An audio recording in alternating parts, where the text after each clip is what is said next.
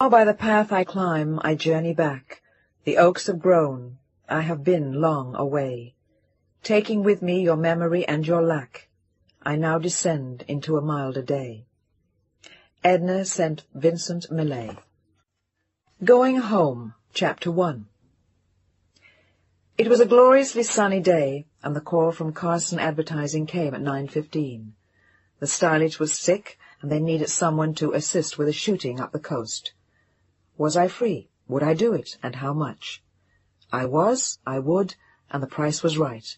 $120 for the day, plus expenses. After working as a stylist in New York, I had been lucky in California. They were impressed, and they paid well, and it was easy work. All I needed was a job or two a week, and added to my alimony, Samantha and I could live well. Sometimes there was no work for a few weeks, but we made out anyway, and we were happy. We had left New York one grisly, rainy day, like pioneers off to another world. I was 28, she was almost 5, and I think we were both scared. Brave new world, and off we went, to San Francisco, where we knew no one, but it was pretty and it was worth a try. So we were trying. We'd been there for a little less than 3 months, the day that Carson called me for the job on the coast. We lived in a tiny flat in the marina, with a peaceful view of the bay and Sausalito in the distance. We could look out the window and see the sailboat's masts just out front, as the boats bobbed around tied up at the yacht club dock. And on sunny afternoons, when I wasn't working, I could take Sam down to the tiny strip of beach, and I'd lie there while she raced up and down the sand, and then up the steps onto the grass. It was still snowing in New York, while we were lying on the beach. We had done the right thing, and we'd come to a lovely place. We were happy there. We were alone, and still very green at being pioneers, but everything was going to be okay. I'd look at my daughter, all brown and healthy, and I'd look at myself in the mirror in the mornings, and I'd know we had been right. I looked 10 years younger, and at last I was alive. Gillian Forrester had been reborn at 28, in a city that spread itself over a series of beautiful hills, next to the mountains and within breathing distance of the sea. San Francisco. I looked out the window at Mount Tamalpais in the distance that morning, and then at my watch. It was 9:30, and the truck from Carson was due at 10. The crew was driving out together, except for the people from the film company who were shooting the commercial. They had their own truck, and probably their own ideas. I wondered briefly what they were going to think of having me to help them. Probably not much. The advertising agencies always liked to have an extra hand, but cameramen and the like never thought much of the idea. Thus far, it had been kind of, who's she? What? A stylist? Man, you've got to be kidding. From New York? Oh, Christ. Yeah, but what the hell? I was getting paid for the job, and they didn't have to like me, as long as the agency liked my work and kept calling. The school bus had already picked up Sam, and I had just enough time to shower and climb into a pair of ancient jeans, a denim shirt, and my safari jacket. It was always hard to tell about the weather. It was early April, it might be cold if the shooting got late, and sooner or later the fog would roll in. I dug my feet into an old pair of riding boots, put my hair in a knot on top of my head, and I was all set. A quick call to a neighbor who would wait for Sam to pile up the school bus at noon, and keep her till I got home, and I was all ready for Carson Advertising. We were to shoot a cigarette commercial on some cliffs overlooking the sea, north of Bolinas, and they were using 4 models, some horses, and a fair amount of props. It was going to be one of those healthy-looking ads, with a deceptive air of nonchalance and fresh air. Fresh air there would be, but nonchalance relatively little. Hence the need for me. I would spend the day making sure the models looked right, setting out the picnic, making sure the 2 female models didn't sit on the horses the wrong way round, and no one fell off the cliffs. Fairly easy work for $120, and it might be fun. A horn honked outside at exactly 10 o'clock, and I sped out the door with my magic bag over my arm. Band-aids, aspirin, tranquilizers, hairspray, a variety of makeups, a notebook, a collection of pens and pencils, safety pins, clothespins, and a book. The book was an anthology of short stories I never got to read at shootings, but it gave me a nice illusion of one of these days. As I hopped down the 3 steps outside our flat, I saw a dark green pickup truck and a military-looking jeep out front. The truck was filled to the gills with equipment and props. There were 2 sleepy-looking girls in the back with sweaters pulled up to their chins and scarves over their heads. They looked like the Bobbsey twins, our female models. Sitting in front were 2 frighteningly virile-looking guys, also in turtleneck sweaters, with carefully kept ear-length hair and strong jawlines. Their whole look told me that they were gay, and I knew that they were the male half of our modelling team for the day. All set. At least they'd shown up for the shooting. But I had stopped worrying about those things like that. In San Francisco, people show. It's not like New York. They don't get as much work, so when they get a call, they show. The male beauty queen, seated nearest the window, waved, and the man in the driver's seat slid out and came towards me with a smile. He was small and sturdy-looking, with jet-black hair and bushy eyebrows, and I had met him at other shootings with Carson Advertising. He was their chief art director, and a hell of a nice guy. His name was Joe Tremino. "Hi, Jillian, how have you been? I'm glad you could make it." "So am I. Looks like a nice day for the shooting. Are the guys in the Jeep with you, too?" We stood on the sidewalk, and he rolled his eyes in semi-Neapolitan style. "You bet your ass. Those are the account guys. 3 of them. This commercial is for our biggest account. I'll introduce you." He strode over on his short legs, and one of the men in the Jeep rolled down the window. "This is our stylist, Gillian Forrester. Jill, John Ackley, Hank Todd, Mike Willis." They all nodded, smiled, and shook hands with me, without looking particularly interested. They had a $50,000 commercial to get out for an important client, and that was all they cared about. Making charm with the stylist wasn't what they had in mind. "You want to ride with them or with us? It's going to be crowded either way." Joe shrugged his shoulders and watched me for a minute, wondering what I would decide. I could tell that he liked me and thought I was a good-looking broad. I was a little taller than he, and my complexion was as fair as his was dark. That was probably what fascinated him. My brown hair and blue eyes had never seemed like such a big deal to me, but he seemed to like the combination. And I could tell he liked my ass. "I'll ride with the crew, Joe. No sweat. Nice to meet you, gentlemen. We'll see you there." I looked at Joe as we walked away from the Jeep and broke into a laugh. "Surprised? What do you think I am, a snob?" I gave him a friendly shove and then hopped in the back seat of the truck with the girls. One of them was asleep and the other was reading a magazine. The boys up front were talking shop. According to them, men's fashion was going all to hell. I saw Joe roll his eyes and give me a wry grin in the rear-view mirror, and then we were off. He slid the gear into drive, let out the brake, and stomped on the accelerator, and we sped around the Jeep and off towards Lombard Street, which would get us on to the Golden Gate Bridge. "Jesus Christ, Joe, you drive like a goddamn Italian." I was hanging on to the front seat so as not to squash the girl sleeping next to me. "I make love like an Italian, too. I'll bet." "What's the point of betting?" "Try me sometime." "Try it? You like it?" "Yeah, sure." I smiled back, and then sank into my own thoughts as we approached the Golden Gate Bridge, which never failed to have an effect on me. A feeling of overwhelming power and beauty would sweep over me, and I'd raise my eyes to dizzying heights like a child, feeling pleased with the effect. The deep orange color of its spires stood out in the blue sky, and its sweeping lines reminded me of kite strings. "What you looking at, New York?" Joe had seen the slow smile spread over my face, and I leaned against the window and looked upward. "I'm looking at your bridge, Joe, just like a hick." "Come on, I'll give you a better view than that." He leaned backward in the seat, turned a handle in the ceiling of the car, and slid a panel back. It was a sunroof, and by opening it the view had improved still further. The Golden Gate Bridge stood over our heads in the sunlight, and the fresh Northern California air whipped our faces. "Whoa, this is neat! Can I stand up?" The opening looked just big enough. "Sure. Don't step on the girls, though, and look out for the cops. They'll give me a ticket." I saw him watching my behind again as I gently placed my feet between the two sleeping girls and disappeared through the roof. He was some Italian, and that was some bridge.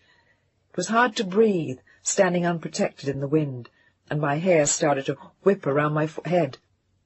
And up above was it, my bridge, and my mountains and my sea, and off in the distance behind us, the city.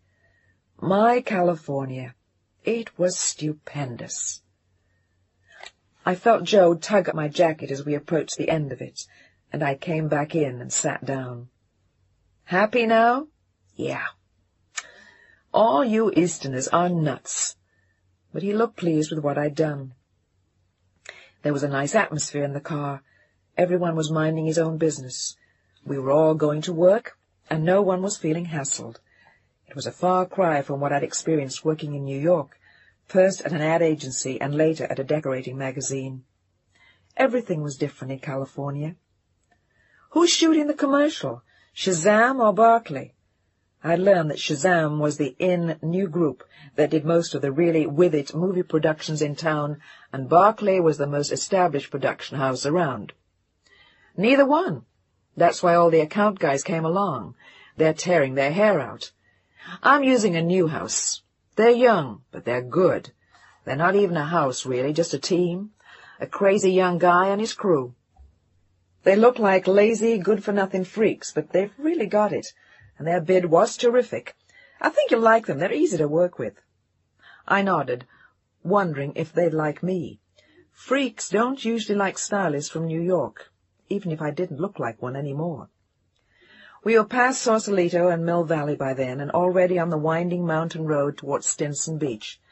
It was lined with immense trees, and the smell of eucalyptus was everywhere, and it was beginning to feel more like a day in the country than a job. The models were all awake by then, and everyone was in a good mood.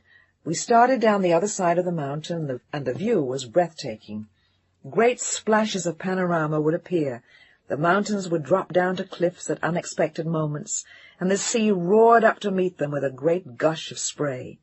Everything was lush green and soft brown and bright blue. God's country.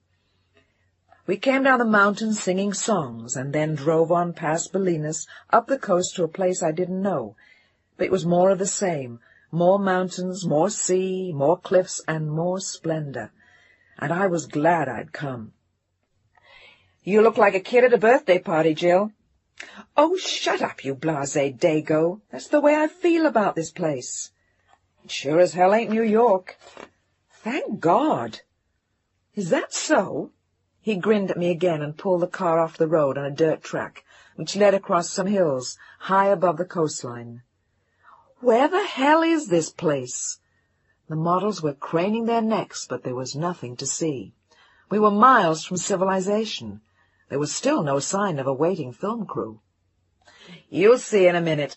It took the camera boys 3 weeks to scout this place. It's fantastic. Belongs to some old lady who lives in Hawaii and hasn't been here in years. She rented it to us for the day." We came to a bend in the road then and swooped down towards a plateau lodged between the hills and the cliffs. The sea was hurling itself at the shore with greater force than I'd seen at Big Sur, and there were trees sticking out along the cliffs like giant flags. Huge boulders stood in the water below, and the spray sprang up from them so high that it seemed as though it could have watered the trees. Maybe it did. I saw the Jeep then, and wondered how they could have got there before we did, especially the way Joe drove. But there they were, parked alongside a horse-trailer, an old car, and a dilapidated truck with a lot of hippies crawling all over it. We hopped out of the pickup truck, and the various groups merged into one as everyone prepared to do their bit and get the show on the road. The account men from the Carson agency stood slightly aside in a nervous little clique and began to look over their notes. The models jumped back into the pickup and started doing their faces and hair. They left me with Joe and a bunch of ragtag-looking boys who looked like they had run away from home the day before. I watched them unload their heavy equipment as though it were weightless, and saw Joe standing near the cab of the truck with a tall, blond boy. He had a strong, muscular body, a full head of shaggy hair, strangely wide-set eyes, and an incredible smile that exploded two deeply entrenched dimples. And I saw that he was watching me. "Jill, come here a minute," Joe called out to me with a wave, and I wandered towards them, wondering which of the crew this boy was. He looked younger than the others and seemed to have less to do. "Gillian Foster, Chris Matthews. He runs this madhouse." "Hi." The smile widened, and I saw that he had beautiful teeth. His eyes were of soft green color. He didn't hold out a hand to shake or seem particularly interested in who I was. He just stood there, nodded at me, seemed to keep an eye on his troops, and went on talking to Joe. It made me feel a little out of place. "Hey, where are you going?" Chris asked. I had decided to go back and check up on the models. "I thought you two were busy. I'll be back." "Wait a sec. I'll come with you. I want to see what I'm shooting." He left Joe and strode along the hillside with me, kicking through the weeds in his boots and looking up at the sky. He had all the mannerisms of a young boy. The models introduced themselves, and I was pleased to see them looking about right. They were pros, and it was nice not to have to start from scratch with them. I had been on a shooting the week before with a bunch of kids who hardly knew how to comb their hair. Chris stood aside from the group after a moment, and then shook his head. "Joe!" His shout rang down the hill and caught Joe's attention instantly. The kid had a hell of a voice. He beckoned to Joe, and I could see there was a problem, but I didn't want to intrude. It was obviously between him and Joe. "Okay, what's up?" The little Italian huffed and puffed as he got there, and he didn't look happy. He sensed that there was trouble, and that was all he needed, with the account boy sitting on his neck. "We've got a problem, and it's going to throw the budget out of shape. You've got 5 models. We only needed 4. Chris looked unhappy about the excess, and Joe looked baffled. "We do?" He cast a glance into the truck and shook his head. "No, we don't, you jerk. What's the matter? You can't count 1, 2, 3, 4. He pointed to them one by one, and he was right. 4. 5. Chris shook his head and pointed again, and Joe and I both burst out into laughter as he did. He was pointing at me. 4. Relax. I'm the stylist. I thought you knew." Joe gave him a friendly shove. Chris burst into a laugh himself, and the dimples came to life. Then he shook his head. "Christ, you should have told me. What the hell do I know? All I do is take pretty pictures. I wouldn't mind taking some of you sometime either." He faced me with a long, appraising look. "Flattery will get you nowhere, Mr. Matthews." "No, but it'll get me a friendly stylist." "Get your ass in gear, lady. I start shooting in 5 minutes, and if your models aren't ready, you know what happens." He was looking at me in a fierce, unfriendly way, and I suddenly decided that I wasn't so far from New York after all. They're all the same. I shook my head in answer to his question and waited for him to threaten to fire me. If they're not ready, it's simple. We all quit and get stoned. You think I want to bust my ass working all day? No way. He shook his head and threw up his hands with a gentle look as Joe and I started to laugh again, and then Joe tried to put on a serious face. He could see that the men in the jeep were watching us. "Listen, you lazy bastard, stop threatening my fancy stylist and get off your ass. Move it out." He gave a military-sounding yell, and Chris ran back down the hill. We were finally about to start. The horses were led towards us. The models were in full uniform, and the camera equipment was all set. Some of Chris's men lit a blazing bonfire, and I went to check out the food to make sure it looked all right for the picnic we were shooting. The food was all cemented into place and heavily lacquered so as to look right, and it seemed fine to me. I spread it on the ground, loosened a scarf around the neck of one of the boys, calmed down the female model's hair, put a little more rouge on the second man, and moved back. I'd be busier later in the shooting when things started to look rumpled. I watched Chris with amusement as we got under way. He joked with everyone, shot from a variety of strange positions, and heckled the models. He had everyone in hysterics at the end of half an hour, and the account men looked alternately thunderous and panic-stricken. At one point he disappeared down the side of the cliff, and with a clutch of fear in the pit of my stomach, I assumed we had lost our photographer. Joe and I raced to the edge to see what had happened, fear in our eyes. As we leaned over, Joe bellowed Chris's name toward the water, but there was no answer, and there was nothing to see. He had vanished. Oh, my God! "Chris!" Joe tried again, and the echoes seemed endless. But then I saw him. "Shh! What do you want to do? Scare the shit out of me? I'm having a smoke. Come on down." He was sitting on an indented and well-hidden ledge, knocked 6 feet down from the top, straddling a sturdy-looking bush and smoking a joint. "You crazy son of a bitch, what the hell—" Joe was incensed, but visibly relieved, and I burst into nervous laughter. The guy was obviously nuts, but he was so natural about everything he did that he was easily forgiven the outrages he perpetrated on the world. "Is this your break?" I tried to seem as though I were not impressed, but I was. For a moment I had been so sure that he was gone. "Yeah, sure." "You smoke?" I nodded, and then shook my head. "Yeah, but not on the job." "And neither should you, you crazy bastard. Get the hell up here and come back to work.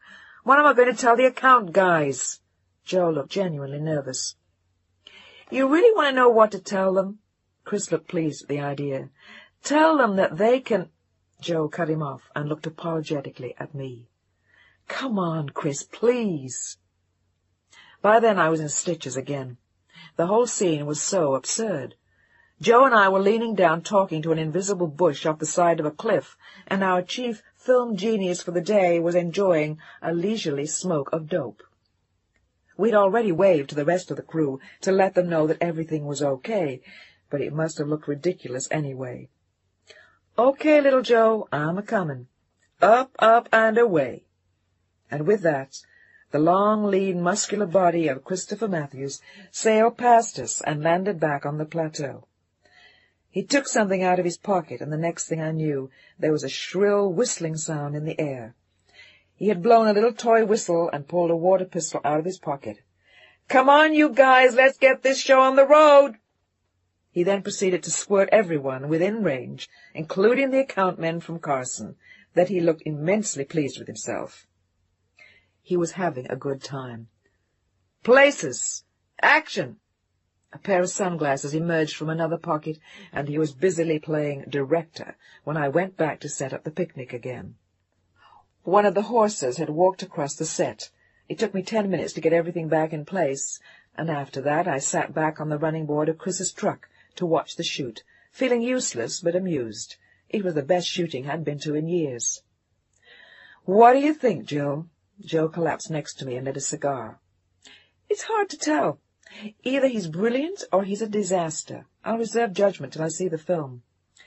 He's nice to work with anyway." "How old is he?" I figured he was about 22 and maybe fresh out of some new wave film school. "I'm not sure. Somewhere in his 30s, but nobody's told him yet. He acts like he's 12, and man, I hope he does some good stuff for me today, or else I can forget my job, starting now." We both glanced over towards his colleagues, and Joe shook his head. He was right.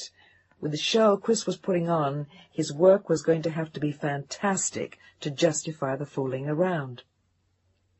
I watched in mild amazement as everyone went through their paces, though, and there didn't seem to be any problems. His men did precisely what he wanted.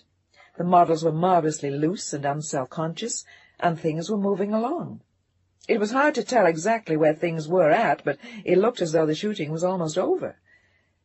And then suddenly I knew that, whether or not the work was done, it was. Chris stopped dead for a brief moment, looked around blindly at the crew, and then began to reel to one side, clutching his heart. This time I was sure he wasn't faking. He was sick. I wondered briefly if it were an overdose of something as he slid to the ground and lay there unconscious. Joe and I arrived at his side within the same instant, and Joe gently turned him over. He had been lying face down on the ground, and as we rolled him onto his back and I reached for his pulse, his face broke into a vast, boyish grin, and he giggled. "Fooled ya, huh?" He was delighted, but not for long. Joe pinned him to the ground and pointed towards something behind him whilst looking straight at me, and I knew what he meant. The water bucket for the horses. I ran to get it, emptied it a bit so I could carry it, and rushed back to dump it on Chris. All of it. But he only laughed harder. And then I was pinned to the ground, and he was pulling my hair, which had come undone. With that, the agency men ran up to see what was going on, and Chris's men and the models joined in the fray. It was a free-for-all. I heard Joe shout over the din that we were all through shooting, so not to worry, and I went right on wrestling with Chris Matthews until I felt Chris put something strange and pointed between my ribs. I tried to see what it was.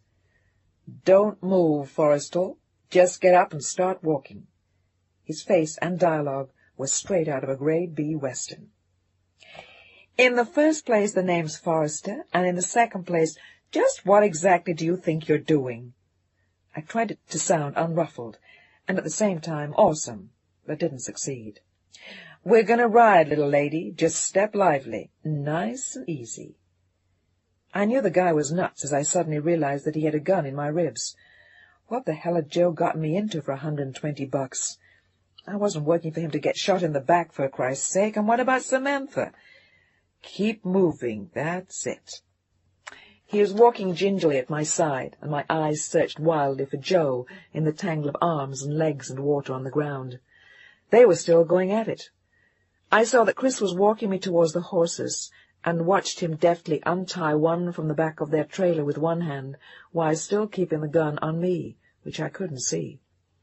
"Come on, damn you, cut it out. The fun's over." At least it was for me. "Nope, it's just beginning." He spotted a megaphone lying near the trailer, dragged it closer with his foot, and then kicked it into the air so he could catch it, never loosening his hold on either the horse's reins or the gun. He seemed to know exactly what he was doing, and punctuated most of his actions with his dazzling smile. To hell with his smile, I'd had enough. "Bruno!" The sound of his voice boomed through the megaphone. "Pick me up at the Watson in Bolinas at 8. I saw an arm wave in the crowd, and then felt the gun push harder into my flesh. What was the Watson, and why 8? It was only a little after 1, and what the hell was he going to do to me? "Get up. You do know how to ride, don't you?" A momentary worried look crossed his face, like a little boy who's been given a cap gun with no caps in it. "Yes, I can ride, but I don't think this is funny at all. I have a little girl, and if you shoot me, you're going to wreck a whole lot of lives." It was a dumb, melodramatic thing to say, but it was all I could think of under the circumstances. I'll keep that in mind. He looked singularly unmoved by my speech, and I swung into the saddle, glad I'd worn my boots and wondering what was next. He hopped up behind me. I felt the gun still in the same place, and burst into a fresh wave of worry as he nudged the horse into a fast trot and then a slow gallop. What if the gun went off by mistake? What would happen then? The mountains were rough terrain to ride over, and the horse might stumble, and then— In less than a minute we were out of sight of the plateau where we'd been shooting, and we were faced with the splendid range I'd admired on the drive over. But it was a whole other thing to ride over the mountains, and I didn't give a damn if they were beautiful. I'd had it. Suddenly a wave of fury swept over me at this insane boy-man who was playing with my life. He was a snotty, pompous, careless, stupid hippie who thought he could do anything he damn well pleased, from getting stoned on a job to pretending he had died or fainted to shooting me. Well, he was wrong. He couldn't shoot me, at least. My body had tensed into a steel beam, and I swung around with every intention of knocking him off the horse. But when I turned around, my attack was temporarily delayed by a squirt of cold water in my face. The water pistol. That's what he had been holding in my back all along. "You lousy, rotten—" I spluttered within 2 inches of his face, trying to wipe the water out of my eyes and wanting to kill him. "You big shit, Shut up!" He squirted the pistol in my mouth this time, and I choked on a burst of laughter. Christopher Matthews was something else. The horse had come to a stop at some point during Chris's watery attack on me, but I didn't notice until I had wiped the water from my eyes and saw that we were standing near another cliff again, with the Pacific stretching as far as we could see. Pretty, isn't it? His face was peaceful, and he looked like a cowboy in repose. The mischievous child was momentarily gone. I nodded and looked out to sea, again with that immense feeling of having found my way to where I had been meant to be all my life. The hysterical feeling of riding over the mountains at gunpoint was gone, and I was watching a bird swoop slowly down towards the water, and wondering what it would feel like to do that, when Chris slowly turned my face towards his and kissed me. It was a long, tender, gentle kiss, not the kiss of a lunatic juvenile, the kiss of a man. When we pulled away from each other and I opened my eyes, I saw him smiling at me and looking pleased. "I like you, lady. What did you say your name was?" "Oh, go to hell!" I pulled the reins from his hands, exhorted him to hang on, and I took over the horse. That was one thing I could do well. I had been riding since I was 5, and it was a marvelous, heady feeling to be pounding over the mountains. Not a house or a human being in sight, just a lovely, leggy horse under us, and a beautiful man in the saddle behind me, however crazy he was. "Okay, smartass, so you can ride. But do you know where you're going?" I had to giggle to myself as I realized that I didn't, and I shook my head in the wind, my hair whipping his face, but I didn't think he'd mind. His hair was almost as long as mine anyway. "Where do you want to go?" As if I'd know how to get there. We were in his world, and I was just a tourist, but a happy one. "Bolinas. Head back towards that road down there. Take the first right without falling into the water, please. I can't swim." Bullshit. But I followed his instructions, walking the horse down the mountainside, and then cantering along near the road in silence until I saw another road off to the right. "That's it." He kicked the horse for me, and I tried to slap him playfully, but the water pistol was suddenly aimed at my ear again. "You know what you are, Mr. Matthews?" I shouted into the wind. "You're a pain in the ass, and a bully." "So I've been told." "Hey, take this next right, too, and then a left." There were only 1 or 2 cars on the road, and I moved the horse onto it and took the appropriate turns.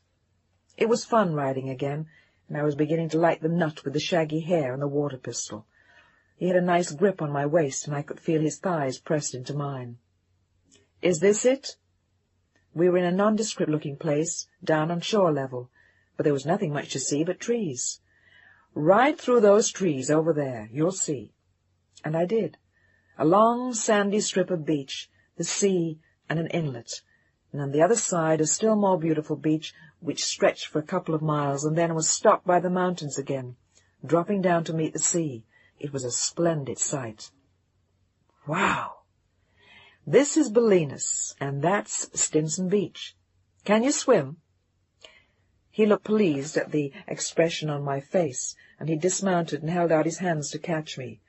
I realized again how tall he was as I slipped down to the ground next to him. I'm 5 feet 7 inches, and he must have been at least 6 feet 3 inches. "Sure I can swim, but you can't, remember?" "Well, I'll learn." I watched what he was doing with sudden surprise, and wondered just what he had in mind. He had pulled off his jacket and boots and was proceeding to remove his T-shirt. What next? His jeans? I wasn't quite sure what this was all about. "What you looking at?" "Let me ask first, what are you doing?" He stopped and looked at me for a long moment. "I thought we'd swim the horse from here to the end of the landspit over there. It's an easy distance, and then we can ride on the beach, and swim and stuff. Take off your clothes. I'll tie them to the saddle." "Yeah, sure, and swim and stuff." "Stuff, huh? Oh, well." I tied up my hair again, and then pulled off my own jacket and boots, and then my T-shirt, my jeans, and my pants. There was no one else on the beach. It was warm that April, yet on that side of the bay, and on that Tuesday afternoon, there was no one on the Bolinas beach but us. Christopher Matthews and I stood facing each other beneath the mountains, stark naked, and smiling peacefully, while the horse seemed to wonder what was next. And so did I. I wondered if Chris were going to leap at me and rape me, or squirt me with the water pistol again, or what. He was hard to predict, but he seemed matter-of-fact as he strapped my clothes to the saddle and led the horse towards the water. The three of us walked in, Chris showing nothing of the shock of the cold water, only slowly leading the horse into it and checking back over his shoulder to make sure I was okay. I was, but I was freezing my ass off and hated to show it. I dived under the water to see if that would feel better, and swam past him towards the opposite shore. It felt marvellous, and I smiled to myself as I surfaced and looked over my shoulder at Chris. Here I was in California, swimming from one beach to another with a horse and a crazy young filmmaker. Not bad, Mrs. Forrester, not bad at all. We walked slowly up on the beach on the other side, and Chris tied the horse to a long piece of driftwood. Again, there was no one on the beach but us. It looked like a movie and felt like a dream. He stretched out in the sun and closed his eyes, making no move towards me. He was doing what he wanted to do, and I was free to do the same. "Do you always run your shootings like this, Chris?" I was stretched out on the sand with a respectable distance between us. My head was propped up, and I was looking out to sea. "Not always, just most of the time. There's no point working if it's going to be a drag." Apparently he really believed that. "Joe says you're good." "Joe's got his head up his ass, but he's a nice guy. He's been giving me a lot of work." "Me too, and I need it. He's nice to work for." We were roaming around comfortable subjects, and it seemed a little funny to me to be making small talk about work as we lay naked in the sun. "Where are you from, Jill? Back east?" "Yeah, New York, but I hate to admit it." "That's a bad place, bad for the head. I wouldn't go near it flying 40,000 feet above the ground." "You're probably right. I've been here 3 months, and I'm beginning to feel that way myself." "Married?" It seemed a little late to ask, but maybe that was his style. "No, divorced. You?" "Nope. Free as that bird over the water." He pointed to a gull's drifting slowly downward in a lazily swooping arc. "It's a nice way to be." "Lonely sometimes, though, isn't it for you?" He didn't look as though he'd suffered much from loneliness. He didn't have that sharp look about the eyes that one gets from trying to survive.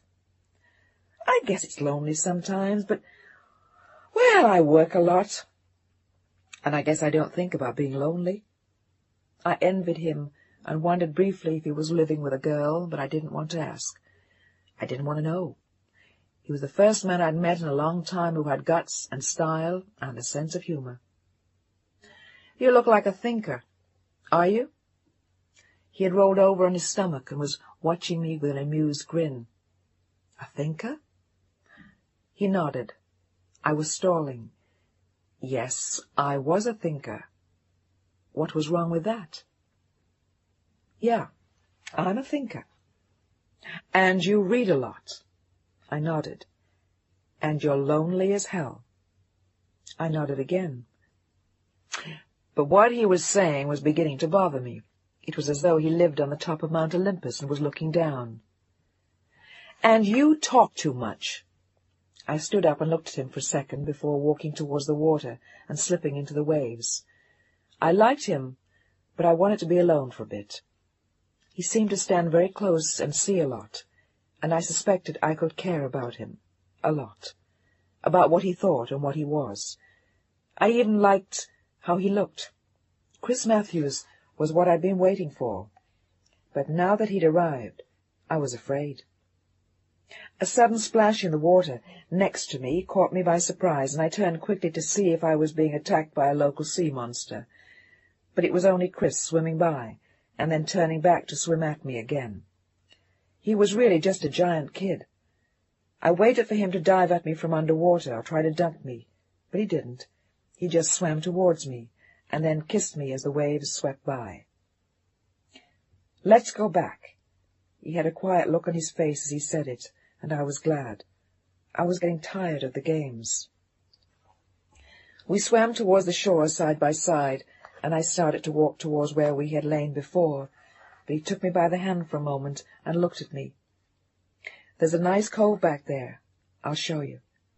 He kept my hand in his and walked me slowly around the point to a tiny cove, nestled in the tall dune grass like a secret garden.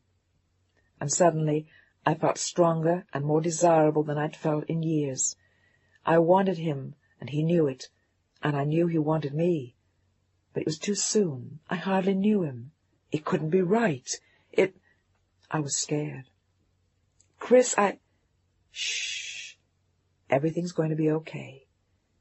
He wrapped his arms around me as we stood in the tall grass with our feet dug into the sand, and then I felt my body swaying with his until we lay in the sand and I was his. Chapter 2. "Do you do this a lot, Chris?" The sun was still bright in the sky, and we were still lying in his secret cove. "What? Screw?" "Yeah, I do this a lot." "No, you smart-ass bastard. I mean like this, here in this cove, with someone you don't even know." I was serious. It had all seemed a little bit set up, the way he knew about the hidden cove and all. "What do you mean? Hell, I know you. Your name is... hang on a second, I'll get... your name is... He scratched his head with a feeble-minded look on his face, and I felt like hitting him. But instead I laughed. "Okay, I get the message. Mind your own business, right?" "Maybe. I'll let you know when you bug me. New Yorkers just like to ask a lot of questions." "Oh, is that so?" I looked mock pompous as I said it, but I knew I was right. New Yorkers are nosier than Californians for some reason, probably because they're used to living in closer quarters with more people underfoot in a world of terrifying anonymity.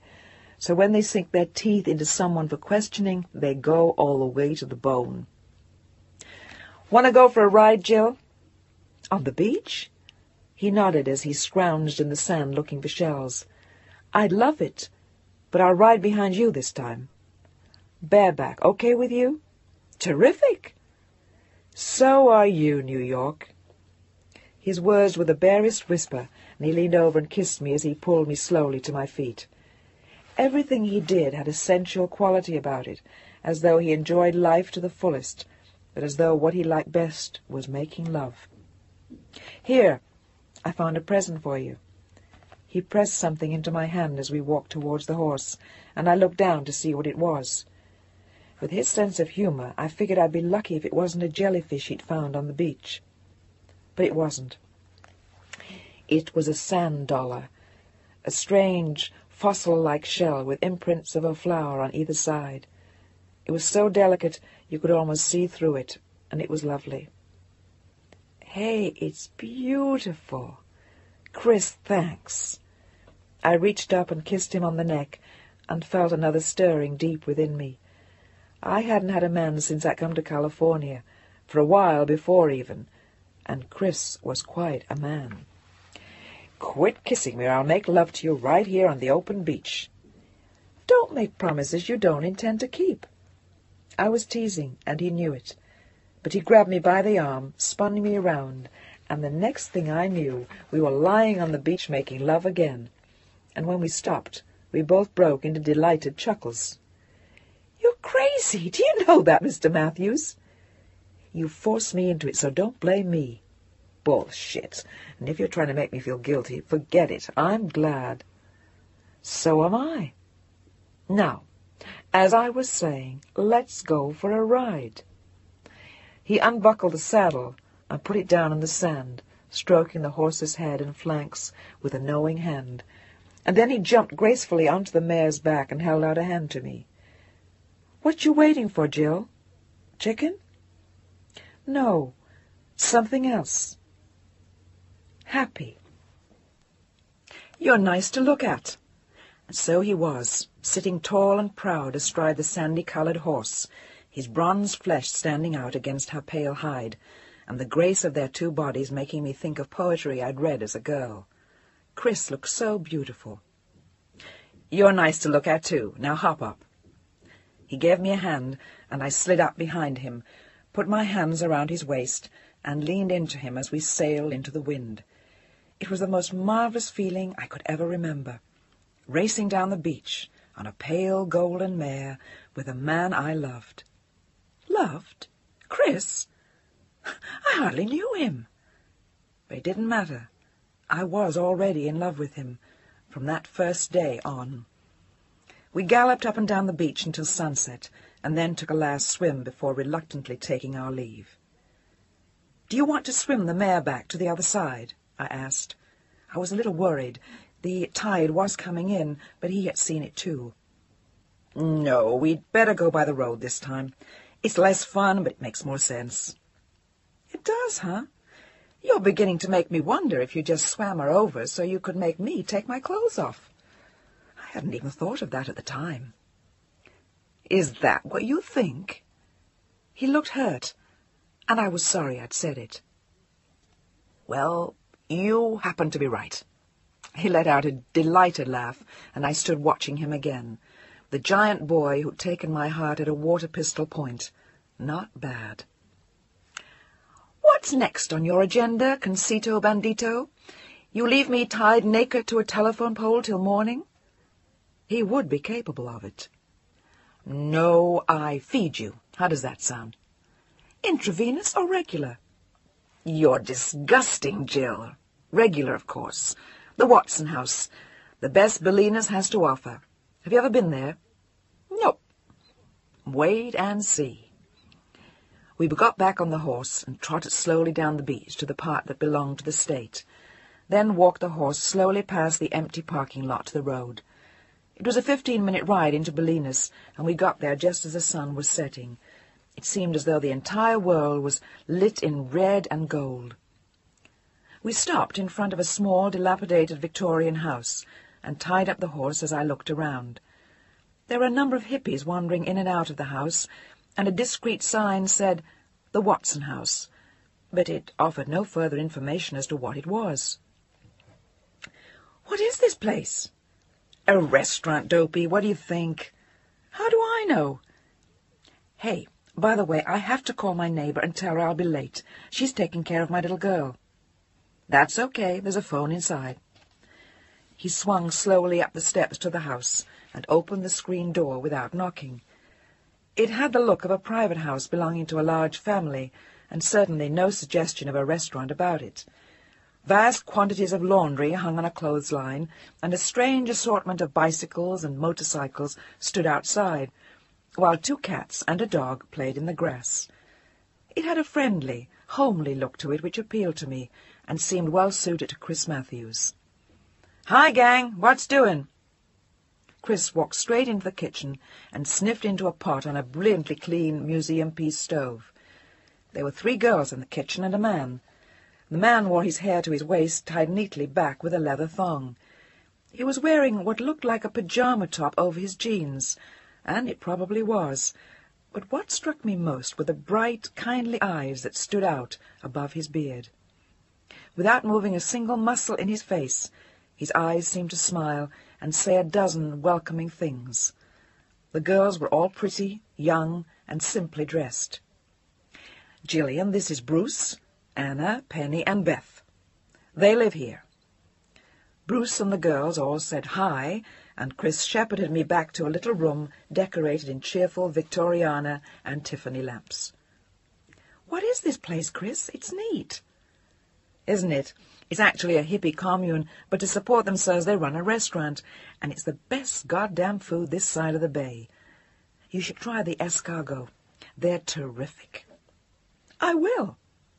And I did, and they were.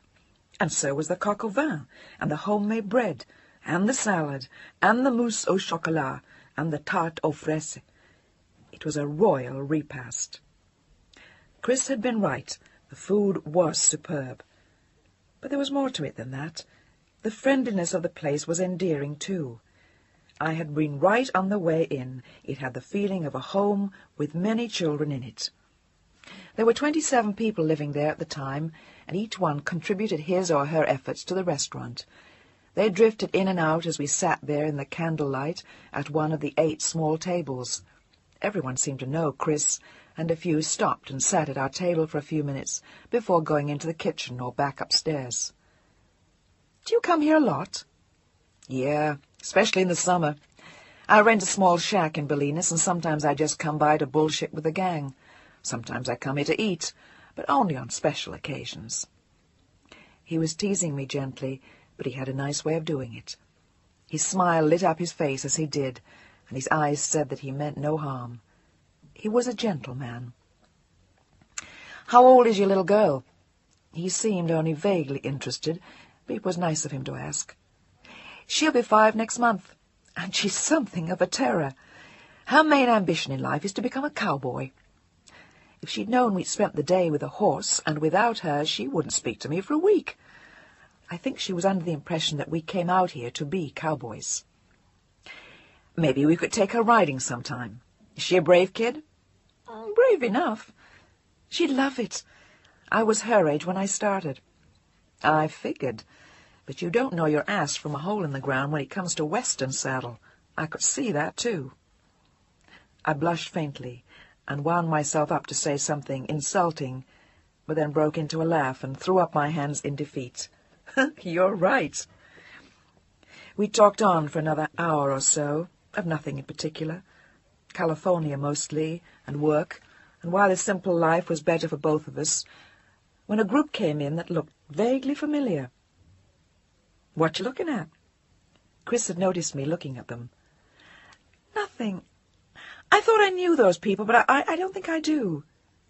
They were 3 hippies, much like Chris and the ones in the house, and I think it was just the familiar type that it struck me. "You know them?" He looked surprised. "No, I just thought I did." "Well, let's find out. That's really funny."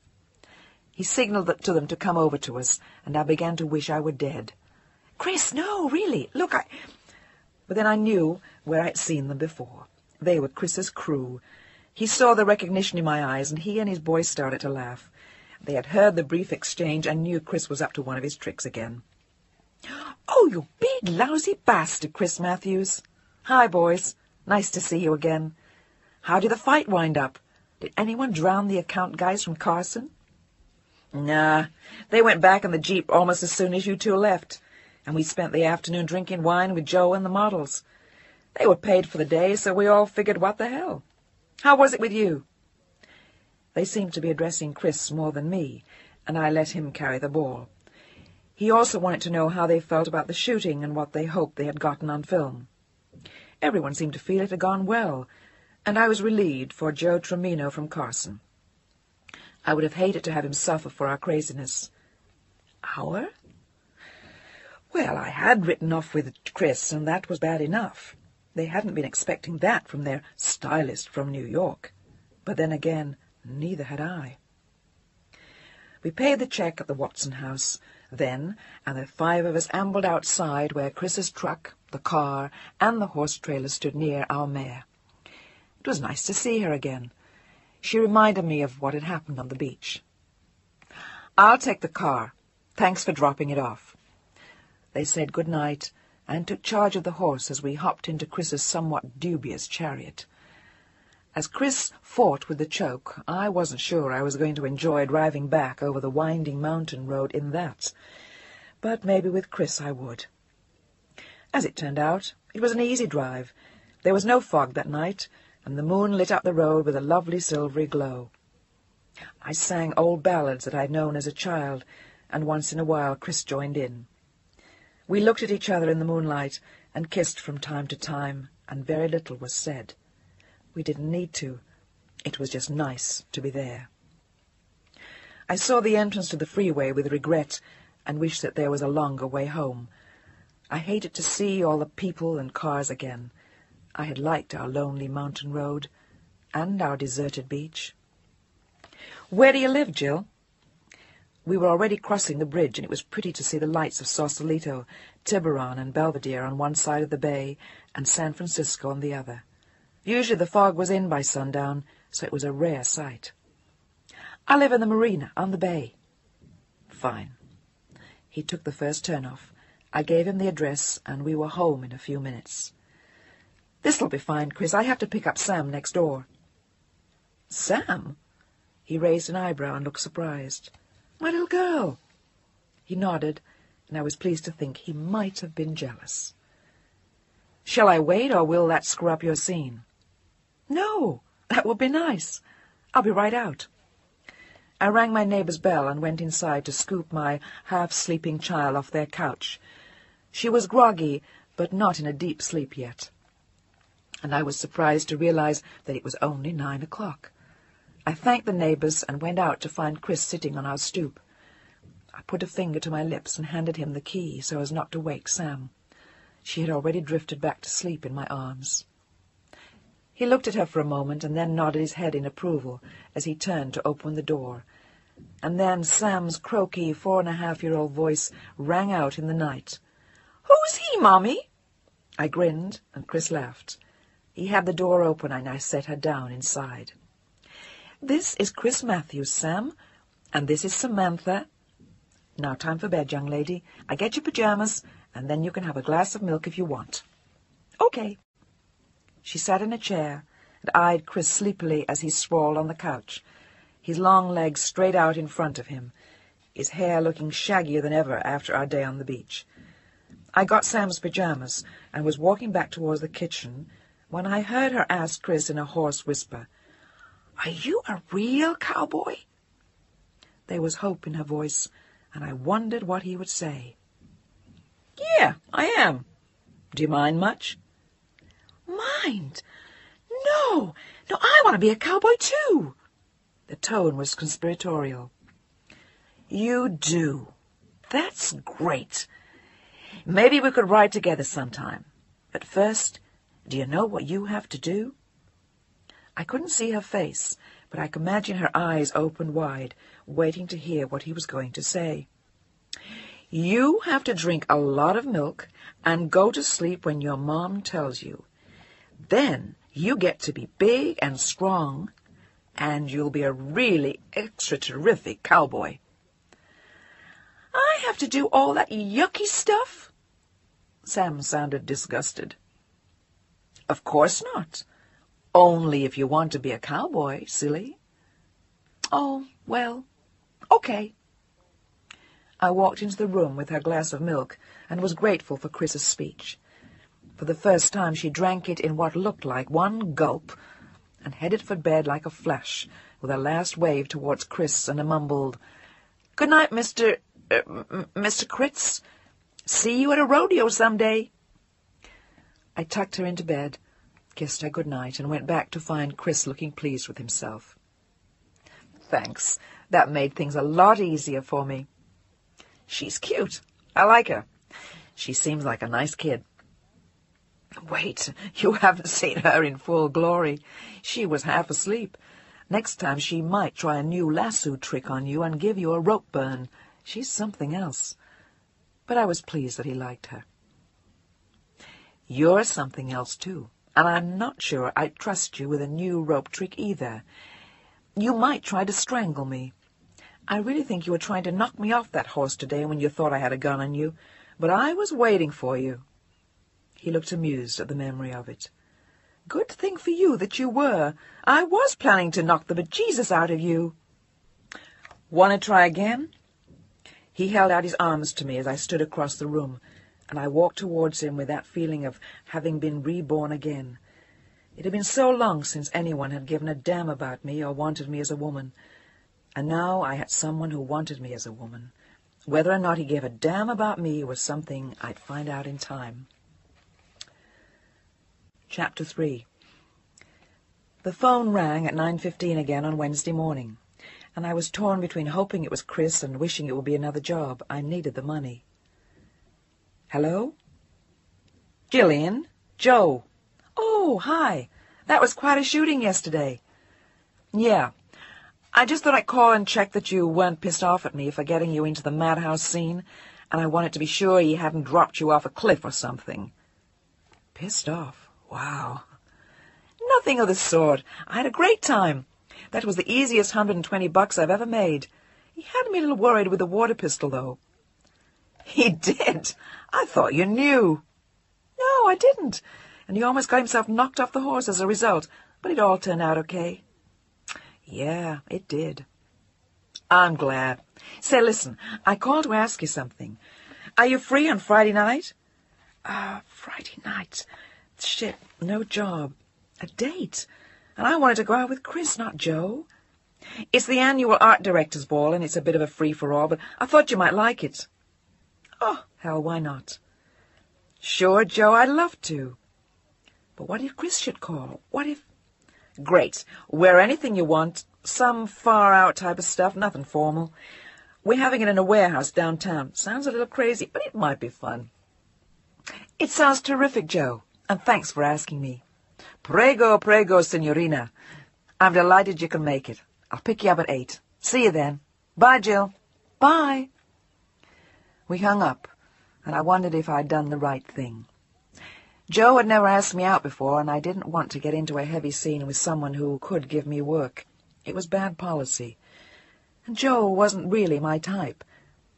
And what if Chris wanted to... Oh, shit. I figured he'd understand, and anyway, I'd accept it, so I stew about it. I could talk it over with Chris. I could have, that is, if he had called. As it turned out, the week ambled by without a call from Chris. Sam and I went to the beach. I painted the kitchen floor with red, white, and blue stripes, and painted stars on the ceiling. I got a job from Freeman and Barton Advertising that took me all of 2 hours to do on Friday afternoon, and still no sign of Chris. I could have called him, but I didn't want to. He had left me early Wednesday morning with the first light of day, and he said he'd call. But he hadn't said when. Next year, maybe? Or maybe he was just playing it cool. But that didn't seem quite his style. Maybe he was just busy, making movies. But all work and no play wasn't Chris's style either, and I was getting very down about it by Friday evening when I fixed Sam's dinner. "Why are you going out tonight, Mommy?" "Because I thought it might be fun, and you'll be asleep, so you won't miss me at all." I tried to sound light-hearted for Sam's sake, but I was feeling lousy. "Yeah, I will. Am I having a sitter?" I nodded and pointed to her dinner she wasn't eating. "Maybe I'd tie the sitter to a chair and set the rope on fire. That's what Indians do. It's called being an Indian giver."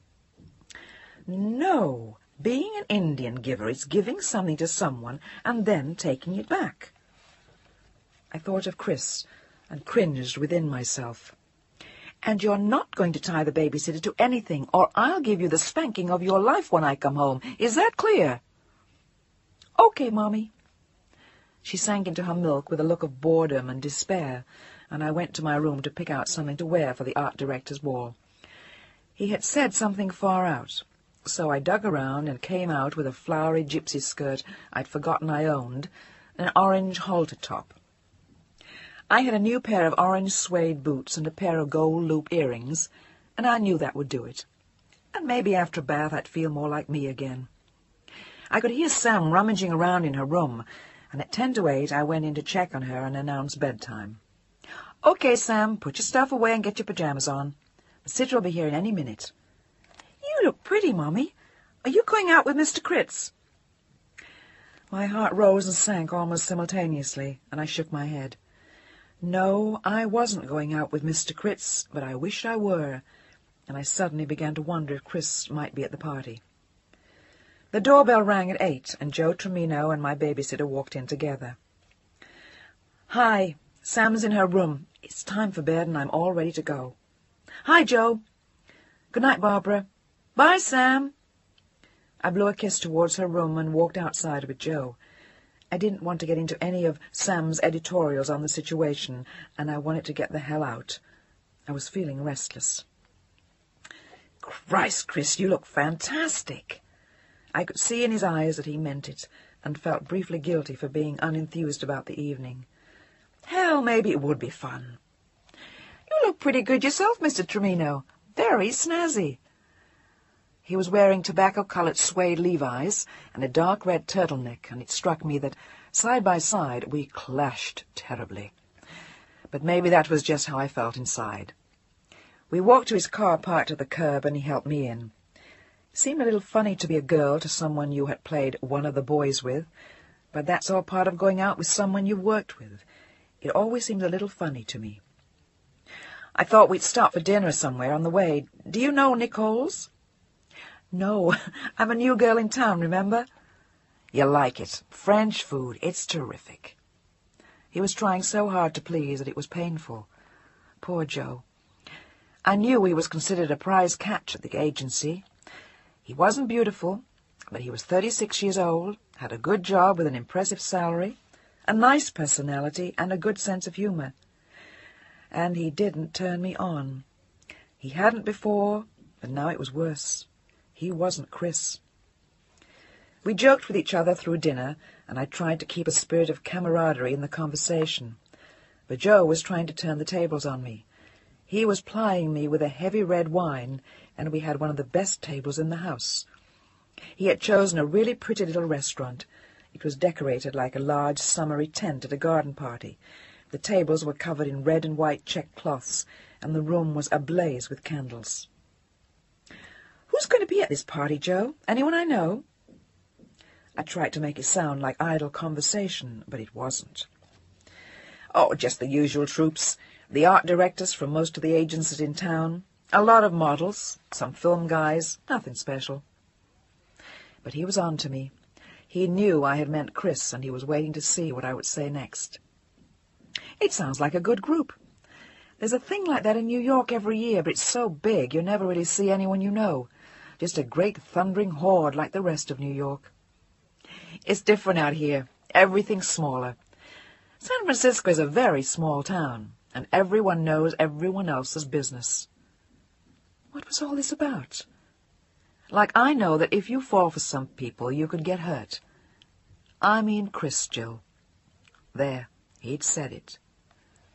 "Oh?" "Look, I wasn't matchmaking the other day. I was setting up a job. I even had another stylist lined up, but she got sick. Jill, he's a terrific guy, and I'm crazy about him. But he has no morals. He collects women, and he doesn't give a damn about anyone but himself. He's a lot of fun, but don't go falling in love with him. Maybe I'm way out of line, but I thought I'd say it. And just so you don't get your hopes up, he won't be there tonight. He hates these kind of parties. Look, the guy's a hippie. You're a nice girl from New York, probably from a good family, and you've had your troubles. You're divorced. Don't mess around with him." Wow, quite a speech. "You haven't left me much to say, Joe. Of course I'm not in love with him. I just met him last Tuesday, and I haven't seen him since. God damn it. And I agree with you. He's fun to work with, but probably a lousy person to get involved with. But I'm a big girl, and I can take care of myself, and I'm not involved, okay?" Who says? "I'll take your word for it, but I'll be sorry if I hear that you two get into something serious with each other. I'd feel guilty as all hell, and I'd probably crawl the walls of my office in a frenzy of jealousy. Here's to you." He toasted me with the last of the bottle of wine, and as I drained my glass, I silently wished that he would be having that jealous fit before too long. We left Nicole's then and drove downtown on Broadway, past the neon hysteria of the topless dance parlors, and then turned on to Battery Street, near the entrance to the Bay Bridge. It was a district that had once been a port, and the shipping lines were still within a block or two. They had put in landfill in the early 1900s, and the area had only recently become one of the more interesting parts of town. A lot of ad agencies were moving in there, and the decorating business had taken over years ago. The result was a series of dismal-looking warehouses interspersed with the well-designed new buildings with brick sides and glass fronts. Joe parked outside one of the warehouses, and we went inside. It was a hell of a scene.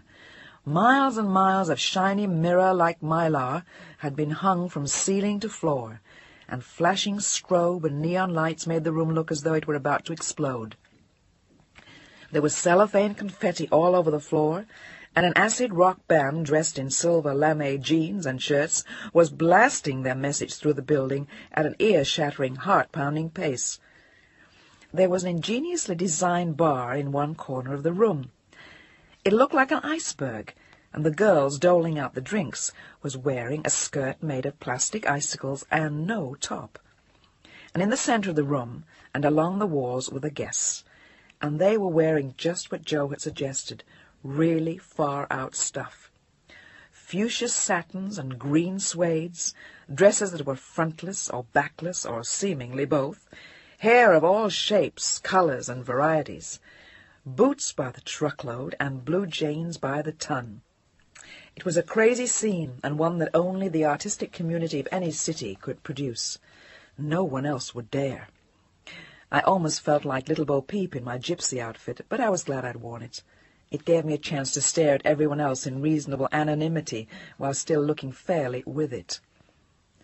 I noticed a group off to one side of the room staring up at the ceiling then, and Joe tugged at my arm. "Take a look."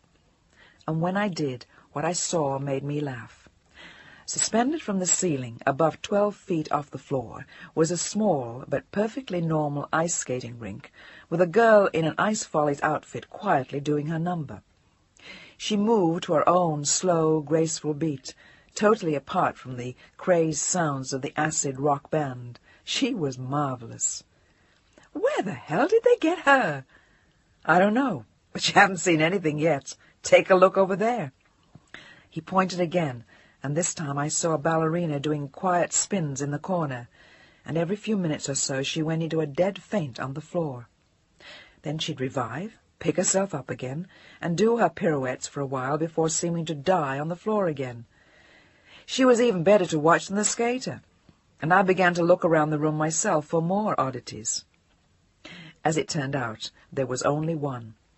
A gentleman who looked like a well-dressed, well-stuffed bank president, and who walked sedately around the room, speaking to no one, and blowing huge bubbles with what must have been a wad of bubble gum the size of my fist. They were terrific, and eventually enquiries disclosed that they and the room's ingenious decor had come from an enterprising service organization called Rent-A-Freak, run by a young San Francisco artist who thought it was a good idea. He was right, it was, and it made the party. Joe and I lost and found each other several dozen times in the course of the evening. I met a few people I knew from other agencies, and danced with what seemed like an endless series of similar faces.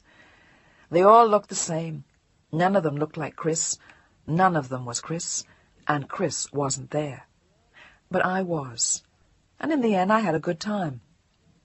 We left a little after 3 a.m. The party was still in full swing, but we'd had enough.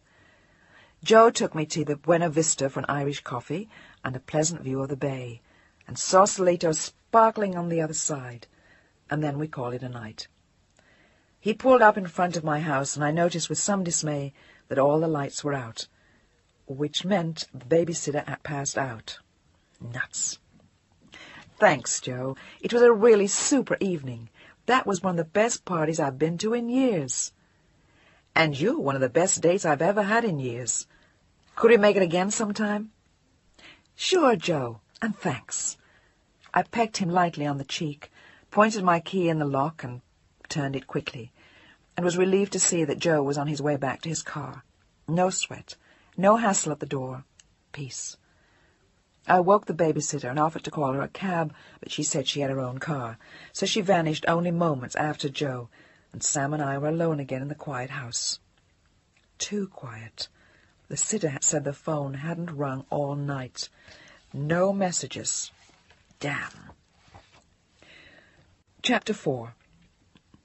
On Saturday morning the sun was up before we were, and Sam and I headed for the Marina Beach next to the yacht club, for a little sun before lunch. We had a lengthy discussion on the sand about the merits of the life of a cowboy, and I described the party to her. She was impressed. A ballerina and a skater and a man who chewed bubble gum? Wow, that had to be some party.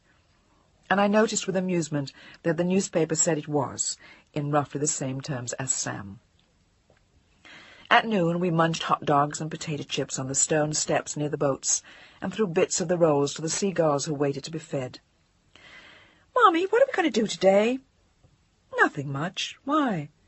I didn't have any plans, and I was a little tired from having only managed 3 hours' sleep before Sam arrived to order her cornflakes. Sleeping Beauty I was not privileged to be. "Let's go see those horses." "Christ, how about a game of football? You're a girl, Sam." "Maybe we can go see the horses in Golden Gate Park." But I wasn't particularly enthused. That sounds like a nice idea to me. But the voice that spoke behind me wasn't Sam's. It was a man's voice. I turned to see, but I already knew. It was Chris. "Hi, Jill." "Hi, partner. Don't you girls ever stay home? I dropped by twice this week. No one home." I was feeling unglued. "You did? Why didn't you leave a note?" "I never thought of that. Anyway, I figured I'd catch up with you sooner or later." Yeah, but it turned out to be later than sooner, damn it, but who cared? He was back. "It's nice to see you. How did our film turn out?" "Great. Trimino's going to love us." "Us?" That was a nice touch. And I could see that he was genuinely pleased with the film. "But let's not talk about work. I take it you're going to see the horses in the park. Can I come?" "Are you kidding? Of course you can come. After 3 days of not seeing him, he could have come to the dentist with me if he'd wanted to. The 3 days felt like years." "Will you come with us, Mr. Critz, please?" She stretched out the please, and my heart with it, and I nodded happily. "Why don't you, Chris?" "Thank you, ladies, I'd be delighted. But don't call me Mr. Chris, please, young lady, or I'll call you Samantha. How would you like that?" "Yuck!" She made a face that illustrated the point, and Chris and I laughed. "That's what I thought. So you call me Chris. Just Chris, okay?" She was about to burble into ecstatic speech, but I shook my head, and Chris raised an eyebrow. "No go, Jill." "Come on, don't be so stuffy." "Okay. How about Uncle Chris?" He seemed amused at the idea, and I felt better. Sometimes my stiff childhood training stuck out in funny places. "That's better." I gave my dowager's approval, and all was well. "Okay, Sam, call me Uncle Chris. Sound okay to you?" "I like that better. Uncle Chris, that's good." She nodded thoughtfully, and then smiled, and offered him the last of her potato chips. "Thanks, Sam. How about a piggyback ride back to my truck?" "Yeah, yeah!" She hopped on his back and grabbed him around the neck, and off we went. I carried the beach towels and a happy heart, and we were on our way to a merry day. We stopped at the house to feed Chris a tuna fish sandwich, send Samantha to the John, comb my hair, and collect a few odds and ends of gear, like Sam's teddy bear and a bottle of wine to take to the park. And then we loaded ourselves into the cab of Chris's truck and headed for the park.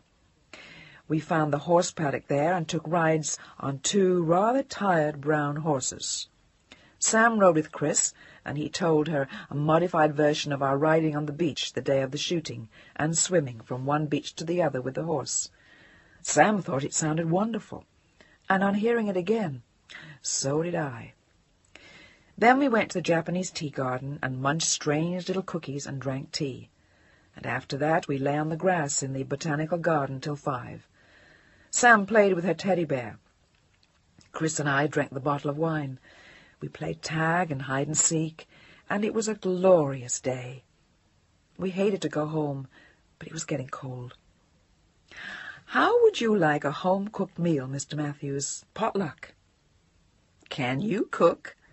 He seemed to be weighing the invitation, and I was momentarily reminded of Joe's warning.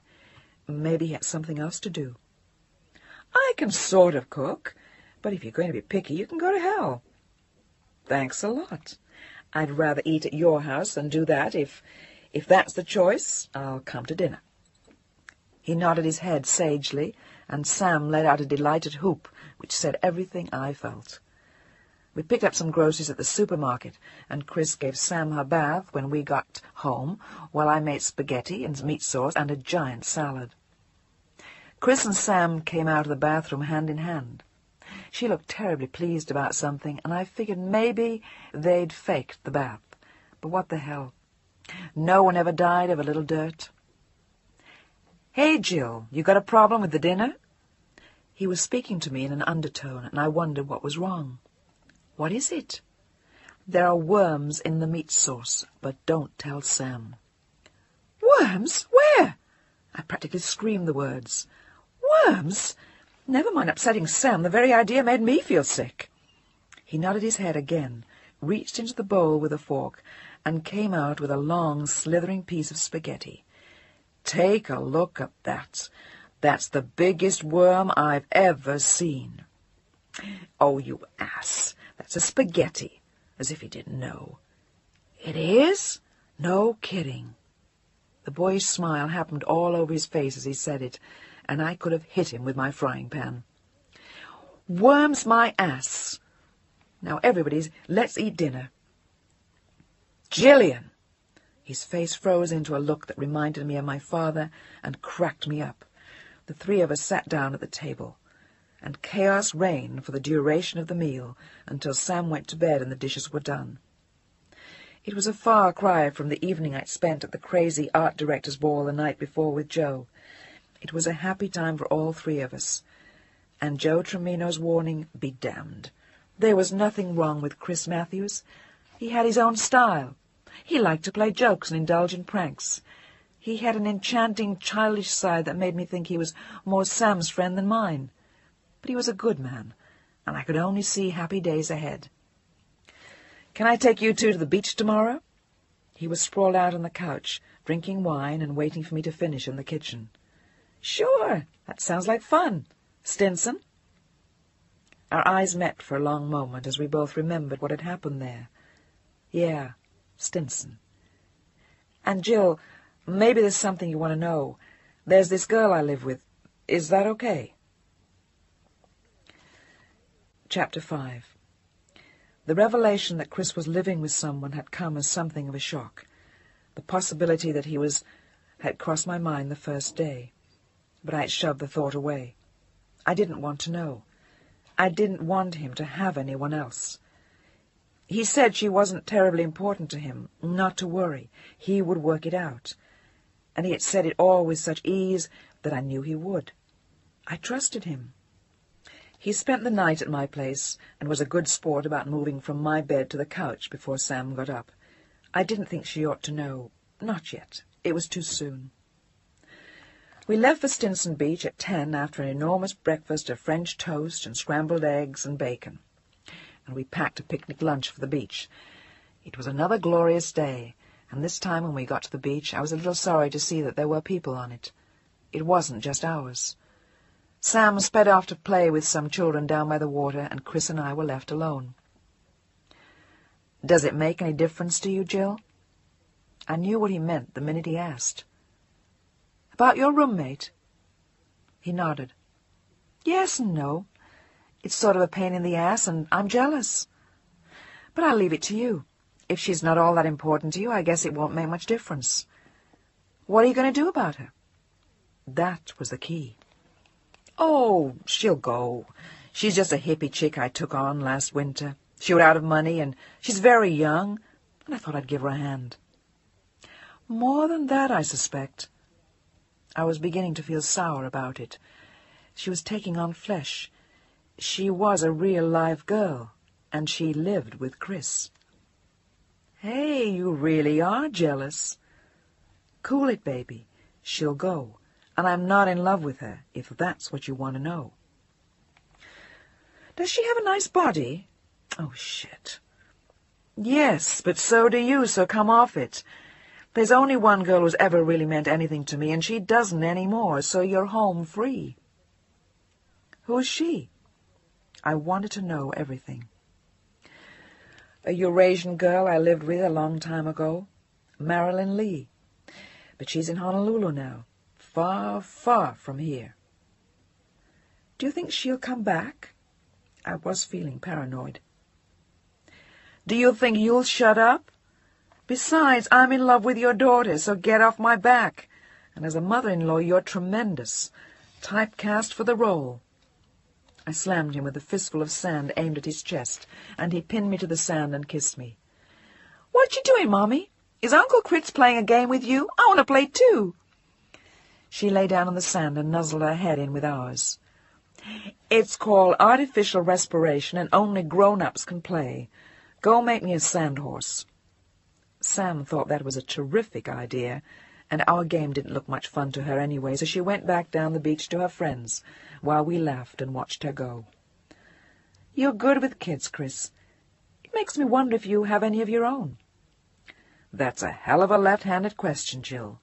No, I don't. My own would freak me out. Why? It seemed funny. He was so good with Sam. Responsibility. I'm allergic to it. Come on, I'll race you to the water. He did, and I beat him by 1/2 inch, which won me an earnest dunking in the chilly surf. Allergic to responsibility, eh? Okay, sorry I asked. Is anybody interested in Chinese dinner? We were rounding the hair-raising bends in the road home from Stinson Beach, and everyone was in a good mood. Sam had played all afternoon, and Chris and I had talked film. He was crazy about his work. His eyes lit up with passion when he spoke of it, and I envied him that. Being a stylist just doesn't work up the same kind of emotion. All you do is add your own touches to someone else's work, like his work. He was doing all the creating. The invitation to Chinese dinner was well received, and Sam was thrilled at the sights of Chinatown when we got there. Many of the buildings were made to look like pagodas, and the streets were lined with shops filled with fascinating junk. The smell of incense was heavy in the air, and there were tiny tinkling bells over every doorway. Do you like Chinese food, Jill? I love it. It seemed funny that he didn't know. I expected him to know everything. It felt as though we had been together for years. The three of us wrestled over chicken foo young, sweet and sour pork, shrimp fried in batter, shark's fin sauté, fried rice, fortune cookies, and tea. And at the end of the meal, I felt as though I were going to explode. Chris looked as though he felt about the same, and Sam went to sleep at the table. We're some group, he said. I giggled as he looked around and threw up his hands. I was expecting the last fortune cookie to tell me I'd turn into an egg roll by morning. I feel like one. Me too. Let's go home. I saw a funny look in his eyes as I said it, but he didn't say anything, so I didn't speak. The moment passed. I want to show you something pretty before we go back. Sam can sleep in the truck. I'll carry her. We walked slowly to the parking lot where Chris had left the truck, and I was sorry Sam couldn't get one last view of the wonders of Chinatown, but there'd be other times. Where are we going? He was driving west up Broadway, and we had just crossed Van Ness Avenue and were entering one of the better residential districts. You'll see. We drove all the way up Broadway to the intersection of Divisorado, and then he stopped and made a right turn. We stood on the crest of the hill and looked at the bay and the mountains on the other side, and it was splendid. Everything was terribly quiet and heartbreakingly beautiful. The glory of San Francisco was ours. He put the truck in low gear, and we rolled quietly down the hill towards the bay, past the rows of important-looking, well-kept houses in Pacific Heights, until we reached the cheesy flamboyance of Lombard Street, and I was sorry it was over. We drove into the Marina District, and I knew he was taking us home. Don't look so sad. It's not over yet. It's not. I was pleased. He drove along the docks and then parked next to the yacht club. Let's get out. Sam's sound asleep. We can sit out there for a bit. We walked out into the cool night air and looked across the bay at the view. The water was lapping at the narrow rim of beach, and it made a pleasant sound. It was the most peaceful moment of the day, and it was lovely. We sat on the low retaining wall, dangling our feet and looking outward, and there was nothing left to say. It was all right there, and I didn't feel alone any more. Jill, he seemed to hesitate as he looked out across the bay.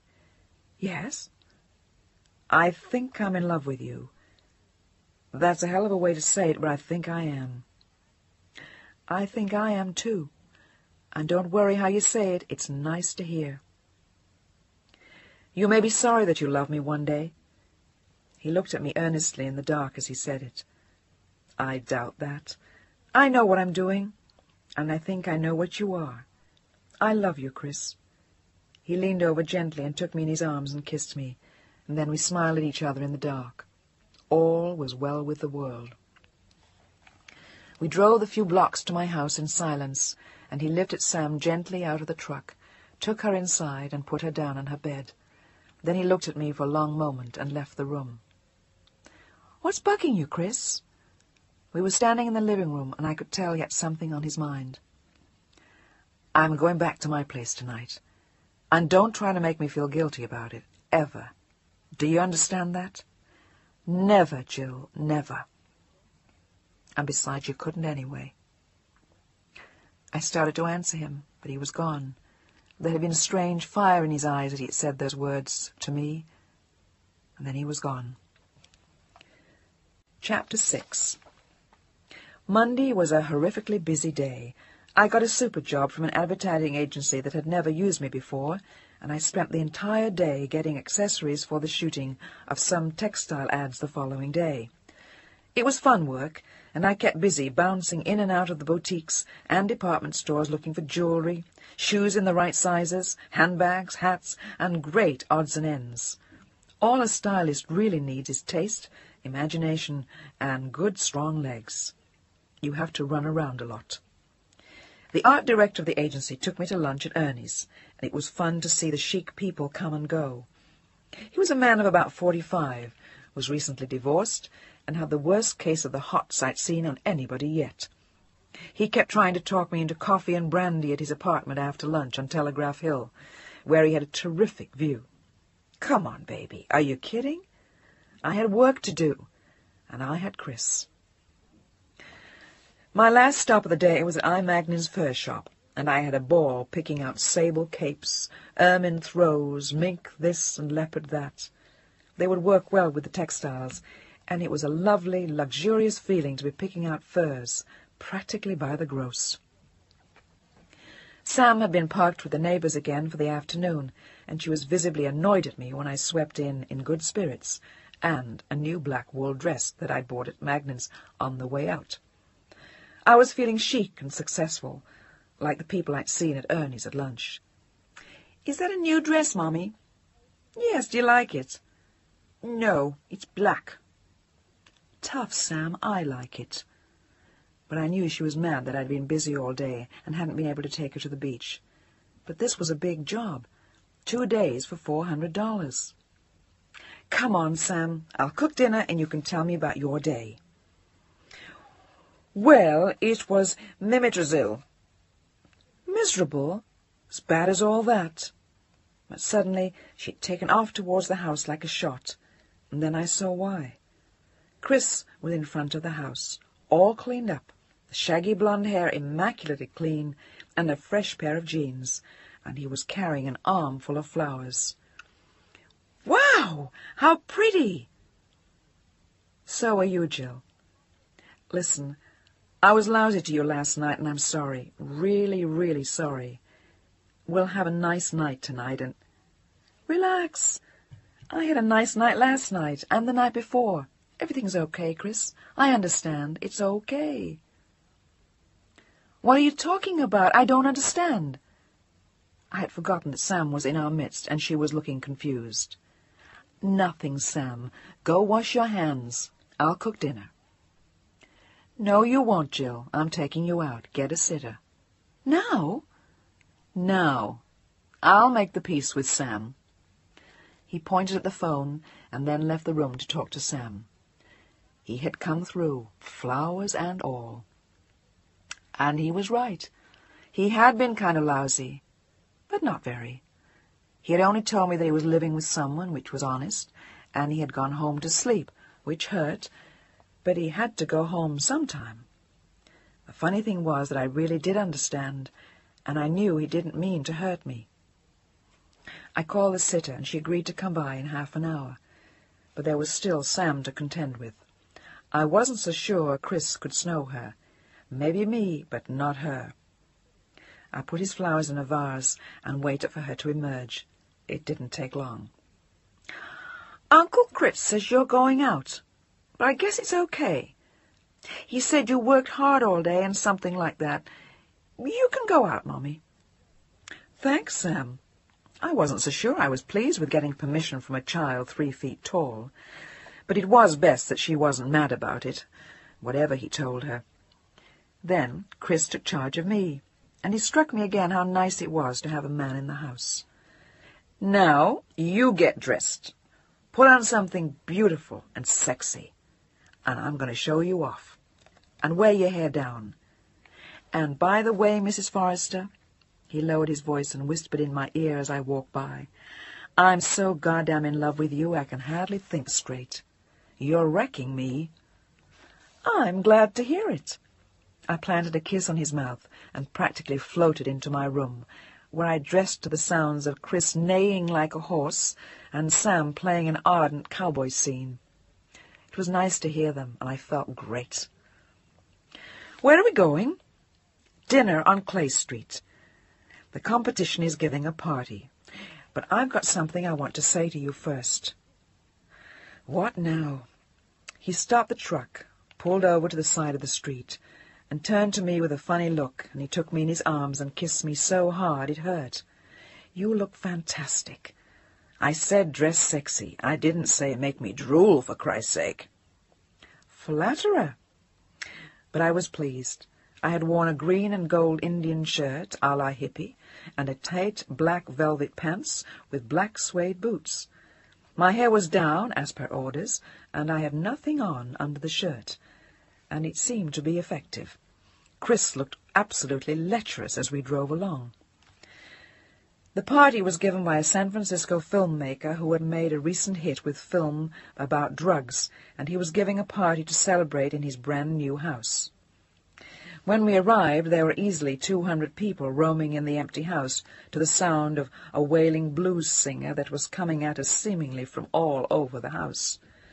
That seemed to be the only thing the new tenants had set up, the stereo.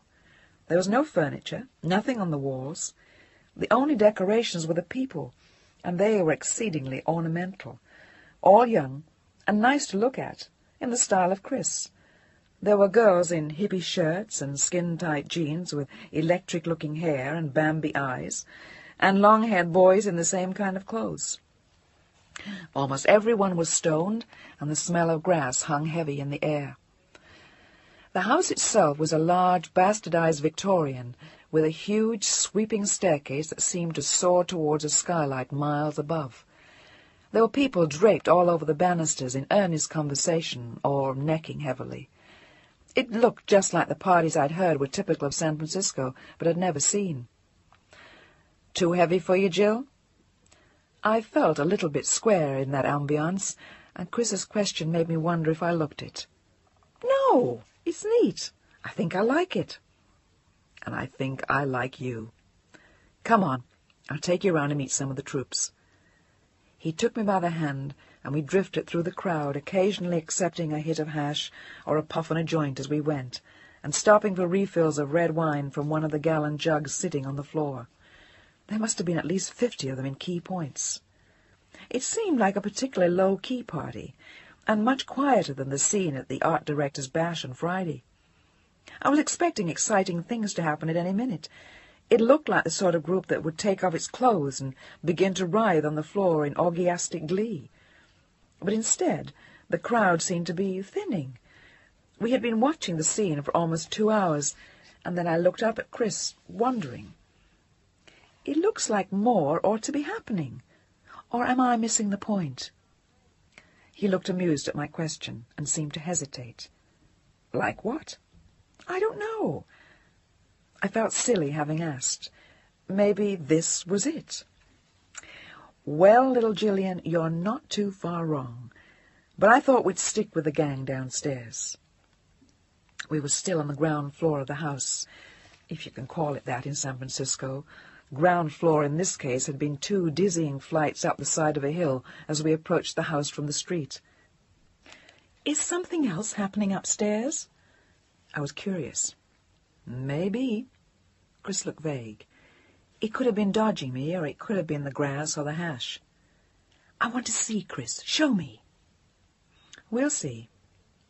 He introduced me to a few more people, necked with me in a corner for a while, and then we sat down on the floor to talk.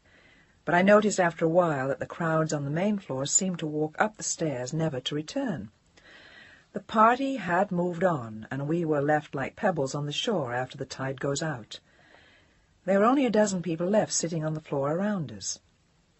Is the party over, or has the action moved on? Gillian Forrester, you're a pest. But you asked, so here goes. Get up. We're going upstairs. He made it sound like a major event. But I'm not sure you're going to like this. What lurking evils are you protecting me from, Mr. Matthews? Or should I wait and see? We were weaving our way through the remaining bodies on the stairs. They were either drugged or drunk, but there seemed to be a little life in them. The blues music on the stereo had turned to hardcore jazz, and the sounds wailed through the gut as they did through the house, with a kind of strange pull and tug. At the top of the first flight of stairs, Chris turned and looked at me for a long moment before kissing me longingly with his hand on my breast. The shirt I was wearing was so thin that I felt naked to his touch, and I suddenly longed to go home and make love to him. Jill, there are 2 scenes here. In there, a bunch of people are dropping acid. It's not much to see, and I don't recommend it. And upstairs they're doing other stuff. What other stuff? Heroin? My eyes were wide, and I wasn't happy. I didn't like the idea of that scene at all. No, Dopey, not heroin. Other stuff. Come on, at least I know you can handle that. He grinned to himself as he tucked my hand under his arm and raced up the stairs with me in tow. We were just under the skylight then, and that and 2 huge candles provided the room with its only light. It took a minute for my eyes to adjust. I knew that there were a lot of people where we were, but I couldn't tell how many or what they were doing, or what kind of room we were in. It struck me only that there was relatively little noise. And then I saw where we were. We were in a room the width and length of the house, a kind of loft that lay just beneath the skylight and had few windows, and like the rest of the house, no furniture. But it had more action. Lots. In the sea around us were most of the 200 bodies we'd seen downstairs, their jeans and shirts off, their bodies pretzeled into odd positions, locked into each other in groups of 4 and 5 and 6, and they were all making love. It was an orgy. Jill, is this okay? I saw him watching me in the candlelight. Yeah, sure, Chris, but what, love? We don't have to get into this. A scene behind him had just caught my eye. There were 2 girls making love to each other while 2 men stroked their bodies with hungry pleasure, and yet another girl wove her tongue between one of the observer's thighs. Chris, I don't think I want to. I knew I didn't want to, but I was still a little too stunned to speak coherently. I was 28 years old and had been hearing about stuff like this for years, but it was different seeing it, and I didn't want to do it.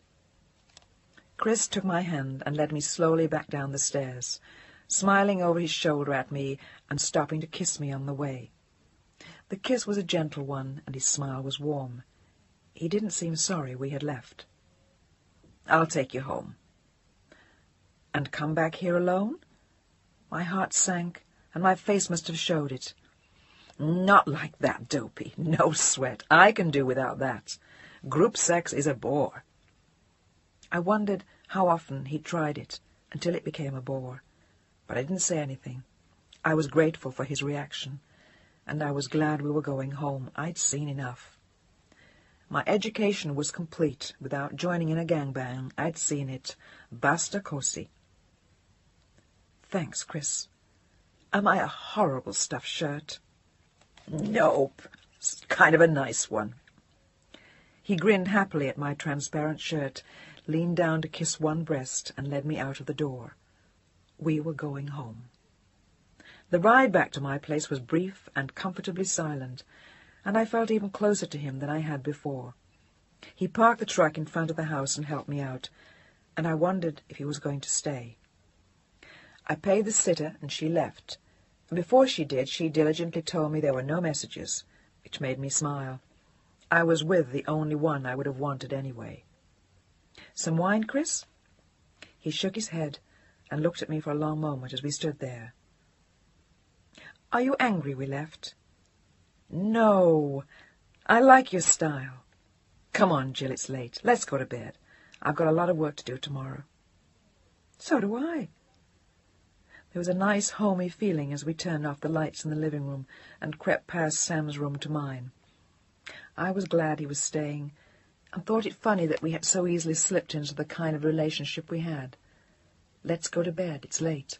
I've got a lot of work tomorrow.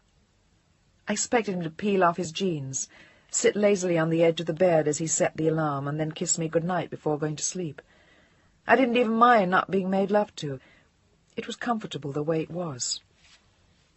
I was smiling to myself as I brushed my hair, and Chris looked surprised. What are you doing, Jill? What's it look like? Brushing my hair, you dopey? The hell you are. I don't give a shit about gangbangs, but I brought my orgy home. Come here. Let me do that. He stood up and met me halfway across the room, his hands already outstretched towards me to peel off my clothes. I unbuttoned his shirt as he did mine, and then we stood there chest to chest. The smoothness of our skin met and melted into one, as my slacks came off in unison with his, and his whole body seemed to enter mine. Chapter 7. Hey, Chris, it's getting light outside. And you didn't get any sleep. I felt faintly guilty about that, but not very. I'm not complaining, are you? But I've got to get to work soon. We start at 6. It was already 5. Let's get dressed and go outside. I want to see the sun come up. So do I. But inside me it already had. We climbed back into our clothes, which still lay in a jumble on the floor, and walked outside to sit on the tiny patch of lawn in front of where I lived. It was chilly, and the ground was damp, but it felt good as we sat there and watched the sun come up over the East Bay. No fog today. That'll be good for my shooting. Want to come watch? Oh, I'd love it, but I don't think I can. I've got to get Sam to school, and I've got a shooting at 10. Textile stuff. They're shooting just the fabrics somewhere outside first, and then we do the models at 10. At the Opera House. It sounds like fun. Of course it does. Who do you think's doing the camera work? He looked amused as he grabbed my hair and pulled it back so he could kiss me. Hey, are you on that job? Who do you think recommended you? He tried to look pompous. Bullshit, you did. They told me Joe Tremino gave them my name, you big phony. Well, okay. But I told them you were a great stylist. After I had the job. After you had the job. Boy, the ego of some women. Not to mention some men. I'm glad we'll be working together. Think we can ride a horse across the orchestra pit and down Van Ness. We can try. Baby, we can always try. He rolled his body onto mine on the wet grass, and we lay there smiling for a moment in the early morning sun. I gotta go, Jill. I'll see you at work. That's the most unusual morning goodbye this neighborhood has ever seen, Chris Matthews. But I like it. Good, because it isn't the last. And this neighborhood can't do a goddamn thing about it if they don't like it. They could evict me. I was feeling prayerful, and I walked him to the truck. We'll talk about that sometime, but not just yet. He slammed the door to the truck, put it into gear, and I wondered what he had meant as he drove away. Whatever he had meant, it would be fun to work with him that day, and it was nice to know that the head of the film crew would be at as great a disadvantage as I. I knew exactly what he'd been doing the night before, and neither of us had had a moment's sleep. To hell with Clay Street orgy. Chris and I had had our own. I arrived at the Opera House at exactly 10 o'clock, stood back to look at its splendor for a moment before going in, and then smiled. It looked like a funny place for Chris. I went in the stage door and was told where to go, and arrived somewhere behind the stage to look at the clothes and props that I'd picked out the day before, and check in with the agency people who seemed pleased with what I'd dug up. It was going to be a pretty easy shooting. They had 7 of San Francisco's top models, and 3 they'd imported from Los Angeles for the day.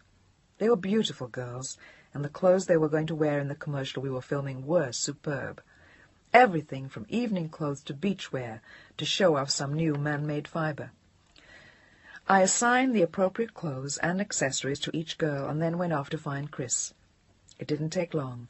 He and his crew were lying in the string section of the orchestra pit, eating tacos and salami sandwiches and drinking cherry soda. Breakfast or lunch? Hi, boys. Neither. This is just between the two. Come on down and have a bite. Chris looked wicked for the briefest second, and then looked pleased with his double entendre. It made me wonder how little or how much he wanted his crew to know.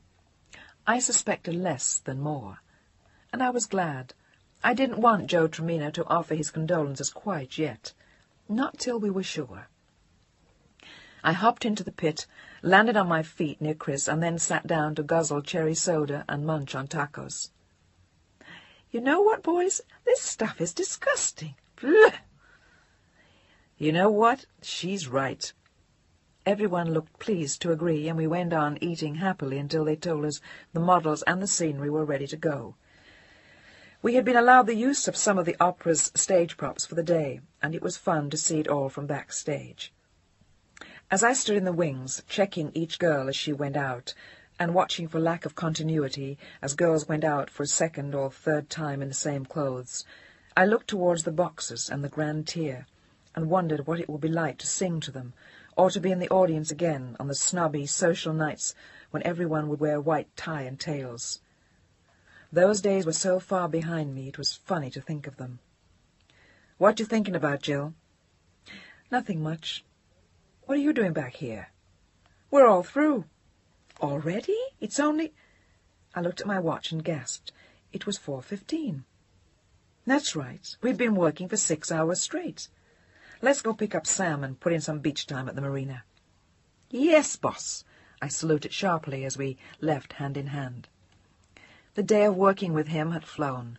This time there had been no crazy escapades, just a lot of hard work and stolen kisses in the pit. We picked up Sam and wandered over to the beach where she chased seagulls, and we played word games in the sand until the sun began to fade. Sam, time to go home. She was far down the beach and had other things in mind, but Chris changed it for her quickly. Come on, partner, I'll give you a ride. Okay, Uncle Critz. She galloped down the beach to meet us, hopped on Chris's back, and I watched them hobble home, the child and the man I loved. Samantha Forrester and her horse, my man. What are you going to do today, Jill? Any work come up? He had been staying with us every night for a week, and breakfast à trois had become an ordinary thing. It looked routine, but it felt like Christmas to me every day. No. How about going out to Stinson, Chris? We could take Sam after school. Can't. I've got a job today at 3. Another cigarette job. That's nice. I'll do stuff here. Will you be home for dinner? That was the first time I had asked him that, and I held my breath. Maybe not. We'll see. I did. He wasn't. He was gone for 2 days, and when he reappeared on Thursday there was nothing to show that he'd been gone. He looked and sounded the same, but he left a tiny dent in my heart, not to mention Sam. I had finally decided that if he didn't show up by the end of the week, I was going to use her much-dreamt-of trick and tie her to a chair and gag her. I couldn't stand the questions any more. I wanted to ask him where he'd been, but I didn't dare. I made hamburgers and French fries, and we all went to Swenson's on Hyde Street after dinner. They have the best ice cream in town. "Want to take a ride on the cable car, Sam?" She was dripping strawberry, and we were dripping Rocky Road. We had made the appropriate choice. "A cable car ride! Wow!" And so it was. We hopped on when it came by and reeled down towards Fisherman's Wharf, where Chris bought her a painted turtle. How can you stay mad at a man like that? He ran around us playfully like a big dog, kissed me back into a feeling of almost security, and further seduced Sam. By the time we got home, we were a solid trio again, and all was well. Almost. "Want to go to Bolinas tomorrow, Jill?" We were lying in bed and the lights were out. "Let's see what the weather's doing." I wasn't sure. "Don't be a grump, Miss Gillian. I meant for the weekend. I got someone to lend me their shack till Monday." "You did?" I was pleased. "That will be nice." "That's what I thought. And now stop being grumpy. I'm back, and I love you." He kissed my neck and put a hand gently across my lips to silence them, and we lost another night of sleep, but we won each other back. The weekend in Bolinas was lovely. The shack which someone had lent him was almost that, but not quite. It was a small 2-bedroom house buried in the woods. We went to the beach every day, had dinner at the Watson house one night, and the rest of the time spent quiet evenings at home.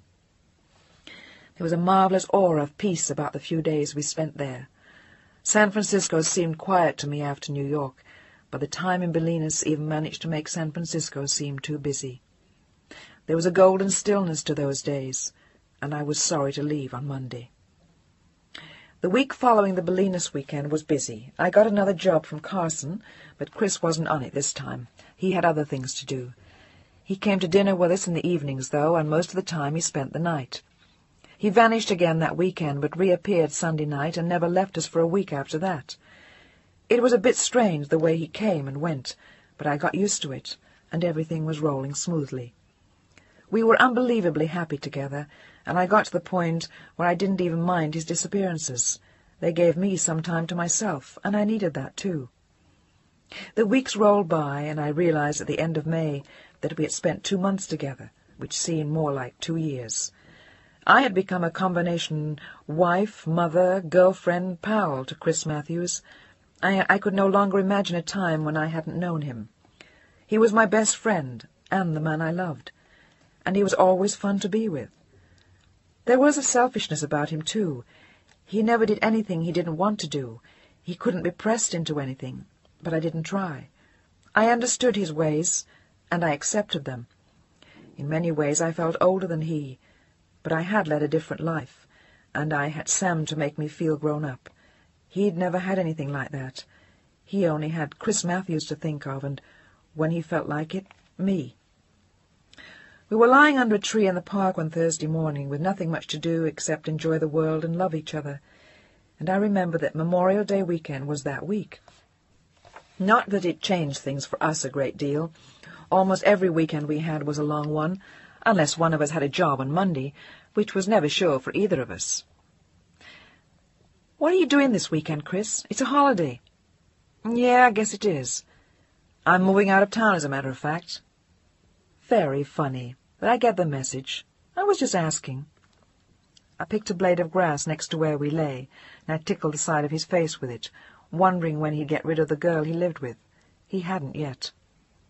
"I wasn't kidding, Jill. I am moving. Out to Bolinas for the summer. Want to come?" "Are you kidding? Are you for real?" This was the first I'd heard of it, other than vague mention 2 months back that he usually spent his summers in Bolinas. But with Chris very little was usual, and nothing ever seemed to be planned.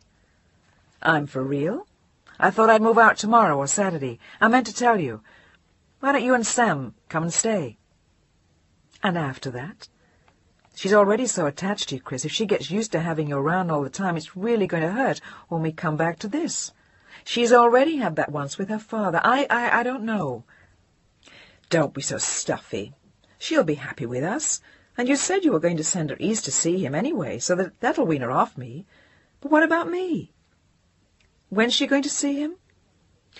Middle of July till the end of August, roughly 6 weeks. Okay, so what's the sweat? She'll spend 6 weeks with us and 6 weeks with him, and we can be alone for a while. Jill, please, I'd really like you to. He turned to me with the expression of a starving, lonely child, and my heart melted. I didn't know whether to laugh or jump at the chance. It would be so nice to live with Chris. But what then? We'll see. Anyway, what would I do about work? That was a lame reason not to do it, and we both knew it. Don't be a jerk. I work out of Bolinas, so can you. There's a phone over there. You'll get your calls. Oh, hell, if you don't want to, screw it. Suddenly I was the bad guy, and he was hurt. But he hadn't even told me he was moving. That was so like Chris. I want to, for Christ's sake. Okay, I'll come. I'm just afraid I'll get used to you, that's all. Can't you try and understand that? I love you, Chris, and I want to live with you. But when we come back to San Francisco at the end of the summer, I go back to my place and you'll go back to your roommate. I hadn't even mentioned it for a long time. As a matter of fact, Jill, you're wrong. She's moving out next week or something. I gave her notice. You did? She is? Hey, wow! That's right, little lady. Wow. And I thought that if it works out this summer, you and Sam could move in with me in September. The house is big enough for all of us. But what about your heart, Chris? It was a dumb thing to think. I knew he loved us, and I was thrilled the girl was leaving, at last. Chris Matthews, do you know what? I love you. And Bolinas is going to be super. Take me home. I want it back. Yes, ma'am. At your service. It dawned on me as we drove back to the marina that I had never seen his house in the city. I knew it was on Sacramento Street, but that was all.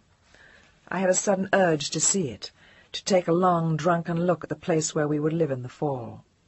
But that could wait. He had said, if it works out this summer. Why shouldn't it? I couldn't see any reason why it shouldn't. No reason at all. Chapter 8. Chris! Sam! Lunch is ready! A large red enamel plate was buried under a dozen peanut butter and jelly sandwiches, and a pitcher of milk stood next to it. We were going to eat under the big tree behind the tiny house Chris rented every summer, which had become our summer home. It was a gem. He had painted it the year before, and everything was a bright, sunny yellow, and there were splashes of color everywhere. It was simple and rustic, but comfortable, and it was close to the beach, which was all we needed. I'm coming, Mommy. Uncle Chris said he'd take me riding this afternoon. Samantha staggered to the lunch table under the weight of the cowboy holster Chris had given her, and shoved a sandwich into her mouth with a look of satisfaction. You want to come too, Jill? Sure. I looked over Sam's head at Chris for a long moment, and we shared a secret smile. Things were working out beautifully. We had been in Bolinas for a month, and it was like something out of a fairy tale. We went riding and swimming.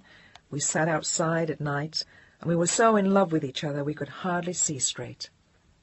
Sam was supposed to leave in 2 weeks to spend the rest of her vacation with Richard, and for once I felt less badly about Samantha leaving. I was looking forward to being alone with Chris, even though I couldn't see how things could get any better than they were. Hey, Jill, what's the matter? I suddenly felt ill, and it must have showed. My stomach rolled slowly towards my throat and then down again in a kind of slow-motion roller-coaster feeling. I don't know. Must be something I ate. Peanut butter? Can't be. Maybe too much sun. Go lie down. I'll keep an eye on Sam. I followed his suggestion, and half an hour later I felt better. You still want to ride with us, love? Maybe I'll skip it. I'll go tomorrow. Oh, shit, I forgot to tell you. I'm going into town tonight. I have a job tomorrow. Lucky you. I hadn't a job in almost 3 weeks. Summer was slowing things down. But it didn't matter much. We were living cheaply in Bolinas. When will you be back? It didn't make much difference. We never had any plans, and we were leading a lazy life. Tomorrow night or the day after. It depends how long we take to shoot. This is a documentary for the state. He smiled at me for a moment. "Don't worry, I'll be back." "I'm glad to hear it." But he wasn't back the next night, or the night after that. He came back 3 days later, and I had been worried. I had called the house on Sacramento Street and gotten no answer. "Where the hell were you, Chris?" "I was busy, for Christ's sake." "What were you worried about? You knew I'd come back, so what's the big deal?" "The big deal is that something could have happened to you, that's all." "You'll worry about you, and I'll worry about me." And that's the way it was. End of discussion. "Fine. I'm going into town tomorrow myself. Joe Tremino called me for a job at Carson." "Great." "Yeah, great.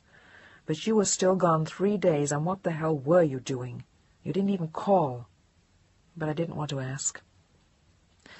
That evening he acted as though nothing had happened, and I left him in charge of Sam the next morning as I set out to drive across the mountains in his car. I was due in town at 9, and Joe had invited me to lunch if the shooting was over in time. It was. He took me to a late lunch at Enrico's on Lower Broadway, looking down Montgomery Street towards the newly built-up financial district. We sat outside, and it was warm and sunny with a nice cool breeze that rustled through the trees out front. "You did a nice job today, Jill. How's life been treating you?" He looked concerned. He knew. "Fine. Everything's really fine." "You look like you've lost some weight." "And you sound like my mother." But he was right. I hadn't felt really well since the day the peanut butter sandwich had gone sour on me at lunch. That had been almost a week. But it was probably just worry over Chris's absence. "Okay, I'll lay off." But I was right.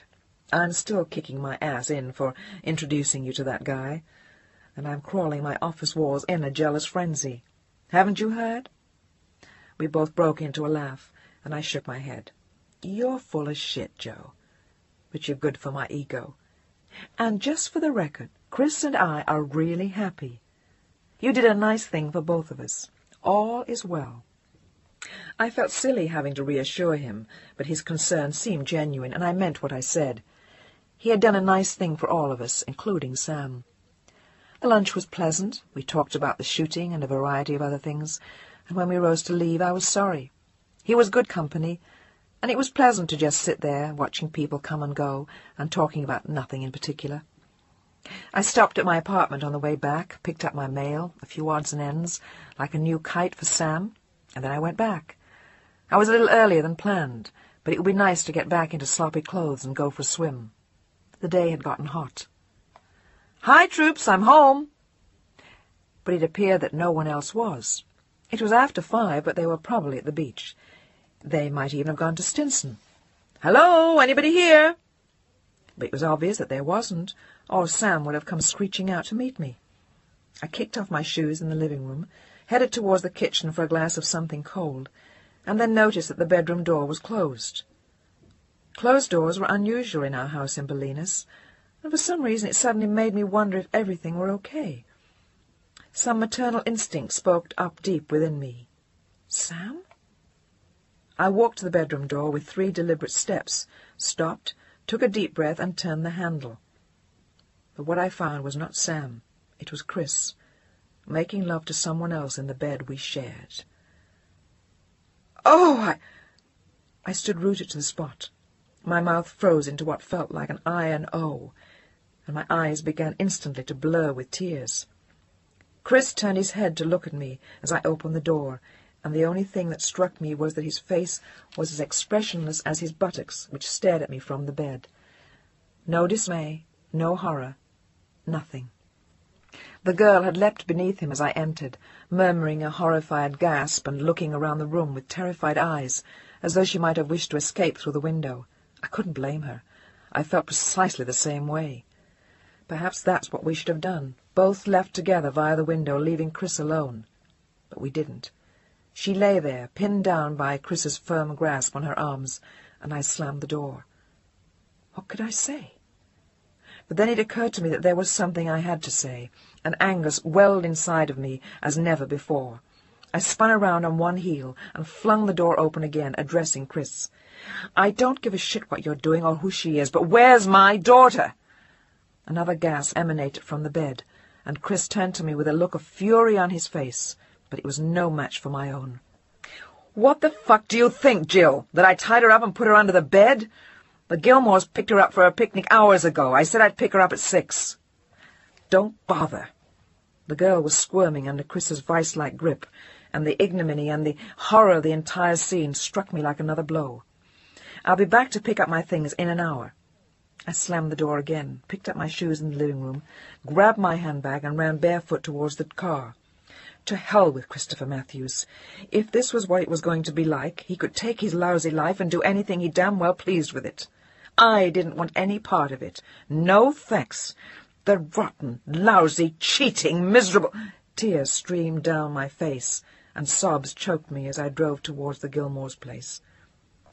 All I wanted to do was get Sam, and then get the hell out of Chris's house. For good. I was suddenly relieved that I hadn't given up my apartment in the city. Sam and I could go back that night and make believe nothing had ever happened. Chris had never existed.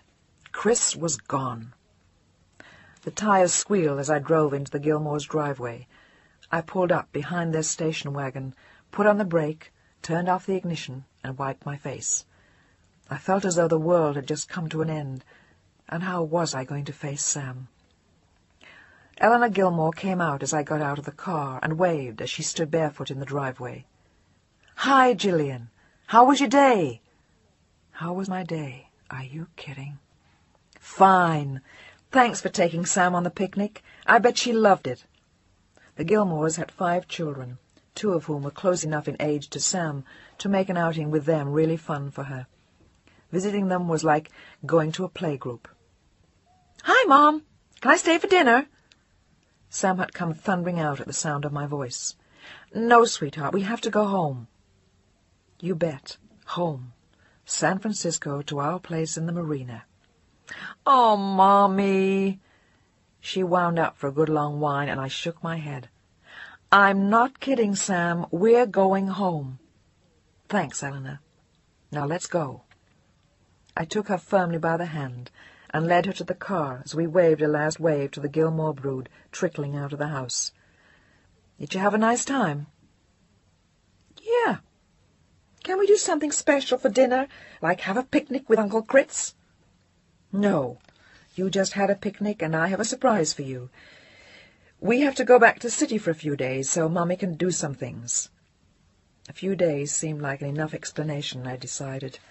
She was going off with her father in a week anyway. "Why? I don't want to go back to the city. Is Uncle Critz coming too?" She seemed cheerier at the thought. "No, sweetheart, he has to stay here."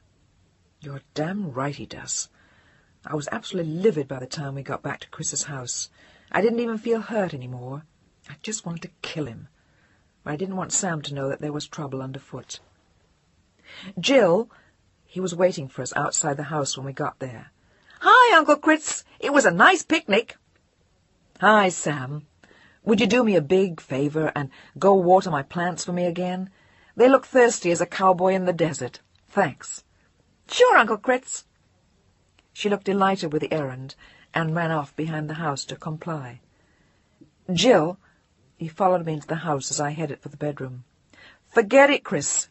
Don't bother saying anything. I'm not interested. I saw what was going on, and I don't dig that scene. I'm going back to the city tonight with Sam. I'll see that you get the car back somehow tomorrow." "Fuck the car." "That too? My. I was yanking drawers open in our room by then, and most of my things were already lying in a heap in my suitcase on the unmade bed. The bed where he had screwed that girl. The bastard. You could have at least made the goddamn bed. "Look, Jill, please." No, please. Just nothing. I'm getting the hell out, now." "Look, it was no big deal. I don't give a damn about her. It doesn't change anything between us. She's just a girl I picked up in town." He sounded desperate. "Oh, is she? I'm thrilled, just thrilled to know that she doesn't mean anything to you. But it seems to me that neither do I. The whole time I've known you, you've been living with some girl. You come, you go, you arrive for dinner, spend the night, and then disappear for 3 days. And now you fuck some girl just for the hell of it. In our bed. And hell, it's your goddamn bed, but I don't give a shit. We're supposed to be living together. I don't do stuff like that. That's probably my big mistake. No, Jill, it's not your mistake. I love you the way you are, but I'm a man, for Christ's sake, and I need to have some fun. Then what am I? My voice seemed to shake the rafters. You're not just fun, Jill. You're for real. I love you. His voice had dropped to an almost whisper, and he looked at me earnestly from across the room. Please don't go, Jill. I need you. I'm sorry this happened.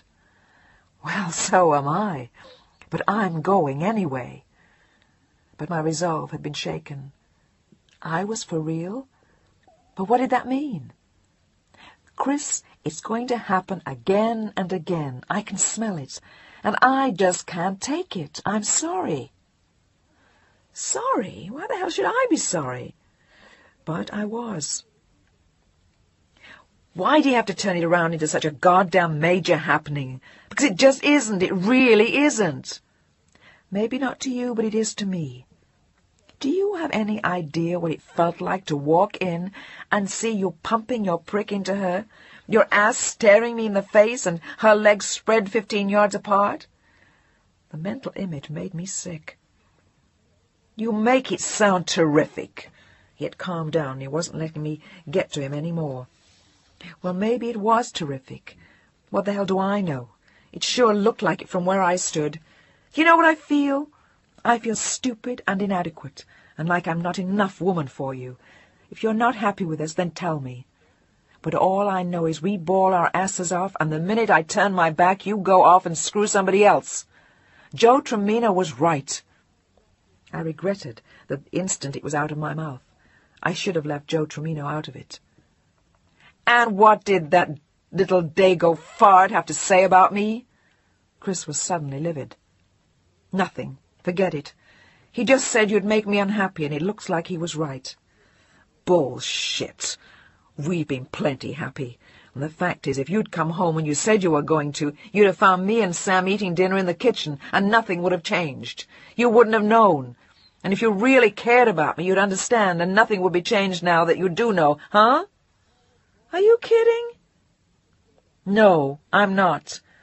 It could happen to you too, Jill, and I wouldn't walk out on you. You're right. We live together, and I love you, and I understand how people work, which is something you don't. I was beginning to wonder if he was right, and it shook me. There was something so cool and knowledgeable in his voice. Maybe those things did happen all the time. But why to me? And why did I have to see it? Jill, will you spend the night and see how you feel in the morning? This is silly, and you'll get Sam all shook up going back into town now. I have a job in town tomorrow. If you still want to call it quits, I'll drive you in. I didn't want to sleep on it, but he had a point about Sam. I was wavering, and he knew it. Well, all right. For Sam, but stay out of my way. I'll sleep on the couch. You can have your bedroom back as of right now. I swung my badly packed suitcase down on the floor and walked out of the room. I'll cook dinner, Jill. You take it easy. You look rough. I feel rough, thank you. But I'll do the cooking for Sam. I'm not hungry, and you can take care of yourself. I walked outside to check on Sam before making dinner. She was still devotedly watering Chris's plants, and showed no sign that she'd heard the fracas. But I was afraid she had. Sam, what do you want to eat, love? How about some cold chicken? That's fine, Mommy. I knew then that she had heard, at least some of it, because she was being inordinately good-natured. But I was grateful. You're a good girl. Thanks, Mommy. Is Uncle Crit's going to eat with us? No, he's not. My mouth tightened uncontrollably around the words. Okay. She ate the chicken almost soundlessly, and then put her pyjamas on by herself and told me she was ready for bed. My heart went out to her as I tucked her in. I hated to have her think, yet again, that men wandered through our lives only to go away again, or have me walk out on them. It didn't seem fair, and I hated Chris for making it all happen again, and myself for letting it. I should never have moved in with him in Bolinas, and I felt nothing but regret as I kissed Sam good night and turned off the light. "See you in the morning, sweetheart. Sweet dreams." A tear crept down my cheek as I walked back to the kitchen for a cup of coffee, and I felt as though all of me was sagging. It had been such a rotten afternoon, and I couldn't see how tomorrow would be much better. "How are you feeling, Jill?" I hadn't heard him come into the kitchen. "Fine, thank you. Would you mind listening for Sam? I'd like to go for a walk." "Yeah, sure, okay." I felt his eyes on me as I quietly closed the door and walked down the road towards the beach. It was a quiet night, and the air was still warm. The fog mustn't have come in, but I'd been too busy earlier to notice. I looked up and saw the stars brightly etched in the sky above, but even that didn't make me feel better. The sea was lapping gently at the beach when I got there, and I lay down on the cool sand to think, or not to think. I really didn't care what I did. I just wanted to be alone, and away from Chris, and as far away from the house as I could. I watched a stray dog amble slowly past and sniff at the water, and then without thinking I began to take off my clothes. I slipped into the water, naked, and swam slowly towards the land spit at the end of Stinson Beach, remembering the day Chris and I had crossed that stretch of water with the horse from the Carson shooting, the day we'd met. The first day. That had been 3 months before, and this was such a different day. Once on the other side, I lay on the sand in the bright moonlight and wondered what would come next, and if I'd ever trust anyone again. It seemed as though I lay there for hours, and then I heard footsteps in the sand behind me and turned in sudden fear. "Jill?" It was Chris. "What are you doing here? You said you'd stay with Sam." He could have at least done that much. "She's fine. She's sound asleep, and I wanted to talk to you." "There's nothing to say." "How did you know I'd be here?" "I just knew. I would have come to the same place, too." "I didn't think you'd have cared that much." The tears started out of the corners of my eyes again as I said the words. "I only wish you knew how much I do care, Jill." He sat down on the sand beside me, and I could see his wet flesh glisten in the dark. "I'd better get back to Sam." I didn't want to wait and be told anything. "Sit with me for just a minute, please." There was something in his voice that caught at my heart, almost the way Sam's quiet good behavior had when she went to bed. "Why, Chris? What's the point? We've said it all." "No, we haven't. Or if we have, then let me just be with you here quietly for a few minutes. I can't stand the thought of you leaving me." I shut my eyes hard and squelched a sob before it rose in my throat. "Want to take a walk?" I nodded silently, and we set off down the beach side by side, but far apart. I still felt terribly alone. "We'd better go back, Chris. Sam." We had walked halfway to the point at the other end, and we still had to walk back to the inlet, swim back to the Bolinas beach, and then get back to the house. It would take at least half-hour to accomplish, and I had really begun to worry about Sam being alone in the house. She'd be frightened if she woke up and there was no one there. It wasn't dangerous, but it still wasn't nice. "Okay, Jill. I wanted to stop at our cove." His voice sounded like that of a small boy who has just suffered an immense disappointment, but his words were like a slap in the face. "Chris, how could you? You really don't understand a goddamn thing." The peace of the silent walk on the moonlit beach was totally interrupted, and I began to run towards the inlet. When I got there, I dived into the water and swam as hard as I could towards the other side. But he reached the beach even before I did, and he swung me into his arms and held me tight when I got out of the water. You just shut up, goddamn you, Gillian Forrester. I did a lousy thing today, but I love you, and if you don't know that by now, you aren't worth a damn. He crushed his mouth down hard onto mine, and his kiss touched my very soul.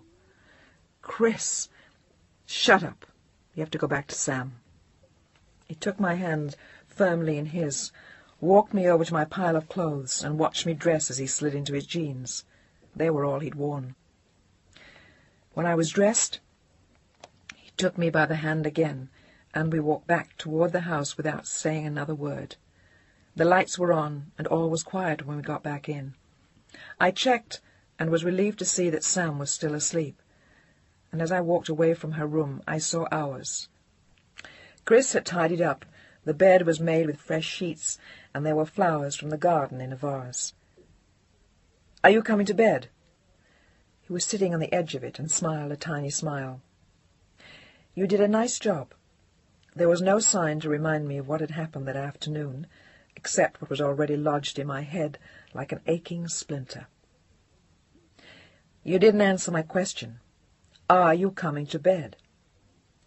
He flicked out the light, and I stood there in the darkness, wondering what to do. I didn't want to get into the bed, but I didn't want to leave him either. I wondered if he had been right when he had said earlier that if I had come home as late as I'd planned, I wouldn't have known, and nothing would have changed. Except I hadn't come home as planned. He turned over on his side in the darkness, and I walked slowly into the room and began to take off my clothes. I would sleep with him, but I would not make love. Maybe he didn't want to anyway. He had had his for the day. The memory made me cringe again as I slipped between the sheets, turned my back to him, and fell asleep, exhausted. I woke up next morning to the smell of bacon frying and looked at the clock.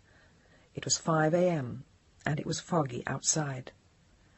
"Good morning, Sleeping Beauty. Breakfast on the table." I felt more like Sleeping Ugly than Sleeping Beauty, and the smell of the bacon made me feel sick.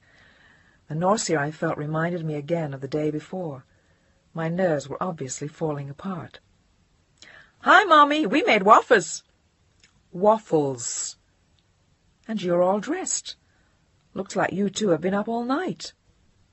And I felt as though I had, but I had to put a good face on it for Sam at least. I got up and brushed my teeth and felt a little better after that, and the waffles were good. I ate two, and Sam was thrilled. "Aren't they delicious, Mommy?" "Terrific, Sam." I cast a brief glance at Chris, but he was busy cleaning up the kitchen. "What's everybody doing up so early?" "I have to be on location at 6, and if you still want to go to the city, we've got to get moving. I'm already late." He looked at me pointedly across the room. "Fine, thanks. I'll get Sam's stuff packed up, and I'll be dressed in 10 minutes. Blue jeans and a shirt. I had nothing to do in town anyway, except congratulate Joe Tremino for his good judgment." Sam looked downcast as we left, and I tried to get her to sing songs as we wound her way over the mountain road. I was grateful for the fog. I didn't have to see long, sweeping views of Stinson and Bolinas stretching behind me as we left. All we could see was a brief patch of road ahead of us, and the fog-crowned hills stretching above us. The roads were deserted at that hour, and we were in the city in 30 minutes. Chris pulled up in front of my apartment and gave Sam a piggyback ride to the front door. "I'll be seeing you, partner." She looked as though she were about to cry. Then he leaned down and whispered something in her ear which sparked a smile on her face like a sunburst. "Okay, Uncle Chris. Goodbye." She ran into the house and slammed the screen door as I turned to Chris. "What did you tell her?" I wanted to know. I didn't want him telling her any lies about his coming back. I want to know. "None of your business. It's just between the two of us. And I have a message for you, too. Only that this isn't the end. And don't waste your time thinking this is it, because it just plain isn't. I won't let it be. Do you hear me?" He stared into my eyes for one long moment, and then kissed my forehead before he turned his back, walked away, and drove off. He had made a big mistake. For me, it was all over. I dropped Sam off at her old playgroup at 9 and was pleased to see that she didn't seem to mind being back. Then I went home to unpack. I also had to call all the advertising agencies I did freelance work for and tell them I'd moved back to town. And then what? Cry, maybe? Yeah. Why the hell not? But as it turned out, I sat around the house drinking coffee until I picked Sam up at school, and we went to the zoo. I couldn't face the suitcases or the calls to the agencies. It was too depressing. We ate dinner at the Hippo on the way home, and Sam and I had a minor fight over the menu. "But I don't like gorillas, Mommy. They're scary." "It's just a hamburger, Sam. They only call it a gorilla burger." She was dubious, but she finally decided to try it, threatening me with an instant walkout if it turned out to be scary. Apparently it wasn't, and the hamburger and French fries disappeared in minutes, while I tried hard to hide a smile. We went home in the fading light of what had turned out to be a very pleasant summer day, and I gave her her bath and put her to bed. But I knew that sooner or later it would catch up with me. Chris was gone. "May I come in?" My heart soared as I saw the shaggy blonde mane poke through the door. "You should lock your door." "And you should listen to what people tell you. I told you to stay away." But I was so glad to see him there that I felt like throwing my arms around him. His absence had weighed on me like a 100-pound backpack all day. "You're full of shit, Jill. And anyway, I had to come back. I promised Sam." He'd already sprawled on the couch and was looking pleased. "Well, you shouldn't have." "I'm taking you both back to Bolinas tomorrow. I figure the day in town would do you good." "It did. And we're staying." "In that case, so am I. But it's asinine to let the place in Bolinas just sit there empty." "So don't let it. Go back. I don't care where you stay." "Oh, really?" He'd gotten off the couch and was walking slowly to the chair where I was sitting, smoking a cigarette and shaking inside. "Well, it just so happens that I care plenty where you are, Mrs. Gillian Forrester, and I want you to be with me. Have you gotten that message yet?" He was leaning over my chair with a hand firmly clenched on each arm of the chair. His face was lowering slowly towards mine, and I knew that he was going to kiss me. "Chris, don't!" I shoved at his chest, but he kept right on coming at me anyway, and then he kissed me. "Stop it!" "No, you stop it. This has gone far enough.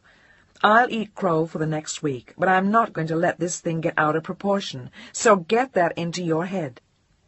And with that, he swept me out of the chair, carried me into the bedroom, and dumped me on the bed. "Chris Matthews, get out of this house!" I stood on the bed and shouted at him, but he swung his arm gently in the air and knocked me down on the bed. And then in one swift movement his body was on mine, and the end was over. We had begun again. "Are we going back to Bolinas this morning or not?" "The weather looks lousy, by the way." We were in bed, and we could see from the window that the fog was in again. "I don't see much point, Chris. I have 3 jobs next week, and Richard is picking up Sam on Friday anyway. Let's stay in." "Okay." He was being very amenable. "But I want to stay here, not Sacramento Street. Chris's place." "Why?" "For a number of reasons. For one thing, there's no point feeding Sam stuff that's going to make waves with her father. I just as soon she's not to be able to tell him we're moved out of our place and into yours. It was different in Bolinas, and, well, the other stuff's not important. But it was to me. I just didn't want to be someplace where I'd know he had already slept with 100 different girls, some of them in the past 3 months. Even Bolinas still had a faint sour taste. I wanted to stay at my place in the city. "I think you're silly, but I'll go along with it. I've got a lot of work to do anyway." So we spent the next week in the city, living at my place and putting the pieces of the broken dish back together, and I was surprised how easy it was, but that was because of Chris. It was impossible to stay mad at him. He had the charm of an irresistible 6-year-old boy, and besides, I loved him. At the end of the following week, I got Sam's bags packed again, shooed Chris out of the house, and we sat down to wait for Richard, Sam's father. He had called to tell me that he had to go to Los Angeles on business, and he would fly up to San Francisco to pick her up at noon on the 15th of July, which meant he planned to get to the house by 2 o'clock on that date. And when Richard said that, he meant it. He was as irritatingly punctual as ever.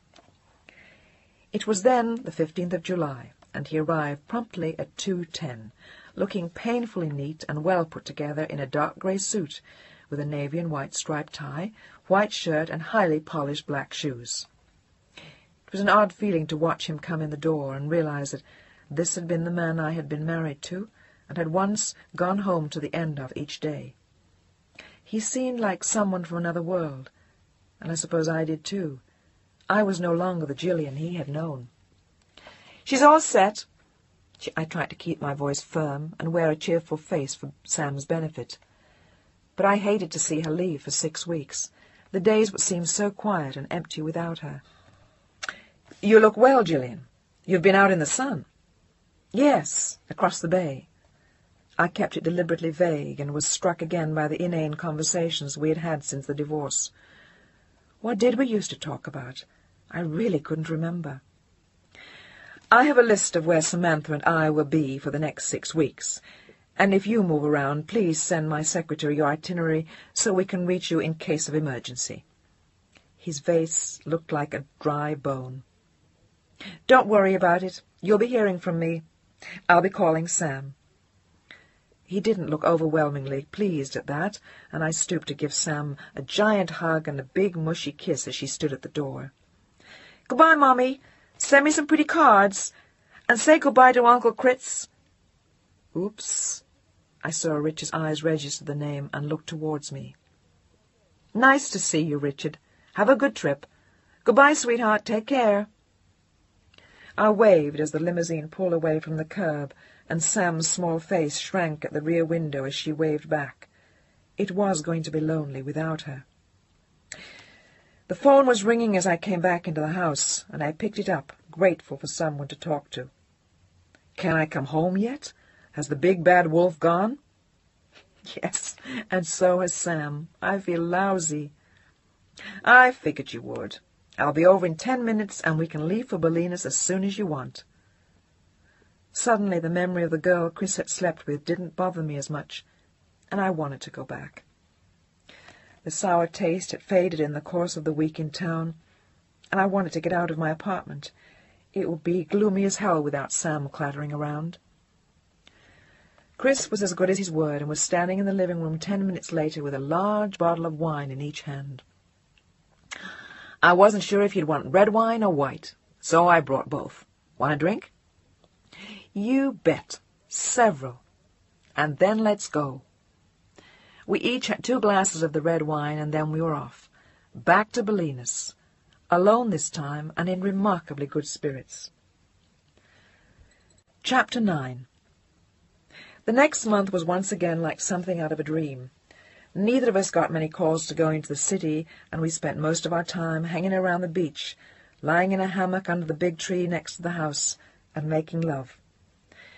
I had 1 job in town during the entire month, and Chris had 2, which made finances tight, but we were happy.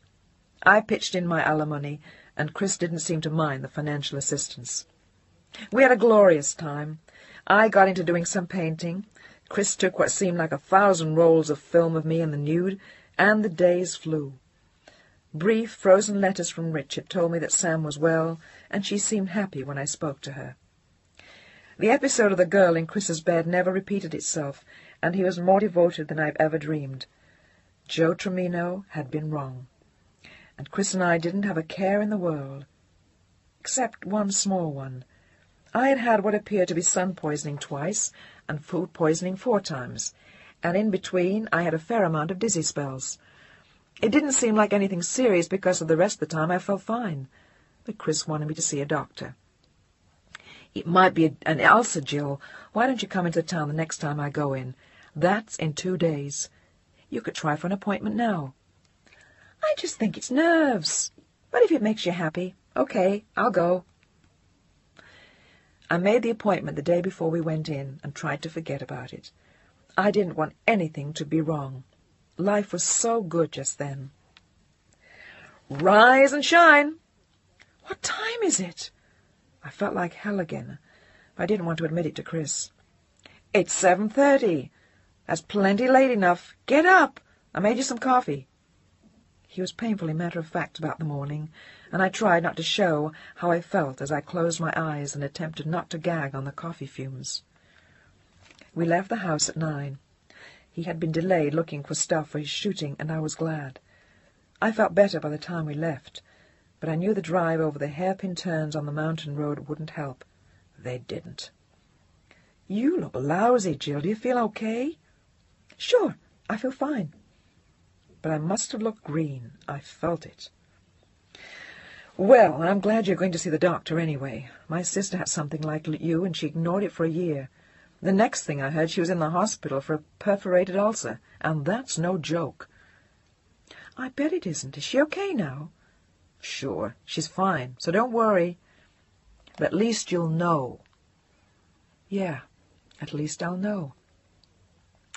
I want to take you by the house sometime before we go back to the beach. You can see if there's anything you want me to do before you move in. I have Sam's room all picked out, too. I hope you like it. He gave me a shy, nervous look that made me smile from deep in my heart. I felt like we were about to be married. There was that funny, almost newlywed feeling about the way he talked about the house. I told my landlord I was giving up my place on the 1st of September. He said it's no problem to rent furnished places, so we'll have a new tenant in no time. I'm glad. I felt shitty giving him such short notice. We had waited till the last minute to discuss it, but things had in fact worked out, as Chris had put it earlier. I can't wait. Chris leaned across the seat and kissed me, and we drove into town making small talk and telling bad jokes. I was feeling fine again, and we were having a lovely time. He dropped me in front of the Fitzhugh building in Union Square a half hour early, and decided to go to R. Magnan's across the square to pass the time. I noticed a mime on the corner and laughed out loud as I saw him imitate my walk. Then I disappeared into the fairyland delights of the elegant store. I was briefly tempted by the men's department to the right of the entrance, but decided against it. Chris wouldn't wear anything I'd find there anyway. Somehow they didn't look like they'd carry denim shirts.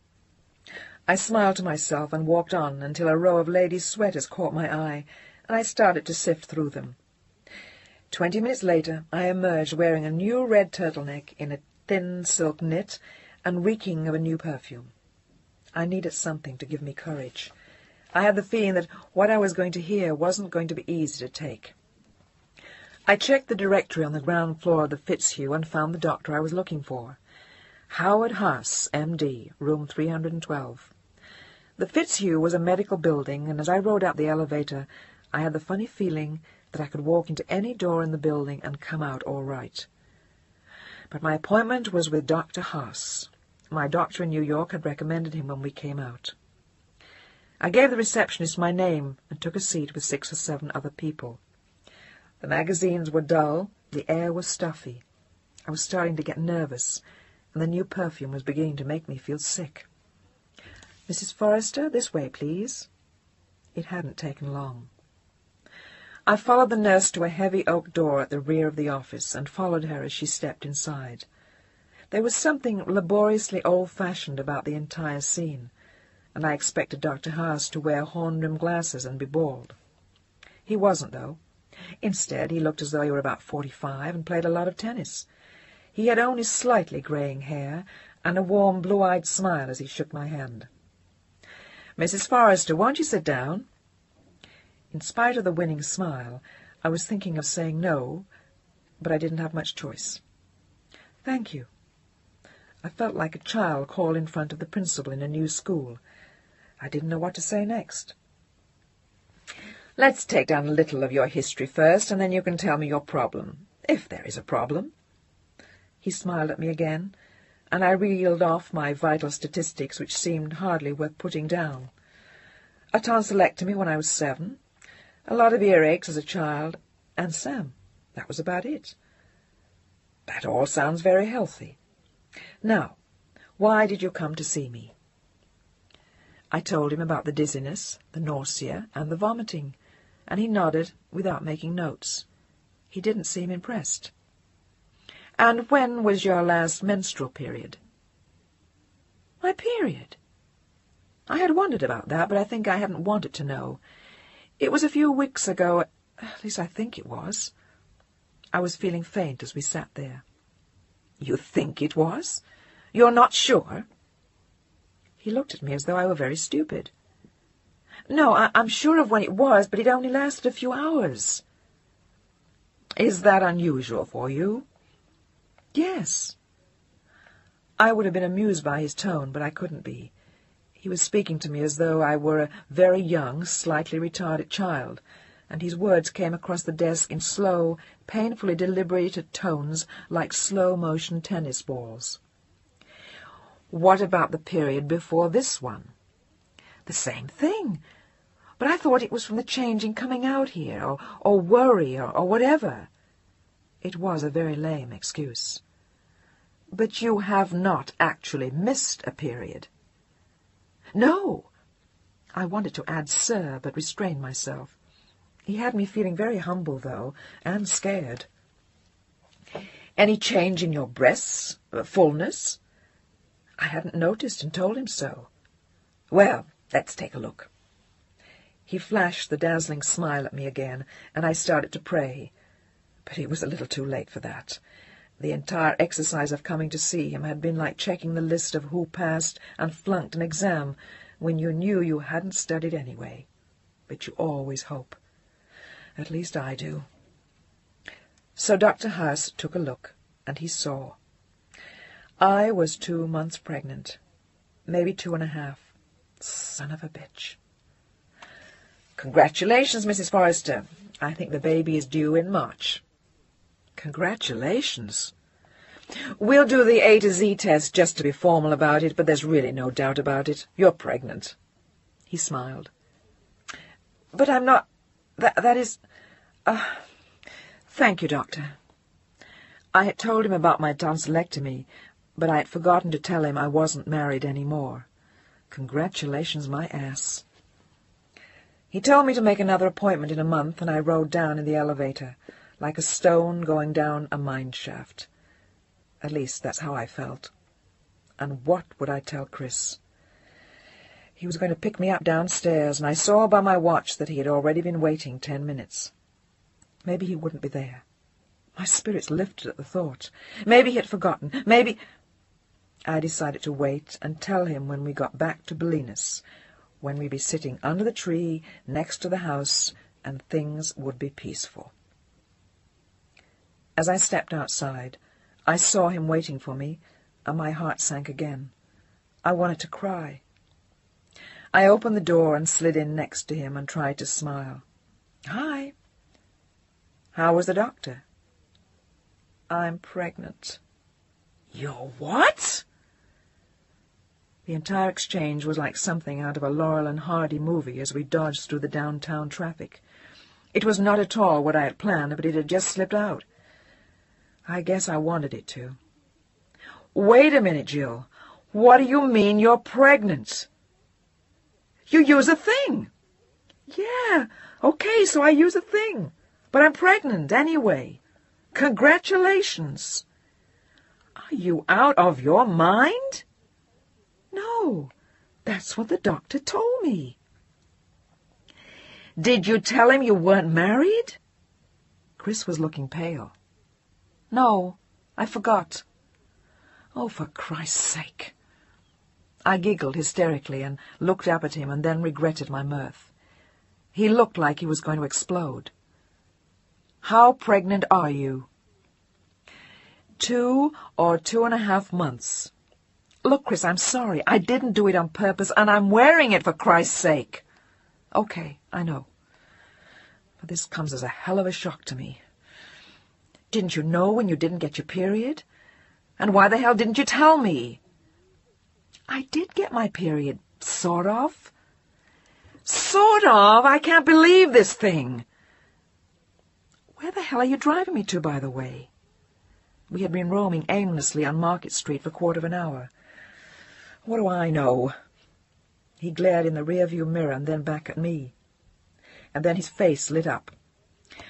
Come to think of it, I do know. We're going to San Jose. San Jose? What for? Maybe he was going to murder me and dump my body somewhere on the peninsula. Because there's a dynamite Planned Parenthood in San Jose, and they set up abortions. I have a friend there. Bully for you. The drive to San Jose was accomplished in total silence. We stole occasional glances at each other, but neither of us spoke. I guess he didn't want to, and I was afraid to. I felt as though I had committed the most heinous crime of all time.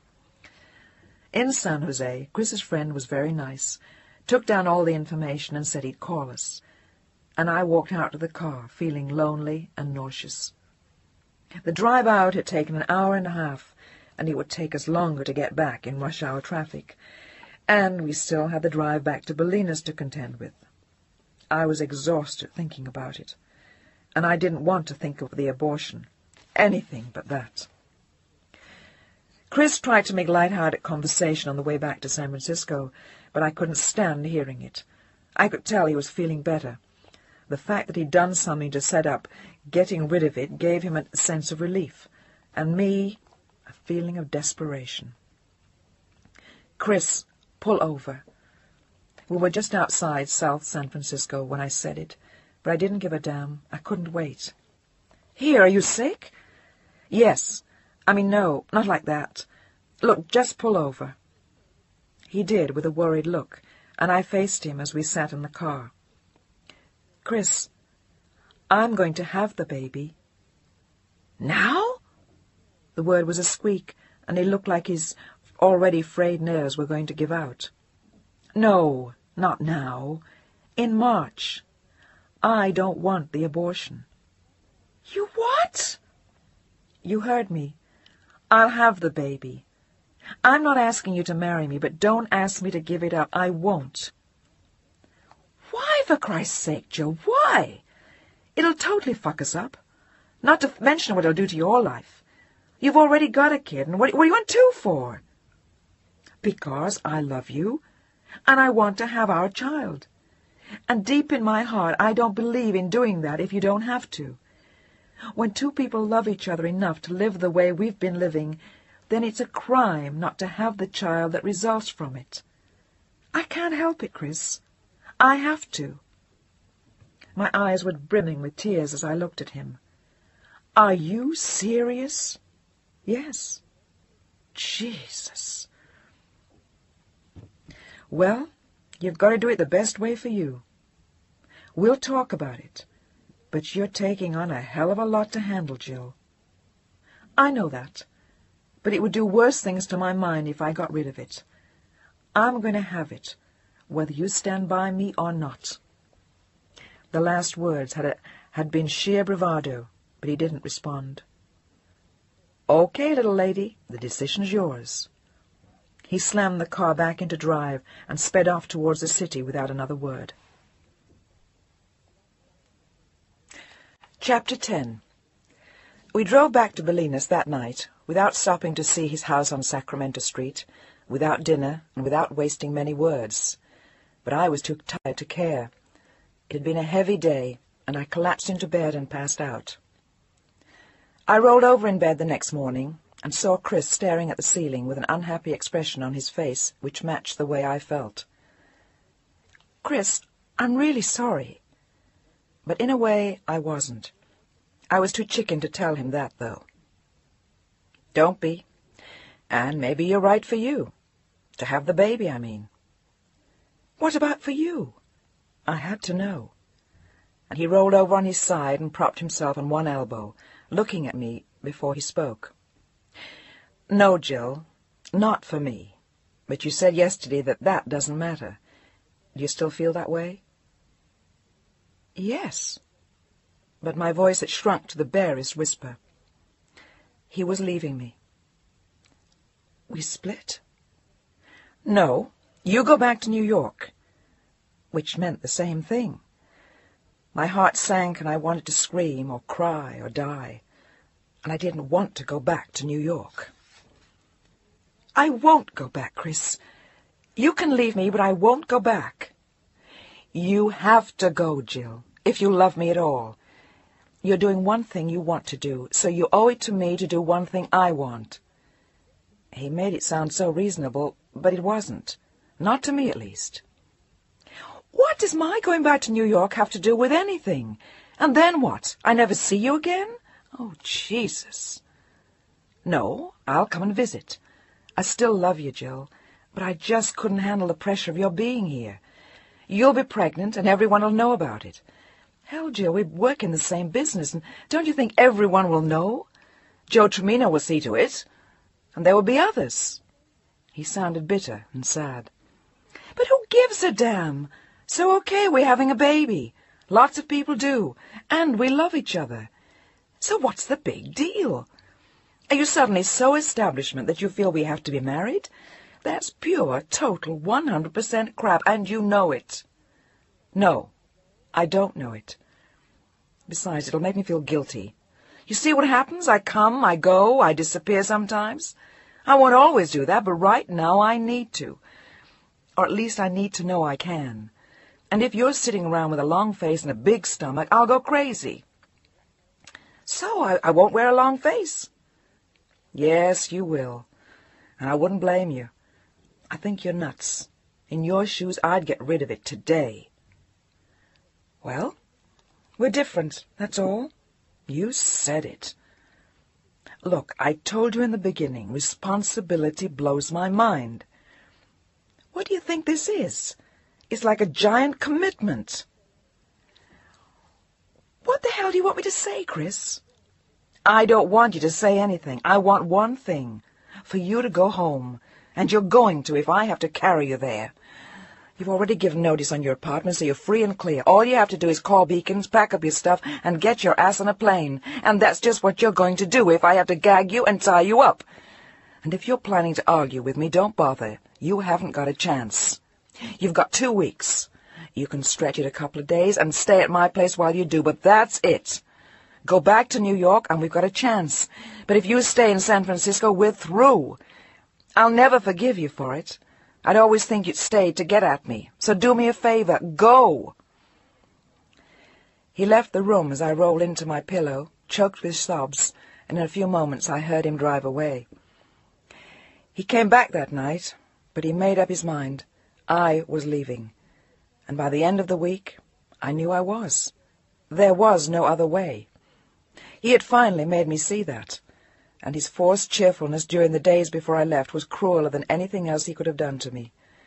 He was kinder and more loving than I'd ever seen him, and I was more in love with him than I'd ever been before. He did some brutal things to my heart in those last weeks, but somehow I loved him anyway. He was Chris, and he was made that way, and you could never blame him for anything. In the end, I felt as though I'd first done him wrong making the decision I had, and by getting pregnant in the first place. But I had no choice. Morally, I had to have the child. He helped me to tell Sam we were leaving when her father brought her back, and he packed all my things. He wasn't taking any chances. Chris Matthews may have loved me then, but he made one thing a great deal clearer. He wanted me to go. And I was going. After what seemed like 1,000 days, we got to that all-time horror, the last day. The last this and the last that. I couldn't stand it any more, and the last night was the worst of all. Good night, Chris. Night. And then, Jill, do you understand at all? I hate doing this to you, but I can't. I just can't. I think maybe I want you to have the baby too, but I don't know. Maybe I'll get it all together. Soon, I mean. I feel like such a son of a bitch. You're not. I know. Everything got kind of screwed up. Yeah, it did. I'm sorry you got pregnant. God, I wish... Don't, Chris. I'm not sorry. I'm kind of glad, even if... Why do you want to have it, Jill? I told you. I want to have you near me always. It's sort of a corny thing to say, but I just want to. That's all. I have to. We lay there in the dark, holding hands, and I kept thinking, This is the last time. The last night. The last time I'll lie here in his bed. Ever. The last... I knew he'd never come to New York. He hated the place, and he had no real interest in seeing his child. Jill, are you crying? No, but I choked as I said it. Don't cry. Oh, please don't cry, Jill. I love you. Please. We lay in each other's arms, crying. The last time. The last... Jill, I'm so sorry. It's okay, Chris. Everything's going to be okay. He fell asleep in my arms after a while, the boy I loved, the man who loved me and was sorry, hurt me and failed me, and filled me at other times with a kind of joy I'd never known before. Christopher, the giant child, the beautiful man with the soul of a boy, the man who had ridden bareback on the beach with me the day we met. How could I burden him with the weight of my existence? I know I should have, but I didn't quite dare.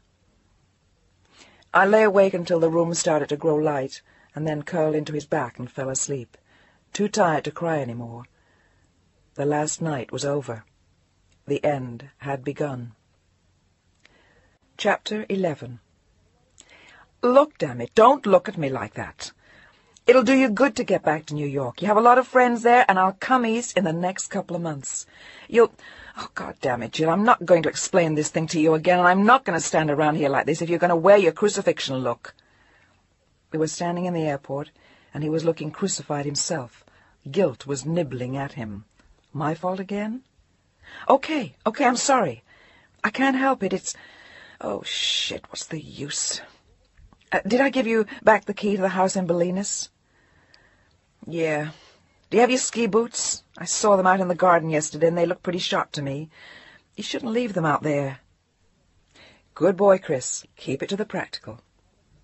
I didn't, Yeah, I have them. I looked up, and he was giving me one of his encouraging smiles. There, that's better. Now we're doing it. We were playing a little game. Nice Uncle Chris sees Auntie Jillian off to the airport, and Auntie Jillian does not have hysterics. There we are. Smile for the birdie. I wondered who we were putting on the show for. The people at the airport, each other, or ourselves. We were acting out all the bad endings I'd ever read about in books. We were really blowing it. No longer reaching each other, just filling the minutes before Sam and I would get on the plane, but filling them with ugly things to remember. Chris's gentle voice and empty words, punctuated by his little smiles, shrieked at me. Don't make me feel guilty, they said, and my martyred face shouted back, I hate you. I put your rain slicker in the back of the car. Good. Where's Sam? The general panic of the morning touched everything within me. Relax, she's over there playing with that kid. Don't be so nervous, Jill. Everything's going to be fine. Sure.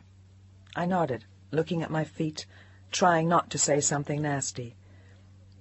I'll call you when we get in tonight. Why don't you wait till Sunday? The rates are lower, and we can't start this calling every day routine. He was looking at something over my shoulder as he said it. Not every day. I just thought you'd want to know we got in okay. Tinges of irritation blazed in my voice. If the plane crashes, I'll hear about it. Get settled, then call in a couple of days. I nodded again. I was running out of things to say. Want a piece of gum? I shook my head, turning away again, crying towards the lady who stood behind me. She must have thought me very strange, but I couldn't face Chris any more. I couldn't stand it. Will all the passengers holding green boarding passes for American Airlines Flight 44 to New York please board the aircraft through Gateway D at Gate 12? Will all passengers... That's you. I nodded, gulping for Sam again. I know. We can wait. Too many people. No point. No point waiting around, Jill. When it's time to go, it's time to go. Thank you, Mr. Matthews, you son of a bitch. But I kept nodding, trying not to cry. Oh, God, Chris. I clung to his jacket and touched the side of his face with my hand, one last time, and I turned away, blinded by tears. I wanted to scream and kneel down on the airport floor, to cling to one of the huge chrome airline desks, to stop all the things that were happening without my consent. I wanted to stay. Oh, God, how I wanted to stay. And I wanted Chris to put his arms around me, but he didn't. He knew I would fall apart if I did. "Sam, you carry your teddy and take your mother's hand." Our coats were being lumped into my arms. Sam's hand took mine, and the crowd moved us toward the plane. I could feel Chris angry beside me because I had made a spectacle of myself, but I didn't give a damn. I had never felt so lonely or unhappy in my life. I thought I was losing what I loved and wanted most. I even doubted that I'd ever see him again, and I was positively keening for him even before we left, loving and hating him all at once. "Chris, goodbye, Jill. Have a good flight. Talk to you Sunday." I turned away, squeezing Sam's hand, and started moving through the gate with the rest of the crowd. Half a dozen people already stood between us, and I was looking ahead, not wanting to look back again at what I wouldn't see. "Jill! Jill!" I stopped in the flow of people, and I turned to see him.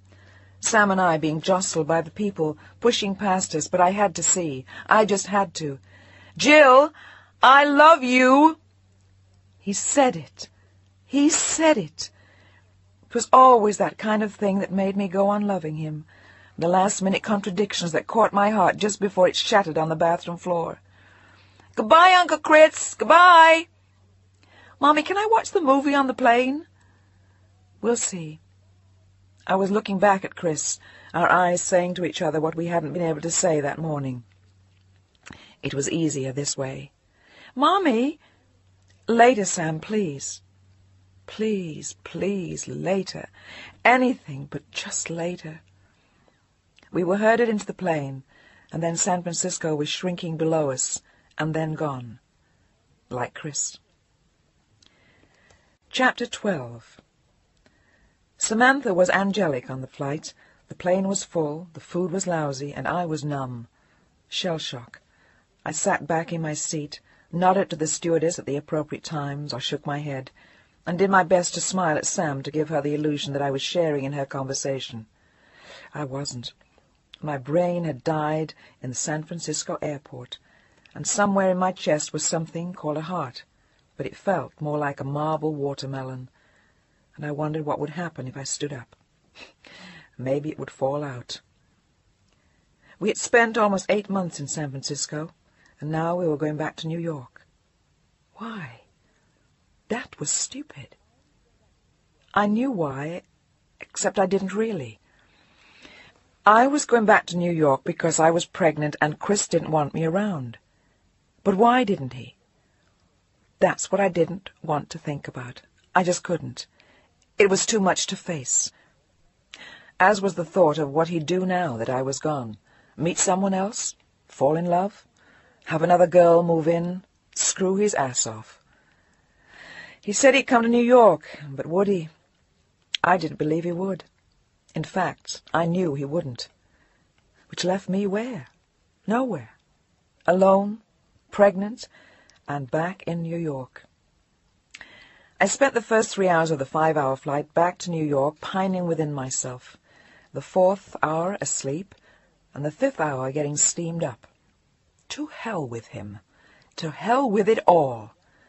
I was going back to New York, and I was going to make it. I would take that town and grab it by the neck until it gave me what I wanted. Chris Matthews wasn't everything. And then, as the plane circled low over the lights of Long Island, I knew I was excited to be back. San Francisco may have been beautiful and a place of peace and sunshine, but New York had something else to offer. Excitement. It was alive, it breathed and writhed and made you want to spring into action. It almost had a musical beat of its own, heavy, hypnotic, irresistible, and I could already feel its lure as the landing gear touched the runway. "Mommy, are we here?" I smiled at the question and nodded, taking Sam's small, warm hand in mine and looking out the window into nothingness, only the blue runway lights. But I knew what lay beyond, across the river, We were back in New York now, and we were going to use it well. Hallelujah. Amen. We got off the plane and headed towards the baggage claim area, and suddenly all I wanted to do was to grab our stuff and see that skyline as we came over the bridge. I wanted to see it and hear it and smell it. I wanted to know that New York was standing there like a naked gypsy, waiting for me. "Where are we going to sleep tonight, Mommy?" There was a faintly worried look in her eyes as she clutched her teddy bear, and I had a sudden idea. "You'll see. We're going to stay someplace special." I stopped at a phone booth on the way to the bags, looked up a number in the directory, and dialed. Samantha and Gillian Forrester had just changed their plans. The apartment we had lived in before had been sublet, furnished, and I had given my tenants a month's notice 2 weeks before, which left us with 2 weeks of living in a hotel. And I had chosen a quiet, inexpensive residential hotel not far from where we'd lived before. But that was bullshit. This was New York. To hell with quiet, residential. I had had an idea, and for 2 weeks I could afford it. "Who did you call, Mommy?" "The place where we're going to stay. I think you'll like it, and in 2 weeks we'll be back in our own apartment." I realized that she needed to hear that. Maybe I needed something grandiose to drag me out of the dumps, but she needed familiarity.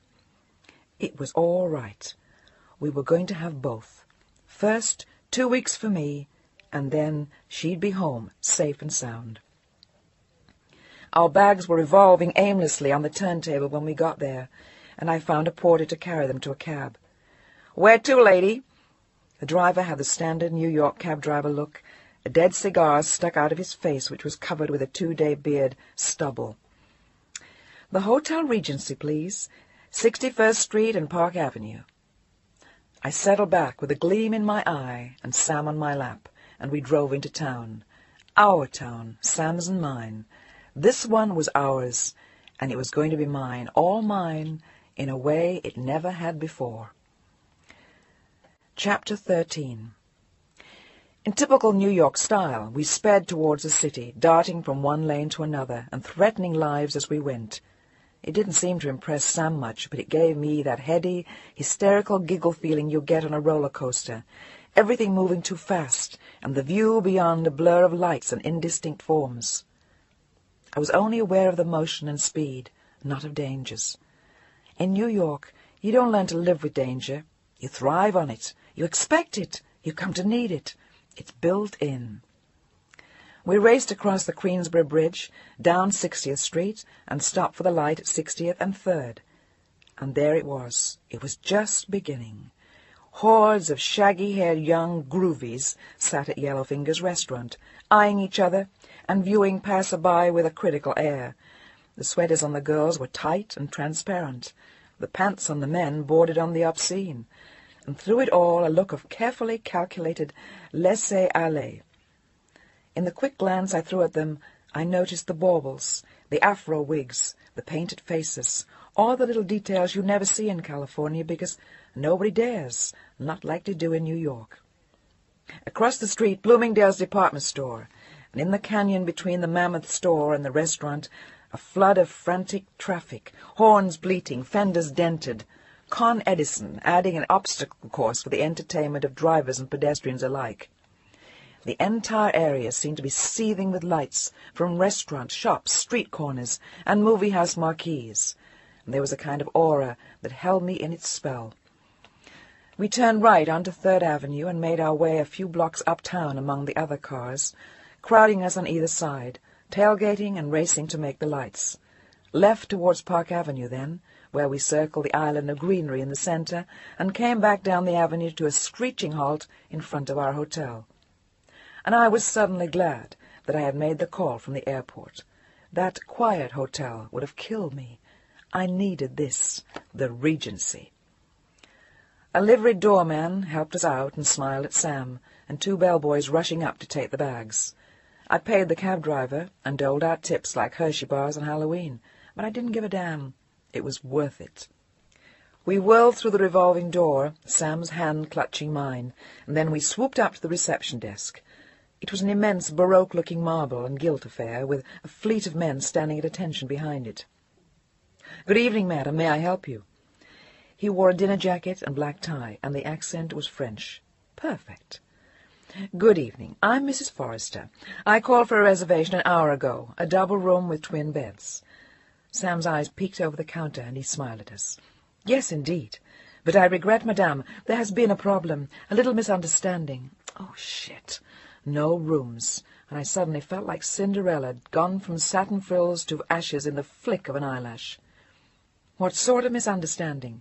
"Nothing was said on the phone."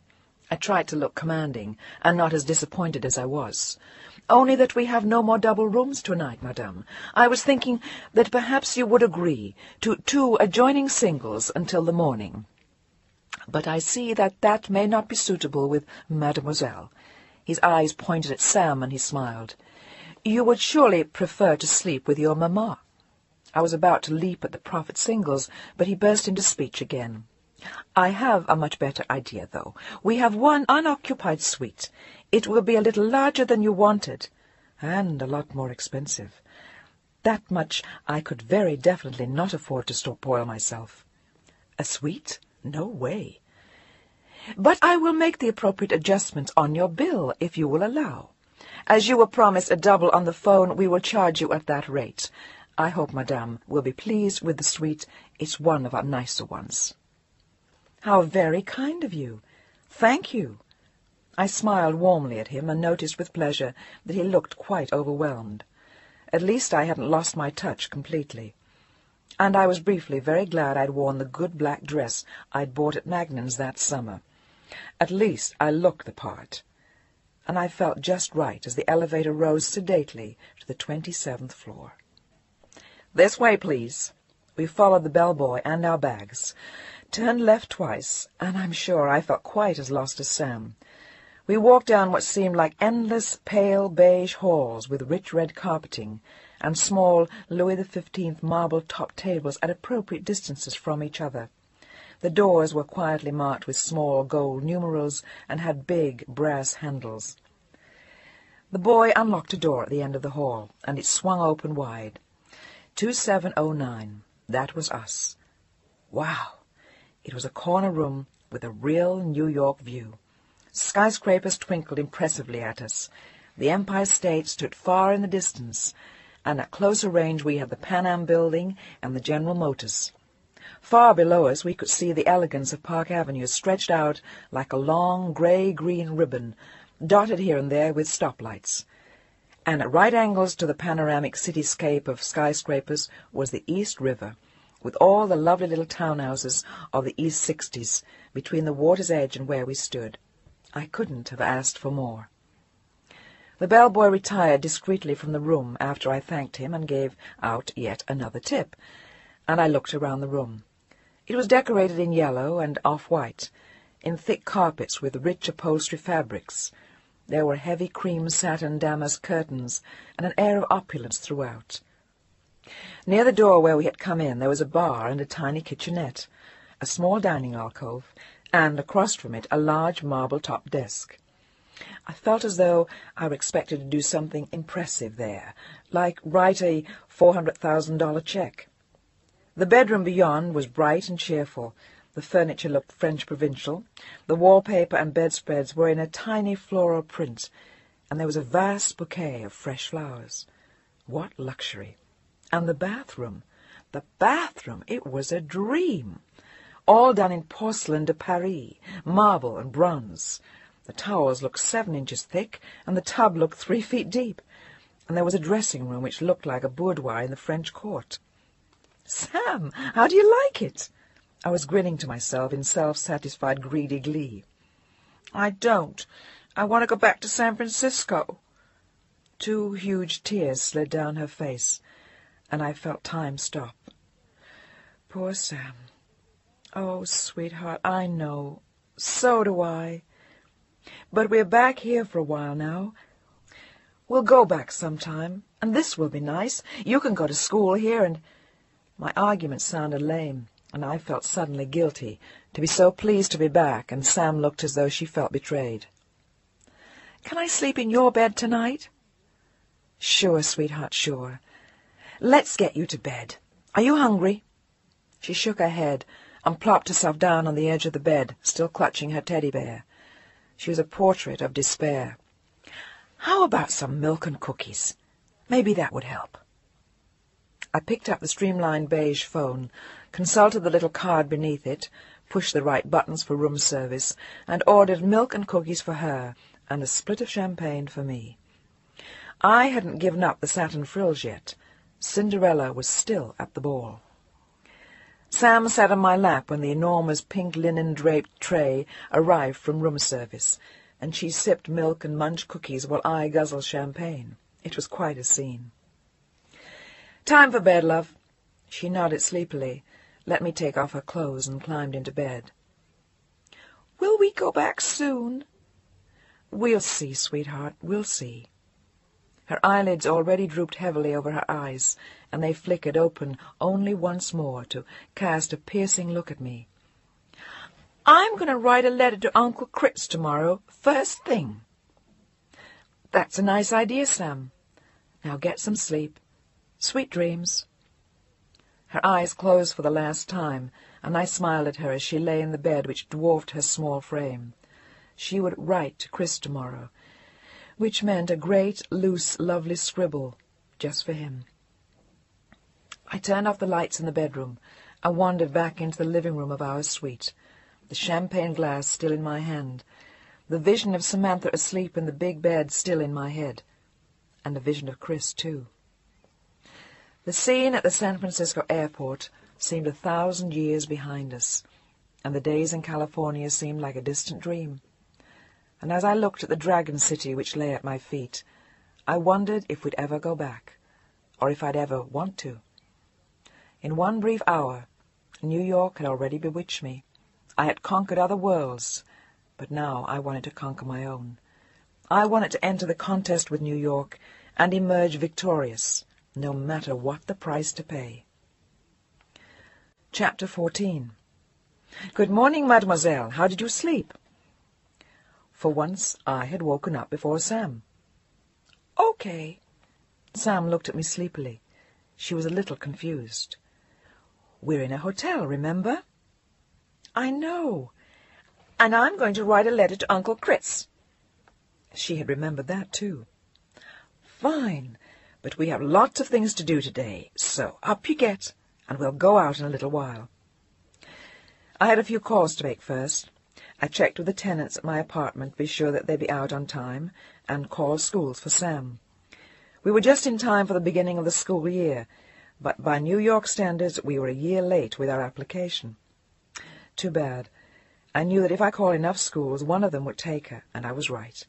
It was just down the street from the hotel, and I made an appointment to see it with Sam that afternoon. I also got a babysitter to come and help with Sam. She was to live out for the 2 weeks we would be at the hotel and live in after that. And there was something else to set up, too. A job. And I wasn't at all sure it was going to be easy to find one. The economy had tightened up during the year I'd been gone, and jobs were scarce. My experience was limited to advertising and magazine work, but according to reports I'd heard, they were the 2 tightest fields to get into just then, and I'd been away for a while. My last job had been at a decorating magazine called Decor, but I had little hope of getting a spot there again. Freelance styling, as I'd done in California, was a possibility too, but I knew that in New York I could never survive on it. The cost of living was too high. So my only hope was Decor. At least it was a start, and maybe Angus Aldridge, the senior editor, would have an idea, or know of a job available on some other magazine. It couldn't hurt to try. "Angus Aldridge, please. This is Mrs. Forrester. Gillian Forrester." "No, Forrester. That's right." "No, I'll hold." He was charming, elegant, and a damn good editor. All Bill Blast suits and warm smile and omniscient eyes, showing all those ladies in Wichita how to. He was 39 years old. His vacations were spent skiing, preferably in Europe. He had been born in Philadelphia, spent his summers in Maine with his family, all in the Greek islands on his own, and had gone to the School of Journalism at Yale. Our editor, our God, our Mr. Aldrich.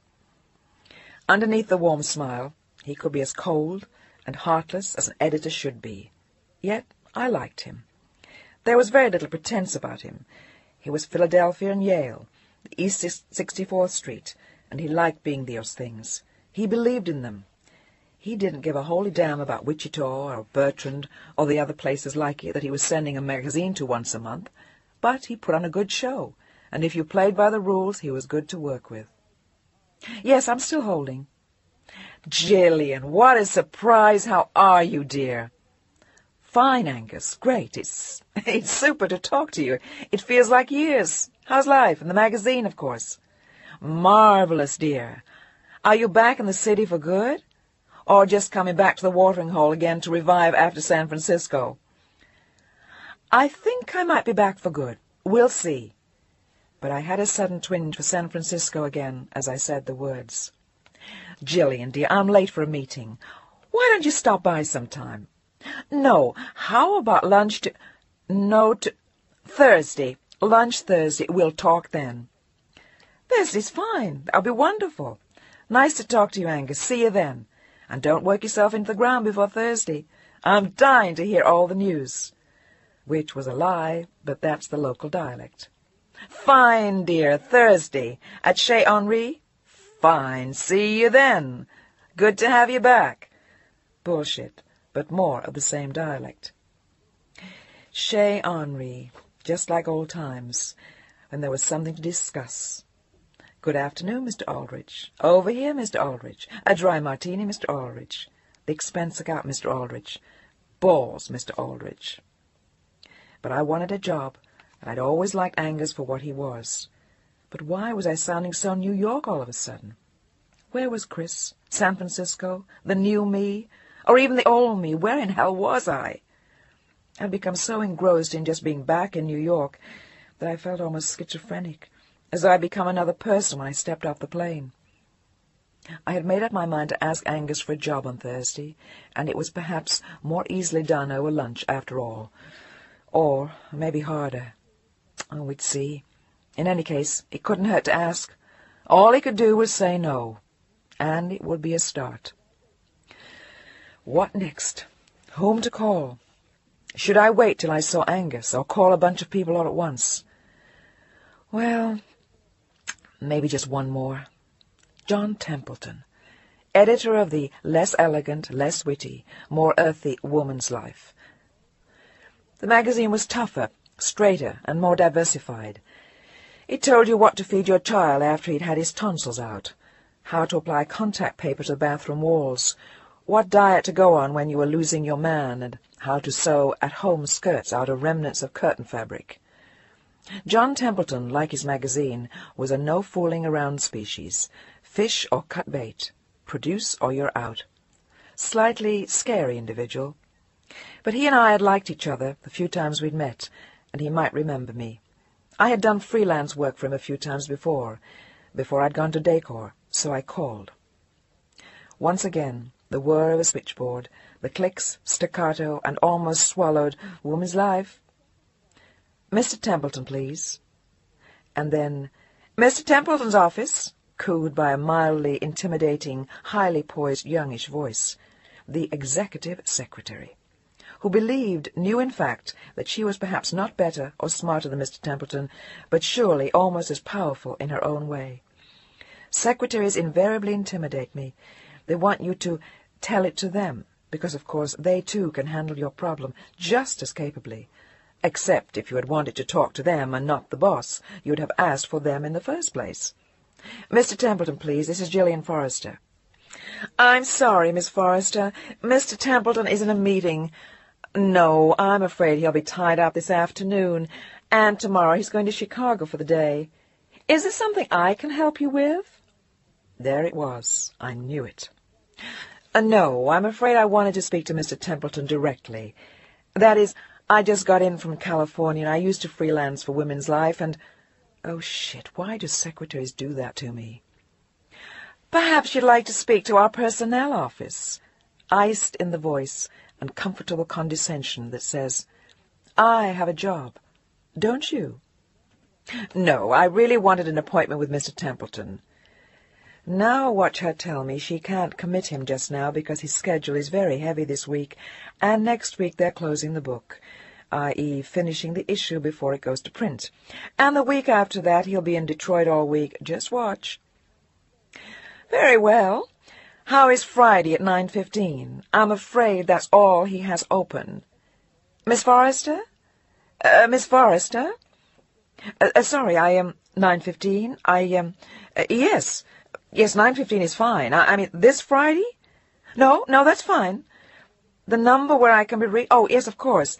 The Hotel Regency, room 2709. I mean 6. No, sorry, room 2709.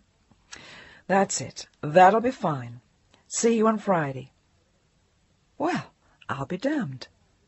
So I was off to a start, and if nothing worked out with either decor or woman's life, I could look somewhere else. At least I had a memento going. Sam, how about a trip to the zoo?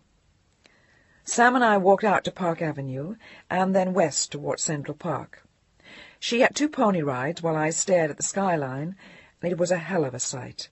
Fifth Avenue stretched as far as I could see in either direction, and I could imagine people living in grand style in penthouses to my left, and business tycoons making million-dollar decisions in offices to my right.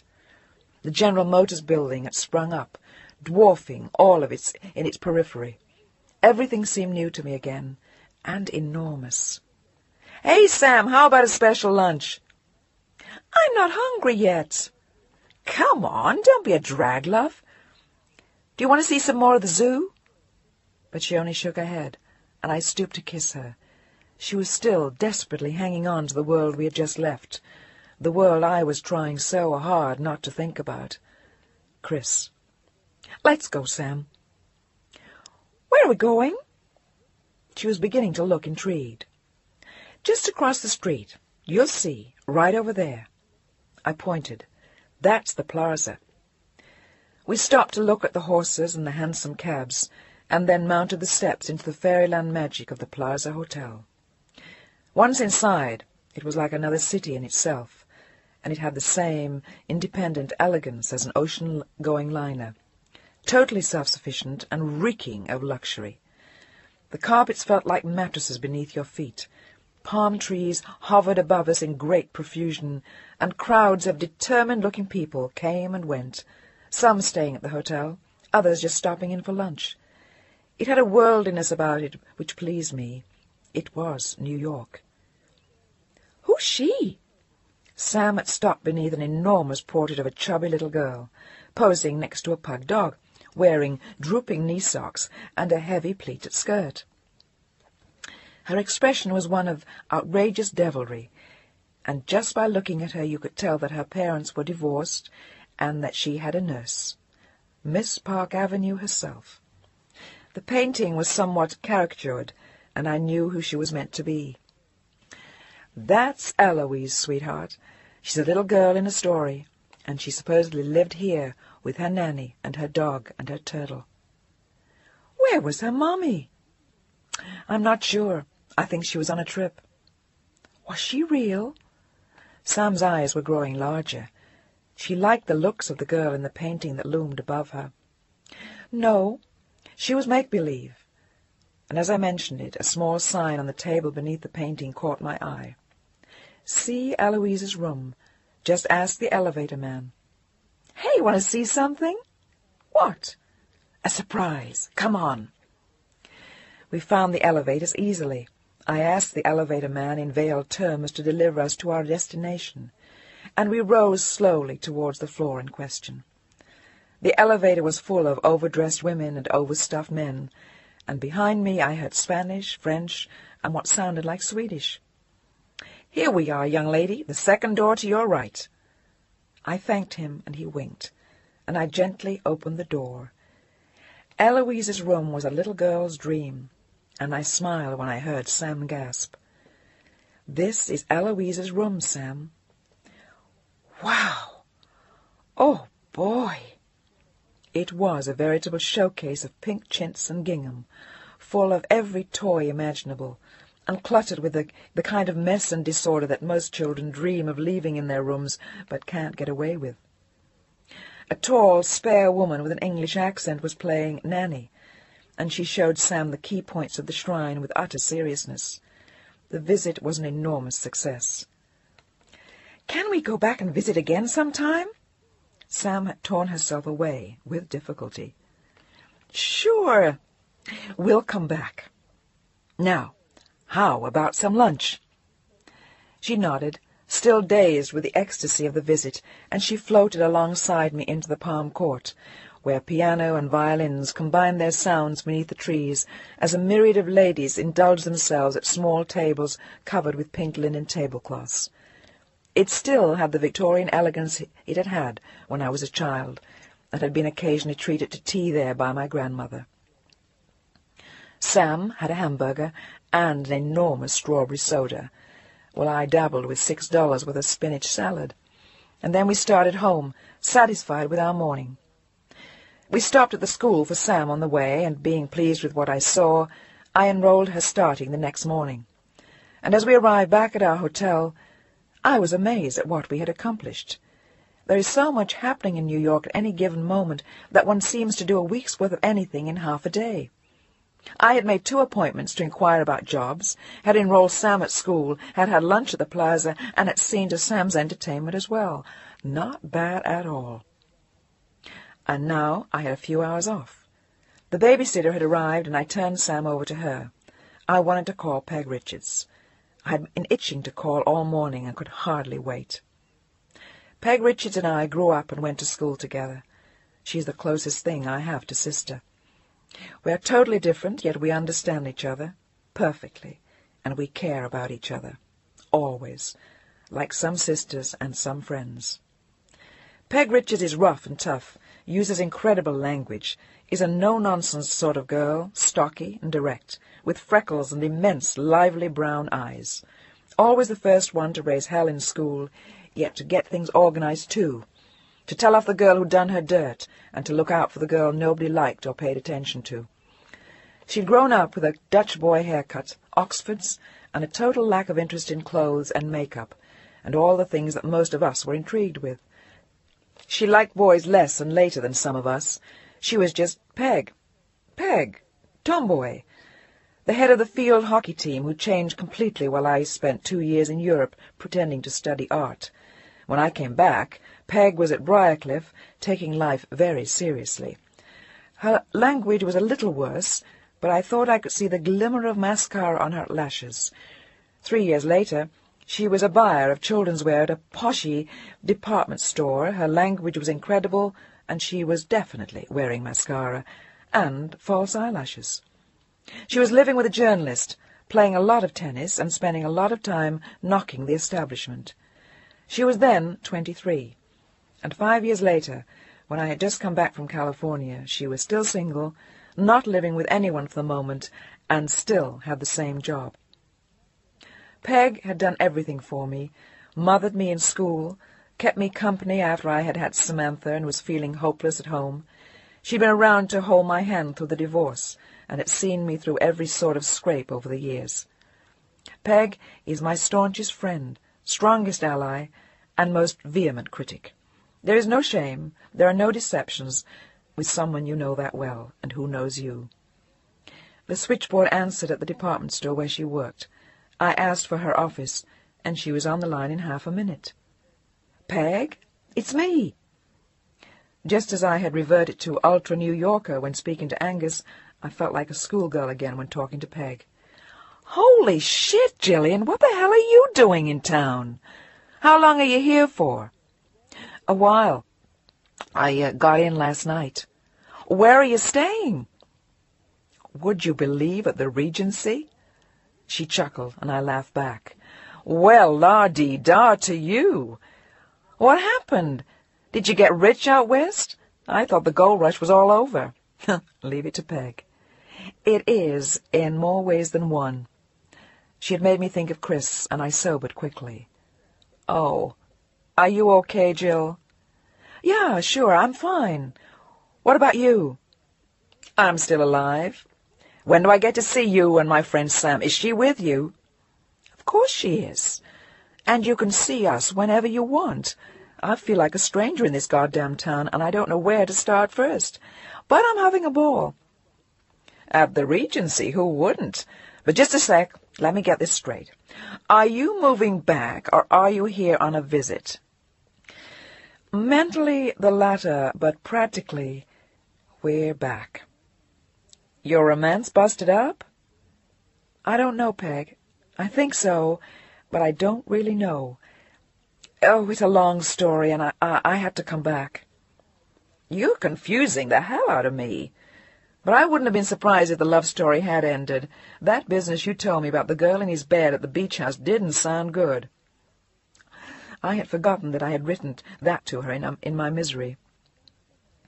You got over that? Something else happened. Christ, that would have been enough for me. Good old Jill, you never learn, do you? Anyway, you can tell me whatever you wanted to tell me when I see you. How about tonight? Tonight? Sure, why not?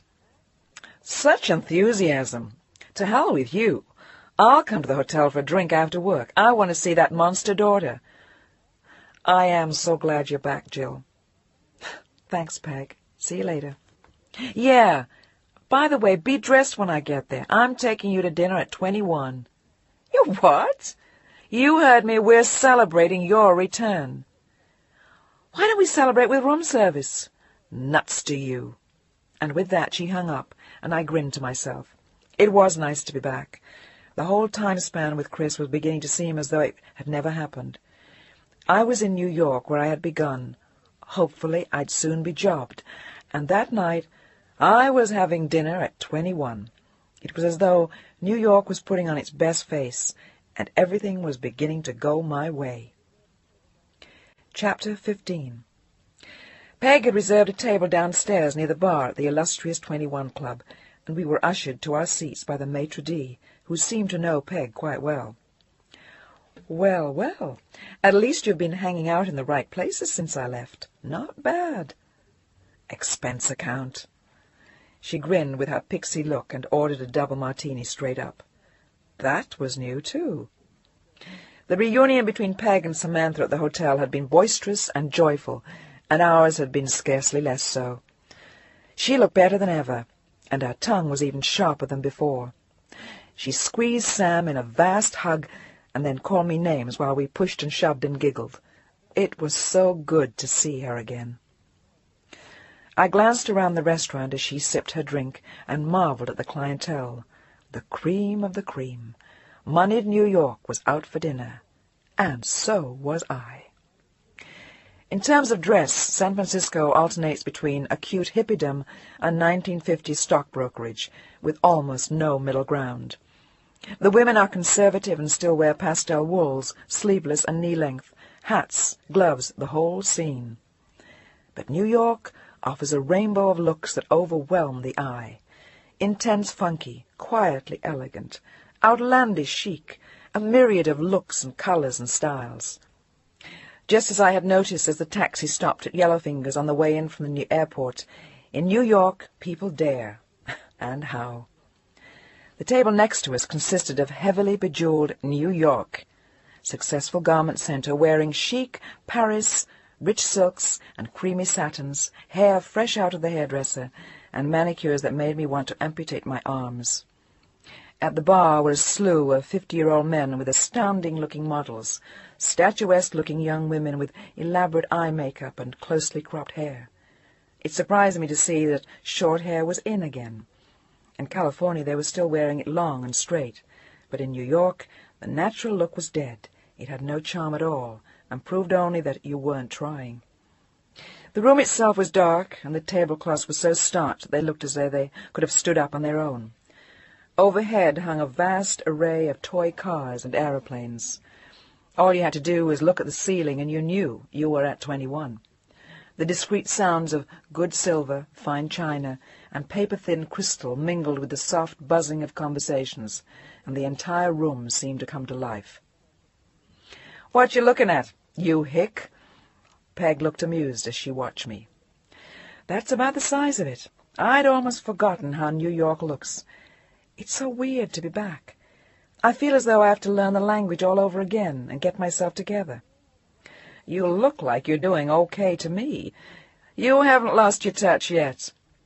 I was wearing a white wool dress, the pearls my ex-mother-in-law had given me, and had pulled my hair into a tight knot at the neck. That guy on your right looks as though he's got the worst case of the hots for you I've ever seen. You're looking good. Thanks, but you're full of shit. Mrs. Forrester, such language at the 21. God, I can't take you anywhere. Oh, shut up. I giggled at her over my dubonnet. Not until I hear what brought you back to New York. I smell a rat. Come on, Peg. I averted my eyes and looked around the room. I didn't want to talk about Chris. I just wanted to enjoy the evening. That confirms it. Okay, Closemouth, you want to tell me now or later? There's nothing to tell. Oh, yeah?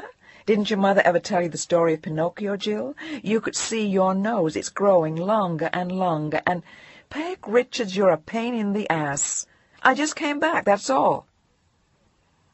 I'm insulted. I thought we were friends. We are. My voice got small, and I started on my second dubonnet. Okay, I'll let it go. What do you want to eat? Something light. You sick? Peg eyed me seriously then, and I reached quickly into a mental grab bag of possible excuses, and then gave up. Nope. Pregnant. What? Holy shit! So you came back for an abortion? No, I moved back. What about Chris? Does he know? Yeah. And? I moved back. Did he walk out on you, Jill? Fire kindled in Peg's eyes. She really was the most loyal friend I had. No, we just decided it was best this way. We? Or he? He doesn't sound like your style. It isn't important, Peggy. He doesn't want to get tied down just now, and I can see his point. He's not ready. It's really better this way. But I could see I wasn't convincing Peg. I wasn't even convincing myself. You're out of your mind. You're going to have the baby, Jill. Yeah. Why? Because I love him, and I want to have the baby. That's a hell of a big decision. I hope you know what you're doing. Peg looked as though she'd just been hit with a bucket of ice water. I think I do. How about another drink? I don't know about you, but I think I need one. She looked up at me with a rueful smile, and I shook my head. Look, don't let it put a damper on our evening. Everything's okay. I'm fine, and I know what I'm doing. Honest, Peg. So relax. That's easy for you to say. I enjoy worrying. Besides, you're only the mother. I plan to be the godmother, and that's a big responsibility. I laughed, and she raised her drink to me in a toast. To you, you goddamn nut. Son of a bitch. I never expected this. What happened to your upbringing, for Christ's sake? We both laughed at that, and then we ordered dinner. The subject never came up again. But I knew Peg was rolling it around in her mind, and I'd hear more about it at a later date. She let it go by too easily for Peg, and she wasn't going to feel right about it unless she did what she thought was her duty by me at some point, and gave me hell. Maybe she thought I couldn't take it just then. Maybe she was right. We stayed at 21 until after 11, and were just getting ready to start for the check when a tall, attractive man stopped at our table. "Hello, Peg. Can I offer you two a drink?" He was speaking to Peg, but smiling straight at me. "Hi, Matt. What are you doing here?" "Oh, I could ask you the same question, but I won't." "Oh, I'm sorry. This is Gillian Forrester, Matthew Hinton." "Good evening." We shook hands over the table, and Peg looked pleased about something. "How about a drink, ladies?" I was about to refuse, but Peg gave me a filthy look and accepted. We sat and chatted with him for half an hour. He was a lawyer, worked on Wall Street, and belonged to the same tennis club as Peg. He looked as though he were in his early 30s and had an easy-going manner, but a little too much charm for my taste. I felt as though he were looking me over, like a large hunk of meat he might or might not want to buy, and I resented it. "How about if I take you two ladies to Raffles for a drink and a little dancing?" But this time I beat Peg to it. "No, really, I couldn't. I just got back from California last night, and I haven't caught up on my sleep yet, but thanks anyway." "She's my best friend, Matt, and the biggest pain in the ass I know. Party pooper." "Why don't you go, Peg? I'll get a cab." "No, I'll pass, too. Sorry, Matt."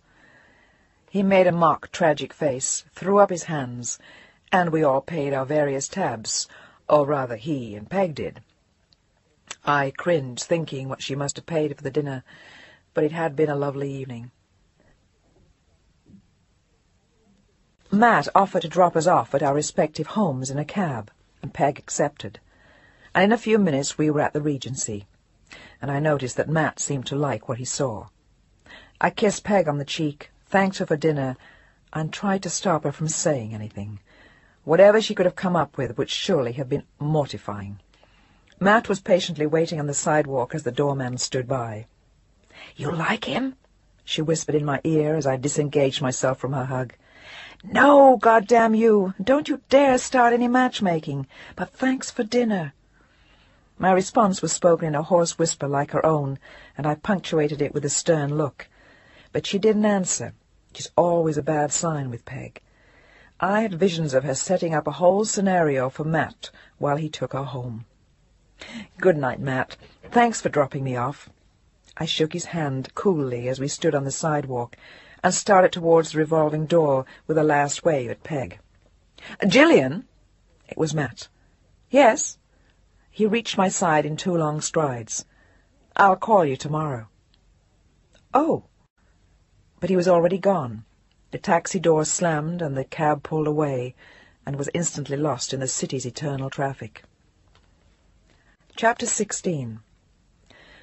The telephone rang while I was struggling with my second cup of coffee the next morning, and I reached for it absent-mindedly, holding the paper in my other hand. "Hello?" "How did you like him?" "Peg, you're a bloody nuisance. Will you cool it, please? I told you how I felt about it last night, and I mean it." "What the hell is wrong with you?" She sounded immensely irritated. "For one thing, I'm still in love with Chris."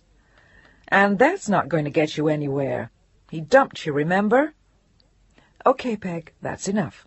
Let's just drop it. Last night was really nice." "I thought so, too. And, oh, hell. Okay, Jill, I'll lay off. I'm sorry. I wished you'd go out with him. It would give you a good start back here. He's very social." "I'm sure he is, but that doesn't turn me on any more." "Okay, so I'll find you a hippie, you nut." She laughed briefly, and I felt better. "Well, I just thought I'd put you in a good word for Matt. Gotta go to a meeting now. I'll call you." "Okay, Peg. See you soon." I no sooner hung up than the phone rang again, and this time I suspected who it would be, and was right. "Gillian?" "Yes?" "Good morning. This is Matthew Hinton."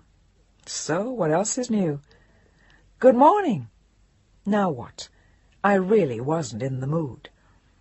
"I was going to ask you to dinner, Gillian, but something else has come up." It seemed an odd way to start, but I waited for him to go on. "One of the senior partners in the firm just offered me 2 tickets to the opening of the opera tonight. How does that sound?" I was ashamed of myself for the sudden change of heart, but that sounded too good to miss. "Wow! That will be lovely, Matthew. I feel very spoiled." "Don't be silly. The opera starts at 8, and we can have a late dinner afterwards. I'll pick you up at 7:30. Sound all right to you?" "Sounds fine. See you then, and thank you." I looked at myself in the mirror and felt briefly guilty for accepting his invitation just because of the opera. But what the hell, it would be a real treat. Matthew arrived promptly at 7:30 and gave a long, slow whistle which almost swelled my head. I was wearing a cream satin dress which set off the remainder of my California tan, and I had to admit that I'd been pleased with myself when I looked in the mirror before leaving the room. He was looking very precise and rather handsome in a dinner jacket with small sapphire studs, and for a moment he reminded me of my ex-husband. I was stepping back into the sedate establishment world again, even if only for an evening, and it was a million light-years from the world I had shared with Chris. The cab pulled up to Lincoln Center, and the fountain rose in graceful, erratic leaps in the plaza. Little clusters of well-dressed opera-goers headed in the same direction as we, and I ignored Matt in favor of the bright dresses and beautiful people. It was obvious that this was an event. Photographers leapt out from oblique angles and invisible corners, and flashed lights in the darkness as people went inside. You could tell who would occupy the boxes. They were even more elaborately dressed than the others, and the jewels were blinding. "Mr. Hinton, just a moment, please." Matthew turned his head to the left to see who was calling him, and I followed his gaze, just as a light went off in our faces and a photographer snapped a picture. "May I ask who the lady is?" A lithe-looking black girl at the photographer's side inquired. She was dressed in brilliant red and was wearing her hair in a natural. She raised a small notebook and took my name with a smile, while I looked on in disbelief. It was quite a scene. Pandemonium seemed to reign everywhere, and people were attempting to filter through the assembly of reporters and photographers. Matthew shepherded me up the flight of stairs to the boxes, and an elderly usher smiled at him. "Good evening, Mr. Hinton." My. "Do you come to the opera often, Matt?" "Once in a while." But something was beginning to smell fishy. The opera was Lucia di Lammermoor with Joan Sutherland, and the performance was breathtaking. During the intermission, the champagne flowed like water, and the photographers continued their field day. "I ordered dinner at Raffles since you wouldn't do me the honor last night. Is that all right with you?" "Lovely." And at Raffles we were besieged with a "Good evening, Mr. Hintons" from every waiter in sight. Peg was right. He was very social. But the evening was pleasant, the conversation was superficial, and he had a nice sense of humor. He had ordered smoked salmon, roast duck, and a soufflé au grand marnier. We drank more champagne, and danced for a while in the muted gaiety of the club. The decor was done by Cecil Beaton and lacked warmth, but the crowd was obviously New York's elite. We arrived back at the Regency at 1, and I shook his hand in the lobby as the evening came to a close. It had been precisely what I'd expected, the opening of the opera. It meant no more to me than that, until I saw the papers the next day. The phone rang once again at 9 the next morning, but this time I was asleep. "I thought you said you didn't want to go out with him." "Huh? You heard me?" It was Peg. "How was the opera?" "Very nice, thanks." I struggled to wake up, and then a question came to mind. "How did you know I went to the opera? Did Matt call you?" The possibility irritated me, like a ninth-grade report to the gang. "No, I read it in the papers." "Bullshit. He called you." I was sitting up in bed by then. "He did not. I have in hand today's Woman's Wear Daily, and I quote, 'Who is Playboy Matthew Hinton's latest love?' Mrs. Gillian Forrester, of course. They attended the opening of the opera last night, which was, etc., etc. They occupied his father's box Q and were later seen at Raffles, private discotheque where the BP congregate. They sipped champagne and danced till dawn." "For Christ's sake, I was home by 1. I was stunned. Playboy Matthew Hinton's latest love? Oh, Christ. "Shut up, I'm not finished. Mrs. Forrester wore a gown of cream-colored satin off the shoulders, and it looked like last year's Dior. But she is a most attractive young woman. Right on, Matt." "Thanks a lot. As a matter of fact, the dress is 6 years ago nobody. For God's sake, Peg, that's the worst thing I've ever heard. I'm mortified." "Console yourself. The Times only ran a picture. You look pretty good. Now, do you like him?" "Of course not." Oh, hell, what do I know? I was excited about going to the opening of the opera, and he's about as colourful as papier-mâché. He's stereotyped and terribly proper. And frankly, I don't enjoy being smacked all over the newspapers at some playboy's latest love. Jesus. Don't be a bore. Enjoy it. Bullshit. Well, at least go out with him for a while. What? And have all the papers analysing what we had for dinner? It's not worth it, Peg. But thanks for the introduction. You're a creep. But maybe you've got a point. He is a little dull. Anyway, I'll put these in my scrapbook. My friend Gillian Forrester, latest love of Playboy. You jerk. And this time I hung up as I broke into a laugh. It really was pretty funny. It would almost have been worth sending the clippings to Chris. An immense bouquet of roses arrived as I ordered breakfast. The card read, "I'm so sorry about the newspapers. Hope you can weather the storm. Next time, dinner at Neddick's." And it was signed Matt. Weather the storm was right. And that wasn't at all what I had in mind for myself.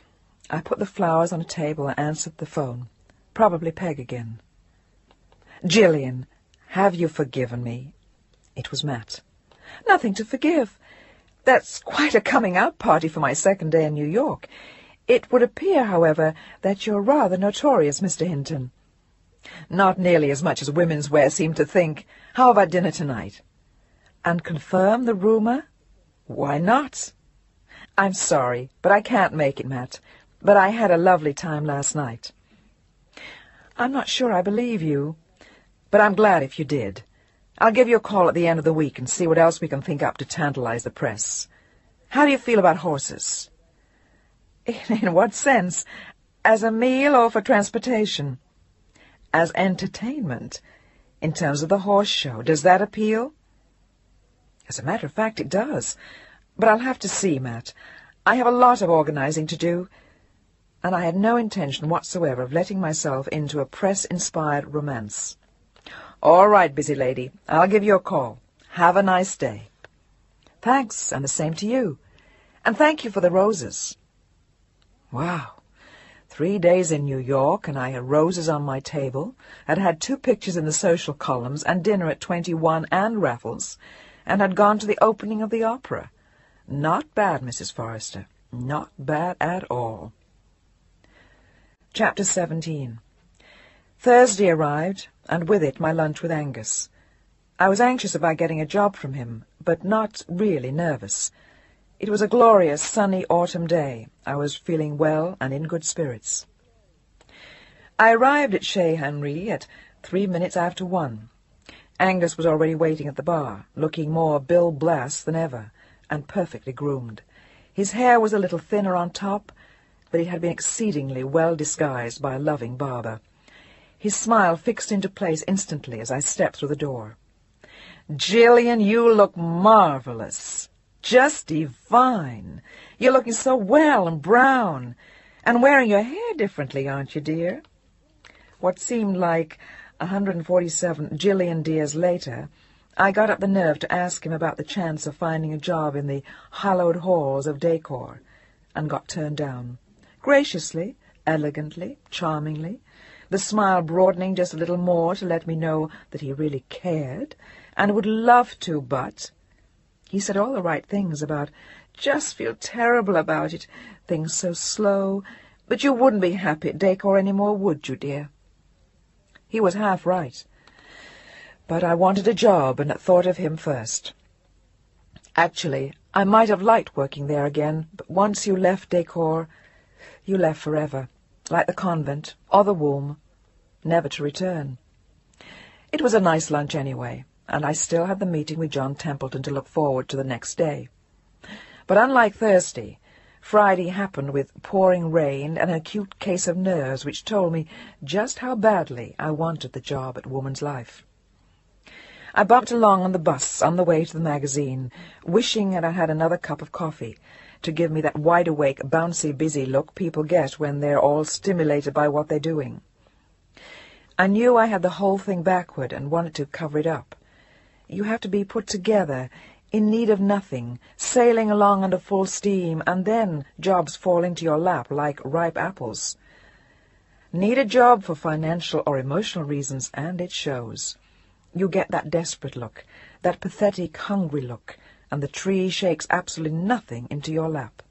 Need scares people off.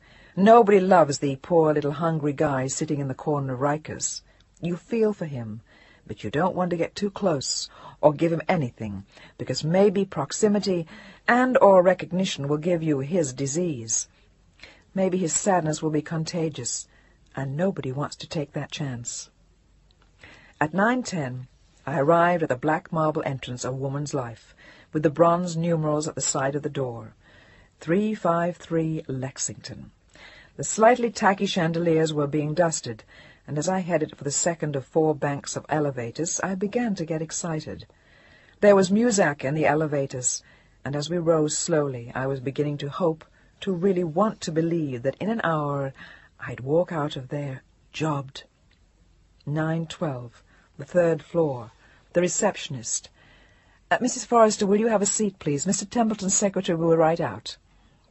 7 copies of Life magazine, 2 issues of Holiday, and all the current issues of Woman's Life lay on the low table next to the Norgahide couch that tried to look like Mies van der Rohe, but didn't quite make it.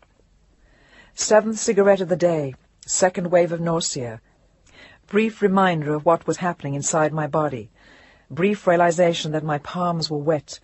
And then a smiling girl of about my own age, and looking as though she might be from Cleveland, appeared to take me in to see Mr. Templeton.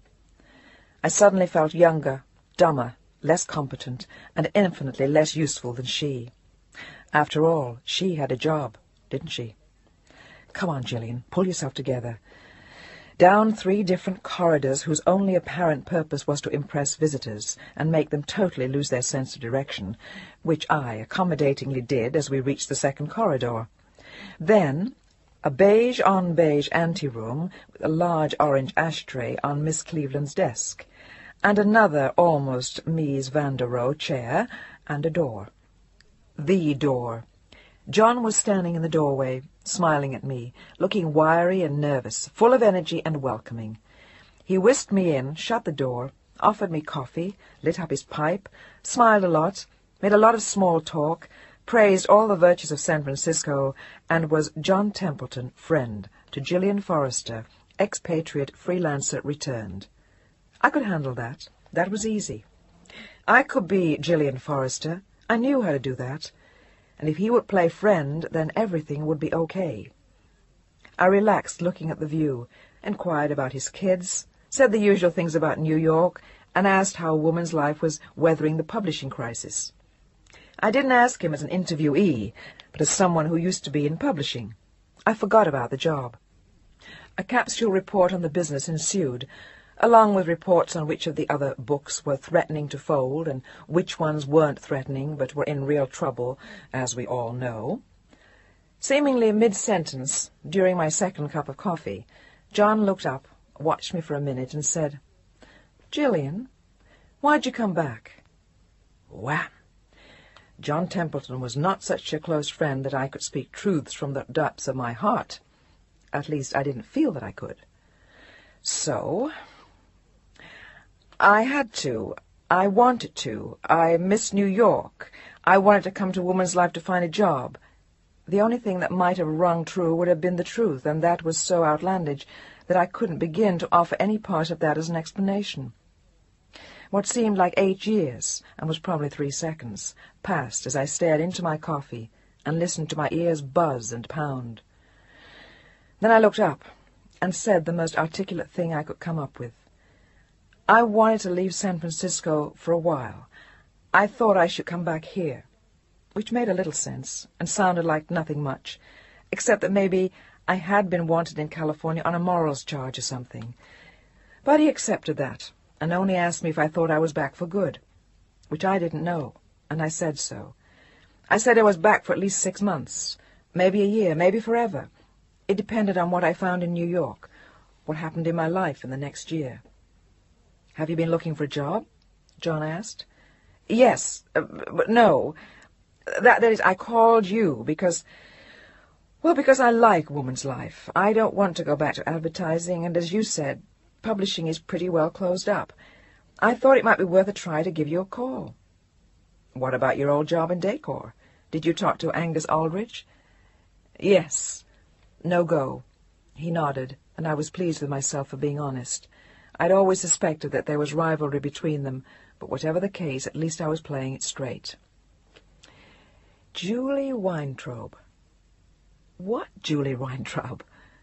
How did she get into this? What in hell is he talking about Julie Weintraub for? Julie Weintraub?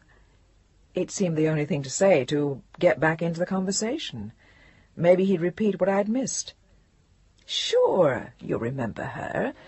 You two worked on a couple of projects together. Christmas and...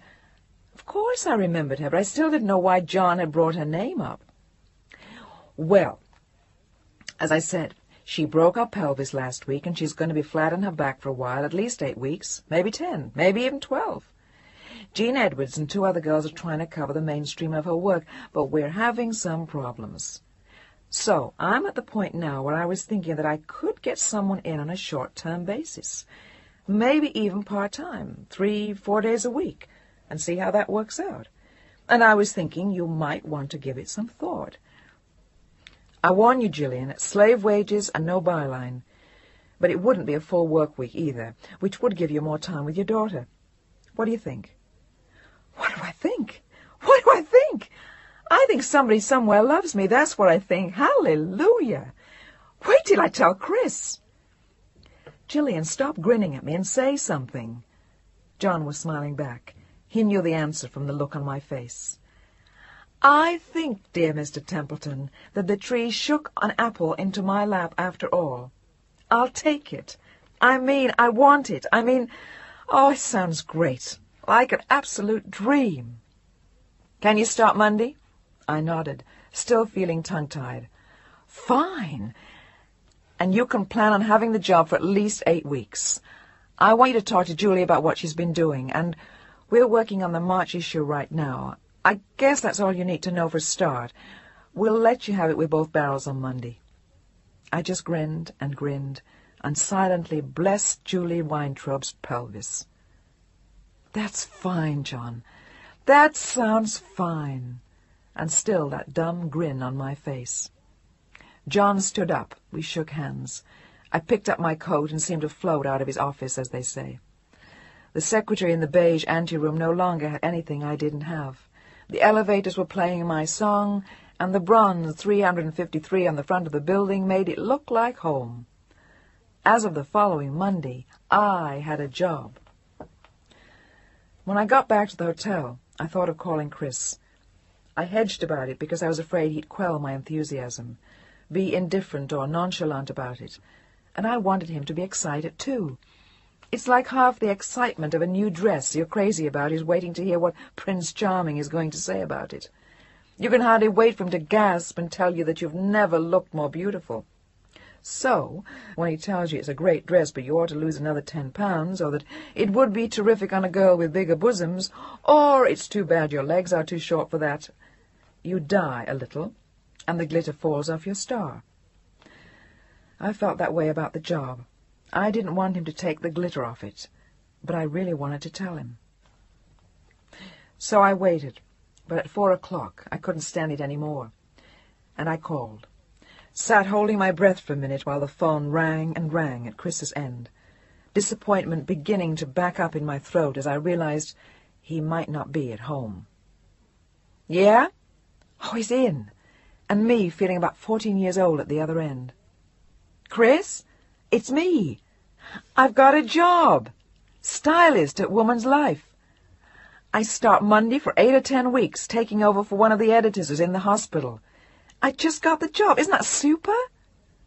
All of it pouring out in one breath. Why couldn't I make it sound more grown-up or professional or something? My excitement and something like embarrassment at talking to Chris made it sound so small and kind of foolish. Or maybe that was just me, feeling small and sounding foolish. That's nice, Jill. It'll keep you busy for a while. Why didn't you look for something longer term? You'll just be out looking again in 2 months this way. He would think of that.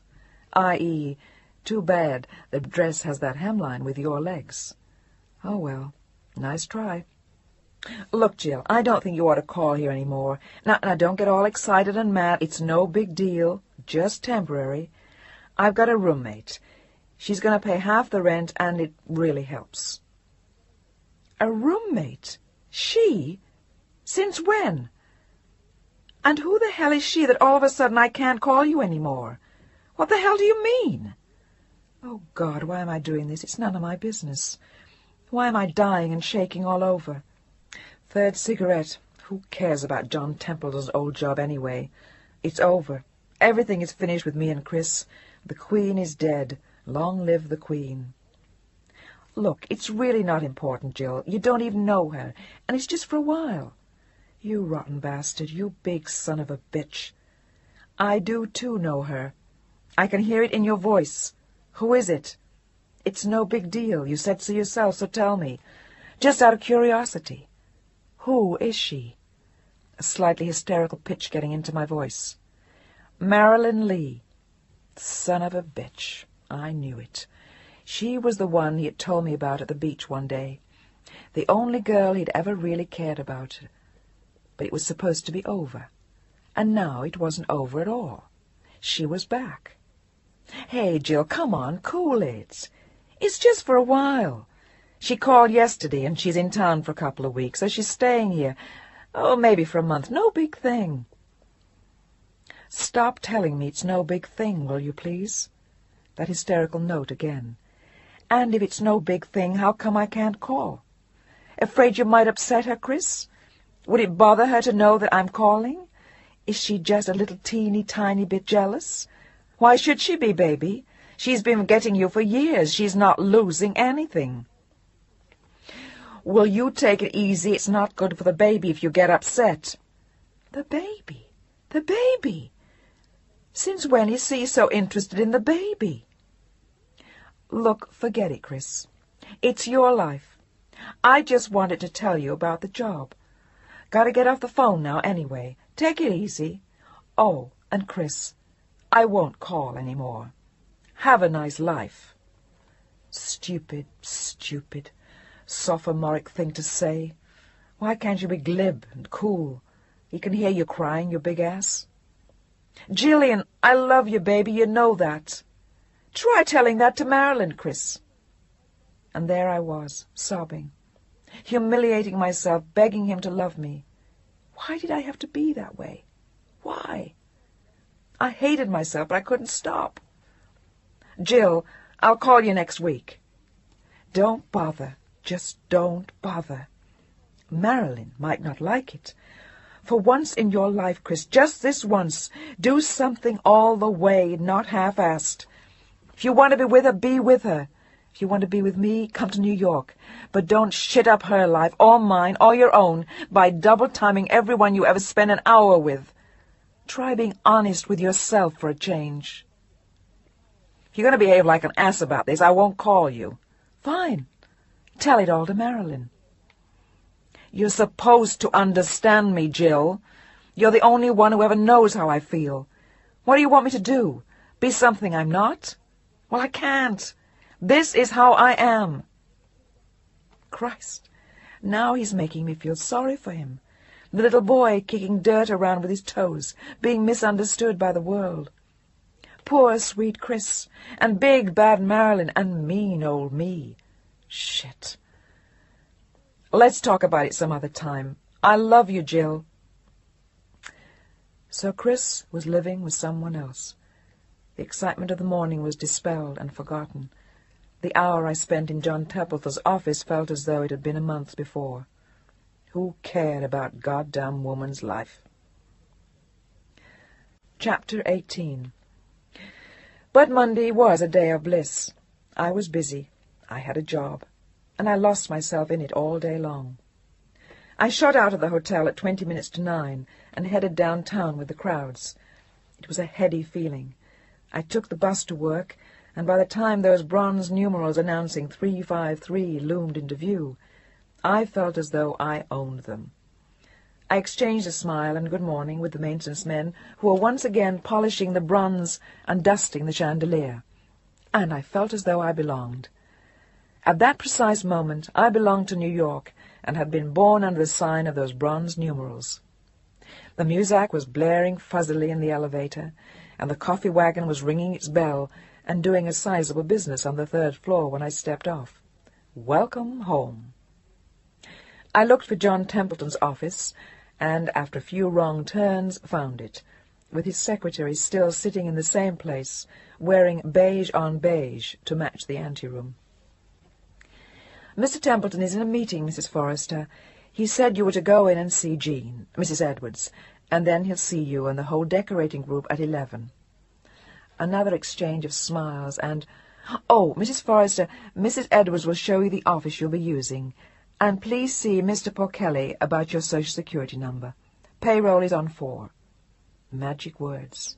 It was real. Further down the maze lay Jean Edwards's office, tucked in between 2 larger ones. Hers was tiny, disorderly, littered with fabric samples, needlepoint kits, bright posters, dirty coffee cups, and scraps of paper with 8 or 9 messages scrawled on them in different directions. Her office was bright and friendly, and full of potted plants. An arrow with "Up" painted on it in red letters pointed down, and a huge poster that said "Smile" showed a photograph of a little girl in tears, looking at her ice cream cone lying on the pavement at her feet. I waited for Jean while people came and went. I looked in, rushed by, and had the air of very busy people. I felt like a guest.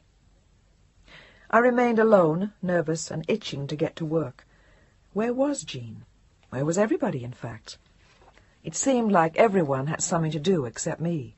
It was like a giant game, and I wanted to play too. Faces continued to appear in the doorway and then go away again, and the minutes ticked by as I glanced through the 3 most recent issues of the magazine. "Waiting for Jean?" I looked up when I heard the voice, and a tall man in his mid-40s met my gaze. He had black hair, bright blue eyes, and was sporting a well-trimmed beard. "Yes, I am." "Friend or foe?" The eyes twinkled as he asked. "I'm not sure, but I think I work here." "Oh, the new secretary. Right." His face lost interest, and he sped away down the hall before I could respond, with irritation mounting in my throat. Secretary, indeed. I continued to wait, and just after 10 o'clock Jean raced in with an armful of folders, fabric samples, and contact sheets. Her smile brought the morning back into perspective, and the long wait in her office seemed like only a moment. "Hi! I hear I have a new secretary waiting in my office." Her dark eyes flashed in amusement as she looked up at me, and then I had to laugh. "Don't let him get to you. That's just his style. He's a little brusque. When I told him you were the new wife of the French ambassador, and you had agreed to come here to discuss our photographing your house, he almost died." "Good. Who is he? Anyone important?" I suspected he was. There had been an air of officialdom about him when he walked into the room. "More or less. He's Gordon Hart, senior art director and assistant managing editor." "That sounds like more rather than less. Hard to deal with?" "Sometimes, but mostly just standoffish. And we all get bitchy when we're getting ready to close an issue. You'll see. I remember that much." "Good. Look, I haven't got time to brief you now. We have a decorating department meeting in Templeton's office in 5 minutes, and I've got to get this crap off my desk. There's a list on Julie's desk of the stuff you'll be doing for the next week at least. You've got to find me a very unusual dining room for a shooting, and we're doing children's bedrooms, and, what the hell was the other thing? Christ. Right. You're supposed to talk to the food editor about something tomorrow morning, and John has an interview for you to do next week. It'll get a little saner in a week or 2. Before that, though, you'll mostly be shoveling your driveway, so to speak. Okay? Ready? Off to our meeting. I have to stop and look at the slides from last Friday's shooting on the way. Lamps. We'll talk later, and Julie's office, yours, is 2 doors left of mine." The entire time she'd been speaking to me, she had been sorting through papers on her desk, shoving things into piles, stacking photographs, and making notes, but the stream of conversation never lagged for a second. She was one of those wiry, dynamic women in her late 30s who lives for her career. She was tough, competent, and nice, which was a rare combination, and I guessed correctly as I watched her that she was also divorced. The meeting in John Templeton's office was brief and to the point. Mimeoed sheets were handed out, listing future features in the magazine, and I listened intently, feeling as though I had somehow missed the first 2 weeks of school and already needed to catch up. By noon, I was following Jean back down the hall. She zipped into her office, and I proceeded 2 doors down to mine. I gingerly opened the door, wondering what I would find, and then stood and looked around for a moment, liking what I saw. 2 walls were blue, 1 was orange, and the 4th was brick. There was thick brown carpeting on the floor, and the walls were covered with photographs, posters, and funny little plaques. Too much of a good thing is wonderful was attributed to Mae West. 2 others said Meada and Courage, and behind the desk was one that said, Not today, Johnny boy. There were 2 plants on the desk, and in the corner an immense array of multicolored paper flowers. It was a small room, but it looked like a pleasant place to work, and I plopped myself down in the chair that said Madame Director, and momentarily felt like the winner on Queen for a Day. I felt every bit the part, and the first day at school feeling began to wear off. I hear I owe you an apology. And how is the ambassador, by the way? It was Gordon Hart, standing in the doorway with a solemn expression, watching me try my office on for size. I trust he's well, Mr. Hart. And how are you? Busy, thank you. Why aren't you? I wondered for an instant if he was serious, and groped for an icy retort, but then I saw his face relax. I feel like I've taken a job in a factory all of a sudden. Don't kid yourself, you have, and don't ever let Eloise catch you sitting around with empty hands. Even a spoon will do. You can tell her it's a prop for a photograph you're checking out. Oh, that bad, huh? I hear the art director's pretty bad, too. I raised an eyebrow and tried not to smile as I gave him back a little of his own. But I knew he was right about Eloise. Eloise Frank, managing editor, and resident terror. I still remembered her from the days I had freelanced at Woman's Life. She was an ex-newspaper woman who was at least 60 and looked 40, and had a heart of ground glass and cement. But she was a pro. From head to foot, a pro. Hated by her underlings, feared by her colleagues, and valued only by John Templeton, who knew her worth. She knew how to run a magazine, never lost control, and had an infallible sense of what was right for Woman's Life. By the way, Mrs. Forrester, there's a general staff meeting at 9 sharp tomorrow morning. You're expected to be there. I had almost forgotten Gordon's presence while I remembered the terrors of Eloise Frank. Fine. I'll be there, Mr. Hart. You'd better be. Now get to work. And then he vanished, still something of an enigma. It was hard to tell when he was serious and when he was joking, or if he joked at all. There was an edge of sarcasm to everything he said. Those eyes would look at you and take hold, turn you around, squeeze you for a moment, and then drop you when you least expected it, as though life were a game. His height and slimness exaggerated the leanness of his face, which somehow reminded me of an El Greco portrait. What was it? I wondered to myself that day, perhaps that, despite the glint of humor in the eyes, there was something else there, a quality of hurt, something that made him seem just out of reach. Oh, well, Mr. Hart, you do your thing and I'll do mine, and hopefully we won't get on each other's nerves. I mumbled to myself as I began to ferret through the stack of notes on my desk. It looked as though I had a lot to do and a lot to catch up on. I was totally engrossed in sorting out what lay ahead that I didn't pick up my head until about almost 5, having forgotten everything but my work, including Gordon Hart. I poured myself a cup of coffee from the Sheen across the hall and returned to my desk as the phone began to ring. "How's it going?" It was Jean Edwards. "Okay, but I feel swamped. I've just spent the entire day going through the stuff on Julie's desk, but I think I'm catching up." "In one day? Not bad. Have you been notified of the staff meeting tomorrow?" "Yeah, thanks. Gordon Hart came by to tell me." "Oh, that's quite an honor.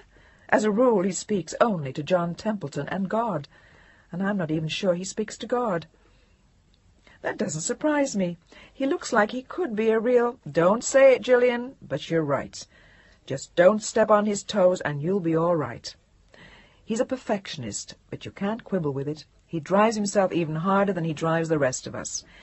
He's had some kind of chip on his shoulder for years." "Sounds like someone to stay away from."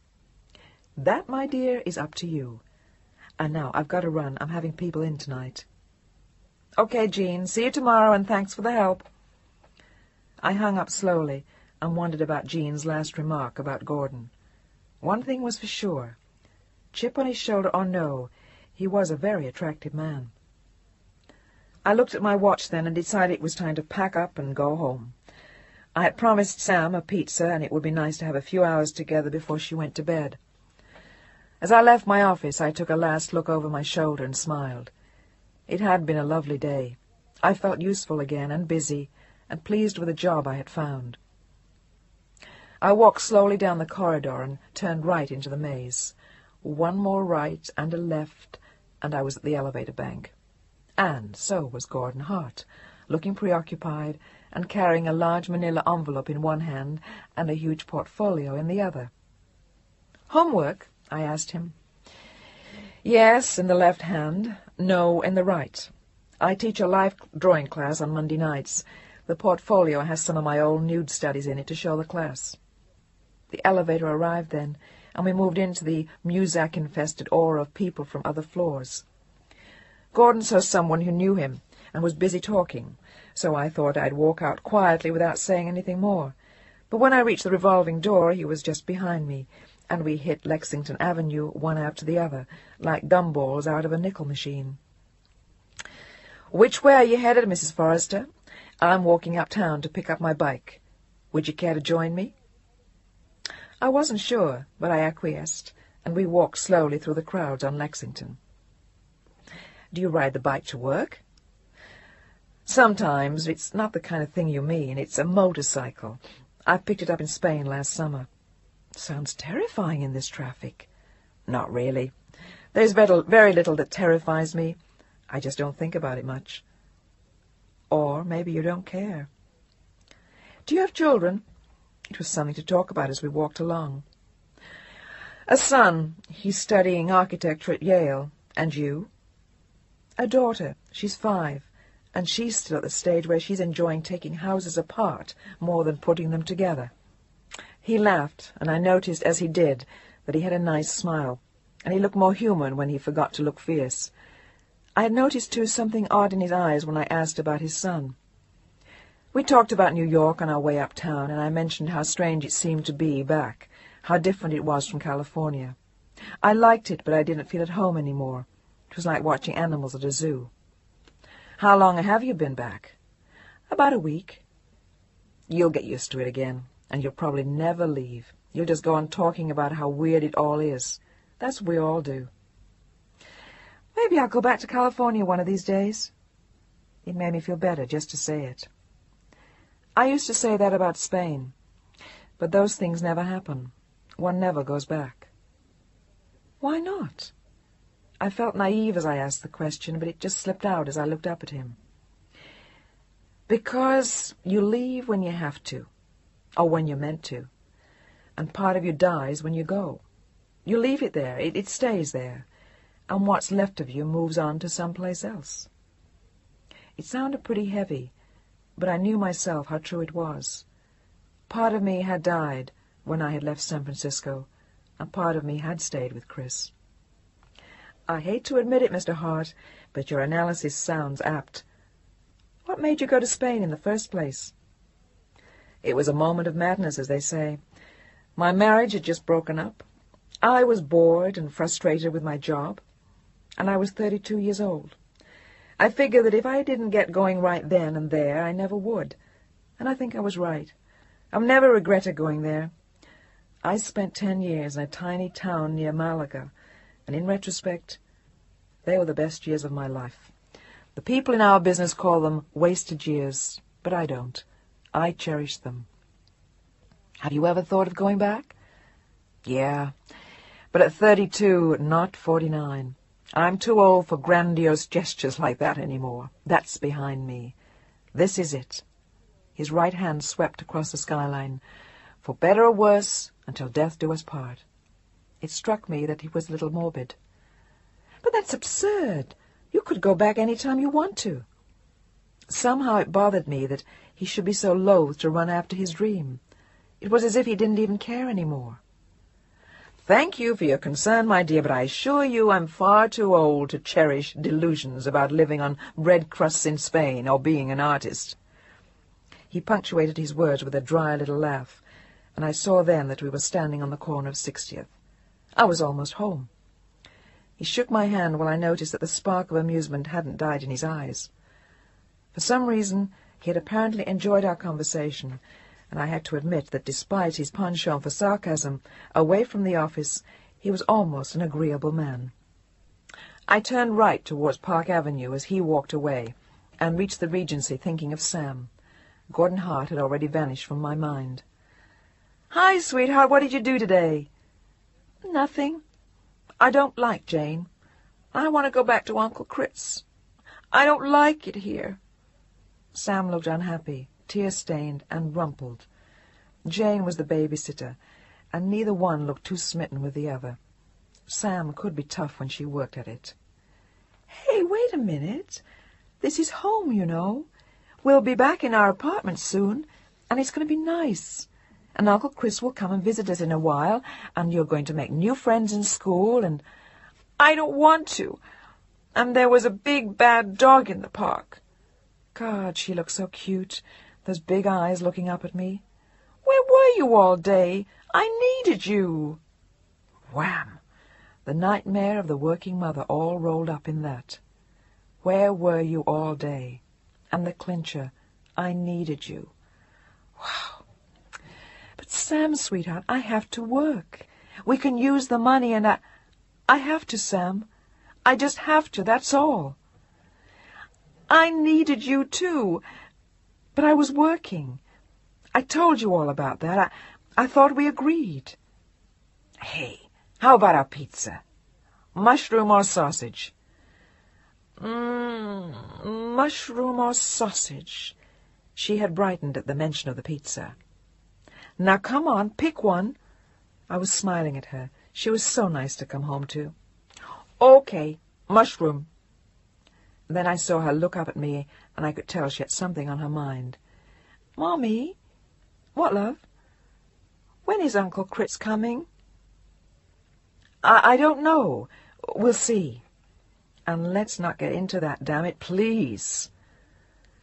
The pizza arrived half an hour later, and Sam and I lunged into it, seemingly free of our problems.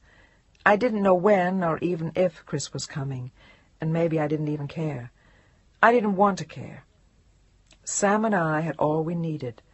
We had each other, and a great big drooling cheese and mushroom pizza spread all over the Regency's best Louis XV. What more can you ask of life? On some days, not much. Not much more at all. I looked at Sam and wanted to laugh. I felt so good. It had been a beautiful day, and she looked up at me and smiled back. She could feel the good vibes, too. Mommy? Uh-huh. My mouth was full of food. Can I ask you something? Sure. What? But not another pizza. I felt like I was going to explode. No, not a pizza, Mom. She looked at me with disgust at my simple-mindedness. Then what? How about a baby sister sometime soon? Chapter 19. The second day at work was even better than the first. I felt as though I belonged. The staff meeting was no different than any other, but it gave me a chance to take a look at the other faces I'd be working with and what was going on. John Templeton conducted like a board chairman in an early 50s movie, and Gordon Hart stood at the back of the room watching the show while I sat with Jean. I half expected Gordon to say something when we walked past him on our way out, but he didn't. He was involved with briefing one of the junior editors on some project John had discussed. He didn't even try to catch my eye. The only thing directly penetrating to me during the 2-hour session had been that Milt Howley, the black singer, had agreed to give Woman's Life an interview, and John Templeton had assigned me to do the job. It sounded like the proverbial plum. When I got back to my office, Matthew Hinton called, and I succumbed to the lure of opening of the horse show the following night. Once again, I couldn't resist. And before lunch, I called Hilary Price. I had tried her a few days before and had been told by her secretary that she was in Paris for the collections. I had met Hilary Price during my early years of work. We worked on the same magazine briefly, and she had since risen to rather impressive heights on one of the more important fashion magazines. A far cry from Woman's Life. It was one of those super fashion books that paint women's faces green and then paste peacock feathers on them. We took a liking to each other when we first met. It's not a deliciously noisy, rude, obvious friendship like the one with Peg, but, though more polite, relaxed in its own way. I always feel I have to rise somewhat to Hilary's level, though, which in a way is good for me, but the effort is never overwhelming. I can still let my hair down and kick off my shoes. In a way, she's kind of mind-expanding. Hilary. Always calm, always unruffled, discreet, elegant, witty, obviously strong, but basically kind. Very chic, very New York, an intelligent woman whose mind appeals to me immensely. She looks amazingly flamboyant because she has a lot of style, and a look that classifies easily as sophisticated. But in spite of the looks, she's actually quiet. About 35, or thereabouts, her age is permanently veiled by an aura of mystery. She never tells or gives herself away. Divorced also, she has lived in Milan, Paris, and Tokyo. Her first husband was an aging Italian count whom she refers to once in a while as Cecco, short for Francesco, I gather. He had been on the verge of death when she married him, or associate thought, but he managed to revive long enough to marry a 17-year-old girl 3 weeks after their divorce. The phone rang in Hilary's office, and on the second ring she picked it up herself. "Hello? Hilary? It's Gillian." "Welcome back, my dear. Felicia gave me your message. And what brings the little bird of peace back to the Mecca?" She was laughing in her funny way. "Who knows? God, it's good to hear your voice. How was Paris?" "Exquisite. And rainy. The collections were abhorrent. Rome was much better. I ran into my ex-husband Cecco. He has a new mistress. Delightful girl. She looks rather like a Palomino colt." "How was he?" "Alive, which in itself remarkable. I cringe to think of how old he must be. It must be costing him a fortune to keep having the dates changed on his passport. The paper was wearing thin years ago." And we both giggled. She was so bad sometimes. I've never met Cecco, but I had these terrible visions of him. "And you, Gillian, how are you, dear? You didn't answer my last letter. I was a little worried." She sounded throaty and sarcastic, and the same as ever. There was a warmth beneath the sarcasm, and a tone which suggested that she cared about the person she was speaking to. It was a knack she had, which might have been cultivated, but I thought it was sincere. Hilary sounded great, and asked for a brief resume of all the news, please. In other words, Gillian, the bare essentials. When did you get back? How long are you here for? And what are you doing? I answered the first two briefly, and then told her about the job at Woman's Life, about John Templeton and the miracle of an 8-week job that was made to measure, about Julie Weintraub's broken pelvis, and even about my dining-room search. I thought she might have an idea. Hilary's laugh came back at me again, and an order to "Slow down there! What's all this about Julie Weintraub in a dining room?" If I understand you correctly, you are looking for a broken pelvis and just bought Julie Weintraub's dining room, or you bought Julie's pelvis and broke your dining room. And do I have a what? A pelvis or a dining room? I have both, but you are welcome to neither, my dear, and it is quite clear that New York is too much for you. By then I was laughing harder than Hilary and trying to unsnarl the whole thing, which I knew she understood perfectly well anyway. Actually, Gillian, I've never met Julie Weintraub, but I'm delighted you have the job. It sounds like just your cup of tea. By the way, I have a very old friend who works on the magazine, a fellow by the name of Gordon Hart. Have you met him yet? I suppose one could hardly expect you would have in 2 days. Actually, we did meet. He seems nice enough. Kind of a sarcastic bastard, though. I didn't know he was a friend of yours. You've never said anything about him. Oh, not that kind of friend. I knew his wife years ago when she was a model and I had just arrived in New York. They were getting divorced, and he was on his way to Spain to make like the Ernest Hemingway of the art world or some such. Then I bumped into him myself in Spain years later, and afterwards we began meeting at official functions for the magazine types. He's one of the few redeeming features of those events. He's a very capable man, and a nice one. The sarcasm is, well, something he uses to keep the world at bay. There's a wall around him a mile high. In any case, Gillian dear, how's your Christopher, the big romance? Like Peg, I had written to her from California. Silence at my end, and a brief paralysis of the mouth, or was it my heart? Hilary, I don't know for the time being. Can't talk about it. Good enough. The less said the better for now. But if you need me, you know where to find me. Why don't you come for drinks on Thursday night after work, and we'll have a good long chat about anything you do want to talk about, and I'll see who I can get for dinner. Maybe Gordon and 4 or 5 others. It's awfully short notice, though. Anyone special you'd like me to ask?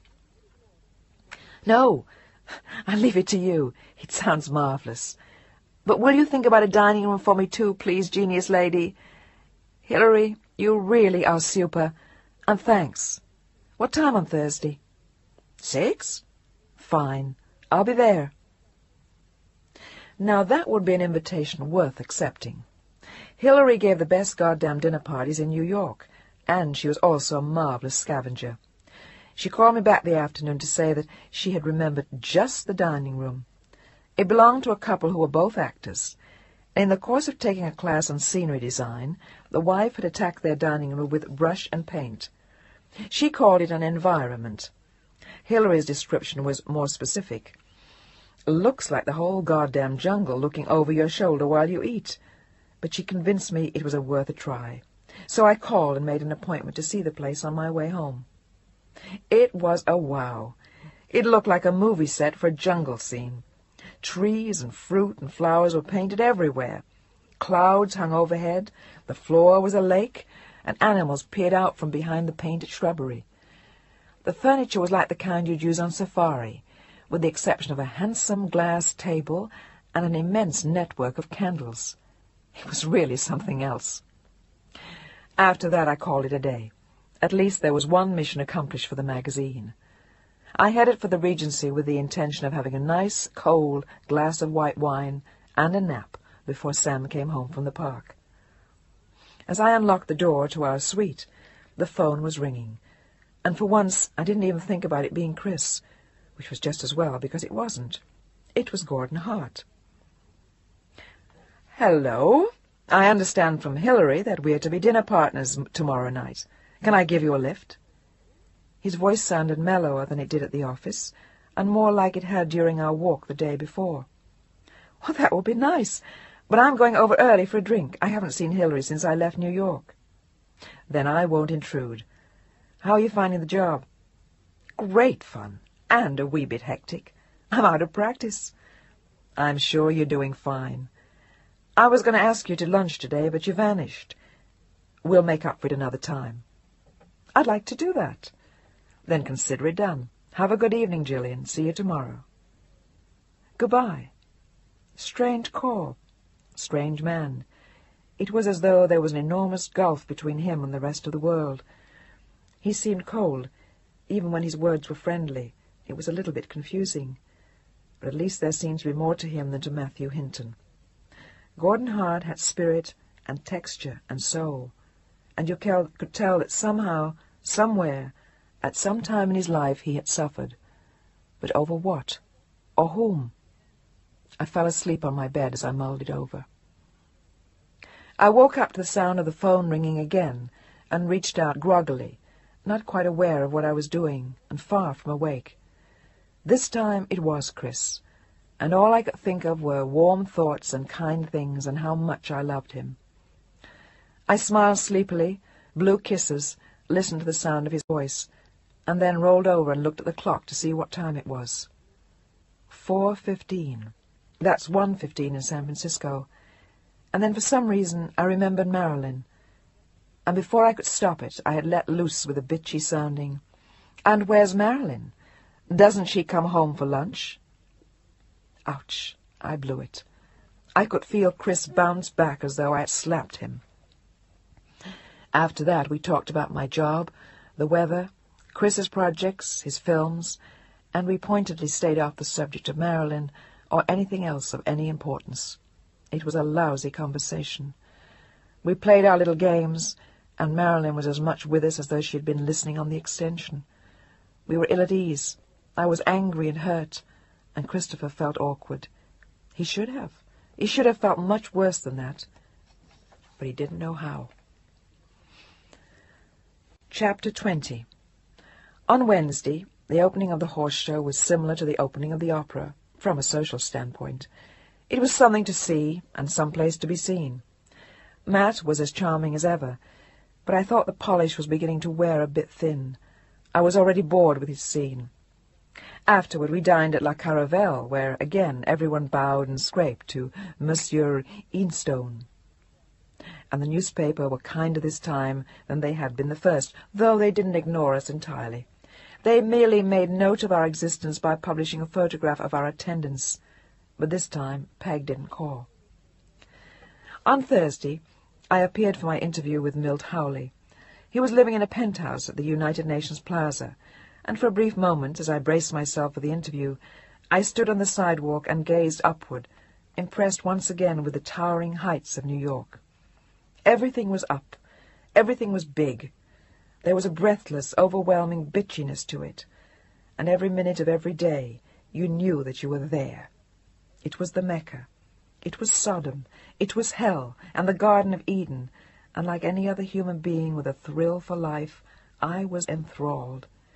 And I knew then that even if I left the city the next day, never to return, for one brief moment I had looked at a building 50 stories high, and New York and I had come to terms.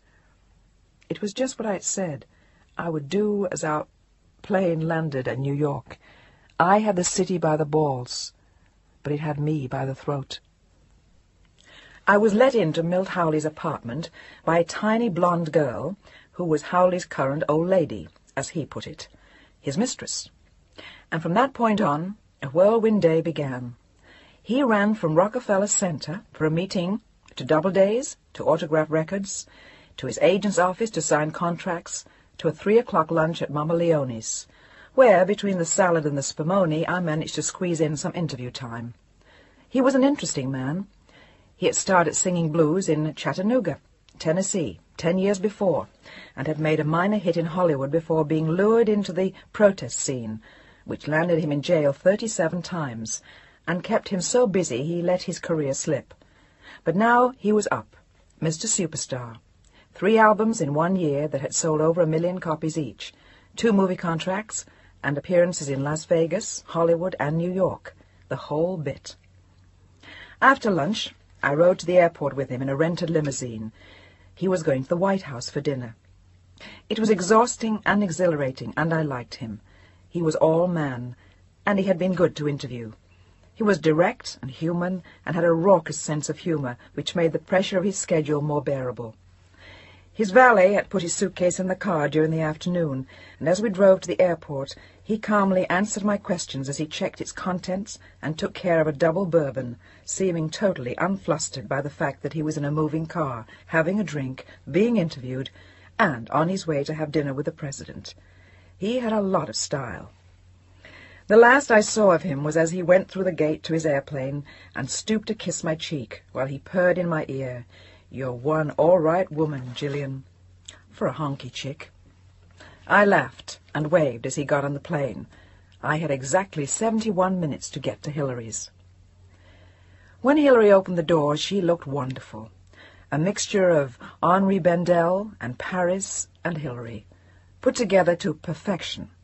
The kind of woman other women envy, but that make men feel a little uncomfortable. They wouldn't want to get her hair messed up. She's the kind of woman who spends a lot of time with homosexuals, other women, and old friends. All her lovers are temporary, some of them indecently young, but very attractive, and most becomes friends eventually. Hillary must be hard to love. I would have felt sorry for her, except I wouldn't have dared. Pity was something you did not dare to think about in the company of Hilary Price. Respect was more like it. In fact, a feeling akin to what my grandmother had inspired. Tough, ballsy, women like that you stand taller, command their due. These are the women whom friends put on pedestals, the same women who would do anything for those friends with one hand while castrating their men and their sons with the other. Hillary has an incredible amount of style. Everything she does is done to perfection. Her manicure, her home, the dinner she prepares, her work, and her friendships. There is another side of Hillary which is cold and could be very cruel, but she reserves that for the people who cross her. I've never had the occasion to incur her wrath, and for that I'm grateful. I have seen her take people apart verbally, and it is formidable and terrifying to watch. Perhaps it is that men sense, which makes them keep their distance or move on quickly. Hillary and I have never had the sloppy ease with which I share with Peg or some of my other friends. I wouldn't pick my teeth, use all the cuss words I might otherwise, or show up at her house in blue jeans and a ragged sweatshirt. But I share something else with Hillary which I do not share with the others. The others have known me as a child, and there is still much of the schoolgirl in all of us when we meet. We still look upon our relationships with each other in the same spirit that they began. The friendship with Hillary, however, began when we were both grown up, so perhaps we expect more of each other.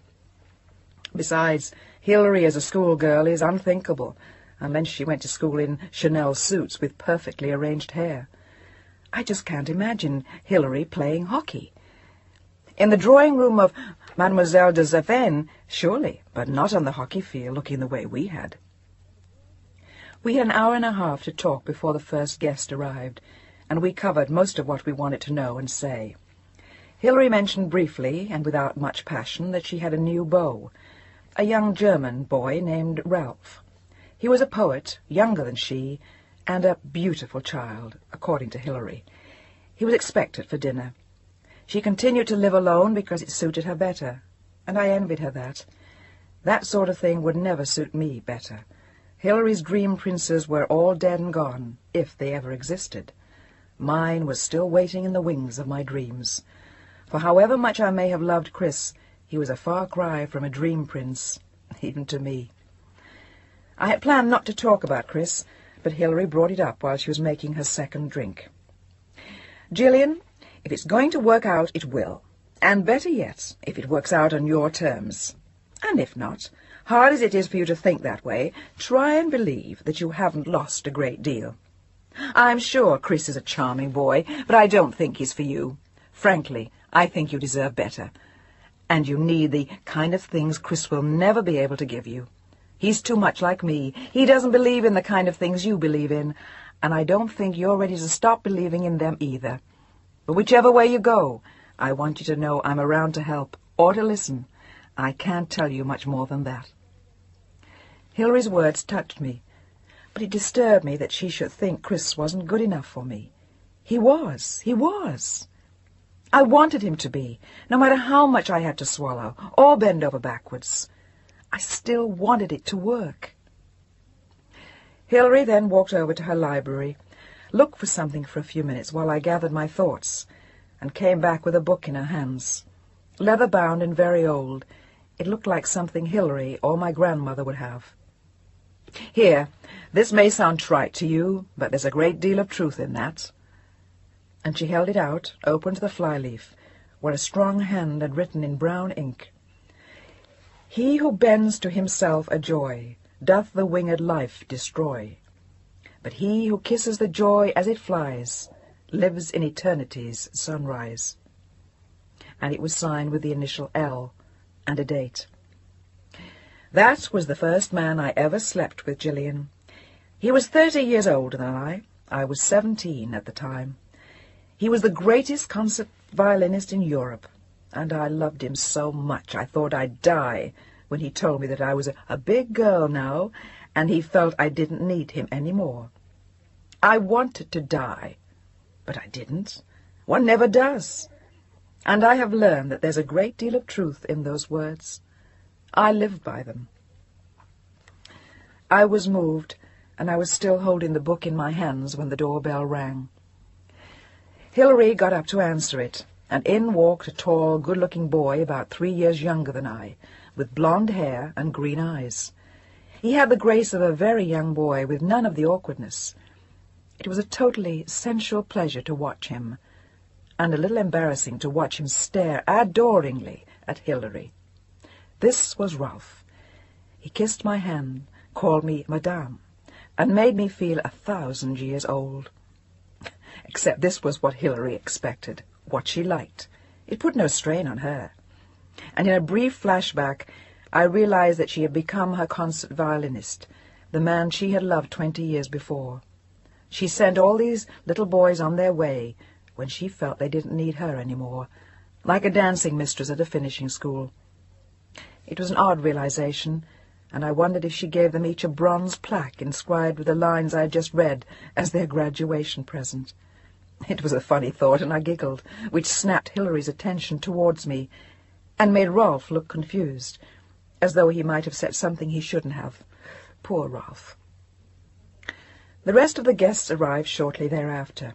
Another editor from Hilary's office, an extremely elegant Italian girl, Paolo de San Frascino, the daughter of some nobleman or other. She spoke charming English, and was obviously very well bred.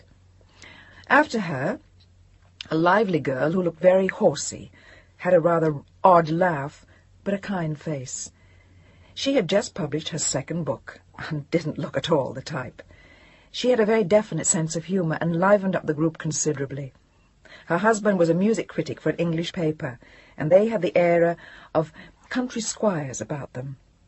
She wore some kind of caftan with Moroccan jewellery, had none of the super chic of either Paolo or Hilary, but nonetheless a certain style. And her husband had none of the ethereal qualities of Rolf, which was refreshing. I was beginning to find the golden poet a little hard to talk to. The doorbell rang twice more after that, once for a terribly pompous but good-looking Frenchman who owned an art gallery on Madison Avenue, and the last time for Gordon Hart, who seemed to know Paolo and Rolf. He and Hilary embraced, and he then proceeded to the bar to make his own drink, looking very much at home. Much more so than Rolf, who looked as though he was not allowed to touch anything without Hilary's permission. Before doing anything or opening his mouth to speak, Rolf seemed to check with Hilary first, and it made me nervous. It reminded me of the way I had been when I got married, and it was embarrassing to watch someone else doing it. The evening passed delightfully. It was like flying back and forth on a trapeze, being part of an acrobatic act. We rushed from Japanese literature to French tapestries, to the new rages in Paris, to Russell Baker's latest editorials, to the political implications of American literature versus Russian literature at the turn of the century, on to homosexuality in Italy, and speculation as to the demise of the church and organized religion in our society, on to Oriental cults, yoga philosophy, and the I Ching. It was exhausting and exhilarating, the kind of evening you could only stand about once every 6 months. It takes you that long to get all your faculties refurbished afterwards.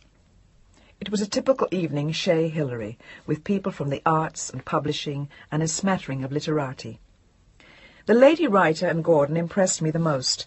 They seemed knowledgeable and informed, but more down-to-earth than the others, infinitely more aware of reality, something which had become important to me since my days with Chris. My days of enjoying the purely theoretical were over, and I had come to have a healthy respect for the real. Gordon took me back to the hotel, and we spoke of nothing in particular. The excessive intellectualism of the evening had been dispelled when the group disbanded to go home. As we reached the hotel, I expected him to invite me for a drink, but he didn't. Instead, he looked down at me and said, "How about dinner tomorrow?" He looked suddenly vulnerable and kind, and I wanted to have dinner with him. "I'd love to." "Good. I'll give you a call in the morning and let you know what time. I have a meeting with John at 5, so I doubt if it'll be much before 8. "Suits me." "Thank you, Gordon. And thanks for the lift home. Good night." I could hardly wait till dinner the next evening, and as I rode up in the elevator, I made a mental note to buy a new dress. Chapter 21. "Where are you going, Mommy?" "Out to dinner, love." "Again?" "Ouch. Oh, Sam."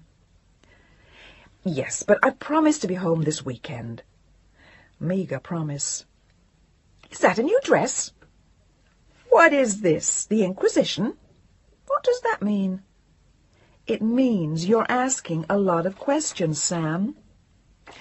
"Well, is it a new dress?" "Yes." "I like it." "Well, that's a relief. Thank you." She was sprawled on the couch and checking me out with a critical eye. "You know, you're getting fatter in the middle, Mom. You don't look skinny like you used to." "What do you mean, fatter?" My heart sank. I didn't think I showed yet. "Just a little. Don't worry." The phone rang then, and I kissed Sam on the top of her head. "I won't. Now, you go take your bath, and I'll answer the phone. Scram!" She took off, and for a sad instant I thought it might be Gordon calling off our plans. He would be held over at the office, or had been poisoned at lunch, or had broken an ankle, something, like cold feet maybe, or another date. "That's okay, Gordon, I understand. But what about my new dress?" "Hello?" "Yes, operator, this is she." "Hello, Chris." "Yes, what's up?" "No, I'm not uptight. No, I'm alone." Okay. "I was just getting ready to go out to dinner." "What the hell do you mean it didn't take me long?" "Just dinner with a friend of Hilary's." Why did I have to put it that way? "No, he's not a greasy Italian count. He works at the magazine, Woman's Life. You know, I think you could really hold off on those remarks. For someone who's living with a girl, you're awfully touchy, dearest." "Oh, really? And why is that so different? Would you like to tell me why?" "Hardly. I'm still pregnant. Or have you forgotten that little detail?" "It's not too late for what?" "Forget it. That's out of the question." "How's Marilyn?" "Okay, I don't want to hear about it." "Don't explain, Chris. It's very clear as it is." "Leaving? When?" "I'll believe it when I see it." "Look, Chris, will you please get off my back about tonight? I'm here because you wanted me here. It wasn't my idea." "All right, we'll talk about something else." "Wouldn't want to get Uncle Chris upset, would we?" "She's fine. Yes, she still asks for you." "Concerned with our little family tonight, aren't we?" "Why?" "Marilyn giving you a rough time." "Look, Chris, I think it would be better if you didn't call for a while. I can't take it. It just makes things worse. You've got Marilyn, you don't need me, and I can't handle it. I'll call you." "Oh, I see. Fine." "Look, go to hell. You've got her, so get off my back. Please." "Write to me, then." "No, I'm seeing the doctor next week. I guess everything's okay. I don't know." A little tired, but okay. Chris, how are you, really? I miss you so goddamn much, I can't stand it. No, that is not why I'm going out with Hillary's friend. The doorbell rang then, and I panicked. Look, Chris, I've got to go. I'll call you, okay? Okay, fine. No, don't call. All right, then call. Not till Monday? Oh, that's right, the weekend. I forgot. Look, I have to get off the goddamn phone. I love you, Chris. Yeah, baby, I know. It was quite a phone call, with Gordon waiting at the door. Gordon and I had a wonderful evening. He took me to a tiny Italian restaurant somewhere in the East 20s, and then we went uptown to a penthouse restaurant on Central Park South for a drink. The restaurant was housed in a faceless little office building, and the moment we stepped off the elevator, it was like entering another world. The decor was East Indian. A girl in a gold sari greeted us and parted richly embroidered curtains to lead us into the rooms beyond. There was a heavy aroma of incense in the air. The tables were long and low, and the rooms seemed to pulsate with a music I didn't understand, but couldn't help but respond to. It made me want to sway and close my eyes, in rhythm to the sensual sounds of the East. There was a single rose on each table, and the waiters were tall and dark. Many of them had beards, and some wore turbans. We drank exotic drinks, and I looked at the view in silence. It seemed as though everywhere one went in New York there was a new vista to be seen. This one from yet another angle, facing north. Central Park lying below like a child's toy bedecked with Christmas lights, and framed by the buildings on three sides of the park. I felt 1,000,000 miles from anywhere I'd ever been, and the scenery beyond the windows was merely a skillfully achieved decor, meant to remind one of New York and nothing more. Gordon ordered a delicate white wine and rose cakes, and after the waiter served us and proceeded to disappear, Gordon held my eyes for what seemed an interminable time. It was as though he were asking questions without using words, and perhaps finding his own answers. "Why didn't you stay west, Gillian?" He looked as though he already knew, but his gaze continued to hold mine as he waited for me to answer. "I wanted to come back." "That is not the truth." "All right, then. Did you run away?" "I imagine that you'd be capable of that." "I'm not sure I know what you mean. But no, I didn't run away.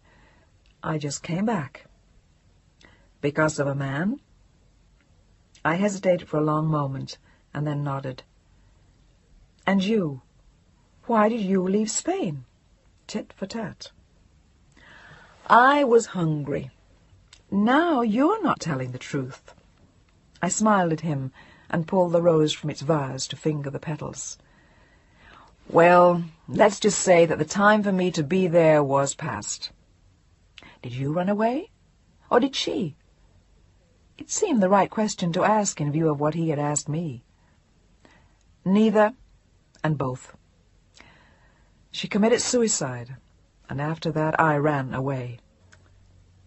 His face held a quiet sadness, but none of the shock I felt. He was the most incredibly direct man I'd ever met. "I'm sorry, Gordon." I looked away, sorry we had begun the questioning. It was a dangerous game to play. We both had our painful pasts. He looked away, a sad, serious look on his face, and I couldn't see his eyes. "That's all right. It was a long time ago. Her name was Juanita. She was the most beautiful girl I'd ever known, good and pure, like a child.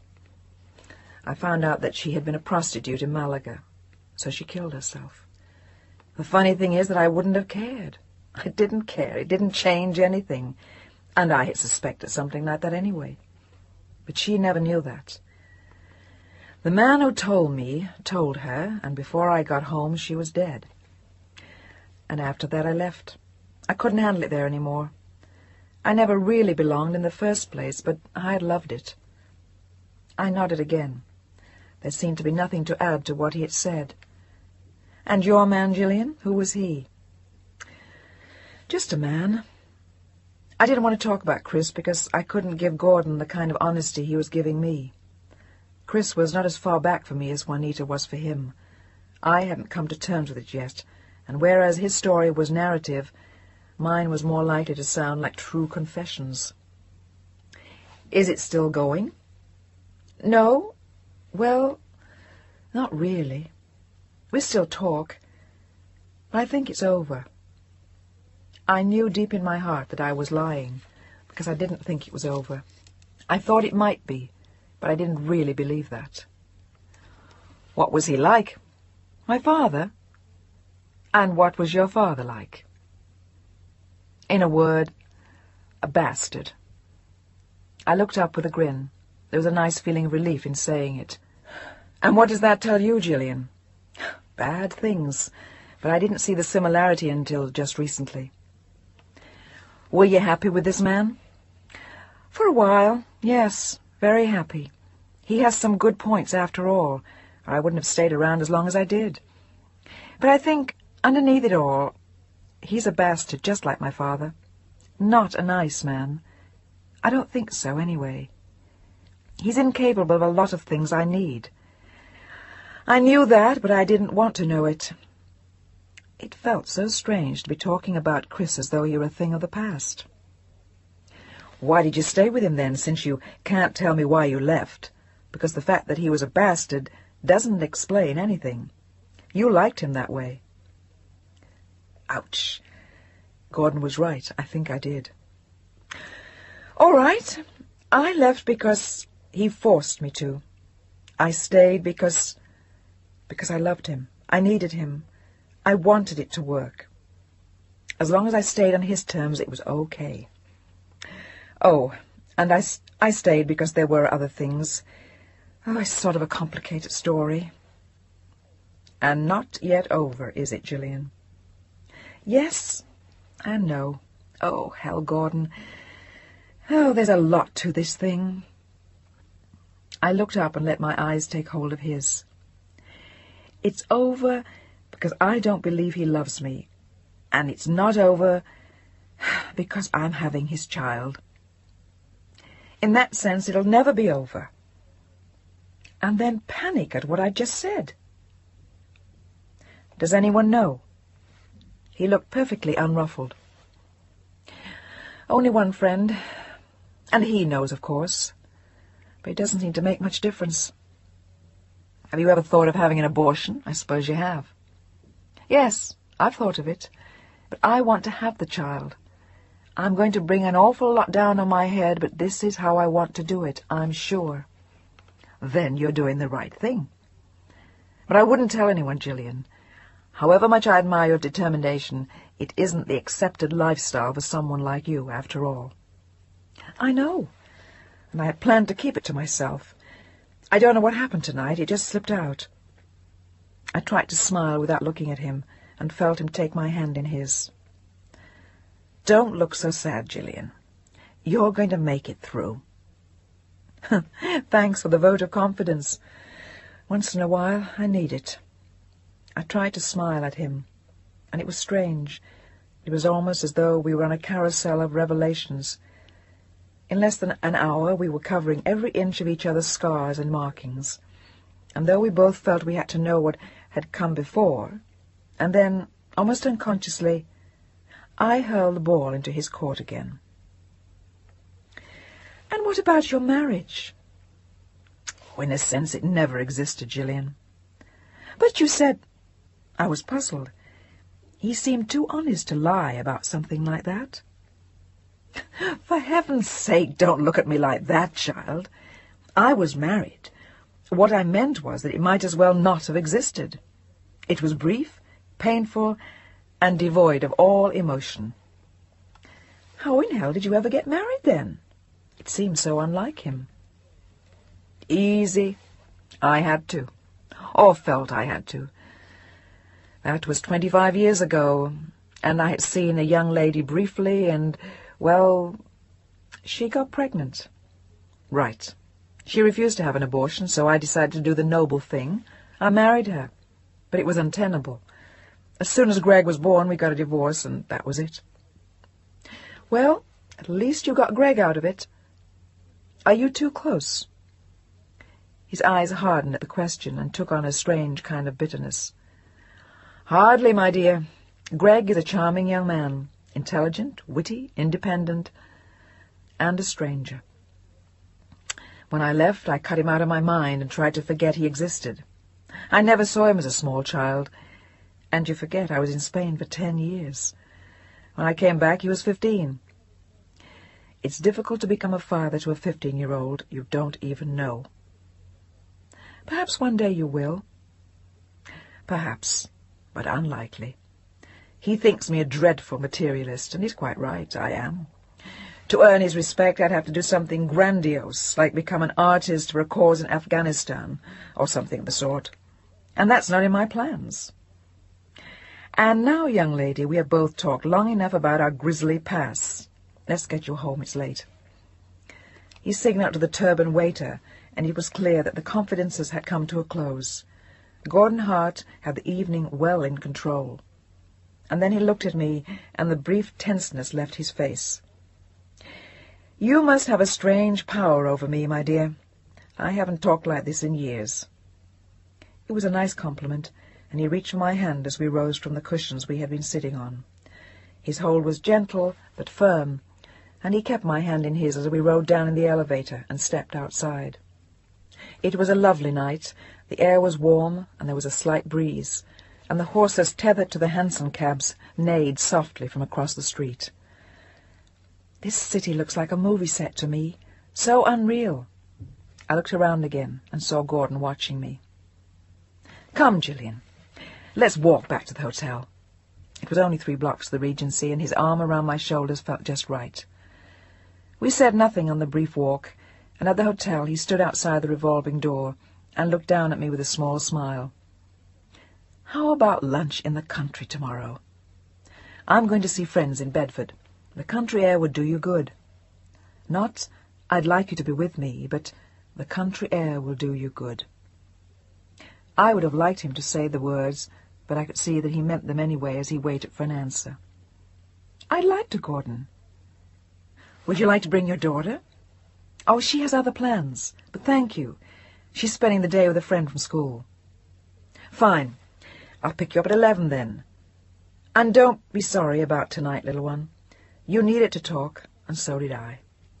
He made no move to kiss me then, but only touched my shoulder gently before he walked away.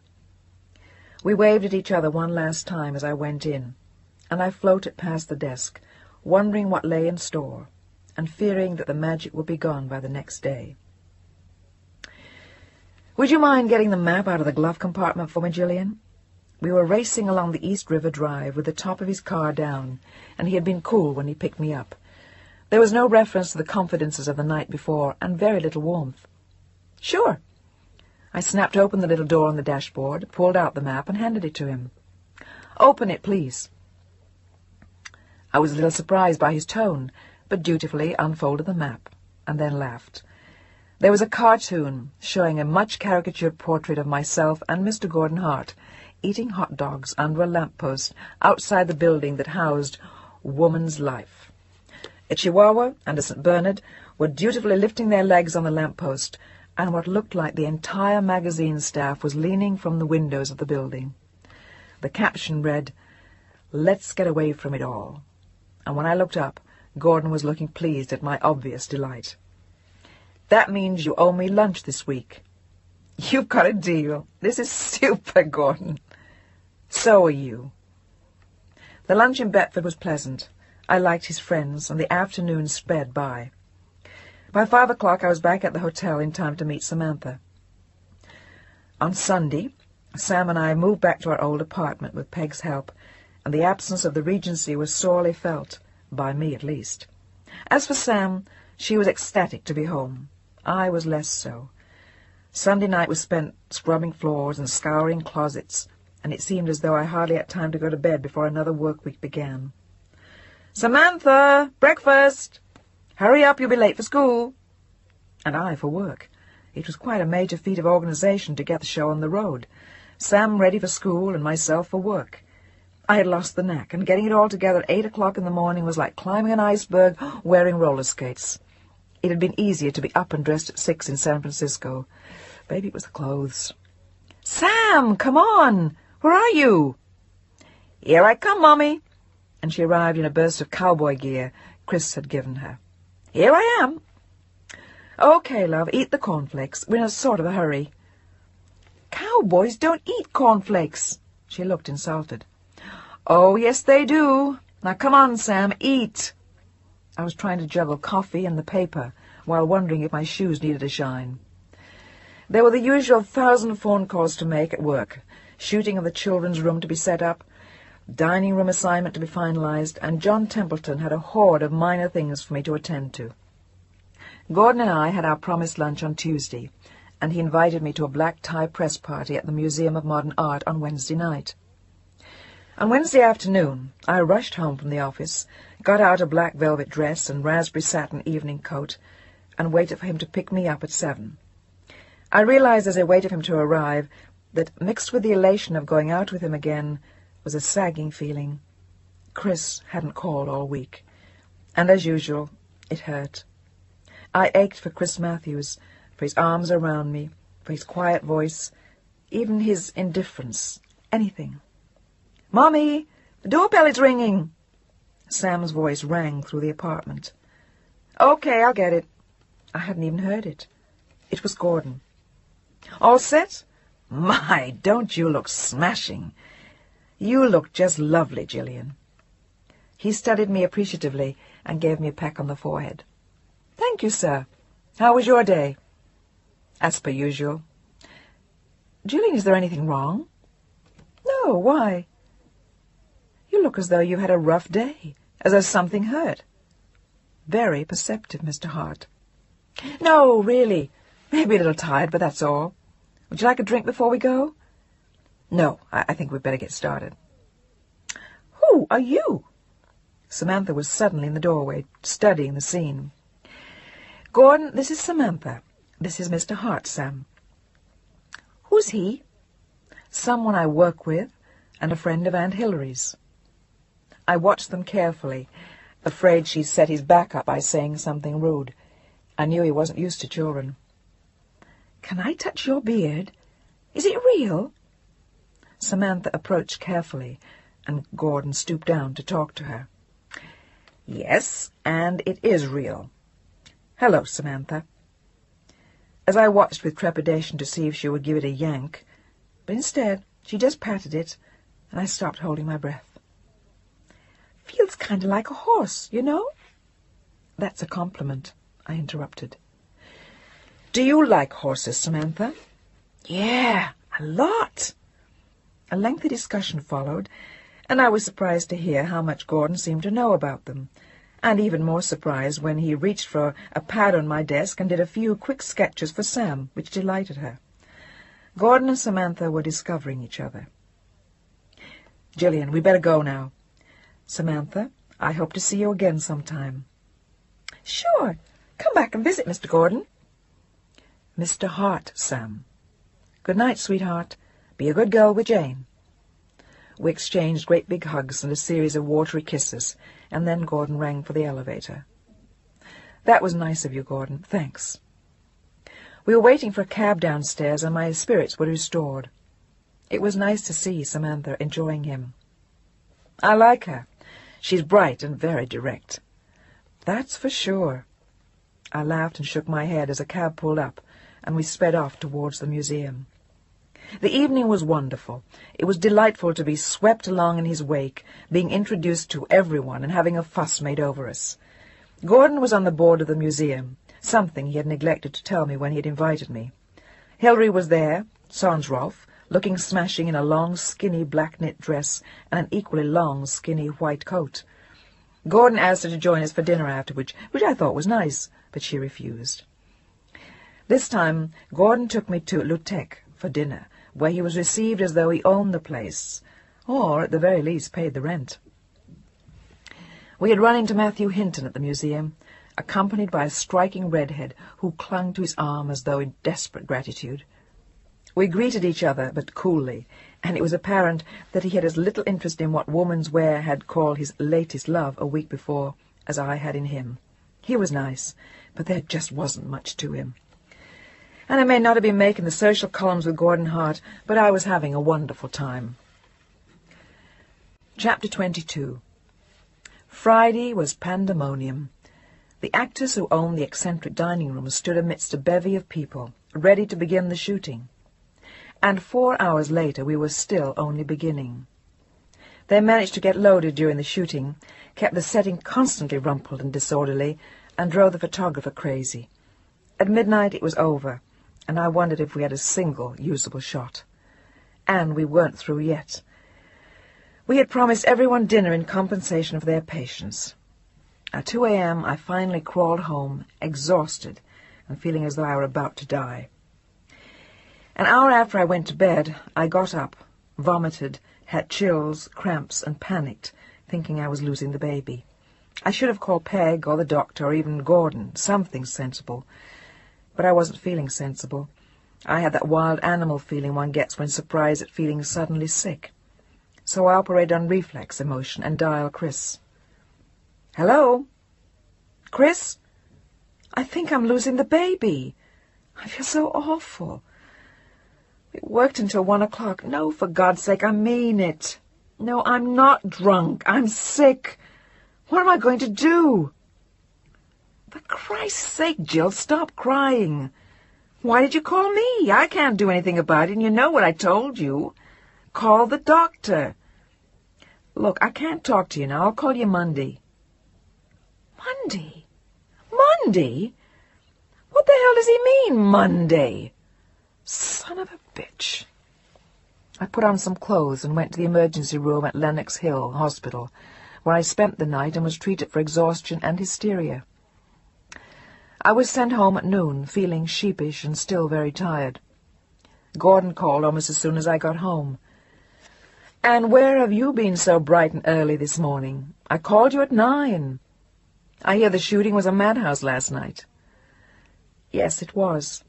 And then I told him about the night at the hospital, omitting the part about my call to Chris. Gordon was sympathetic and said he'd check on me tomorrow on Sunday, and why didn't I take Monday off? I slept all day, and when I woke up there were flowers from him. A small basket that looked like a nest, filled with tiny blue and orange flowers. The card read, "Work is the opiate of the masses, but it sounds like you had a bad trip. Have a good rest. Apologies from your senior art director, Gordon Hart." Funny and thoughtful and nice, because it wasn't pushy and signed G, or something equally irritating. He called me again on Sunday, and I was feeling better, but still pretty tired, so he agreed not to drop by, but instead invited me to dinner on Thursday. As I lay in bed on Sunday afternoon, pleased with the easiness of the Gordon situation, and maybe feeling a little supercilious about it, as though for once I had control, the doorbell rang. Who the hell is that? I got up to answer it. It was Gordon. "Change my mind. Besides, Hilary says you love having people drop in on you on Sundays. We just had lunch, and she sends her love. May I come in?" "Of course." But I was angry, really mad. I looked a mess. He had agreed not to come by. I didn't feel well, and unannounced visits from him constituted an act of pressure in my book. "You don't look too pleased to see me, Mrs. Forrester." "Just surprised." "Would you like a cup of tea?" "Yes, but I'll make it, and you go back to bed." "No, that's all right. I'll stay up. I'm really fine." I wasn't about to get into one of those "now tell me, doctor" scenes with him on the edge of my bed. "You look fine to me, but I don't know much about these things. I'll make the tea." He returned from the kitchen after much scrapping and banging, and he sat there looking unaffected by it all, making easy conversation and looking around pleasantly. Samantha was out, and the apartment seemed horribly quiet. I was in the midst of making stiff, pompous remarks about something and looking into my teacup to cover the fact that I was uncomfortable when Gordon got up, came around the coffee table, sat down, and kissed me. His beard felt scratchy, and his mouth felt soft, and I was too embarrassed not to kiss him back. He kissed me, and then leaned back a little, looked down at me, and hugged me. He hugged me. A nice hug. The kind I had longed for when I was 8 years old, and still longed for 20 years later. And there was Gordon Hart hugging me, while I sat in the circle of his arms and was suddenly in tears. I tried to make light of it after that, for fear that he was going to try to take too many steps further, and I didn't want to get into a scene like that with him yet.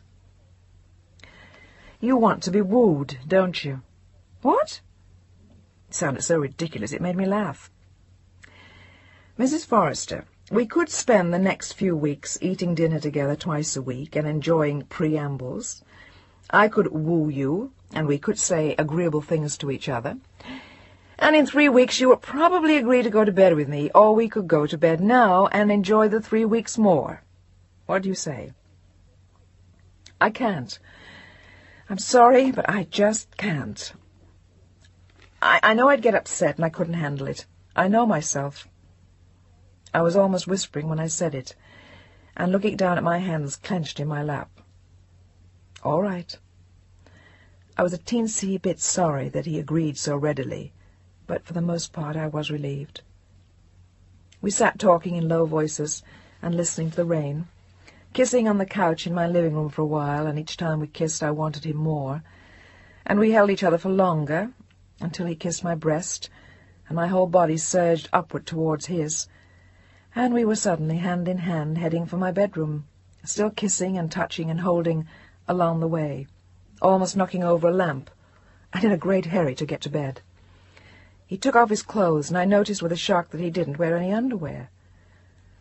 Why, Gordon Hart, you look so goddamn serious all the time, and there you are, walking around the magazine all day, with no underpants on. What if your zipper breaks? I was laughing. It really struck me funny. It never has. What if you got in an accident? My grandmother always said. And he roared with laughter, and walked over to help me take off the rest of what I had on. Gillian, you're beautiful. He sounded as though he meant it, and for the rest of the time our bodies rolled together, merged into each other, touched and fell away and joined again.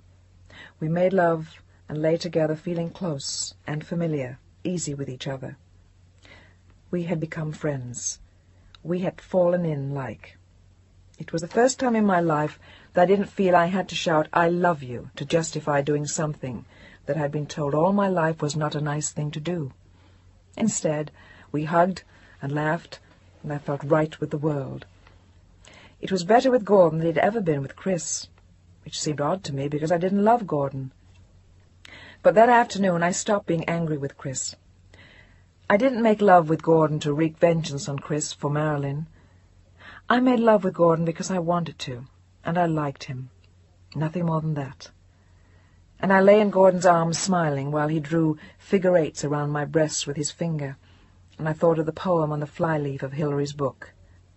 He who kisses the joy as it flies lives in eternity's sunrise.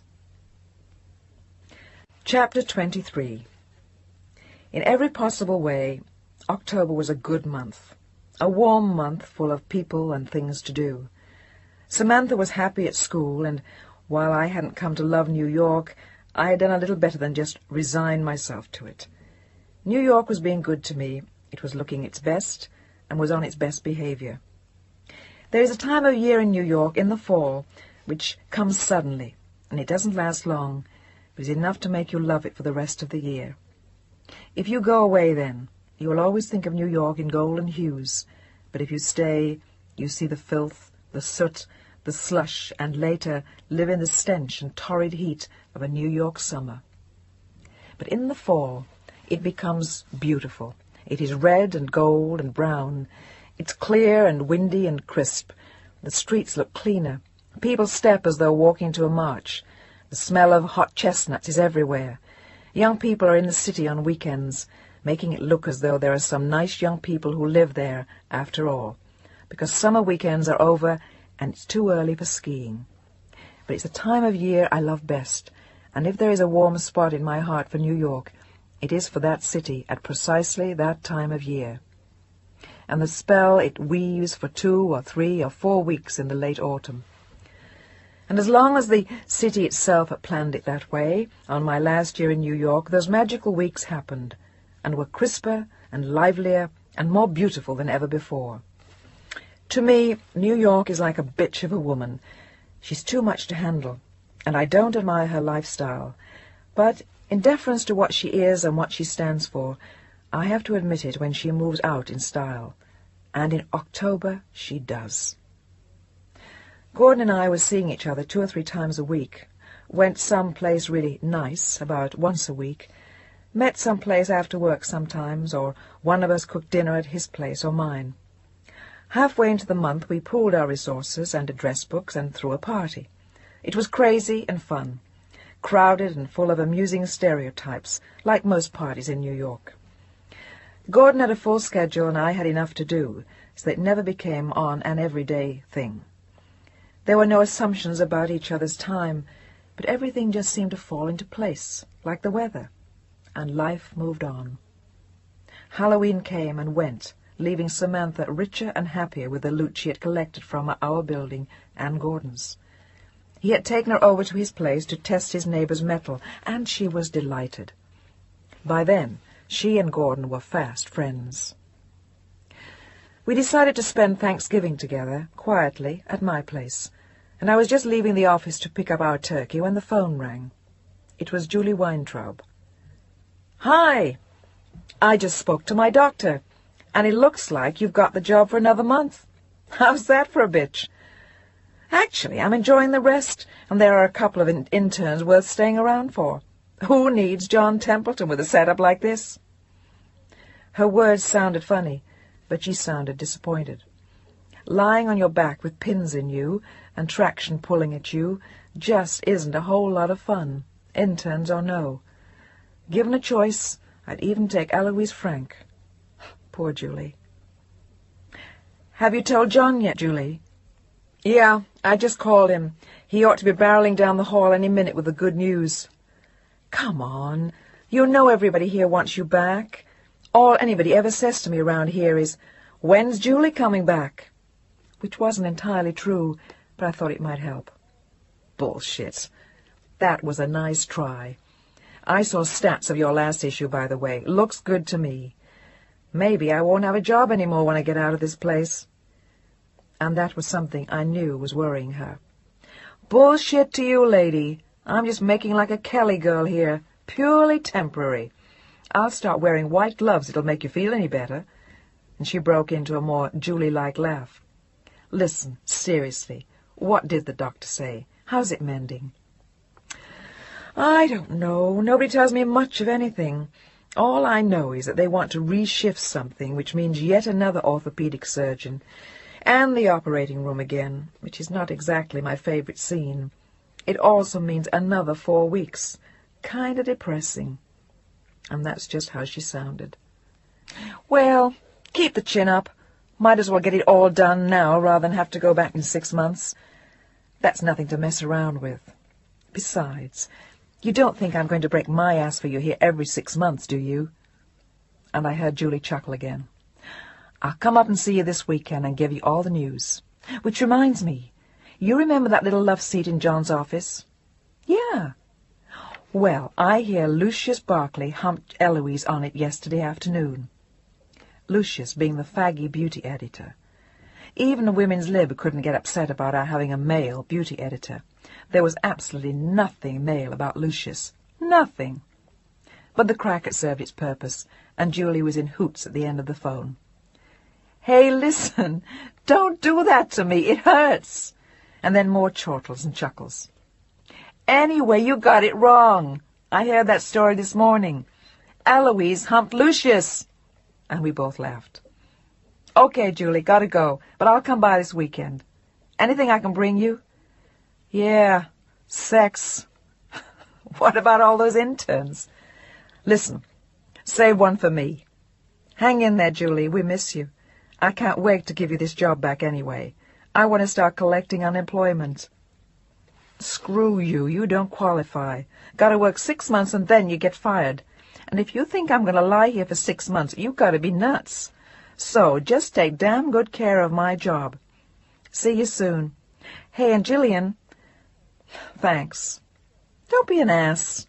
Thanks go to you. Now get off the goddamn horn before we get sentimental or I get fired.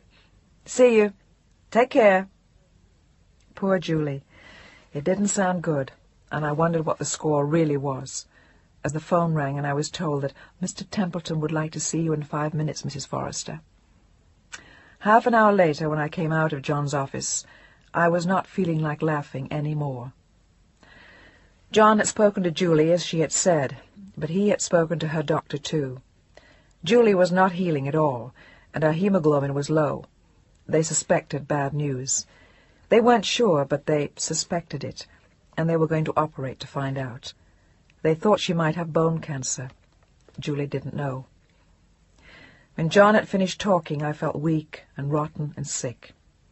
He told me not to tell anyone, and thank God he had the good taste not to mention the possibilities of extending my job into a permanent one.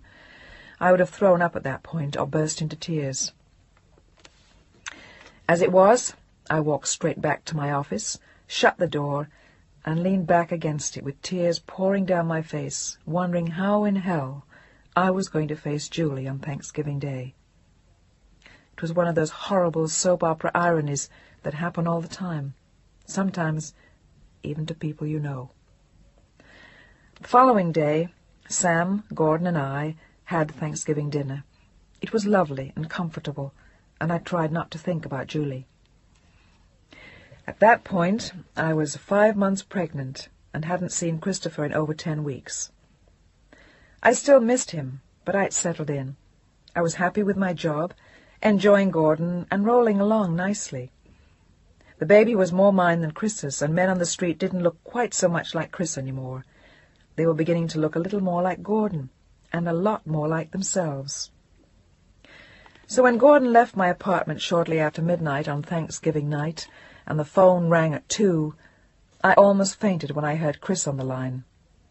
"Jill, I'm at the airport now. I've got a film to do in New York for the next month.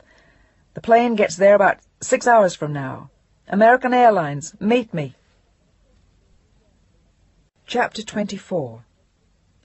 The plane came to a stop just in front of the window, and rumpled-looking passengers began to disembark. Mostly men, carrying suits on hangers covered by plastic bags and attaché cases, and a few women, one woman with 2 small children. People, and more people. And no Chris. Where was he? Had he missed the flight? Had I had the wrong airline? Would he be on the next flight? And then, there he was, smiling, looking a little sleepy and more beautiful than I remembered him. Had he stopped walking, I would have thrown myself into his arms, but he just walked up to me, and we kept right on walking, never breaking stride. "Hi, Jilly, how's it going?" "How's it going? After almost 3 months?" "You big shit." "Fine." "Don't I get a kiss?" And he held out a cheek for a peck as we neared the baggage claim area. "Wait till we get home." "Oh, is the young lady playing it cool now?" And he looked amused. Everything amused him, mostly me, and I felt silly, in my fur hat, looking for something to say that would pass for conversation. He was totally engrossed in collecting his bags. The flight had been fairly full. I stood watching him, wondering what it really was that held me close to this man. Why did I still feel the way I did? How could I still feel as though the world stood still for him? How could I still believe in dream princes when I looked at Chris? But I did. I was frowning as I looked over at him. He seemed taller and wider than I had remembered, and he looked so brown and healthy, so different from the pale, city-looking people you see in New York. He picked up the last of his bags, and we headed for the exit to look for a cab. The ride into the city was a little uncomfortable, because it seemed odd not to have a phone resting between us. I had grown accustomed to dealing with a disembodied voice, and not to looking into the eyes of this big, sun-tanned man. He noticed my hat and liked it, and commented briefly on the fact that I didn't look pregnant. "What'd you do? Get rid of it?" "It's the coat, Chris. My clothes still hide it pretty well. Yeah. I'll bet you're not even pregnant. I knew he didn't mean it, but it was a typical Chris remark, which annoyed the hell out of me. But somehow I managed not to snap back. When we got home, Chris walked in, dumped his bags in the hall, and headed for the kitchen where we could hear Samantha expounding on the virtues of her teacher. "Uncle Chris!" Screams and yells and hugs and much tossing around and more yelling. It was so nice to watch them together. The two people I loved most in the whole world crawling all over each other and hugging and laughing. It made me laugh too, and brought back all our days in California. It was sunshine and beaches and love.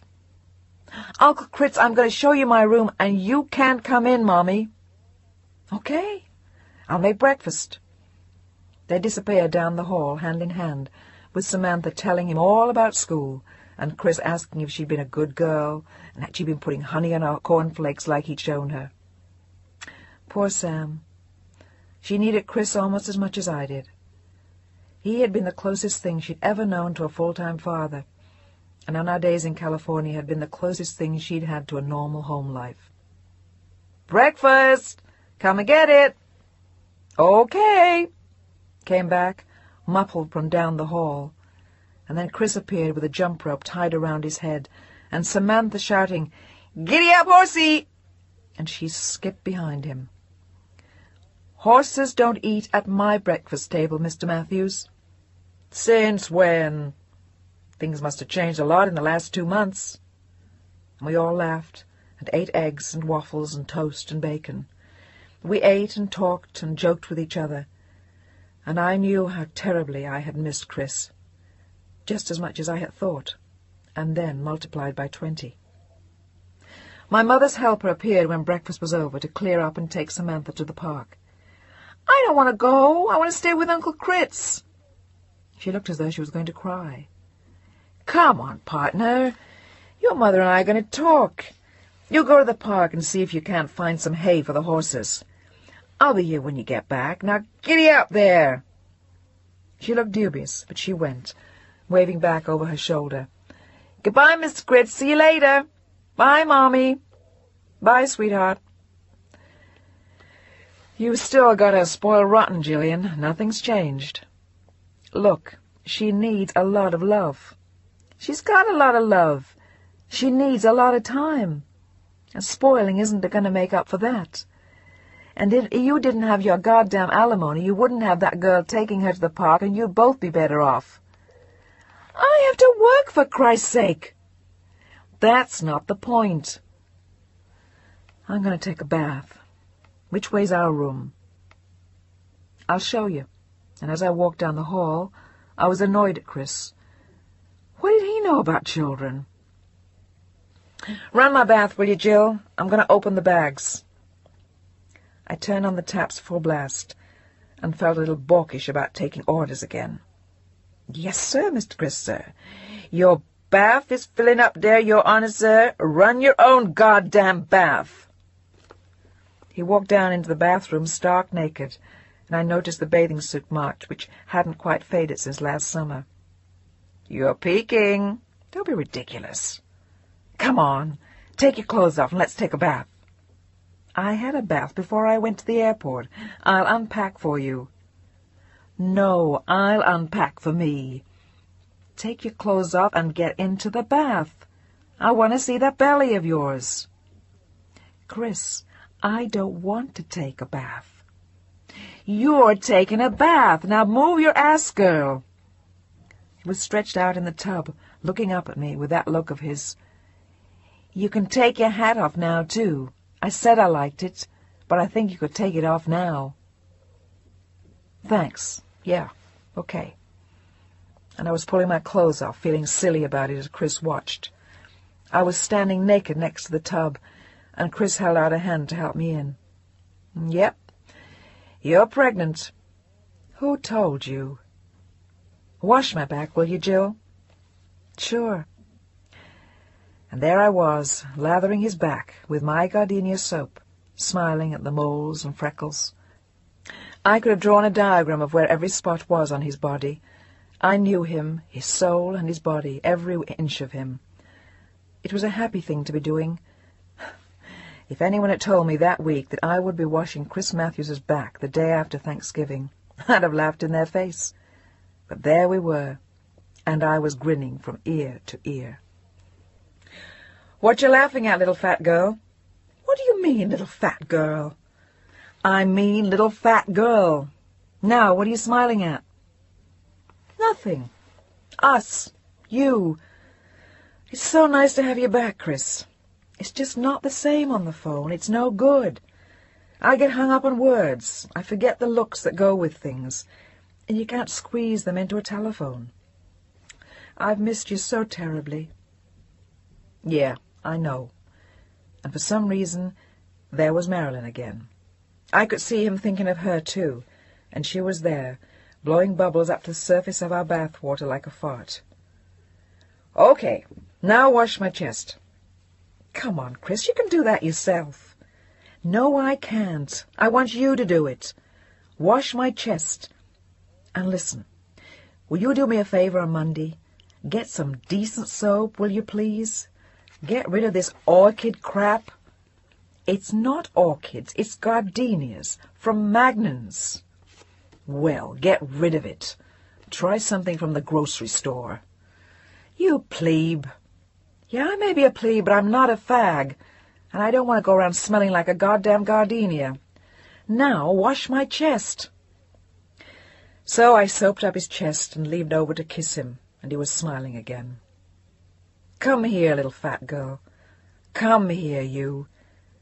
And there we were, slathering soap all over each other like some ridiculous French movie, and trying to make love, slippering around, slapping water all over the floor, and laughing hysterically like two kids. "Come on!" And Chris pulled me out of the tub, still half covered with soap, and we lay down on the bathroom floor and made love. Afterwards we lay there and grinned at each other. "Chris." "Yeah, baby. I love you." "I know. I love you too." Then he squeezed me a little and stood up. "I'm going to take a shower to get this soap off. Get me a glass of milk, will you?" "Sure." And life was back to normal again. Chris was singing his lungs out in the shower, and there I was with soap drying on me, my pregnant belly, standing naked in the kitchen, pouring him a glass of milk. As I stood there, I thought of Gordon. This was a far cry from what I had with him. He was my old side. This was my young side. This was the side of me that still had all the dreams left in it, and they just wouldn't quit. I left the glass of milk on the bathroom sink and walked back into the bedroom, while Chris continued to steam up the bathroom when the phone rang. "Jillian, how about some lunch?" It was Gordon. Oh, Jesus, what could I say? At least Chris was in the shower, so he wouldn't hear. I can't. Something has come up. The weekend is kind of screwed up." "Anything wrong?" "No, but I really can't go into it now. Let's have lunch Monday." "You're sure nothing's wrong?" "No, really, I'm sure. Don't worry. And Gordon, I'm really sorry." "That's all right. I have some work to do anyway. See you Monday. But I'll give you a call later. Goodbye." Who was that? Chris's voice between gulps of milk. I hadn't heard the shower stop. "A friend from the office." "Oh, does little fat girl have a lover boy?" "No. And stop calling me little fat girl." "Okay." And he blew me a kiss. It struck me that he seemed to feel totally at home, which is a quality Chris had. And I headed for the tub to rinse off the soap and wash again. I was thinking of Gordon and what I had said to him and to Chris. No, Gordon was not a lover boy. And no, nothing was wrong, except that I had lied to both of them, and I didn't like doing it. Chris's stay was going to be an interesting month. Chris slapped my ass as I walked back to the bedroom. Put on your grubbies, Jill. I want to go for a walk. Okay, love. And the door slammed, and Samantha's shrieks of, Uncle Kritz! reverberated through the apartment. Uncle Kritz! Uncle Kritz! Hi, Mommy! Guess who I saw on the way home?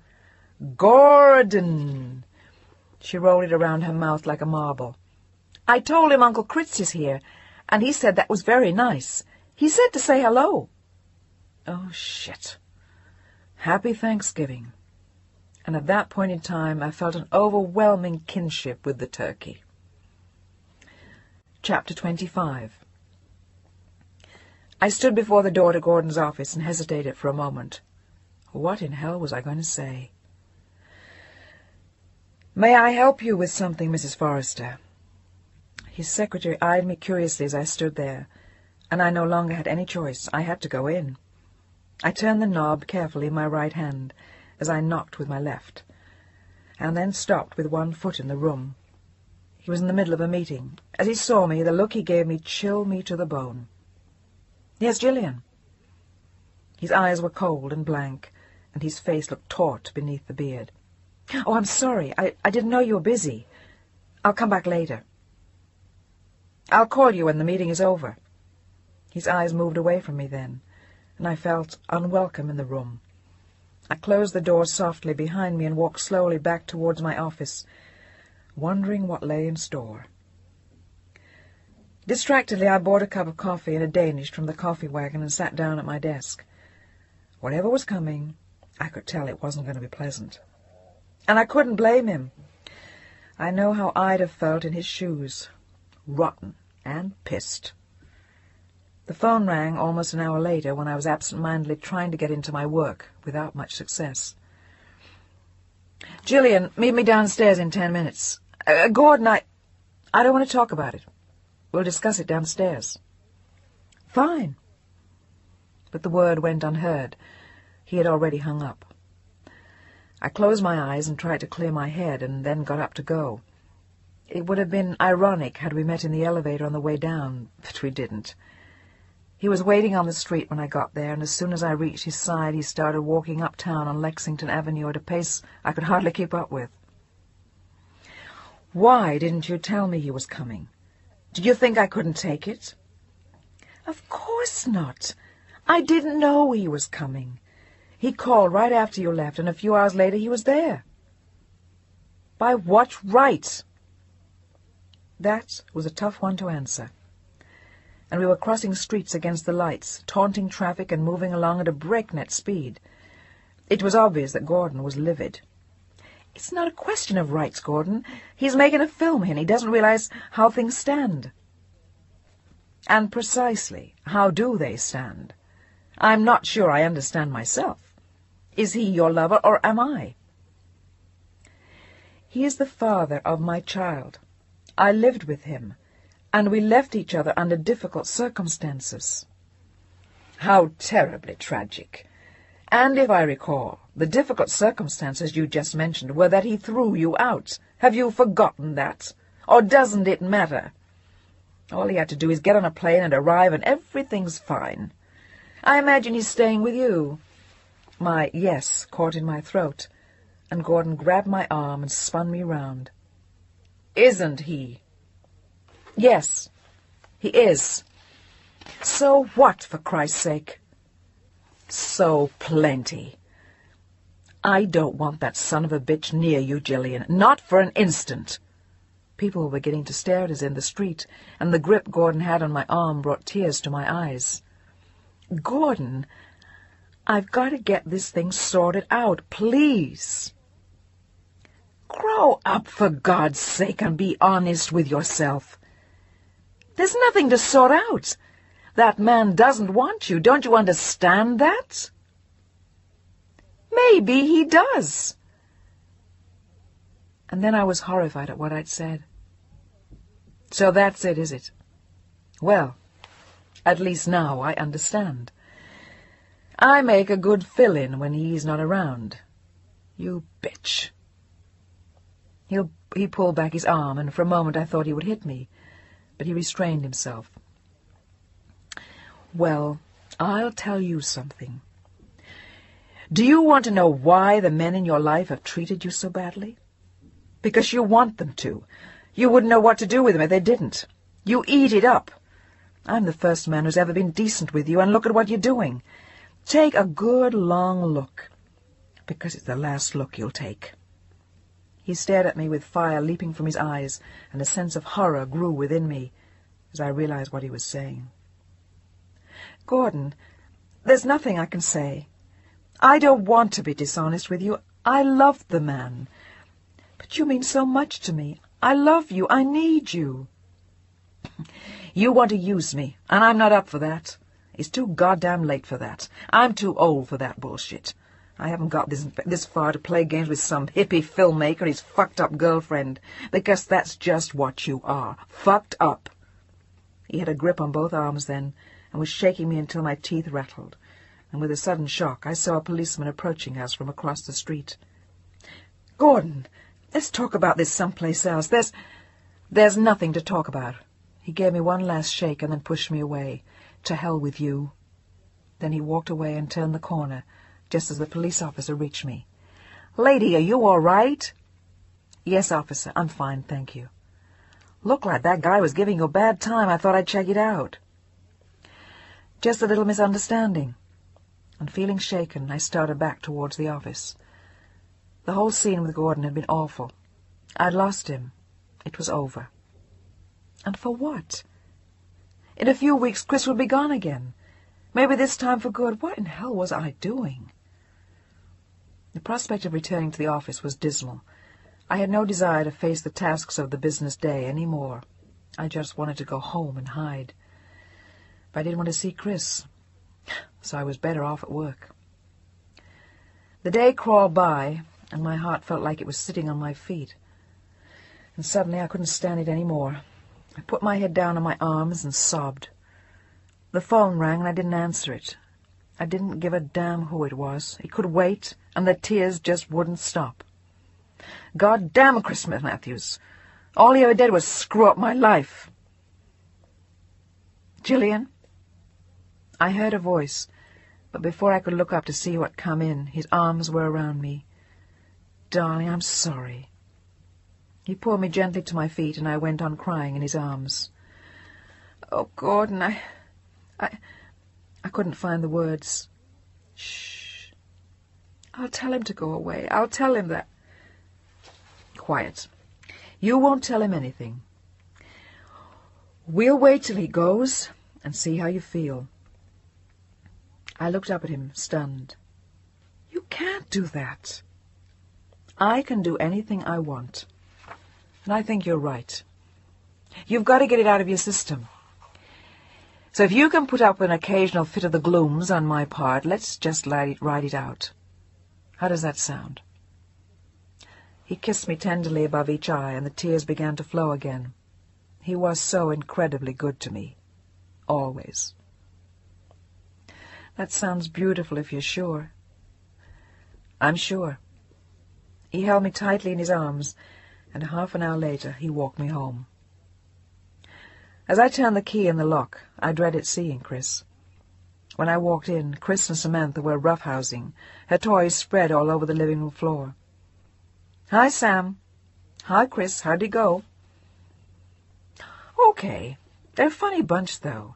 Very New York. And they're still trying to get their heads straight and figure out what they're making a movie about. It's all fucked up." "Watch the forks and spoons with the little people around, please." "Yes, ma'am. How was your day?" "Okay.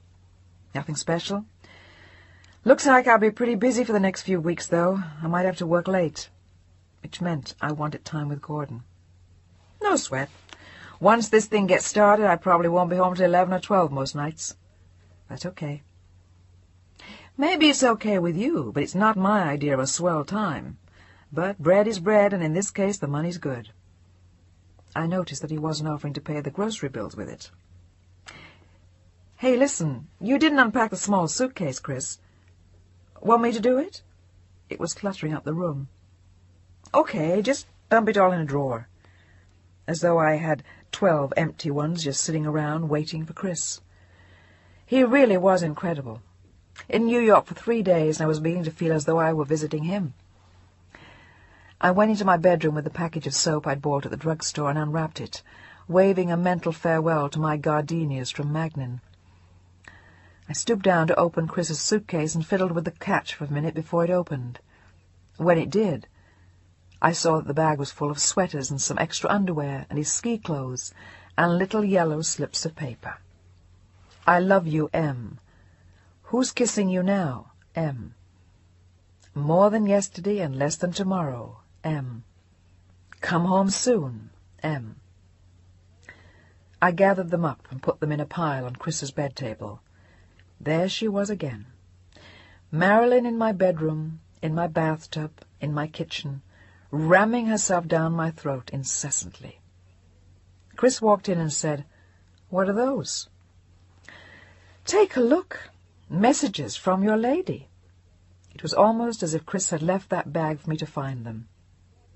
"Hey, you don't think—" His voice trailed off.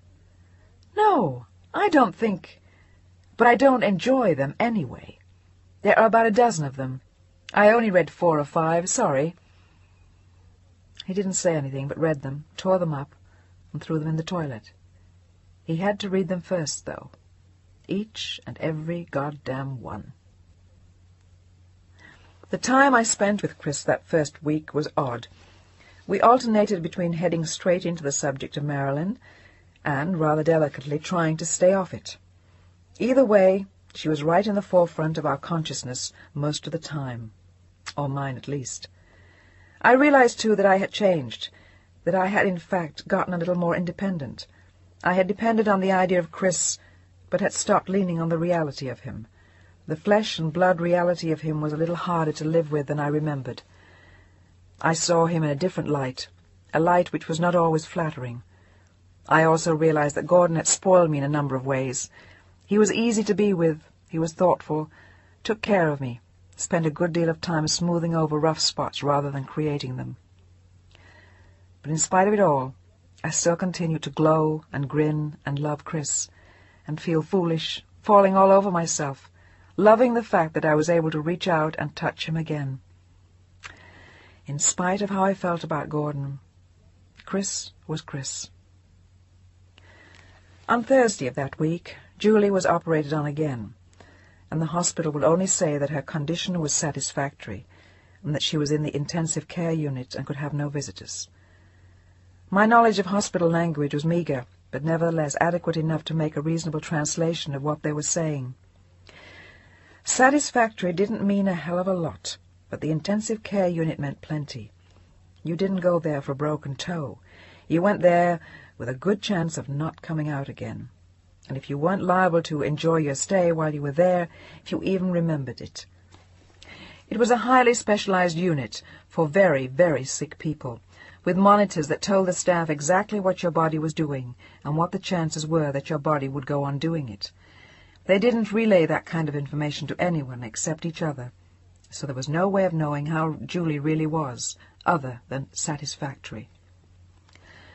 On Friday, John Templeton called me into his office with Jean, Gordon, Eloise Frank, and 3 other people who looked familiar, but whom I didn't know.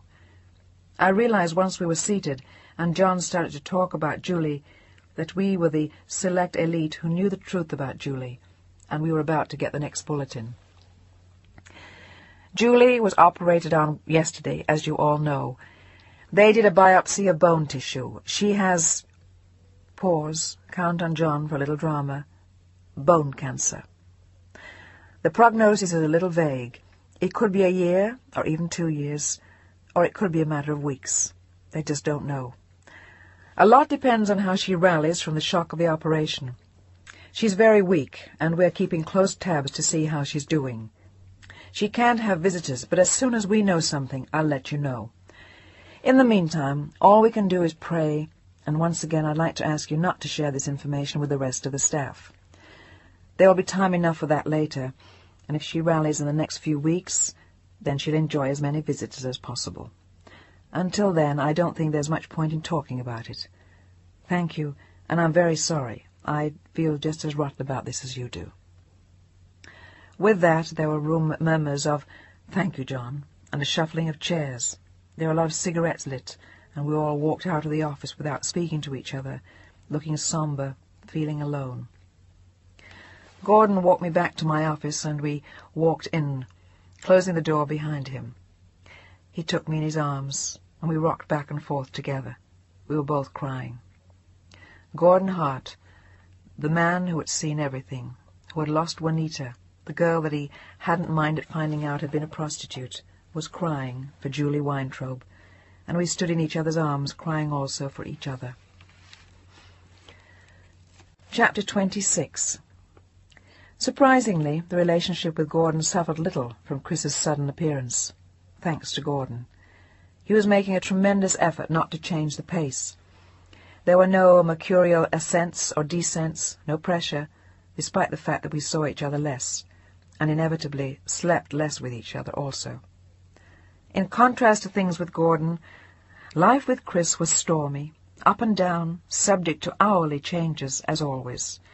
There were beautiful moments, followed by anger and tears and bitterness on my part about the recurring theme of Marilyn. We spent increasing amounts of time discussing our problems, and it was apparent that the situation needed action, either repair or commitment to one alternative or another. It had stood too long in one place, and whereas Chris was willing to let it stay there, I was not. As for Julie, she stayed in a coma for 2 weeks following the operation, and then proceeded to rally beyond everyone's hopes and prayers. She looked thin and wan, but sounded wonderful. Her sense of humor was the same as ever. Her interest in the magazine continued.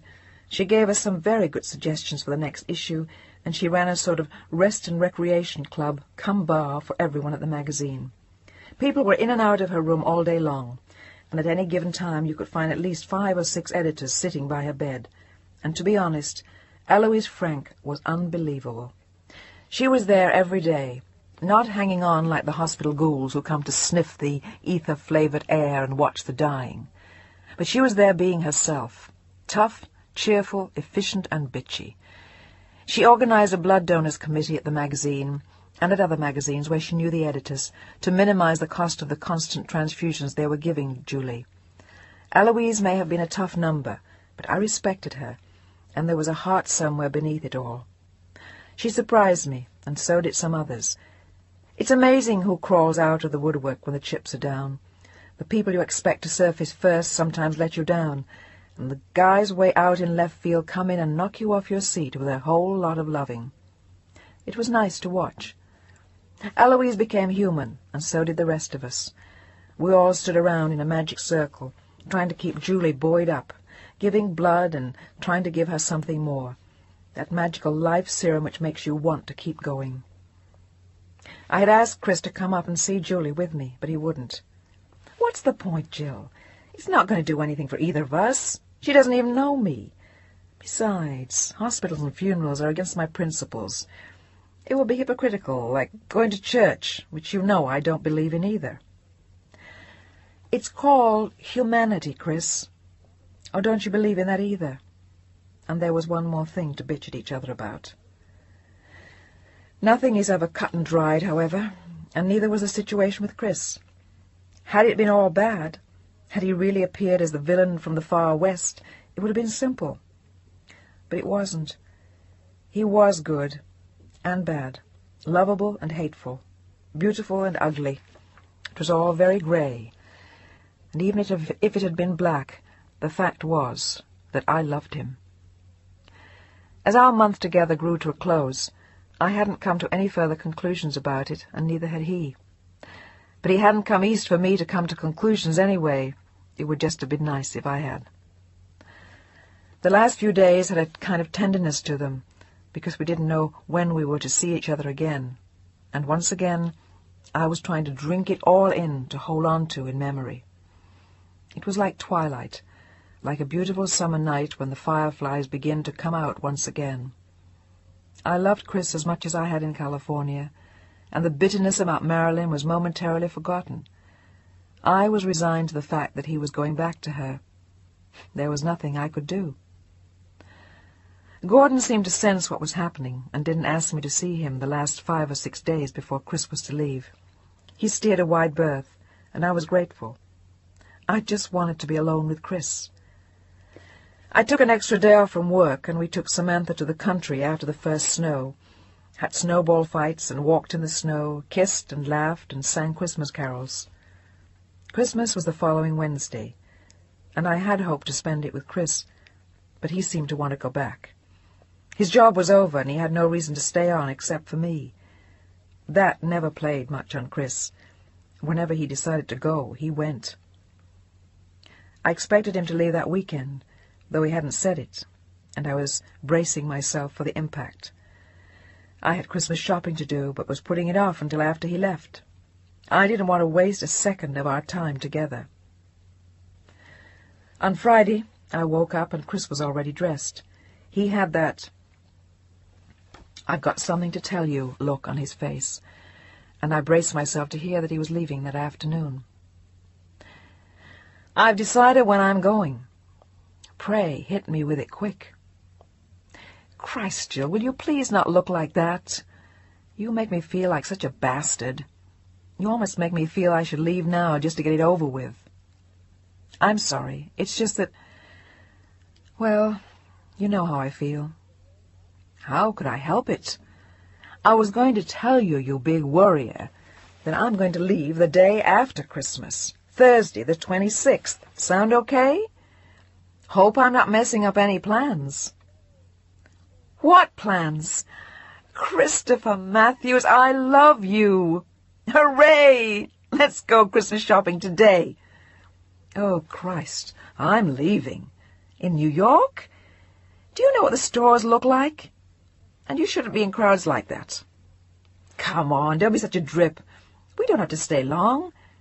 Anyway, I want to take Sam to see Santa Claus." "Why does she have to see Santa Claus? Don't you know it's not healthy to fill kids' heads with all that bullshit? Come on, Chris, be a sport, please." Okay. But after that, we get to do what I want." "Deal." "Chris, what about Marilyn?" "What about Marilyn?" "Well, I mean with Christmas and all." "Look, you seem to forget that I'm not married to her. And it's my problem, Gillian, and I'm just not going to discuss it with you any more. I mean it. The subject is closed." "Okay. Get me a cup of coffee, will you? I'll be dressed in half an hour." I bought Chris a Patek Philippe watch, which was insanity on my part, but I knew he'd love it. He loved fine things, and the watch was beautiful. Like a Salvador Dali painting, it was as flat as they could make it, and had a beautiful, simple face, and a black suede watch band. For my mother I got a dressing gown, for my father a humidor, which I knew we'd have 12 of, but I couldn't think of anything else. For Hilary and Peg I got small, silly things. For Julie, the sexiest bed jacket I could find and 3 dirty books. And for Gordon, I bought an old leather-bound volume of Don Quixote. I had ordered a rather spectacular doll's house for Samantha a few days before. I knew Chris would disapprove of it, and she would love it. I had decided to send John Templeton some scotch, unimaginative, but it seemed okay. And for Jean Edwards and the girls at the magazine, I had got funny hats in a thrift shop weeks before, thinking we'd have some good laughs out of them. On the 23rd, Gordon and I went up to see Julie at the hospital, and she didn't look well at all. She had that bright, glittering look that people get with a fever. We brought her a bottle of champagne and our presents, and there was something so unbearably sad about the whole scene that I had to turn away once and twice to pull myself together. Afterwards, I gave Gordon his present, and he gave me a lovely hand-wrought leather box. A magic box for your treasures, Gillian, and old love letters. In it was a card with a poem signed Love G, and I was touched. It was an odd gift, not personal and yet terribly personal, very much like Gordon. I'd always wanted a box like that, something to put eucalyptus nuts in and dried flowers and buttons from shirts and things like that. Things which mean nothing to anyone because they're so ordinary, except they mean everything because of what they stand for. Gordon was going to be with his sister in Maryland for Christmas, which made things easier for me. On Christmas Eve, Chris and I stayed home and made popcorn in the fireplace and chased Samantha back to bed every 10 minutes. We decorated the tree and kissed, and he did the top while I did the bottom, because ladders were off limits to me. "Well, little fat girl, want your present now?" He had a gleam in his eye. "Yep. How about you?" "Sure." I brought out the Cartier box and began to worry. Maybe it was the wrong gift for him after all. The wrapping looked so pompous next to the little box wrapped in cheap paper that he put in my hand. "You first," I said. Chris agreed and began to tear off the paper, while guessing what might be in the box. He sat there with it in his hand, unwrapped, and the box still closed, while I held my breath and wished I had bought him something for his stereo, or a ski sweater, or new ski boots. He opened the box, and his wide little boy grin appeared, and he just chortled. I felt like Santa Claus. He liked it! He liked it! Hip, hip, hooray! He had it on his wrist and was winding and checking, polishing and looking at it, and he almost squeezed me to death. He was so pleased. "Your turn." "Okay, here goes." I began tearing the blue foil paper off the little box. Underneath the paper was a silver and a red cardboard box, the kind you get at the dime store. I pried open the lid, and there was a midnight blue velvet box that snapped open on a stiff hinge to reveal bold letters saying Tiffany & Co., and an unbelievable flash of blue-white diamond lying on the velvet. It lay there staring at me, attached to a thin gold chain. It was a pendant. I could hardly breathe. I was so stunned, and it made me want to cry. "You sneak! You big fraud! You phony shit! I love you so much. How could you give me something like this?" And I hugged him and squeezed him and gulped. "It's beautiful, darling. Pow!" "I don't know. I might take it back and sell it sometime." Typical Chris remark. "You will not!" "Put it on for me. My hands are shaking too hard." And I headed for the mirror and saw it staring back at me like a headlight. Wow! We turned off the lights and looked at the Christmas tree for a while, and then went to bed and made love, and lay there holding hands, almost asleep. "Hey, Jill." "Yes, love." "Let's get married sometime before the baby's born."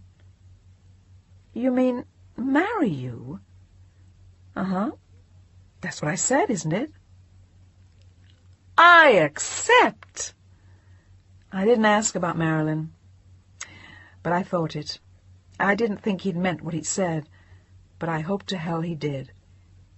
As I hugged him closer, I saw that he was wearing his watch, and I smiled, and touched the diamond around my neck before I went to sleep. Chapter 27. The next morning was Christmas, and it was chaotic, and full of squeals from Samantha. As predicted, the doll's house got rave reviews from Sam and a disapproving look from Chris. At the end of the day, we went for another long walk in Central Park. There was more snow on the ground, and the park was empty. Everyone was busy with family and friends. It was nice to have the park to ourselves. "Chris." "Did you mean what you said last night?" "Yeah, why not? You only live once. And it'd be too bad to have the kid to be a bastard." "Is that why you're doing it?" "No, you ass. What do you think? I'm not made that way. I just figure maybe I better keep you off the streets before that guy Gordon decides to marry you from his wheelchair." "Chris, he's not that old. And what makes you think he'd marry me anyway?" "I may be good-natured, but don't think I'm stupid. Besides, I can read." "Oh, the poem. Yeah, that. And some other things. Besides, I had a feeling. How soon do you think you could come out?" "I think you ought to give me about 2 weeks, to get my house in order."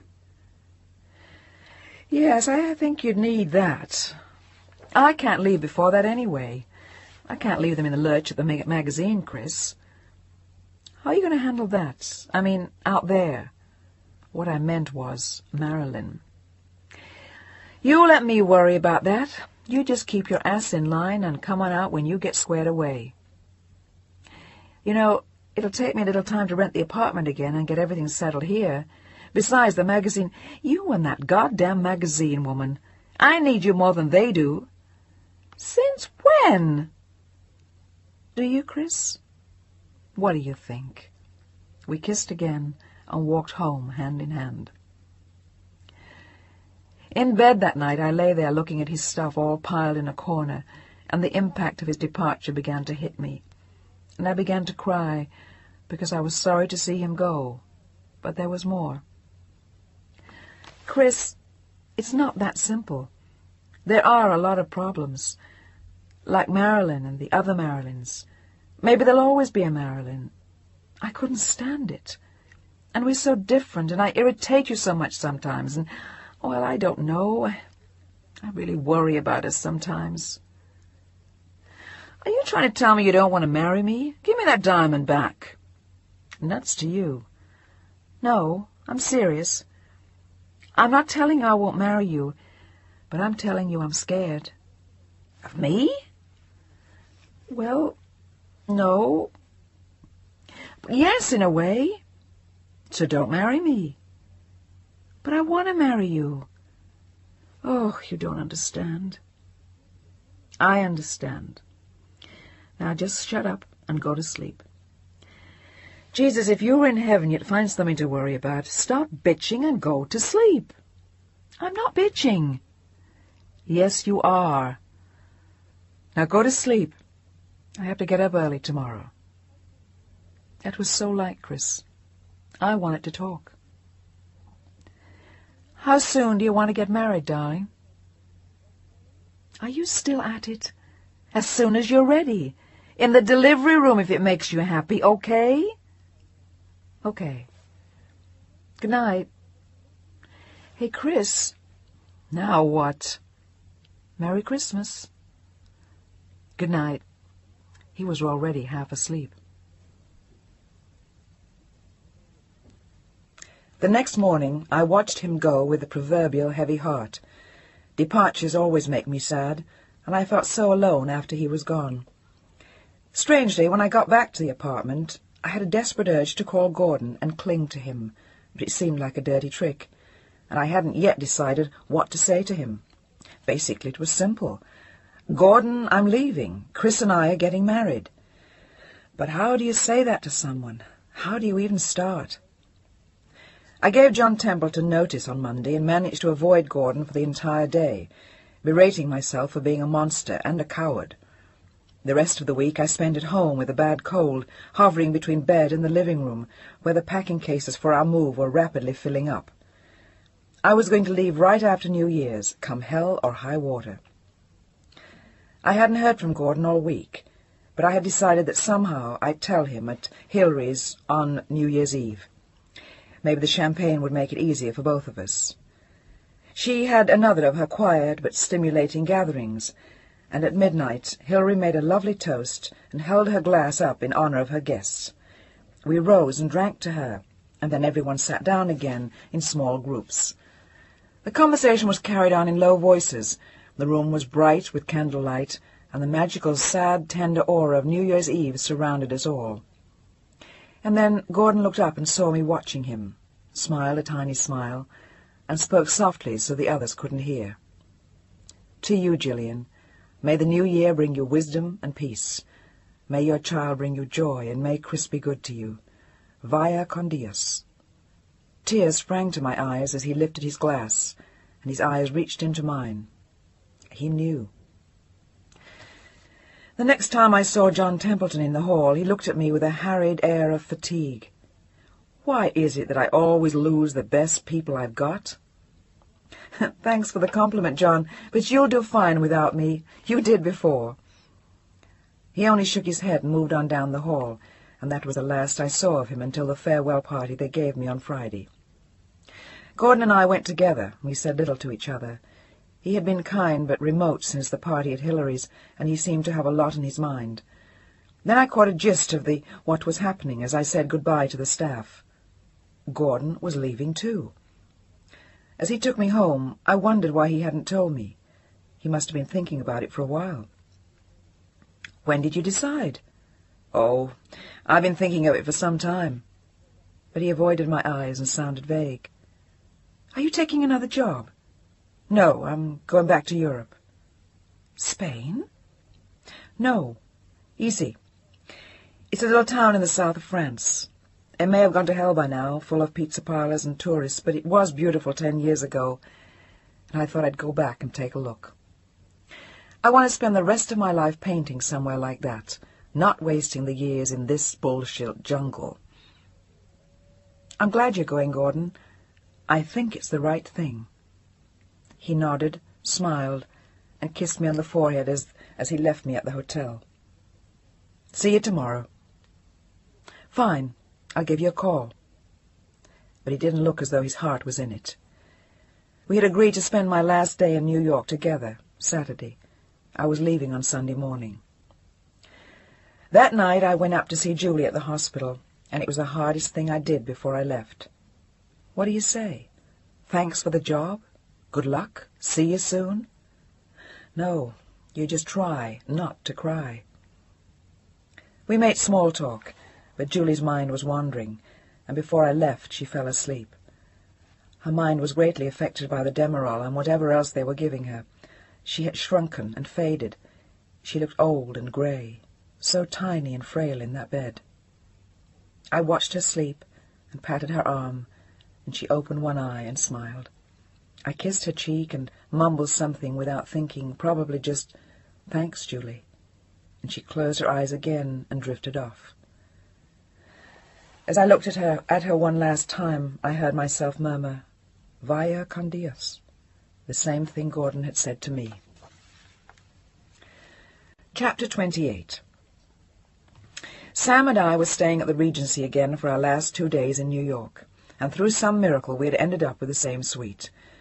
We were going to leave as we had arrived, in style, except that so much had happened in the 4 months that we'd been in New York that it was hard to believe we hadn't been back for years. The phone rang as we were finishing breakfast. It was Gordon. "This is your tour leader and social director, Mrs. Forrester. We have your schedule all planned for you," and I giggled, wondering what was coming next. "First you will be picked up by the tour leader, and you will proceed to point 1 on the day's itinerary, 59th Street and 5th Avenue, where you'll be drawn by an ancient horse around Central Park. The horse may or may not die en route, and in case he does, your tour leader will place you on his shoulders and continue the journey. Please do not wear shoes with spurs, as your tour leader has very sensitive ribs. Thank you for your consideration, Mrs. Forrester. Next, you will go to the Hotel Plaza for lunch in the Edwardian Room, and after that you have a choice between A. A quick stop at Park Barnet Auction Galleries, B. A tour of the Museum of Modern Art, C. A shopping tour, or D. You may tell your tour guide to fuck off and you may go home and rest. After that, you will be taken to the Sherry Netherland Bar for 1 and 1.5 drinks. Please present your coupon to the bartender. And then you'll be taken to La Cavarelle for dinner. Check your camera at the cloakroom and be sure to wear gold shoes. A sweater with mink collar or fox will do fine. After dinner at La Cavarelle, you will then go to Raffles, where you will dance with your tour leader. Again, please do not wear spurs. Your tour leader also has sensitive arches. And after that, you'll go to one of New York's most charming hideaways for our mystery surprise. And that, Mrs. Forrester, is the day we have planned for you. Welcome to New York." And it struck me again what a good man he was, and what a hell of a good sport. "Gordon Hart, you are something else. What time do we start?" "About 11? "Well, make it 11:30. I'll meet you in the lobby." "Oh, listen, Gordon." "Yeah?" "I'd promised Sam I'd take her to the zoo one last time." "No problem. When?" "I have a sitter for her now, after her nap. Say around 4? "That's fine. Ask her if I can come too." "I think that can be arranged. See you soon, and thanks." Gordon appeared in the lobby at 11:30 sharp, looking terribly pleased with himself.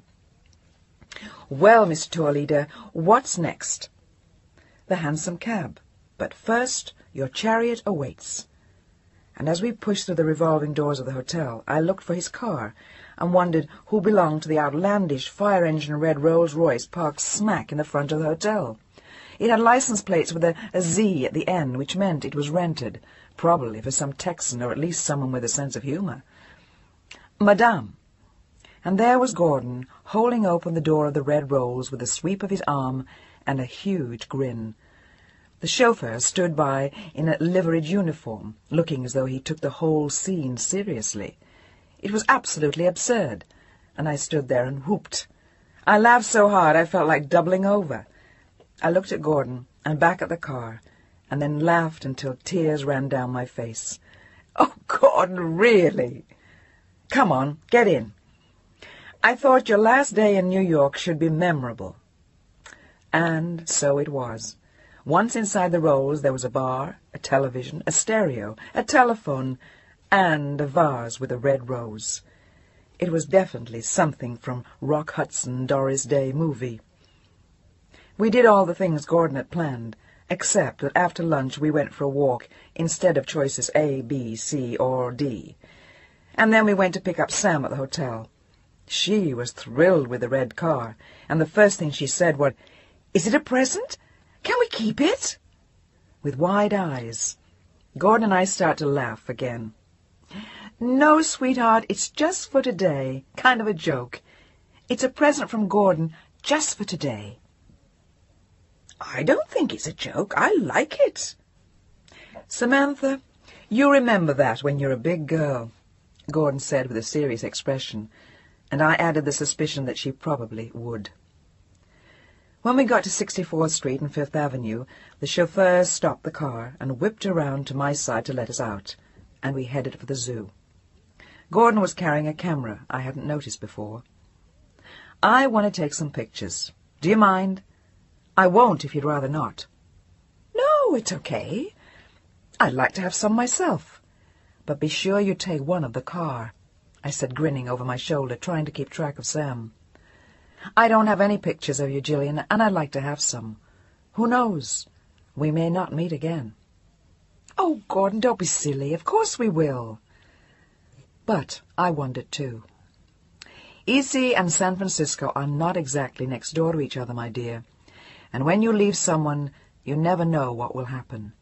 When I say goodbye, I always believe that it will be forever. That's funny. When I say goodbye, I always tell myself that we'll be seeing each other again. Do you believe it? No, I guess not. Not deep in my heart. And I felt sad then. I looked up at Gordon, but he looked away. So, for an hour, Gordon took photographs of Samantha with balloons, crackerjacks, on the pony ride, watching the seals, and of me. They were quick photographs. He kept watching us with our mouths full of crackerjacks, and our eyes closed, or a hand up, or laughing. He shot, and he ran around the other way and took more pictures. Click, click, click, click, click. The last day in the life of Gordon and Gillian. Sing me no songs, tell me no tales, cry me no tears, but remember me kindly. The last photograph on the roll of film was taken by the chauffeur of all three of us as we stood in front of the open door of the Red Rolls, Samantha holding a bright red balloon, and I realized as we stepped into the car that it would be the only photograph that would include Gordon.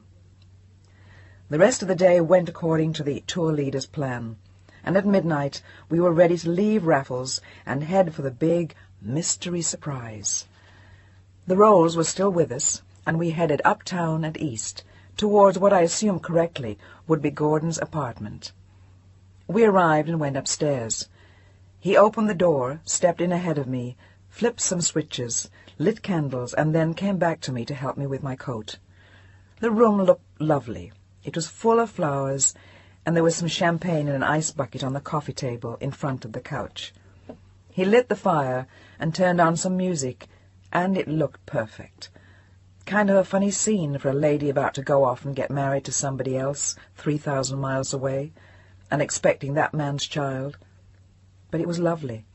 I knew that life with Chris would have its own kind of beauty, many tender moments and many problems too.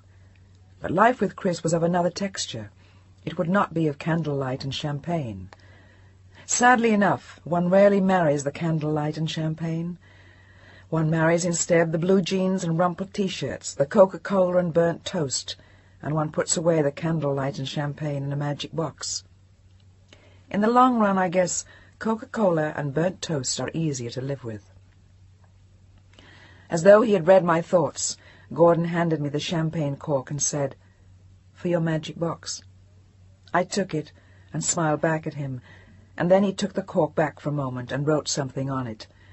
When he returned it, it had the date, only that, nothing more. I don't want to confuse your children in 50 years with a lot of initials they won't know. It was kind of a sad thing to say, because I knew he meant it. When are you leaving for Europe? Oh, I'd say in about a month. How does Greg feel about it? Have you told him yet? Yeah, I called him yesterday, as a matter of fact. You know something, Gillian? I think he's impressed. I think I've finally gone and done something that my son approves of. I'm abandoning all the materialistic things he holds me in contempt for, and doing something he thinks he understands. He said he'd come over and see me next summer. I think he means it. I'm sure he does. I can't blame him. I wouldn't mind a summer in the south of France myself. What, and leave sunny California? I tried to smile, and then looked at him for an interminable moment. Gordon, will you write to me? Maybe. I'm not very good about that, though, and I don't think Chris would think it such a great idea, but I'll let you know where I am. He had already taken his distance, and it showed. Chris won't mind, and I want to hear from you, please. Don't be so sure. He's no fool, and he doesn't like me. That much I know, and I don't blame him. I wouldn't like me either in his shoes. Gillian, don't leave yourself open to where he has an excuse to hurt you. I nodded silently, and he poured 2 more glasses, which emptied the bottle. Louis Rodier, 1956, the champagne of Charles de Gaulle and Gordon Hart. We emptied our glasses, and then sat looking silently into the fire, each with our own thoughts. We had been so very civilized, so controlled, and had said so much with the way we looked at each other, and so little with our words. And I knew that leaving Gordon was going to be one of the most difficult moments in my life. That last instant, that very last look. I had already been through that once with Chris, and in its own way, this will be no easier. I turned towards his profile next to me on the couch. The splendid head was turned slightly away from me, the beard jutting out, the eyes closed, and then his hand made a brutal gesture, and there was a sound of tinkling glass as his glass crumbled in the fireplace. I knew what he had meant by that gesture. Perhaps by hurling the glass away and watching it smash, it was easier to understand that what we had had was over too. Gordon stood up without speaking, got my coat, and we walked slowly toward the door. All the way back to the hotel we sat without speaking, holding hands and looking out at the city rolling by. Leftovers of the last snow still lay in the gutter, freezing one more time, getting a little grayer. The car stopped at the hotel, and Gordon moved to get out as the driver held open the door on my side of the car. "No, don't get out, please." My voice sounded hoarse. Gordon took me tightly in his arms and kissed the top of my head. I moved my face up to his, and we kissed, my eyes squeezed tightly shut, tears oozing slowly out of the corners towards my hair. I opened my eyes then and saw that Gordon was crying too. "I love you, Gordon." "Goodbye, my darling. Know always how much I care." I stepped out of the car and ran towards the revolving door, never looking back. Goodbye, goodbye, au revoir, not adieu. But there was no point thinking of what I might have had with Gordon. I had chosen Chris. I loved Chris, and I went up in the elevator with my eyes tightly closed, whispering to myself, "I love you, Chris. I love you, Chris. I love—" Chapter 29. The flight to California was peaceful and a little strange. I felt as though I was suspended in a cocoon between 2 worlds, a a special place in which to hide and think. I had 5 hours to totally abandon Gordon's world and re-enter Chris's, and I was grateful for the few hours I had to belong to no one but myself. It was eerie how the metamorphosis took place. As I soared high over the skyscrapers of New York, my heart tugged painfully as I looked down to the rapidly shrinking places which had meant something in the past few months. And as though I was sliding down to the other side of my rainbow, I began to feel excitement grow within me as we circled low over the peninsula, nearing San Francisco. I was going back to Chris, to Chris, to Chris. I looked at Sam and squeezed her hand. I had the feeling that we had finally made it home. Hallelujah, baby. We arrived exactly on time, and then we emerged into the terminal building. There was Chris, and I lit up inside. He smiled that little boy smile of his just for me. We looked into each other's eyes, and all was right with the world. New York, Gordon, Julie Weintraub, they were all 1,000,000 miles away on another planet. "You look tired. Bad flight?" "No, good flight. Bad week in New York. It was one hell of a lot of work." Not just work, but easier to put it down to that.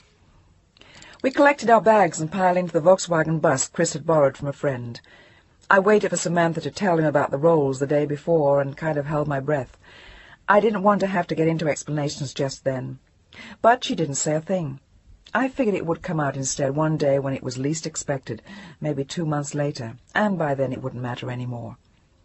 We drove into town and I looked around with this incredible feeling of, my God, here it is. Wow! San Francisco does that to me. It takes my breath away and scoops me up, and I feel like I'm going to fly away. I want to drive all over the city and see everything I loved, but that was not Chris's style. It would never have occurred to him that that was what I wanted to do. We drove straight home, where we dumped the bags in the living room, and I went to see what there was in the refrigerator. Nothing. Welcome home. 2 half-full bottles of club soda, 3 Cokes, a moldy lemon, and a jar of peanut butter that had probably been untouched since last July. "There's nothing to eat in here, Chris." "I know. It's still early, though. We can go to the store. You drive my car while I take the bus back." "What about Sam?" "We'll take her with us." "Okay, but I want to get her back to bed early. It'll be late for her with the difference in time, and she's tired from the trip." "She doesn't look tired to me." She was racing through the place and had taken possession of her room. Well, I knew I was back. The refrigerator was empty, and we were going to the store. No roses or champagne in sight. That had been yesterday. But I had known that. I had chosen moldy lemons and a flat club soda over roses and champagne. I knew I could have had roses and champagne, but I didn't really want them. I wanted to go to the store with Chris and ride around in a borrowed Volkswagen bus. "What you thinking, Jill?" "That I love you." And I meant every word of it. I was home, and it felt great. I put on my jeans with a safety pin to cover where the zipper wouldn't close, and a sweater of Chris's with my raincoat, and we went out to return the bus and buy food. We looked like a family, and Chris looked beautiful. I was so happy. I felt as though I was about to burst. As we walked out of the house, I thought of something. "Chris, where are we going to put the baby?" "Oh, cool it, will you? You've been here 1 hour and you're already bitching at me. We'll put it somewhere. Don't worry about it, for Christ's sake."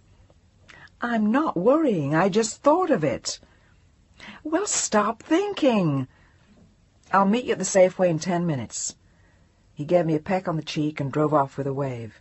Then he shot back in reverse, almost hitting the car as I got ready to start it. "Watch the choke." "Okay." "Hey, and stop bitching at me." I was giving some of his own back. "Fuck you." He grinned and drove off. "Same to you, fella." God, it was so nice to be back. It wasn't elegant or anything like a fairy tale, but it was my fairy tale. At the same time, it was real, beautiful and real, like Chris. Chapter 30. Chris lived in a ramshackle Victorian-style house on Sacramento Street, just near enough to the elegant Pacific Heights district to make the neighborhood pleasant, but not so close as to be actually in it. We were up at the west end of the city, and the fog would stay up in that section till almost noon on the mornings when the sun would be shining downtown. At 5 o'clock the fog would roll back in, and at night you could hear the foghorns very faintly in the distance. To me, San Francisco has always been an enchanted city, something of a dream place. It has all the physical beauty that the postcards suggest, and an easy lifestyle that reminds me of Europe. People are friendly, not in the put-on way of Los Angeles, but in the way of smaller towns in the West. It is a city and a non-city. Within minutes you can be in the country or at the beach, and the mountains are only a couple of hours away. The air is still fresh, and we had a tiny garden where Samantha used to dig for worms and look for snails. The house itself was something of a bomb shelter. It could have been really super if Chris had wanted to spend any time fixing it up. But there was always something else he wanted to do, so it got a little shabbier and a little more weather-beaten all the time. Victorian houses are fairly common in San Francisco. The exteriors have a lot of charm, and inside the floors slope, the ceilings are arched, and the windows are often bayed. The morning after our arrival, I turned over in bed and looked up at the ceiling, and out at the window, at the trees that reached up from the garden. It was quiet, and I felt as though I were in the country. I looked at Chris, still asleep, and grinned. I thought that even without Chris I would have loved San Francisco. After all, I had fallen in love with the city before I had fallen in love with the man. I heard Samantha walking around and got up to make her breakfast. No more mother's helpers. That had been part of the deal with Chris. Sam and I came out alone. Chris rolled over as I got out of bed and opened an eye. "Time is it? Come on back to bed." "Gotta feed Sam." And I kissed him. "Good morning. It's so nice to be back, Chris." "Sure, honey. Bring me a glass of orange juice, will you?" "Better than that. You stay in bed and I'll call you when breakfast is ready." "Okay." And he turned over again and went back to sleep, looking like a boy, his hair all rumpled up and his head tucked under his arms, the covers almost over his head. Breakfast was long and noisy, and we decided what to do for the day. Chris had some things to do, and Sam wanted to go see Julius, i.e. the Julius Kahn playground in the Presidio. "You can see Julius tomorrow, Sam. We're going to stay home, unpack, and clean up the house a little. How about helping Mommy today?" "I don't want to," and the whining started. "Well then, how about looking for worms in the garden?" "Yuck, me suggesting that?" "That's a good idea, Mommy. I'll see if I can find some for you." "Wonderful." I wanted to unpack, but what I really wanted to do was get the house in order.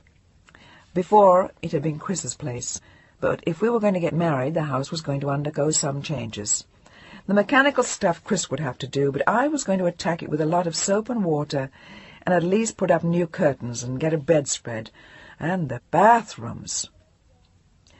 I dug around for some cleaning equipment as Chris headed out the door, shouting, "See you later, gang!"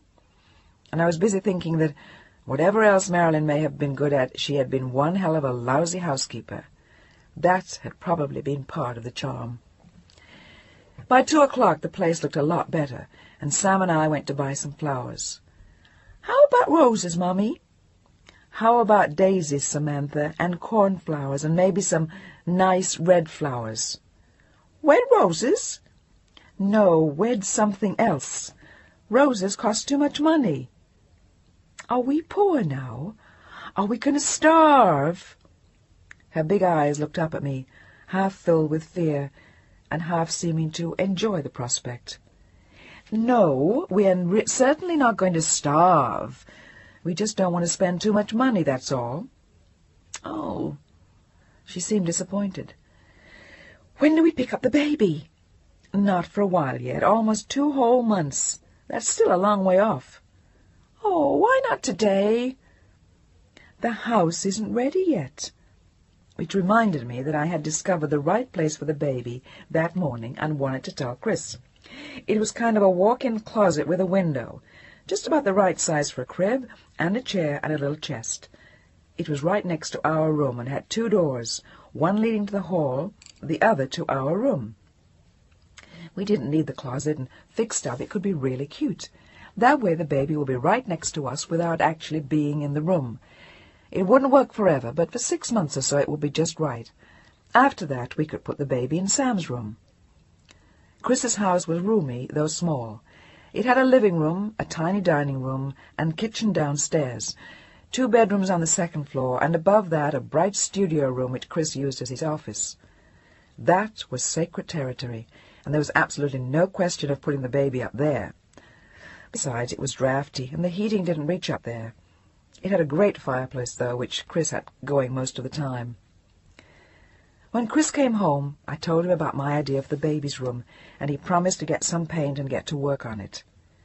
"Hey, Gillian, it smells funny in here. What is it?" "That, my love, is an unfamiliar odor called clean. I scrubbed the place all morning." "Should you do that? Don't go around being an ass now. Did you pick anything up?"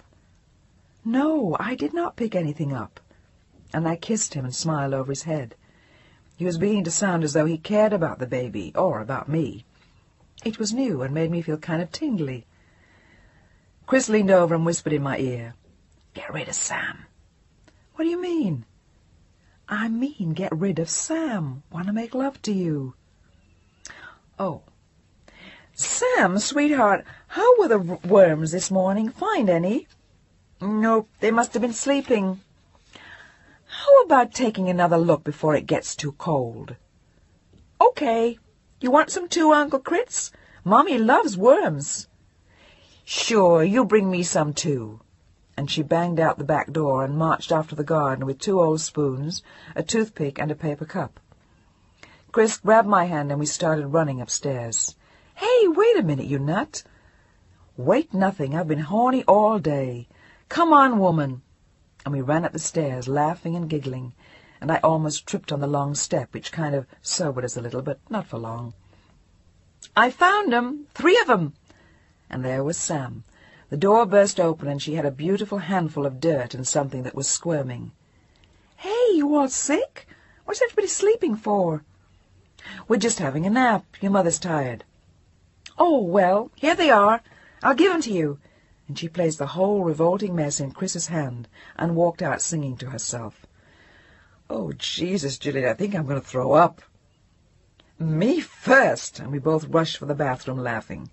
Chris got there first and threw them into the toilet and flushed. "Blech! Who said all that shit about girls being sugar and spice? Hasn't anyone told Sam yet?" "Come on, Chris, be a sport." "Be a sport? I didn't see you holding out a hand for that little handful of delicious." And we started laughing again while I ran the tub. "Let's go for a drive before dinner. I haven't got a good look at the place yet. We worked in the house all day. I want to take a look around." "What do you want to do that for, Jill?" "Come on, Chris, please, as a special favor to me." Okay, but a short one. There's a game I want to watch on television." "Yes, sir." "Say, Mrs. Forrester, by the way, when are we getting married? Or haven't you made up your mind yet?" He said it facetiously, but I knew he meant it. I had made up my mind, so it was all right. "Well, I'll have to check my appointment calendar.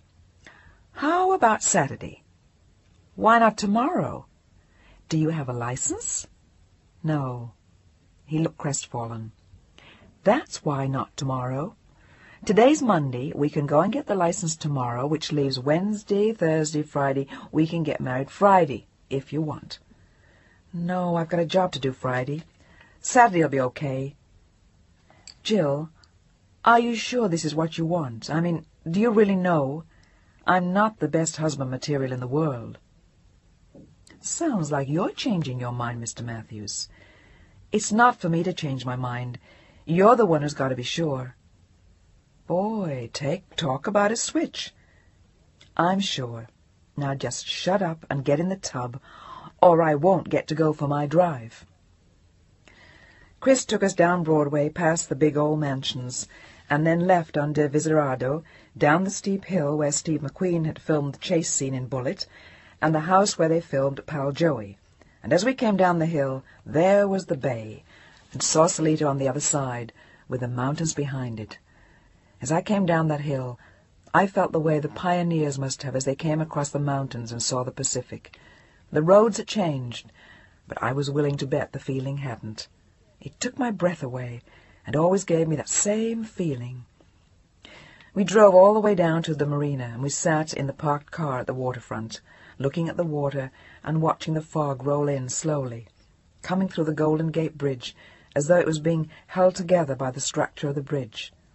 It had headed towards Alcatraz, and the foghorns started up. After a while, Chris said, "Had enough?" "No, but you can take us home now." No, I want to see Onion Square," Sam squealed from the back seat. "And the Hare Krishna people with the orange sheets and the bells." "They're probably home by now, Samantha, but we can go to Union Square if you want." Chris was really being a good sport about it. "What about the game?" I didn't want to push a point. "We've got time." And he smiled over at us. I think he was enjoying it too. We drove down Lombard and down the part where it gets all crooked just before you get to Leavenworth Street. Sam squealed all the way down and loved every minute of it. We could see the Bay Bridge and Oakland as we were coming down. Up Powell, behind a cable car, waving at the people, mostly tourists, and they waved back. Union Square looked the same as always, and that is one part of the city that doesn't excite me a whole lot. But Sam loved it, even though she was disappointed that the Hare Krishnas had gone home. On the way home, Chris drove through Chinatown, which was another treat for Sam. "Hey, want to have Chinese dinner?" "No, come on, you want to watch the game. This has been plenty, but you're allowed to ask." "No, I mean it. Let's stop and have an early dinner." "No, Chris, come on, let's go home." "Quiet. Sam, what do you think?"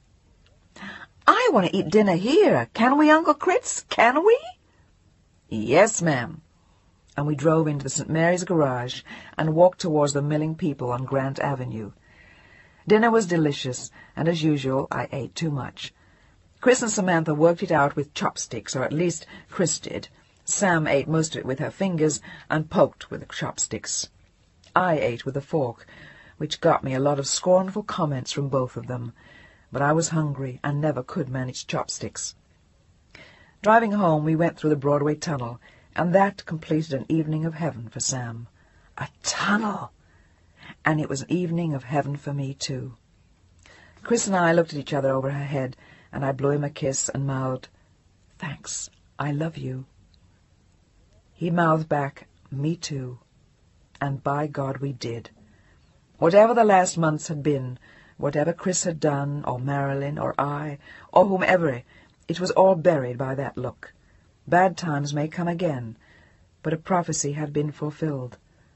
The good times are coming, the song said, and they had. They really, really, finally had. Chapter 31. On Tuesday, I put Sam back in her old play group in the morning, and then Chris and I went downtown to get the marriage license. The place was crawling with Mexicans and little kids and odd-looking people who either looked too old to get married or as though they didn't really want to. I guess most of the young people weren't getting married anymore, because we were about the only people our age that I saw. But then again, we didn't look so typical either. I was 7 months pregnant, and it suddenly blossomed. I stood there in my jeans and Chris's sweater, leading with my belly, and the clerk looked over and shook his head. "I hope you make it, lady." And then he shot a nasty glance at Chris, which made him squirm and cracked me up. "Did you see that old bastard? I mean, did you see him?"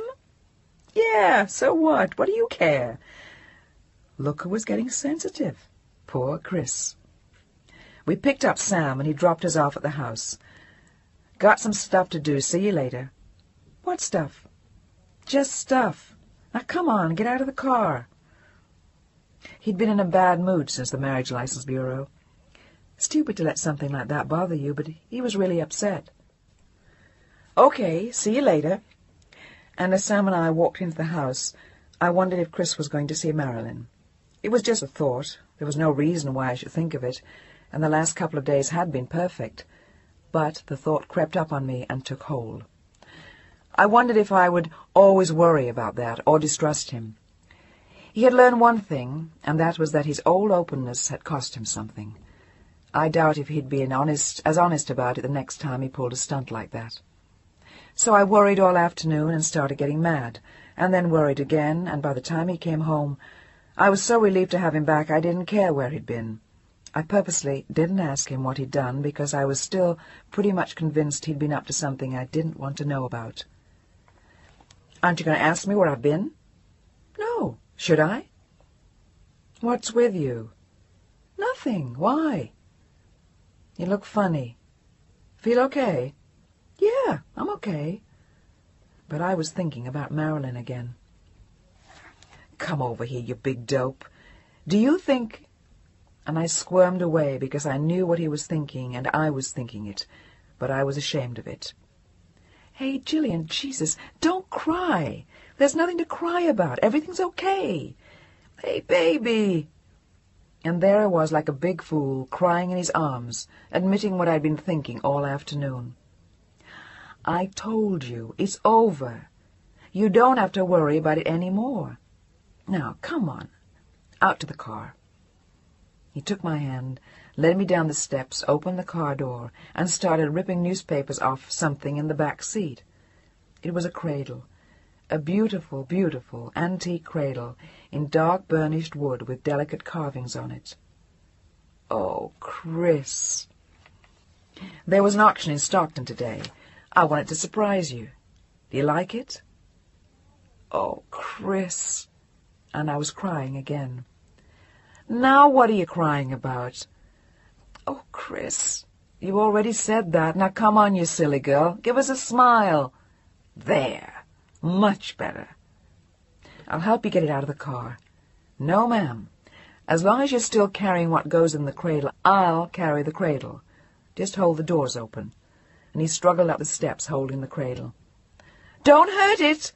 And I held the doors open as wide as I could. "You're too much." And he grinned at me over his shoulders. He set it down in the hall. "Chris, you know something? You've changed. So have you." And we looked at each other for a long moment and knew it was true. Chapter 32. The next couple of days were quiet. Sam was in school in the morning, and Chris was up in his studio most of the time, working on projects, busy with whatever it was he did up there. He'd come down for lunch, and we'd have a quiet half-hour together before I picked Sam up at the playgroup. We were settling into a nice routine, and I felt as though I had never left, except for the fact that everything was better. On Thursday, I looked at Chris at lunch and told him I wanted to go downtown shopping. "What for?" "A wedding dress." "You're kidding. Jillian, you don't mean it." "Yes, I do. I want to get something new to wear. You know, something old, something new." "You've got something new, the baby. Does the maternity department carry wedding dresses these days?" "Come on. Chris, be nice. I want to get something." "Have you thought of the color? Like red, maybe?" "Chris, I shouldn't have told you." "No, you can do it. It's your business. It's your wedding, after all." "Well, it's yours, too. But I want to look nice, and I don't have anything to wear." "What do you want to look nice for? Have you invited somebody?" "No, but I was going to talk to you about that." "Oh, no, Jillian, no way. You and I are going down to the Justice of the Peace, and we're getting married. No tourists. You can wear anything you goddamn please, but you're not going to invite anybody, and I mean that." And he looked as though he did. "Okay, love, okay. Don't get excited about it." "I'm not excited." But he looked irritated and went back to his garret while I cleaned up the lunch dishes. After Sam was down for her nap in the afternoon, I got dressed to go downtown and went out to the studio to tell Chris I was leaving. "What's wrong with that?" "What?" "What you're wearing now." "Chris, I can't wear black to our wedding. It'll look like a bloody funeral, for Christ's sake." "Now, come on, you said—" I know. Go ahead and get yourself a veil while you're at it, with plastic cherries on it." And I saw then that his good mood was back. He seemed to be finding the whole thing very funny. and as I closed the door behind me, he started singing, "Here comes the bride," at the top of his lungs. "Bug off, Christopher!" But he just got louder. I decided to make a real trip of it, parked the car in the Union Square garage, and then headed for I. Magnan's. They were showing cruise clothes in all the windows, and once inside it felt more like New York than San Francisco. Everyone was all dressed up.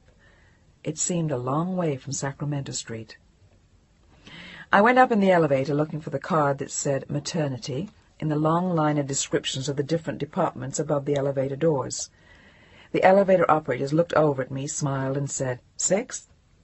I couldn't resist, so I looked back and smiled at her and said, "Bridal?" And her face froze. I laughed and said, "Sixth would be fine." "For a minute there, I thought you meant it." I just laughed again as I stepped out. "Oh, lady, I do mean it. Yes, I do." The maternity department had as little charm as those places do, and I went through the racks finding nothing. The fabrics looked crummy, the colors were awful, everything had a bow just over the belly, or a high belt, or something that made me dislike it. "May I help you?" "I'm looking for something for my sister's wedding. It's an afternoon wedding, and it will be very small, so I don't want anything too formal." That just about told her all she needed to know. We looked and came up with nothing. Black was out, white was out, red was out, and I was pretty much out by the time we'd tried everything else on. "How about a coat and a dress? We got something in yesterday that would look very well on you. It's very tailored and light gray." Gray? For a wedding? And I really didn't need another coat. But out came a marvelous soft gray dress with long sleeves and a perfectly straight shape, with buttons down the front and a soft pointed collar with wide cuffs. No belt, no bow over the belly, just two very large pockets set at a slant on either side. The buttons were covered in the same gray fabric, and the coat was perfectly plain and had the same straight, simple line, with a tiny gold chain belt in the back. It looked divine. With my grandmother's pearls and black shoes and... How much? $1.45. Ouch! But what the hell? It was my wedding, and I could always use it again. I was getting a coat out of it after all. I'll take it. Good. It looks wonderful on you. Your husband will like it. Yes, he will. He might. But $145? I still had quite a lot of money saved up, so I explained it to myself all the way home as being a reasonable thing to do. When I got home, Chris and Sam were eating ice cream in the kitchen. "What'd you buy, Mommy?" "A new dress." "Let me see it." "Not till Saturday. That's in 2 days." And Chris started humming, "Here Comes the Bride," again. And I went upstairs and hung it in the back of my closet, feeling very pleased with myself. It was beautiful, the same kind of luminous gray as the fog. My wedding dress. Early Friday morning, Chris jumped out of bed, gave me a shove, and told me to get him some orange juice. Now? Yeah, now. I have to be in Oakland by 8. We're shooting a film, and I have to be there on time. Come on, lady, move it. Okay. And I rolled out of the bed, not too pleased by the hour. Chris left with his arms full of all sorts of boxes and notes and odds and ends that didn't look like much to me. He gave me a quick kiss and said he'd be home late and not to wait dinner for him. Now go back to bed. I hung out the door as he started the car, waved and shouted a hearty, "Love you!" wondering if the whole neighborhood was being awakened by my shouting, or his car coughing and gagging as it started, or his "Love you too!" as he drove away. I went back to bed then for a little bit before getting up to feed Sam and get her to school. The house seemed quiet without Chris when we left, and Sam was in a grouchy mood. I thought she might be catching a cold and decided to ask Chris to check on the heater in her bedroom. I didn't think it was working too well. On the way back, I stopped off at the hardware store up the street from the house and decided to buy the paint for the baby's room. A lovely bright yellow. I figured that if I didn't buy it, Chris would never get around to it, so I loaded it into the car and headed home. When I got there, the phone was ringing, but it stopped before I opened the door. Probably your wrong number. Chris's calls usually went through his answering service and nobody knew I was back yet. The house was in order, so I went back upstairs to our room, opened my closet and looked at the dress again. It looked so perfect. As I stood there looking at it, I decided to try it on again. I whirled around in front of the mirror, wearing black shoes, my grandmother's pearls, and my alligator bag. I pulled my hair up off my neck and felt just like a bride. It was a far cry from my first wedding, a far cry, and I giggled at myself in the mirror. Gillian Forrester, how you've changed. The phone rang again as I was preening in front of the mirror, and this time I got there in time to answer it. Mrs. Matthews? I didn't recognize the voice. Maybe someone from one of the shops looking for new customers. So I wound up my "sorry, we don't need any" voice. This is the cleaning lady, etc. Not till tomorrow. Yes? I didn't see any point in volunteering my name. It couldn't be anyone we knew anyway. This is Tom Bardi. I'm a friend of Chris. Yes. I remembered hearing the name, but only vaguely. Mrs. We were working on the same film over in Oakland this morning, and... Yes? My God, was something wrong? Yes. Is anything wrong? Chris fell off a rig, trying to get a shot, and I'm so sorry to tell you this, like this, but he's dead. He broke his neck when he hit, and I'm calling you from St. Mary's Hospital in Oakland. Are you all right? Are you there? Yes. I'm here. I was leaden. There just wasn't anything else for me to say. What's your name? Gillian. Gillian, are you all right? Are you sure? Look, can you come over here now? No. Chris has the car. All right, don't move. You just sit there and have a cup of coffee. I'll be over right away, and I'll drive you back here. Why? Well, they want to know what to do with the body. The body? The body? The body! Chris, not the body. Oh, Chris. And I started to whimper. Now, you just hang on. I'll be right over. I just sat there, on my bed, not moving, not even able to move my head or turn around. I just sat there in my new gray dress, looking down at my shoes, whimpering. And then I heard footsteps coming up the stairs, strong men's footsteps, taking the stairs 2 at a time. Chris! It was a lie. It was a crank call, and he'd hold me and tell me it was a bad joke. Chris! And I looked up, and there was a strange man in our room, looking down at me with a lot of tenderness and embarrassment. I'm Tom. And I just nodded my head. Are you all right? And I nodded again, but I didn't mean it. Can I make you a cup of coffee? I shook my head. I stood up, not remembering where I was supposed to go or what I was supposed to do, but knowing this man was here for something. My God, you're pregnant. Jesus. Oh, I'm sorry. I knew he was. He sounded as though he meant it, but I really didn't give a damn. I stood up and saw myself in the mirror, with Tom Bardi standing behind me. I was still wearing my new dress, with all the tickets on it. I've got to change.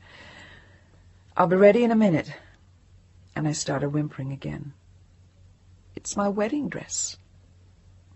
He looked at me for a minute as though he thought I was hysterical. He had a nervous, doubtful look about him, like that was something he really couldn't handle. No, it's all right. I mean it. We were going to get married tomorrow. I had to pull myself together to explain. Oh, I thought you were. I mean, Chris said something about his wife and a little boy named Sam. He never said anything about the baby, though. A little girl, Samantha. Gee, what am I going to do? I have to pick her up at the school in a little while. What school? The Thomas Ellis School.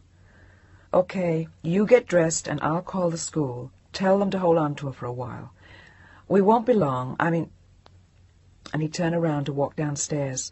Where's the phone? He shouted back. In the kitchen behind the door. I put on my jeans and Chris's sweater again, grabbed my bag, and the dress lay on the unmade bed, half inside out, next to the T-shirt Chris had slept in. Jesus, oh God, sweet Jesus, what have you done? I clattered down the stairs in my wooden sandals and heard Tom hang up the phone. It's all set. They can keep her until 4:30. We'll be back before that. He looked uncomfortable again. Do you know what you want to do? They want to know over there. What are you going to do with him? I hadn't thought of that. I don't know. Maybe I should call his mother. Where the hell did she live? Let me think a minute. Chicago? No. Detroit? No. Denver. That was it. I had met her once when she came to see Chris on her way someplace else. They weren't very close, and his father was dead. I dialed long distance. Denver information, please. I'm sorry, you can dial that yourself. Dial 303, then 555. Look, goddammit, will you please do it for me? My husband just got killed in an accident. Oh, yes. Oh, I'm sorry. Just a moment, please. Directory, what city, please? May I help you? Yes, Denver. Helen Matthews. I don't know the address. After a pause, she came back on the line. That's 663-7015. I repeated it back to her. Why did I sound so calm? Why did I sound so much like me? 663-7015. 663-7015. Now dial it. Tell the nice lady. Go ahead, tell her. Chris is dead. That's right, Mrs. Matthews. He's dead. Oh, my God. I flicked the button on the phone up and down a few times. Operator? Operator. Yes, ma'am. Do you want me to get that number for you now? Yes, please. Station or person to person? Station. No, Oh, no. Oh, anything. I don't care. I'm sorry. I have to know which. Oh, shit. Make it person to person, then. Helen Matthews, Mrs. She dialed, and the phone rang twice. Hello? Hello. We have a person-to-person call for Mrs. Helen Matthews. This is she. She sounded a little like Chris. Go ahead, please. Hello, Jane? No, Mrs. Matthews. This is Gillian Forrester. I'm a friend of Chris's. I don't know if you remember me. I met you last summer when you were here. Yes, I remember. How are you? She sounded a little puzzled. Fine, thank you. How are you? Oh, Christ, I couldn't get it out. And I looked over at Tom Barty and knew how he had felt when he called me. I squeezed my eyes shut and sat down, holding the receiver with both hands to keep it from shaking. If you're looking for Chris, he isn't here. He's in San Francisco. Where are you? I'm afraid this is a very poor connection. It was, and it wasn't going to get any better in a few minutes. I'm in San Francisco, too. That is, Mrs. Matthews, Chris just had an accident. He's dead. I'm sorry. I'm really sorry. Oh, Christ, don't go falling apart on me now. Don't do that to her. Mrs. Matthews, I'm sorry to do this to you, but the hospital wants to know what to do with... Well, I thought I'd call and ask you what... Oh, God, she was crying. The nice old lady I met last summer was crying. Mrs. Matthews, are you all right? Dumb question. And I looked up at Tom again. He was looking out the window with his back to me, seeming to sag. Yes. Yes, I'm all right. And she pulled herself together. I don't know what to tell you. His father is buried in New Mexico, where we used to live. And his brother is buried in Washington. He was killed in Vietnam. Oh, God, why did this have to happen to her? I'd heard about the brother from Chris. Do you want me to bring him to Denver, Mrs. Matthews? No, I don't see any point in that. My daughter lives in Fresno. I think you'd better handle it in San Francisco. I'll fly down today. I have to call his sister first. You can stay with me at the house. His house. Our house. Oh, Jesus, what would she think of us living together? It was a little late to worry about that. No, I'll stay at a hotel with Jane, my daughter. I'll pick you up at the airport. Call and tell me when you're getting in. You don't have to, dear. I want to, Mrs. Matthews. I'm so awfully sorry. And my voice broke again. I know you are, dear. And there were tears in her voice again, too. I nodded, and we hung up. Tom Barty was watching me as I hung up and handed me a cup of coffee. Want something stronger? I shook my head and took a swallow of the coffee. It was cold. We'd better get going. I nodded and started towards the door. Oh, I want to make one more phone call, please. Peg. I had to tell Peg. Who else could I turn to? Who else had seen me cry and throw up and die over the years? Peg. I dialed her direct at her office. Miss Richards, please. One moment, please. Miss Richards' office? I'd like to speak to her. I'm sorry, Miss Richards is in a meeting. Get her. Tell her it's Gillian Forrester. She'll take it. Well, I'll have to see. Please hold. Hold your ass, lady. Peg would come, and she did. Gillian, what's up? I'm in a meeting. I know. Peg, he's dead. And I broke down all over again. When? This morning. Accident. Broken neck. Goddamn crane. I could hardly get the words out. I'll take the 8 o'clock plane tonight.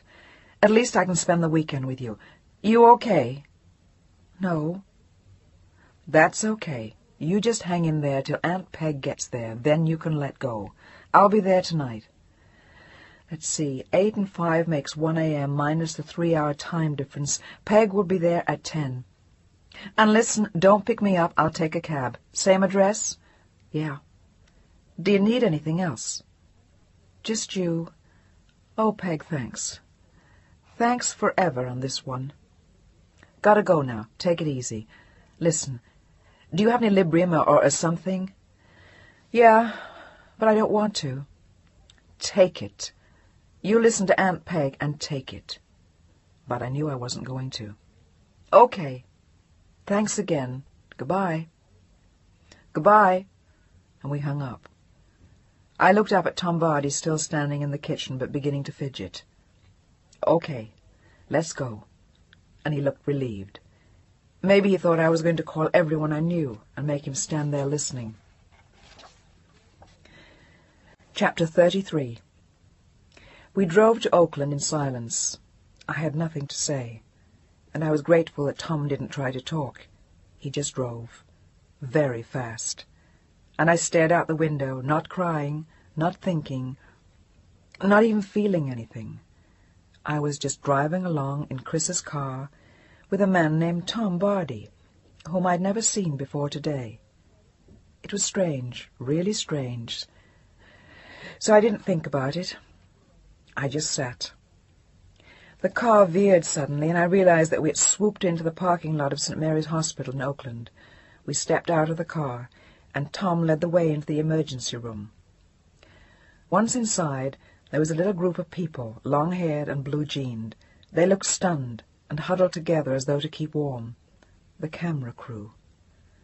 Tom led me up to a desk and said something to the nurse in charge. She looked up, the only expression on her face a question. Mrs. Matthews? Yes, I lied, because I didn't think she could handle the truth, and I knew I couldn't handle an explanation. What difference did it make anyway? "Would you step this way, please?" And she led me into a little room with a red light lit up over the door, and a sign on the door that said, "Do not enter." And there was Chris, dressed as he had been that morning, lying stretched out on a gurney, looking peaceful. One side of his face sandy, but no visible part of him bruised. They were wrong. He wasn't dead. He was just sleeping. I brushed the sand off his face and smoothed his hair. I leaned down to kiss him, and great horrible gulps of air got caught in my throat and made odd gurgling sounds. I leaned my face down to his and held him, but he felt strange, and his skin felt funny. The body of Christopher Caldwell Matthews. No longer Chris. The nurse had been standing in the corner, watching, and I didn't give a damn. I forgot she was there. She walked up to me slowly and held my elbow, propelling me very professionally towards the door. I kept looking back over my shoulder at Chris, watching to see if he'd moved, or get up, or open an eye and wink. This was just one of those really ugly jokes, like Tom Barty's phone call. "Look, really, nurse, I know he's just putting you on." She kept holding on to my elbow and moved me down the hall, back to the main desk again.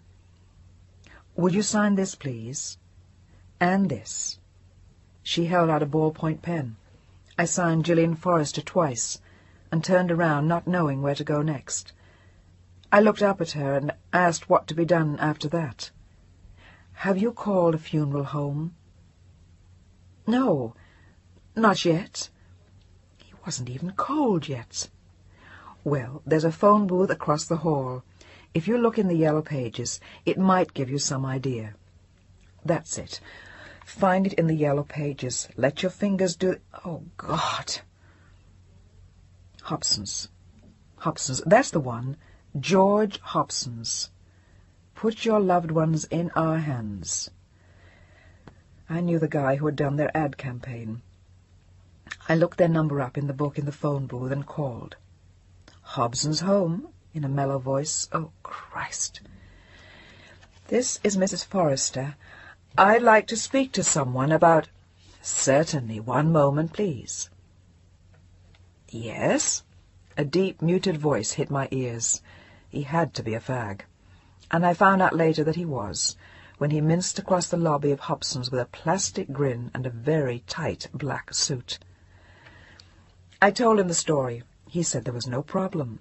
One of their cars would pick up Mr. Matthews at 3. Would that be all right? I said yes, it would be. "And will you meet us here at 3:30, Mrs. Forrester, to make the arrangements?" "Yes, that'll be fine." "Are you the sister of the deceased?" "No, I'm his wife." "Oh, I'm so sorry. I understood Forrester." And he was all unctuous apologies. "That's right, Forrester. I'll tell the hospital you'll pick up Mr. Matthews at 3. I didn't give one holy damn what he thought. I was Chris's wife, wedding or no wedding. I told the nurse at the desk that a car from Hobson's would pick Chris up at 3, and then went back to tell Tom. "Do you want to go back to the city now? I'll drive you in. Someone else can take my car." "No, I'll wait. But you can go back now if you want. There's no point in your waiting here, too." "I'll stay." It sounded very final. I was grateful, so I didn't protest. "Do you want to lie down or something?" "No, I'm okay." "Sure?" "Sure. Thanks." And I tried to smile for his benefit. He didn't smile back, but walked over to the group of people who had seen Chris last and talked to them in a low voice. They all stood up, one by one, looked over at me, and then away again, quickly, and shook hands with Tom. I saw him hand his keys to someone, and then they were gone. The silent mourners, gone. "Tom, I can ride back in the car from Hobson's. I'd sort of like to do that." "No, you can't. How do you think Chris would feel about that?" And that was a hit below the belt, and I flinched. "Okay. Come on, there's a place to eat across the street. I'll take you over for a hamburger." I couldn't. I got nauseous just thinking about it. Then you can drink a cup of coffee. Come on. We sat and drank coffee and smoked, and the time passed. And we never said more than 10 words to each other. This friend of Chris's, whom I had never seen before, was sitting there with me, the closest friends I had at that time. I needed him there. I clung to him, and barely even spoke to him. The car from Hobson's finally came, a long maroon car with a man driving who looked like a chauffeur. It was a hearse for Chris.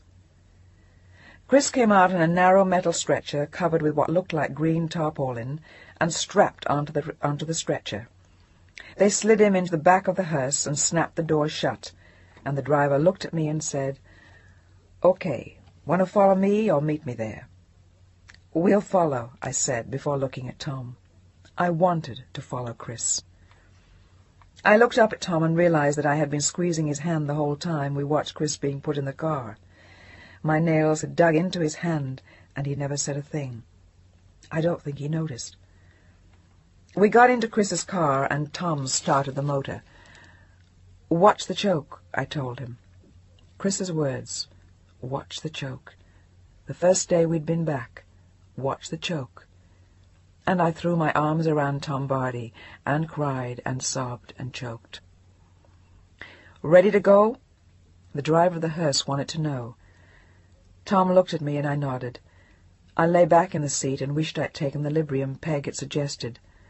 But no, I wanted to handle this on my own. No Librium, but thank God for Tom Barty. Chapter 34. At Hobson's I was led into a small office with elegant pseudo-Louis XV furniture. Tom waited outside. The man who belonged to the voice on the phone came in. "I have already seen him in the lobby. I'm Mr. Ferrari. Mrs. Forrester, isn't it?" "Yes." "Now, when is the funeral?" "I don't know yet." "Of course. We are going to put Mr. Matthews in our Georgian slumber room, which I will show you after you look over these papers. Then I will introduce you to our cosmetician, and we'll go downstairs to look at a casket. After that, there will be nothing left for you to do. Let's see. Today is Friday, so I would imagine that the funeral will be on Sunday, or perhaps Monday." Sympathetic alligator smile, and a pat on my hand. "Oh, Christ, get your fucking hands off me." He sounded like a goddamn social director on a Caribbean cruise. And now... Shit. "Oh, yes, and Mrs. Forrester, will you bring us a full suit of Mr. Matthews' clothes sometime this evening, including shoes?" "A suit? I wasn't even sure Chris had one." "What for?" I had obviously shocked the man beyond all possibility heretofore known feasible. "To lay him out." And that smile again, coupled with an expression that sympathized with my stupidity. "Lay him out? Oh, in the... No, that won't be necessary. I want it closed. He can wear what he has on." "Is he wearing a suit?" "No, Mr. Ferrari, he is not wearing a suit. He does not own a suit, and I like what he's wearing." I began to snap back, and it made me feel better. "I'll have to check with his mother about some of the details. She's coming in tonight." "From the East?" "No, from Denver. But don't worry, we can pay for it, Mr. Ferrari. You'll get your money. That's what the papers were all about." And he smiled at me, sure that Mr. Matthews's mother would agree with him about the suit. Maybe she would. She was his mother, after all. "Now, shall we go downstairs and look at the caskets?" We stepped out into the cloistered little office, and I saw Tom still sitting there. It was reassuring to see him still there.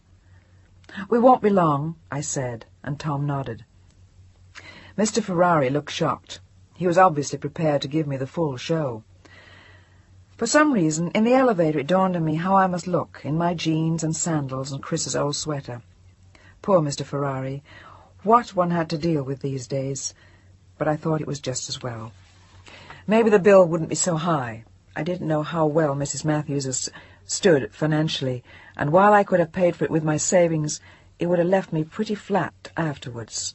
Funerals could run into thousands.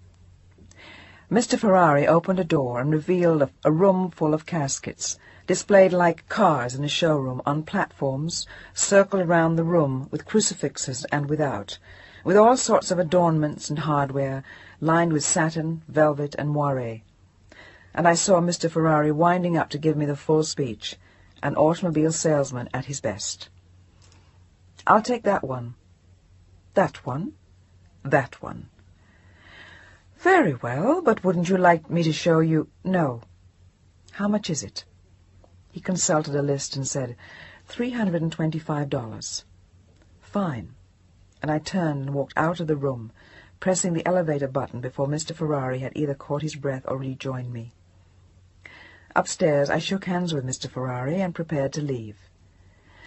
"Mr. Matthews will be ready at 7 this evening. You haven't seen the room yet." "I'm sure it'll be fine, Mr. Ferrari." I was exhausted and wanted to get out of the place. "You're sure about the suit?" "I'm sure. Thank you." And with all my dignity, headed for the door with Tom following me. Once we got outside, he looked at me again. "You okay?" "Much better. Let's go pick up Sam." And I gave him the address of the school. It was almost 4:30, and she'd be wondering what had happened. At the school, Sam was drawing pictures in the office of one of the admissions people and looked perfectly happy. "Where were you?" "Busy. Let's go, sweetheart. It's time to go home." And she picked up her jacket and headed for the door, with her pictures all rolled up in one arm. After she was well out of the room, the admission lady came around the desk to me and shook my hand. "I'm so very sorry, Mrs. Forrester." "Thank you. I was going to have to get used to that. There will be a lot of I'm sorries in the next few days." Tom was waiting in the car when Samantha and I came out. "Who's that?" "A friend of Uncle Chris." "Oh." That was okay, then, in her book. Tom and she chatted all the way back to the house, which left my mind free to wander as we drove home. I was so tired, I was numb. "Tom, I want to stop at the florist's on the way home. There's one just up the street from us. Do you have time?" "Sure." "What do you want flowers for, Mummy? We've got enough at home." "I want to send some to somebody." Oh, God. It began to dawn on me that I'd have to tell her. What and how, I didn't know. But I'd have to tell her something. At the florist, I ordered $200 worth of wild flowers in varied colors to be delivered to Hobson's by 7 o'clock. I couldn't stand the thought of white or salmon-colored gladioli, not for Chris. Outside, Sam and Tom were tickling each other in the car, and I gave a tired smile when I saw them. Tom had been unbelievable. He drove us home and asked me if I wanted him to come in. "You don't have to. I'm okay. But I could make you some dinner." "No. I'll go home." "Want me to drive you?" "No. I live about 6 blocks away. I'll walk. I'll park the car for you." Sam and I stood in front of the house while he did, and he walked back towards us, looking as tired as I felt. He stopped for a moment in front of us, not knowing what to say. "Tom, I don't know how to say it, but thanks. You've been unbelievable. Wonderful." And tears started welling up in my throat again. "So have you, Gillian. So have you." He bent down and kissed my cheeks, rumpled Sam's hair, and walked up the street with his head down. I think he was crying, but I wasn't sure, because I was crying too. "What are you crying for, Mommy? Do you hurt?" "Yes, sort of." "Well, I'll take care of it, and you'll feel all better." "Thanks, sweetheart." And we walked up the stairs to the empty house. Hand in hand, the two of us alone again. Mrs. Matthews called while Sam was eating dinner. She said she'd get in at 9, but I didn't have to go to the airport. I told her I would, and then set about finding a sitter for Sam. I called the only one of our neighbours whom I knew, and she said she'd be glad to. And, oh, Gillian, I heard it on the news, and I'm so sorry. So sorry. So sorry. There it was again. Thanks, Mrs. Yeager, thanks. On the news? Christ. Sam was as good as gold, took her bath, ate her dinner, and went to bed without any problems. She asked for Chris once, and I put her off. I didn't want her to associate his going with the tears and unhappiness she'd seen in the next few days. Better to tell her when I could handle it. When would that be? Anyway, not just then. Mrs. Yeager came at 8, and I drove to the airport for Mrs. Matthews. I had remembered to change my clothes before going, and wore something plain and black. My blue jeans and Chris's sweater lay piled on our still unmade bed, along with the grey dress. Chapter 35. I stood in the airport, waiting for the plane to come in. I looked around, wondering which of the people standing around might be Jane. Nobody looked the way I expected her to, so I stopped thinking about it, and stared out instead at the lights on the airfield. Half a dozen planes were lining up for a takeoff, and there were others coming in. United Airlines Flight 402 from Denver has arrived. Passengers will arrive at Gate 3. Flight 402... She was one of the first people off, and I recognized her right off. A smallish lady who must have been pretty once, with grey hair and a neat-looking black suit. She looked around and passed me. I don't think she recognized me at first. Mrs. Matthews. Gillian? Yes. Thank you for coming, dear. You needn't have. And she looked around me and over my shoulder as I was telling her it was quite all right and all the things one is supposed to say. I don't see Jane. She said she'd meet me. And then, as I looked around with her, she waved, and I saw a tall girl walking towards us. It was Chris transformed into a woman. It was the oddest feeling to look at that girl and see Chris, his walk, his shape, and as she came closer, his eyes. It made me want to shudder, but I was fascinated, mesmerized by the apparition coming towards us. I couldn't take my eyes off her. She walked straight up to her mother and put her arms around her in a silent hug, and I was sorry I had come. I had no place with them. They needed each other, and I was a stranger there. I turned away, feeling awkward, and tried to think of what to say to Jane. I'm sorry? No, not from me. Not me, too. As I looked back at her, staring at the resemblance again, she let go of her mother and took a step toward me, and she hugged me, too. I know, Gillian, I know. I won't tell you I'm sorry. I know how you feel. Chris wrote to me last week. He did? He didn't tell me a thing. I was so surprised I didn't know what to say. He wouldn't have. Mom, why don't we get your bags? And the three of us walked slowly towards the escalator to the baggage claim area. We collected Mrs. Matthews's things, and I went to the parking lot to get the car. I'm sorry it's not very roomy. Chris, well, we like it. And there was an embarrassed silence. Driving into the city, there was very little said. There was very little to say. And then, as though all at once, all three of us felt we should be talking. We all started to talk at once, and then laughed nervously.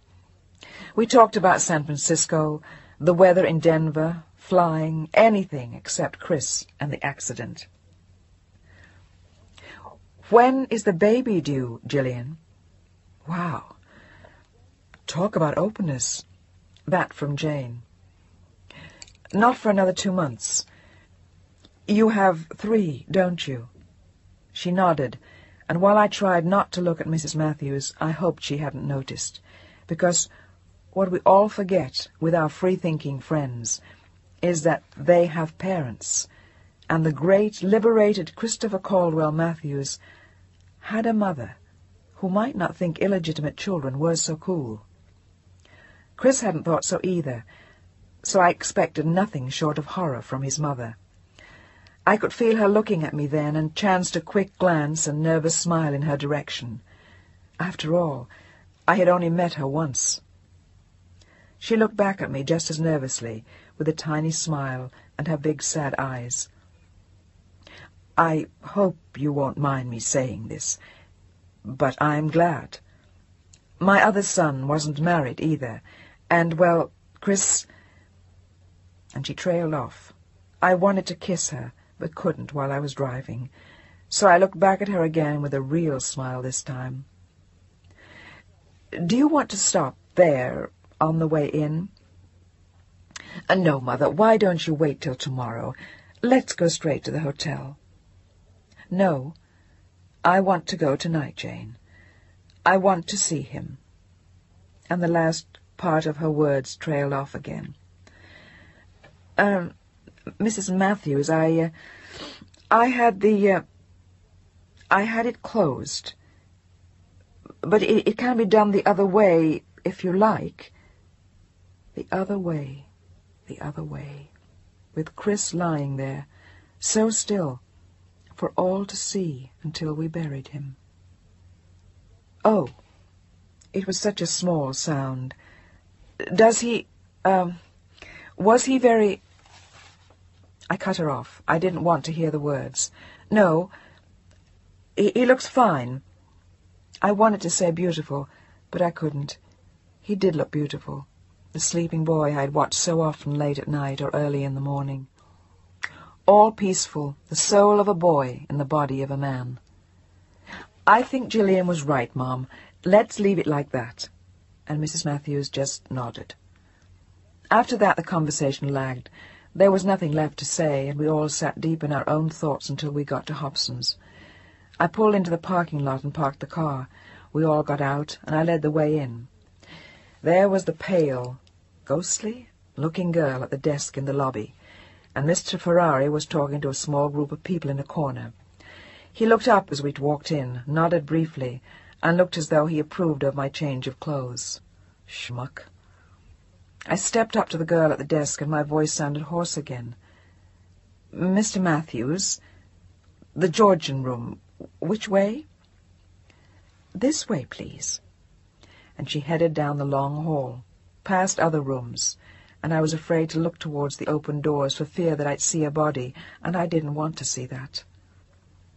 She stopped at the last door on the left, and we went in. And there it was, the dark wooden box I had picked out a few hours ago, and the flowers I had bought on Sacramento Street. They looked beautiful. They were red, yellow, and blue, with baby's breath spread through them. They looked so fresh and pretty, not heavy and dead. They were like Mozart or Debussy. That was just what I had wanted. There were 2 huge candles in bronze candelabra at either end of the casket, and a small prie-dieu just in front of it. 2 settees and a few chairs against the wall. The lighting was dim. It looked so solemn, like a church. It seemed like the wrong place for Chris. I could just hear him saying something like, "Oh, fuck off, Jill, what the hell is this?" But it had to be, and his mother looked as though she thought it was right.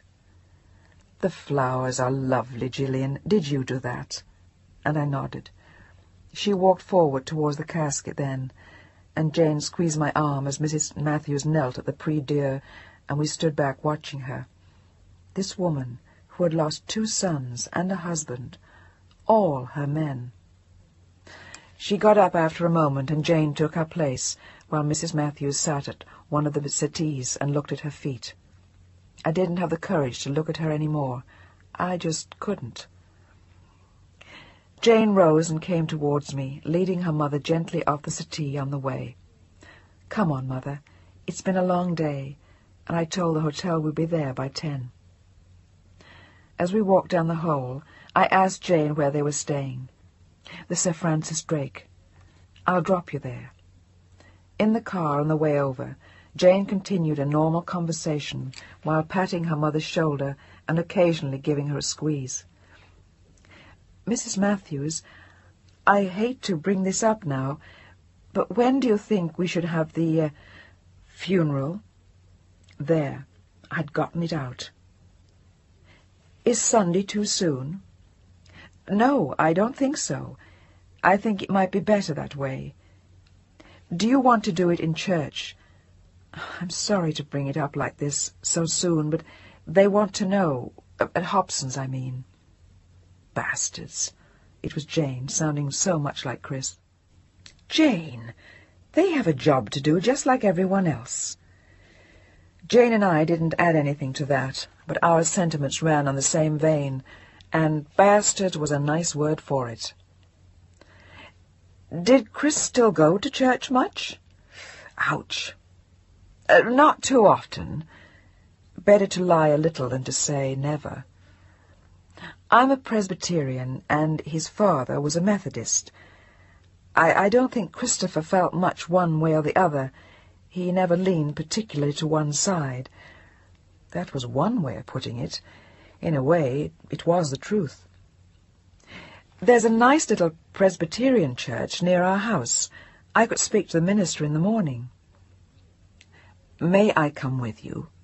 Of course. I'm sorry. I didn't mean to take over. I just thought... Gillian, you've been wonderful. Don't you worry about that. I'll come and get you in the morning, and we'll all go and see him together. Jane sounded as though she were grinding her teeth in the back seat. She really was like Chris. A church funeral for Chris? But it wasn't for Chris. It was for his mother and for us. That's who funerals are for. A dirge for the living, not a celebration of the dead. In front of the hotel we all hugged again, and they disappeared into the lobby, the tall, fair girl who walked like Chris, and the small lady in the black suit. She was only a little smaller than I, but she looked tiny to me. Somehow, maybe because she was Chris's mother. I looked at my watch and decided to go back to Hobson's, just for a minute, to be alone with Chris. Mrs. Yeager wouldn't mind waiting just a little bit longer. She'd understand. I parked in the lot again and went in, relieved to see that Mr. Ferrari was gone. The pale-looking girl was still at the desk drinking coffee out of a styrofoam cup. It reminded me of the coffee at Woman's Life, and I walked down the hall thinking, to her this is just a job, and I couldn't help wondering what kind of person would want a job like that. The magazine had been throbbing with life and people and colour and noise. Working in a place like this was as good as being dead yourself. I reached Chris's room and walked in slowly. I sat in one of the chairs and thought for a while, leaning back and closing my eyes, resting and thinking of little bits and pieces, short moments and tiny words. 15 hours ago, Chris went clattering down the steps of the house. And now, here I was in this quiet room filled with bright flowers, with Chris lying there. Maybe if I hold my breath and close my eyes and count to 712, it will all go away and I'll wake up. But I didn't. I gasped and opened my eyes, and it was all there, just the same, except that I was out of breath, and the baby was kicking harder, infuriated by the momentary lack of oxygen. I walked slowly towards the prie-dieu then, and knelt, looking towards where Chris's head rested, though I couldn't see it. Tears ran down my face slowly, making plopping sounds as they hit the velvet on top of the prie-dieu. I think I prayed, but I'm not sure. And then I got up and left, slowly, alone, wishing that I could feel that Chris was with me, near me. That's what you're supposed to feel. But I didn't. I felt as though Chris was shut up in that box. He was gone, and I was alone. Chris's car was the only one left in Hobson's parking lot, and I started it, remembering about the choke. I drove home through the fog and got to Sacramento Street just before midnight, a little worried about Mrs. Yeager. I opened the door with my key and walked in, leaving my coat on the chair in the hall and heading towards the kitchen, where I supposed she would be. The kitchen light was the only one that was on. "Mrs. Yeager! Mrs. Yeager!" Maybe Sam had woken up, and I went upstairs to see. When I reached the top of the stairs, I saw that the light was on in our room, and I could see Peg through the open doorway, making my bed. "Oh, Peg, you're a saint." And I sagged in the doorway and just looked at her. "No talk. Just get into bed. Here, sit down. I'll help." "Oh, Peg, you must be exhausted. It's 3 o'clock in the morning, your time." "It's worse your time, so no arguments. This is what I came out here for." "God, Peg, what am I ever going to do if I grow up one day and you're not around anymore?" "Oh, shut up. None of that stuff." "What about Mrs. Yeager?" "She left just before you got here. I didn't think she was going to trust me, but I talked so much and so fast and kept ushering her out of the door at the same time, so she went." "Where have you been?" "I picked up Mrs. Matthews at the airport and then took them to Hobson's, and after that I dropped them off at the hotel, and then I went back to Hobson's." "Went back to Hobson's?" "Hobson's being the local Frank Campbell's, I take it. What are you trying to do? Kill yourself and the baby?" "Yes, I mean no. I mean, yes, Hobson's is the local Campbell's, and no, I'm not trying to kill myself or the baby. Peg, someone had to be there to pick her up." "There was no one else?" "Chris's sister, but hell, I wanted to." "Good enough. Now, how about some hot chocolate or something? And I brought you some pills from New York." "What kind of pills?" "Cool-it pills. I called your obstetrician, and he gave me a prescription for you." "Christ, Peg, did you take any Librium today?" "Well, actually," I shook my head. "I figured." And I started looking around the room. Everything looked the way I had left it, except neater, and the stuff was cleared off the bed. The new grey dress was hanging on a hanger on the closet door. "Peg, would you put that away, please? I don't want to see it." "Sure." And it vanished into the closet. "The funeral's Sunday, so you'll be able to get back to the office on Monday." "You're giving me the bum's rush or something? I told them I'd be gone a week." Peg. Unbelievable Peg, who had held my head the first time I got drunk, who had always been there. And here she was, a few hours after I called, having travelled 3,000 miles to be with me, and making my bed within 5 minutes of walking in the door.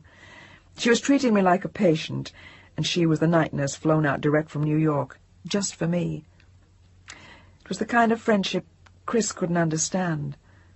But thank God for Peg. There were 1 in a million people like her, and I had been lucky enough to go to school with her. She gave me the pill and the hot chocolate, and I sat thinking about Chris at Hobson's. "Peg, try not to talk. Just tell me where you want me to sleep. Can I sleep in Sam's room?" "Peg, you sleep here. I'll sleep in Sam's room." "No way. If you so much as put a foot on the floor, I'll give you one of my world-famous left hooks." "You mean the one that almost got you kicked out of school?" "The same." And we giggled. "Peg." "Yes." "You know, I know." And she turned out the light, and I began to fall asleep as she was picking up the empty chocolate cup. She just seemed to fade away, and for a minute I tried to keep awake, thinking that looked like Peg Richards standing over me. But no, it couldn't be. Peg was in New York. Must be Chris. I'd have to remember to tell him in the morning. He'd think it was funny. Chapter 36. The sun was streaming into the room, and I could hear voices downstairs. My God, what time is it? 11:45. I jumped out of bed and went to the top of the stairs. "Chris! Sam! Why'd you let me sleep this late? Today's—" "Oh, no. Oh, God, no." I dropped back onto the top step and sat there with my face buried in my hands. Peg rushed up the steps with Sam behind her, and she pulled me gently off the step and led me back to the bedroom. What's the matter with Mommy, Aunt Peg? She's just very tired, Sam. Why don't you go back down and be a big girl and put the dishes in the sink? That's a good girl. And Sam clattered downstairs. Peg sat me on the edge of the bed and sat next to me with an arm around my shoulders while I started to sob and shake. Oh, Peg, oh. And we sat like that until Sam came back, looking puzzled and a little worried. I looked over at her and tried to smile a little for her, which made me cry more. Oh, Peg, I can't stop, I can't... That's all right, Jill. You'll be okay. Why don't you go and wash your face? I was supposed to call Mrs. Matthews. We have to go and see the minister. Jane called. She and her mother are coming by at 1. I'll pick them up. No, they can take a taxi. Stop being a hero. You're being selfish, Jill. Think of the baby. You loved him, so take good care of his child. It was kind of a harsh thing to say, but it was like a splash of cold water. Peg was right. Peg, no more pills, please, huh? We'll see. Listen, you've had a lot of calls. A guy named Tom Barty, he wanted to know if there was anything he could do. I said we let him know. And Hilary Price, and Gordon Hart, and let's see, John Templeton, and... How do they know? I looked at Peg and knew. You called them. Just Gordon and John Templeton before I left. And your mother called. I think Gordon must have called her. I don't want to talk to any of them, please. I saw Peg watching me. I've got to call the minister. Where the hell is the phone book? And I started scrambling around under the bed while the phone rang. I gave a horrible start as it rang next to me. You get it. Peg answered it and paused for a moment, listening. I'll have to see if she's in, operator. And she looked over at me, and I shook my head frantically from side to side and waved a hand. No, I can't. She put her hand over the mouthpiece and whispered, It's Gordon. Do you want to talk to him? I started to shake my head, and then looked up at Peg for a long 2 seconds and reached for the phone. She handed it to me and ushered Sam out of the room again, closing the door behind them. Hello? Yes, this is she. Gordon? Hello? Thanks for calling. Peg told me that... What? I said I'd like to come out for a couple of days if I can help. No, Gordon, thanks, but I'd rather you didn't. It wouldn't... Well, I don't think it's such a good idea. How are you feeling, Gillian? I don't know. Today was going to be our... And I started to cry all over again while Gordon tried to talk. I don't know what to say. I'm so sorry, Jill. There it was, from Gordon this time. I'm so sorry. I know you are. Gillian, I know it's too soon for you to have thought about it, but why don't you come back to New York with Peg? There's nobody to take care of you out there. No, I'm staying.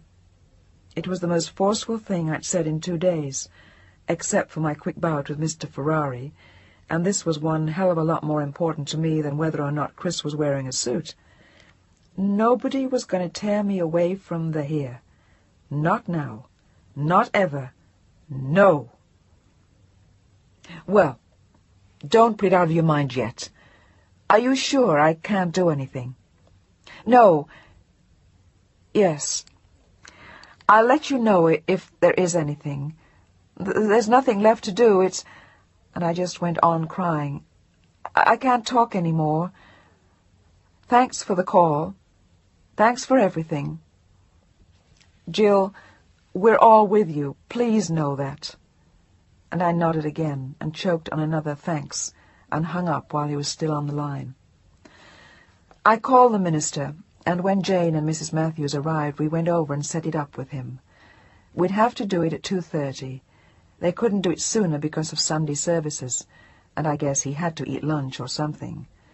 We had missed our own lunch by the time we'd spoken to him, and we stood in a small group just outside the church wondering what to do next. "Let's go back to the house." "Well, I'd like to go back to Hobson's for a while, Gillian." It was Mrs. Matthews speaking. Jane and Peg said nothing, and I offered to go back for the car. We walked slowly towards the house, Jane and Peg falling behind and talking in soft voices, Mrs. Matthews and I discussing Bible passages for the funeral. We had sorrow as our bond, and our plans to hold us together. After this, maybe the baby. He would be her grandchild, and maybe she would love him. Maybe he would look like Chris. At the house, Sam saw us from the window, and she and Mrs. Yeager waved. I could see Sam discussing something heatedly with Mrs. Yeager, and suspected she wanted to come out. "Let's get into the car, everybody, or Sam will get upset and want to come too." Everyone waved, and we got in as quickly as one pregnant woman and one older, less agile woman possibly could. On the way to Hobson's, no one spoke, and I parked once again in the same spot in their lot. We walked inside, still silent, and headed down the now familiar path toward the room where Chris was lying.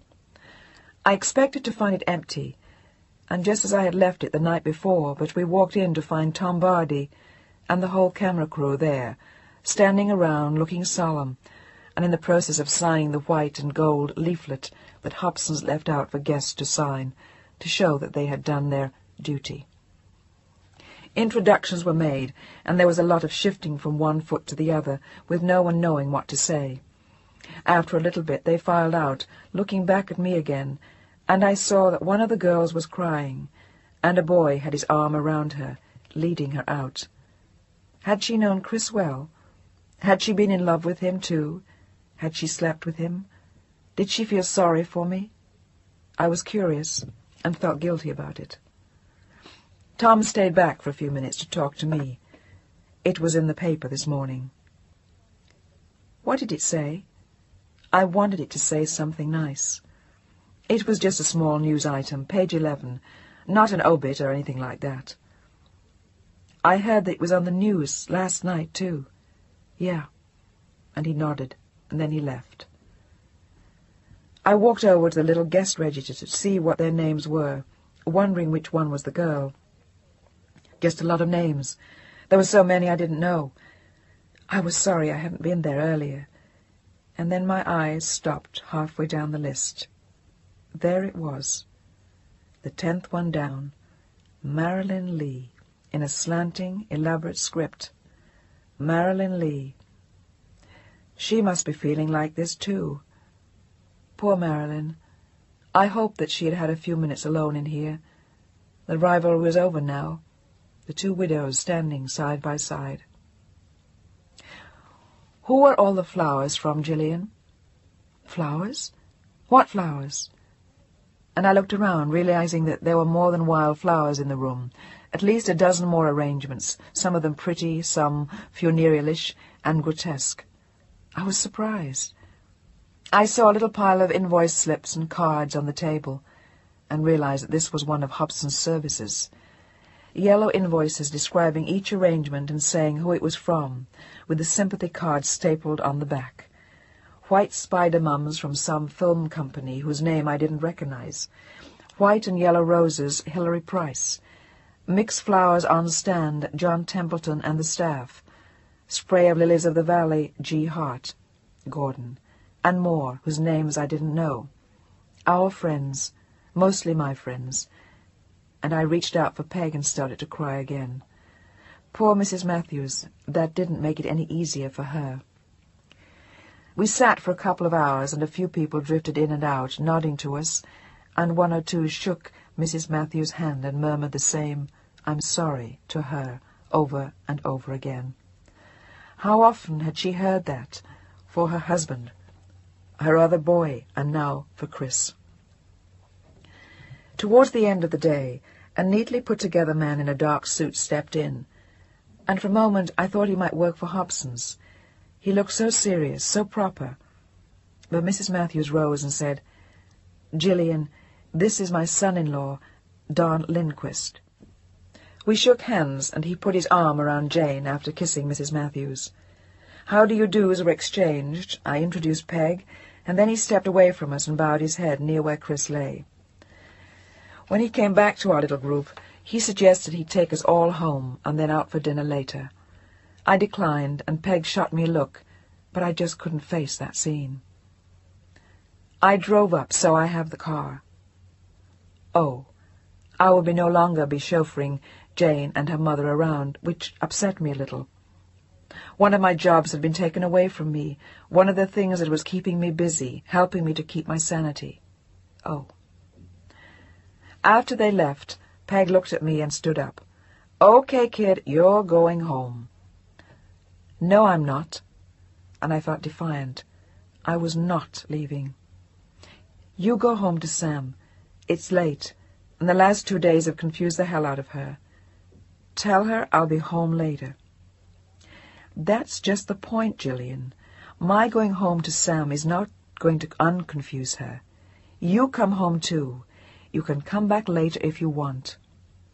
Good old Peg, giving it the old, honest heave-ho. Wham!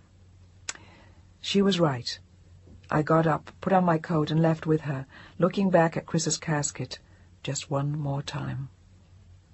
"Where have you been all day? Nobody plays with me. Just fat old Mrs. Yeager. I don't like Mrs. Yeager." Sam was mad. She was feeling left out. "And where's Uncle Chris?" She was mad at him too. We had all deserted her, and she started to cry. I took her in my arms and rocked her back and forth, taking as much comfort as I was giving. "How about taking your bath with me?" And she cheered visibly, momentarily forgetting Chris, and she started up the stairs in a rush. Peg said she cooked dinner, so I headed upstairs, feeling relieved that I hadn't had to say more about Chris, and thinking that the hot bath would do me good too. I was feeling leaden again, and had had some small cramps in my back all day.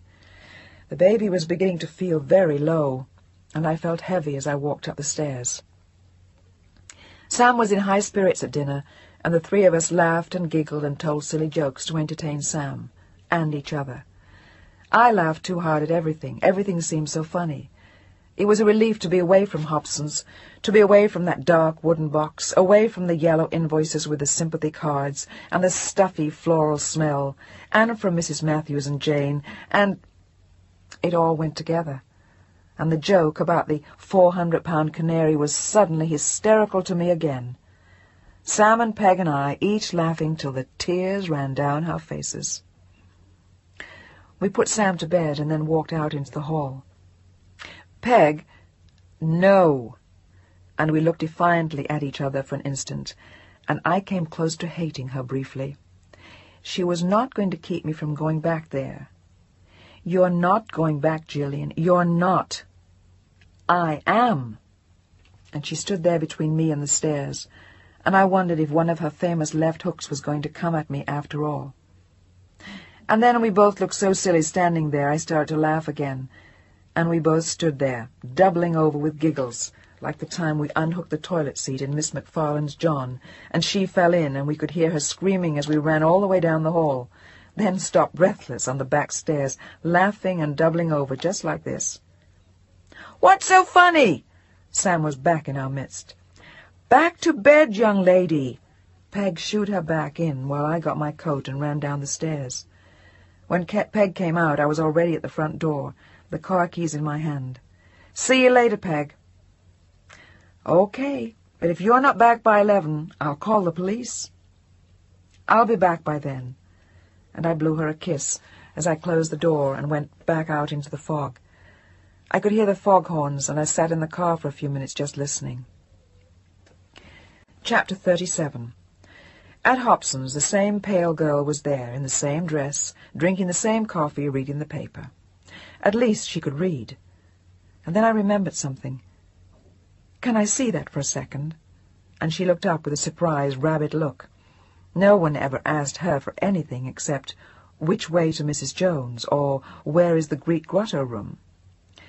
She handed me the paper, and I turned to page 11. Where the hell is it? Then there it was, in a small box at the bottom of the page. In Safford Field in Oakland yesterday, Christopher Caldwell Matthews, age 33, of 2629 Sacramento Street, fell to his death from a crane while filming a documentary movie. He was rushed to St. Mary's Hospital in Oakland, but had died on impact of a broken neck. That was all. They'd gotten it all in there, hadn't they? And people read it and think, gee, too bad, or crazy hippies, or you never know about those movie people, or oh, shit. Thanks. And I gave her back her paper while she still looked surprised. I smiled at her, but that was too much for her. I wasn't in her Hobson's manual.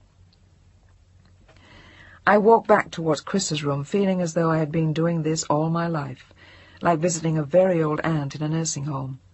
I felt as though Chris had always been there, and I had always been coming to Hobson's to see him. It gave me a place to go to. But it was the dead Chris.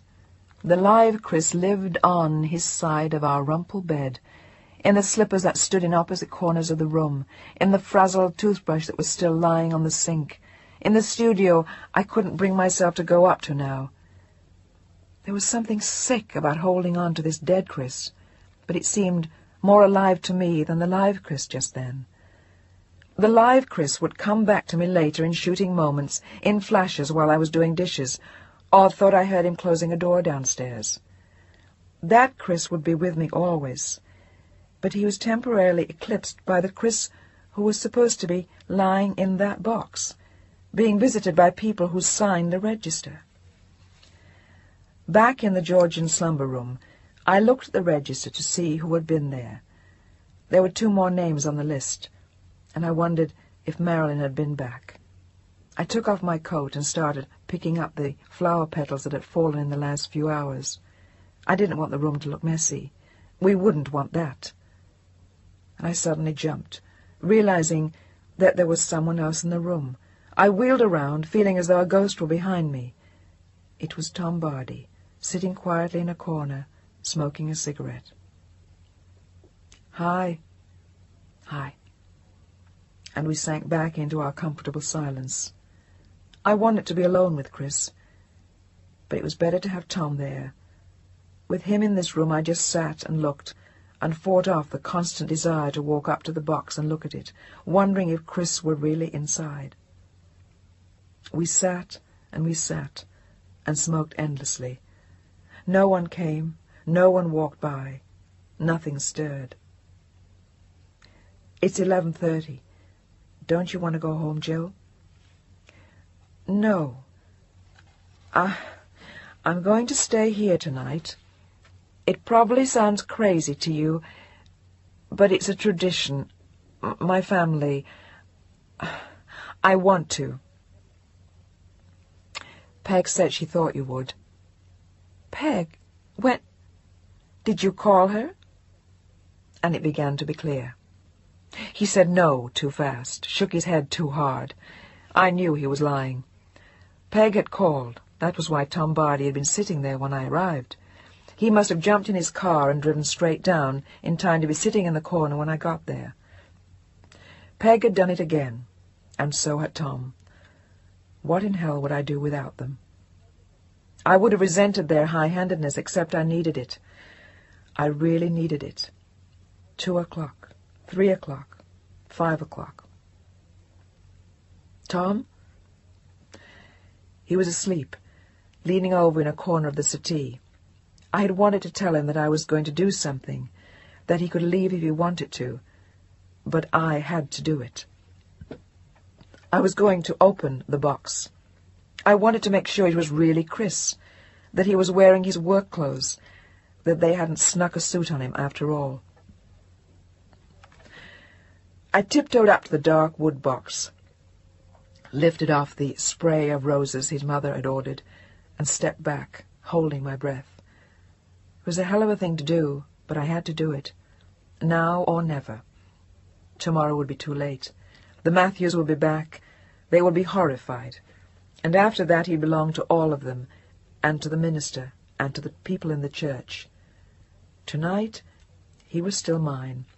still Chris, not Christopher Caldwell Matthews, age 33, of 2629. And I was still Jill, not dearly beloved, we are gathered here. Why do they only use that for weddings and funerals? Dearly beloved, by whom? God? If he loved me so much, why had he done this to me? I remembered Gordon's Vaya con Dios, and Dios must have taken the wrong turn off somewhere, back about Friday. I stood there and looked back at Tom, still asleep. Okay, here goes. There was an ornate-looking key in a lock halfway down the side of the casket. It turned easily, and I tried to lift the lid.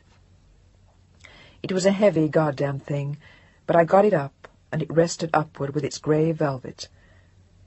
I looked down, and there was Chris. Chris, looking just as he had in the hospital on Friday, except they'd taken the sand off his face. And there was something wrong, something else. His hair. They'd combed his hair all wrong. I went to my bag, took out my comb, and combed it the way he wore it, falling over his ears, a little scrambled in the front.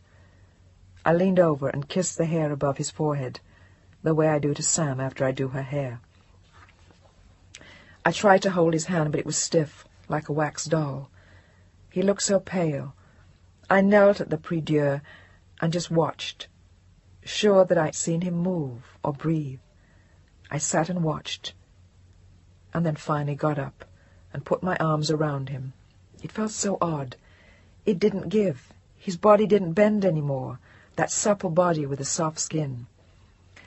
The light began to stream in and touch his face, and it was the same Chris who had lain in bed next to me, the sleeping boy-man I had watched so many mornings before, as the night turned pale grey. My tears fell onto his hands and onto his shirt and ran down my neck. Good tears, not the broken sobs of the past 2 days. I was crying for Chris, not for me. I kissed him on the cheeks and on the eyes and on his hands, folded so strangely over his chest. I put a tiny white flower next to him and took the thin gold chain from his neck. Maybe that was against the law or something, but he always wore it, and I knew he would not mind my having it. It was the same as a wedding band, forever, until death do you part. I looked away as I lowered the lid. I didn't want to see his face disappearing as I closed it. I looked over at Tom, still asleep on the settee, and sat in one of the chairs. Morning continued to come, still grey, and we sat there, the three of us, Tom and Chris and I. I was glad I'd done it, because I had faced death. I had touched it and kissed it. I had buried the dead Chris in that box. I had said goodbye to the dead Chris, and the live Chris began to come alive again. I would never see the body again or touch that face, but I would see the smile and hear the laugh, remember the shouts, and see his face when I got up in the morning and heard a familiar sound. Chris had come back to me, and would stay with me always, and I leaned my head back and fell asleep. Something was shaking me, and I looked up into Tom Barty's face, surprised, forgetting where I was. "Want some coffee?" "Yes. What time is it?" 8:30. "You must have been sleeping a long time. I psyched out hours ago myself." "Yes, a long time." He came back with 2 cups of steaming coffee in those styrofoam cups. We drank them and made small talk. The room was not so formidable in the daylight, with sun streaming in through the windows.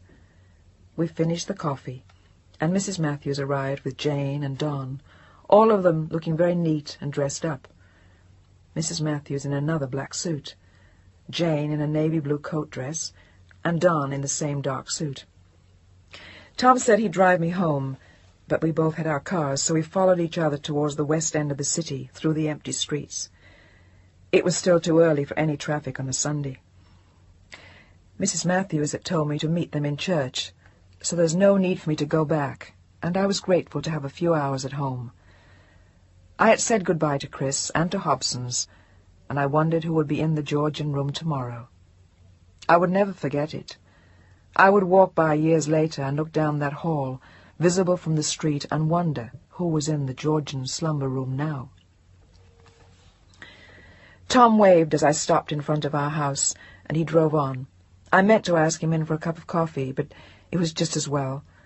Peg and Sam were eating breakfast, and I stopped for a cup of coffee, feeling more tired than I had since Friday, but more peaceful, much quieter.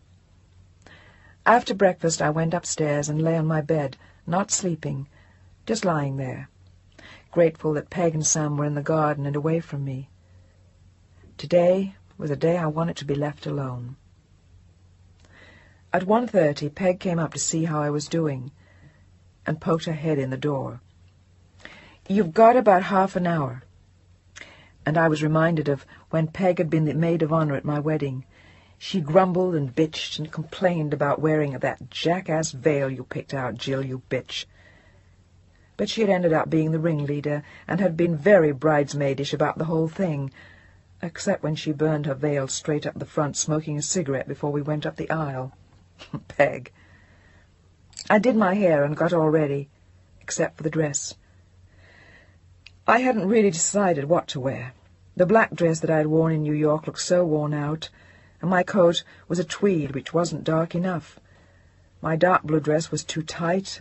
My charcoal dress had a huge egg stain down the front, courtesy of Samantha, and I had forgotten to send it to the cleaners after I got out to San Francisco, which left the wedding dress. The pale grey dress Chris hadn't even seen, hanging in the back of the closet where Peg had put it at my request on the night she arrived. 20 minutes later I stood in front of the mirror wearing the dress and coat, the black shoes, my grandmother's pearls, and my hair rolled into a neat bun at the base of my neck, looking just as I would have on my wedding day with Chris. It was a day and a lifetime too late for the wedding, and I reached into the collar of my dress to touch the gold chain I had taken from Chris's neck that morning. Too late. Much, much too late. Chapter 38. Mrs. Matthews and the Lindquists were waiting in the minister's office behind the church. We met there, looking sombre, all of us dressed up, and each one engrossed in his or her own thoughts. We spoke to the minister for a few moments, and then he left, and we heard the music start, softly in the background. I had forgotten all about talking to the organist, and I didn't recognize what he was playing. It just sounded very sweet and sad. We walked into the church then, and I slipped into the first pew with Chris's family. Peg and Tom Bardi just sat there behind us, and I looked around to see Peg just once more. I reached back and she squeezed my hand, and then I noticed that there must have been 70 or 80 people scattered through the church. Not a great many, I guess. Nothing like the huge, pompous funeral we had for my grandmother, but a lot of people for Chris, for a man who really didn't see many people. A girl in a black dress and veil caught my eye over to the left, and I looked again, knowing who I'd see. It was Marilyn.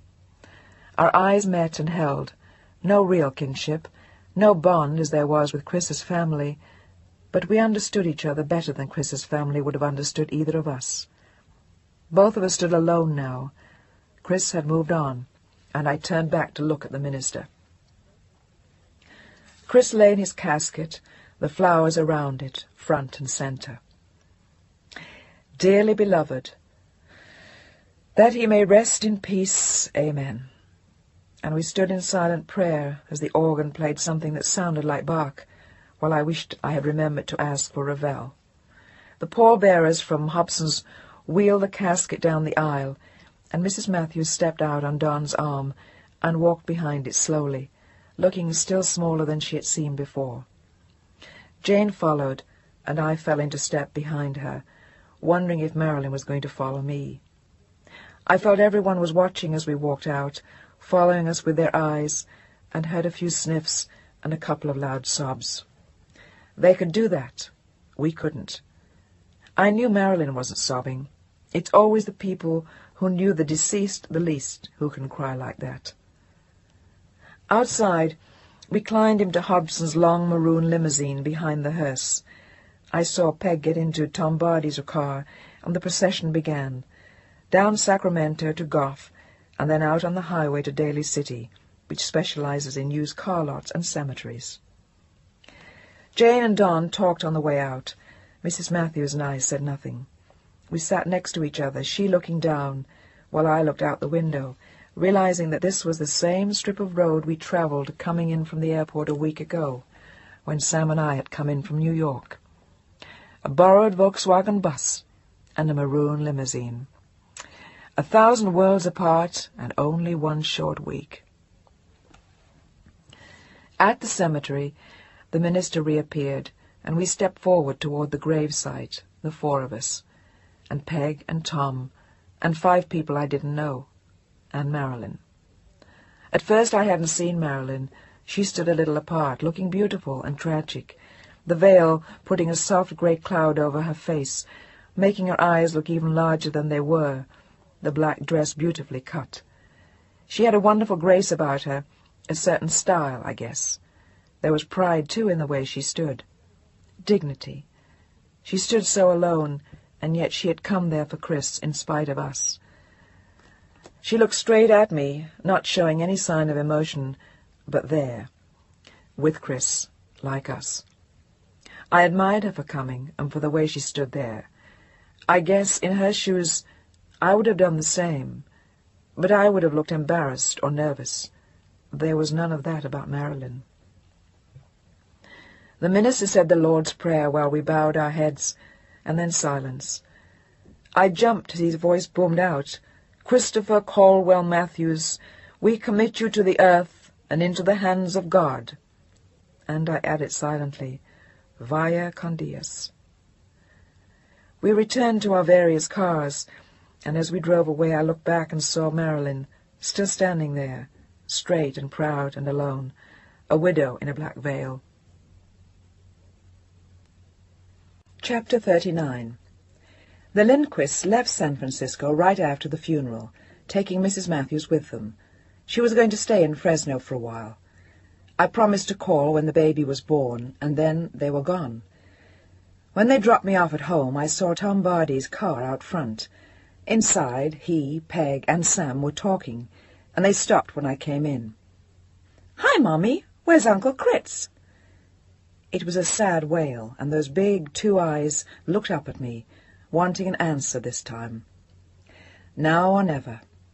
I took a deep breath. "Sam, let's sit down for a minute." "Has he gone away like my real daddy?" "No, he hasn't. I didn't want her to think that life was a series of men who went away and came back to visit once in a while. Maybe it was, but not Chris. Not this time." "Sam, do you remember when Grandma Jean went to heaven?" "You mean Daddy's Mommy?" "Yes."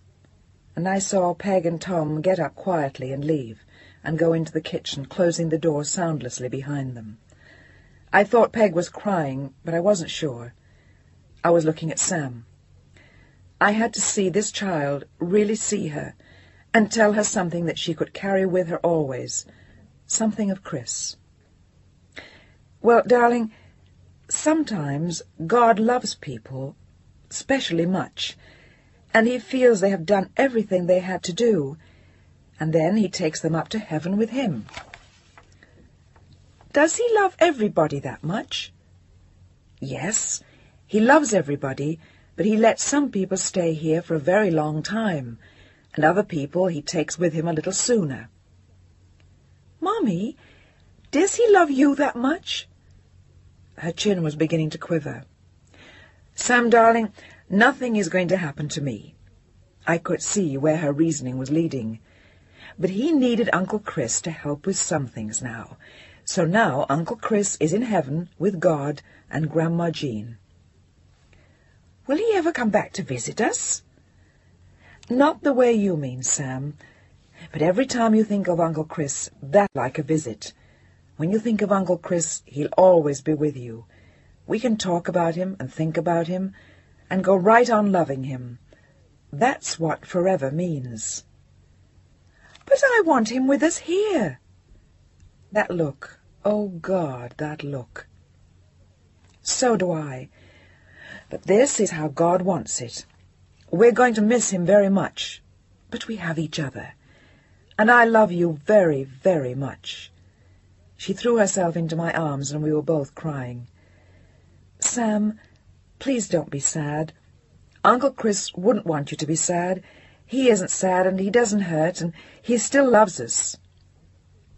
We sat there rocking back and forth, her tears mingling with mine, and her tiny fingers squeezing the back of my neck, holding on for dear life.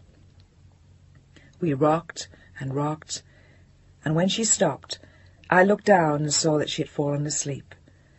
My tiny wild Indian girl who had put 3 worms into the hands of Chris Matthews last week, who would have to live with the fact that he was gone.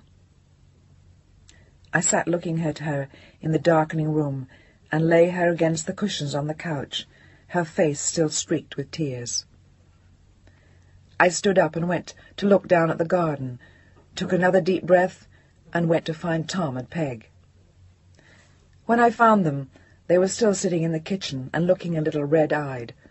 They looked up at me embarrassed, and Peg said, "How about a drink?" I don't think it would help.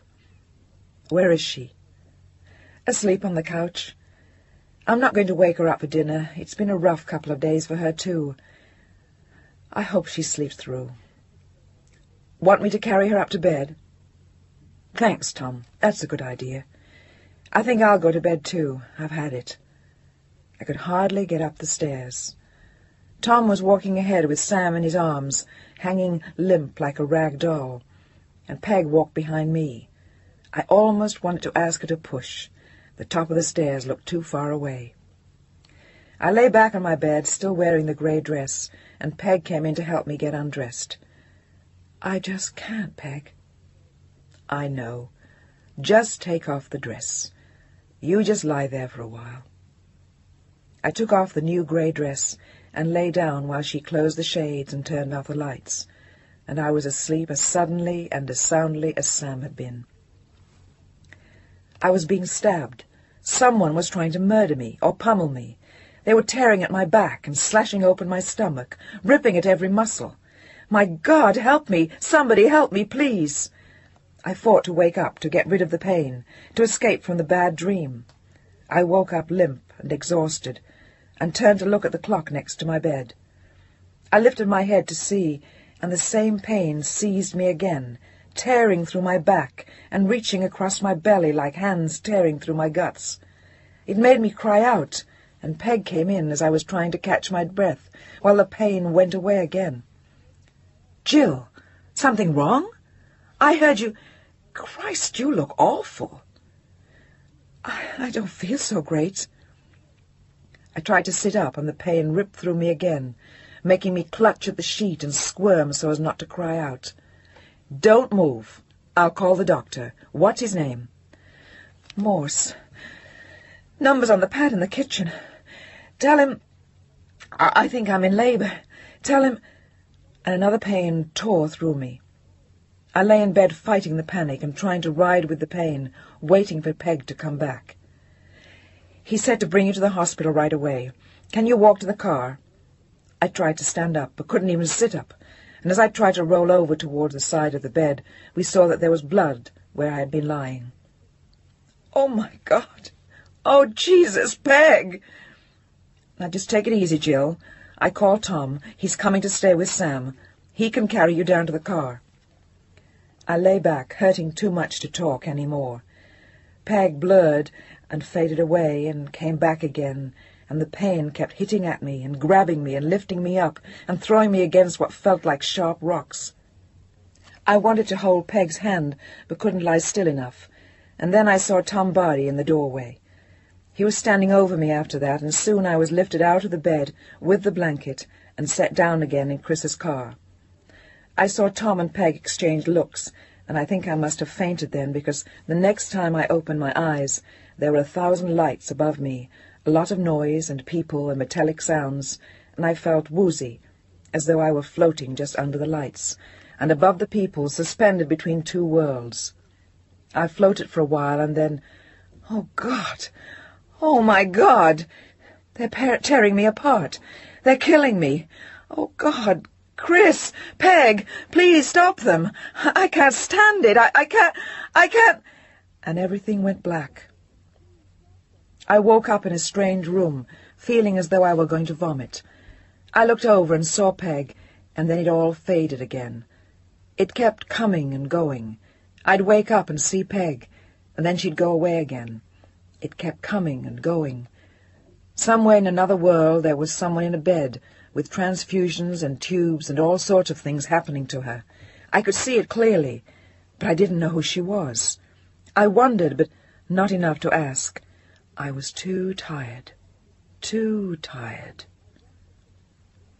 Oh, Jesus, do my guts hurt. Peg? What happened? And I turned towards her to talk to her. My stomach, it's flat. The baby. Peg! Peg, the baby! But I already knew. I knew what had happened. The baby was dead. Lie back, Jill. You've been out of it for a long time.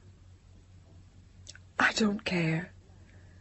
Sobs shook me and made everything hurt worse. After a while I asked what time it was.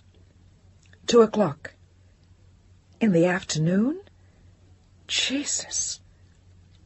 Yeah, Jill, and it's Tuesday. Tuesday?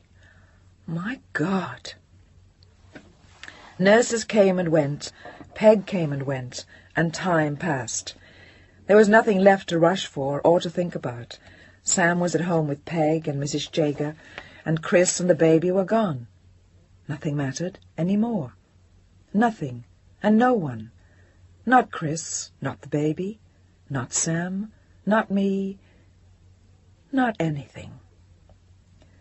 Peg must have made her phone calls again, because there were flowers from Hilary again, and Gordon, and John Templeton and the staff. It looked like an instant replay of the funeral. Only this time I wasn't touched. I just didn't give a damn any more. I also discovered that it's hospital practice to put a woman who has just lost a baby in the maternity wing along with everyone else. It's one of those most psychologically inhuman facts of modern medicine. But there it is. And there you are, hearing the babies being rolled down the hall, listening to them cry, and wishing you were dead. I was informed of how much the baby had weighed, how long he had been, what his blood type was, and how long he had lived. 7 hours and 23 minutes. And I'd never even gotten to see him. It was a boy. By the end of the week I was feeling stronger, and they decided to let me go home on Sunday. I had to get back anyway. Peg had to leave. I'm staying another week. No, you're not. You've been out here long enough taking care of me and my recurring disasters. Stop being dramatic. I'm staying. Look, Peg, I'll call an agency and get another mother's helper. I'm supposed to sit on my ass for 3 weeks. You don't expect to stay out for that long, do you? Peg wavered then, and we agreed to compromise. She'd stay until the following Wednesday.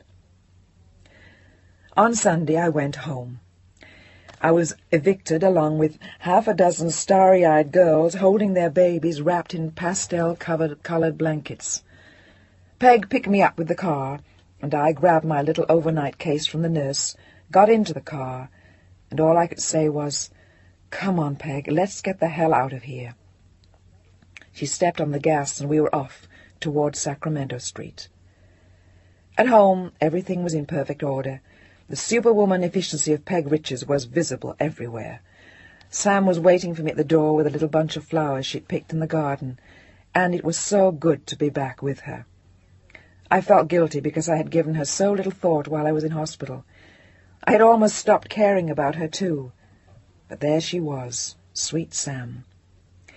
Peg shooed me upstairs, put me to bed, brought me a cup of tea, and I felt like a queen. A sick queen, but nevertheless a queen. There was absolutely nothing for me to do except lie there and be waited on.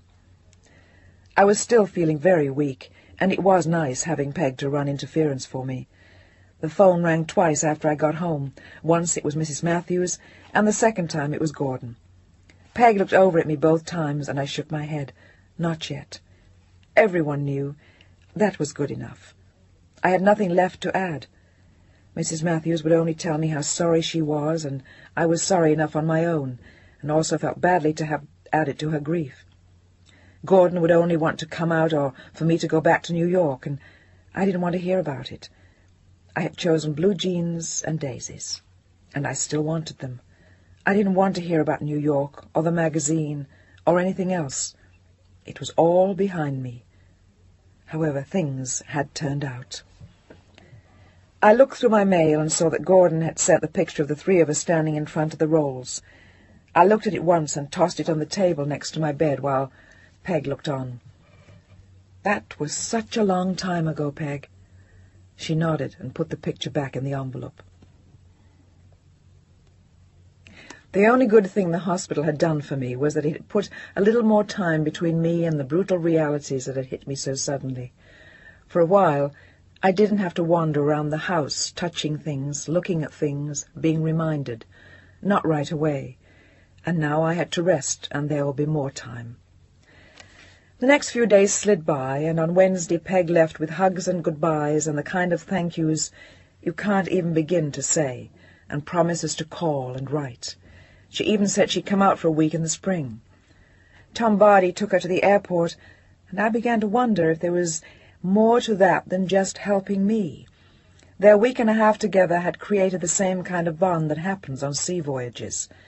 They had been isolated from their own worlds and thrown together constantly, not on a pleasure trip, but by a series of disasters, and they had formed a circle around me, becoming enmeshed in it themselves. Maybe, like after a sea voyage, they would find nothing in common when they met again, if they met again. Peg didn't say anything before she left, so I was left to wonder. Tom was of Chris's world, very much like him in his directness and no bullshit ways. Yet he was simpler than Chris, and he seemed kinder. He didn't have Chris's ruthless honesty, or his sparkle either, for that matter. But I suspected that he might have been easier to live with because of it. He was also less adept with words, and I noticed before Peg left that he looked at her with a kind of awe. It was something for me to think about, anyway. I had a mother's helper again by then. She was sleeping in Sam's room, and the entire routine rolled along while I got my strength back, and some of the emotional pain began to dim. As I had told Sam, Chris was always with us. We talked about him, the memory of his face lit up my days, and the sound of his voice filled my dreams. I found myself sleeping most of the time, too much of the time. It was an easy escape, and in sleep there was always Chris.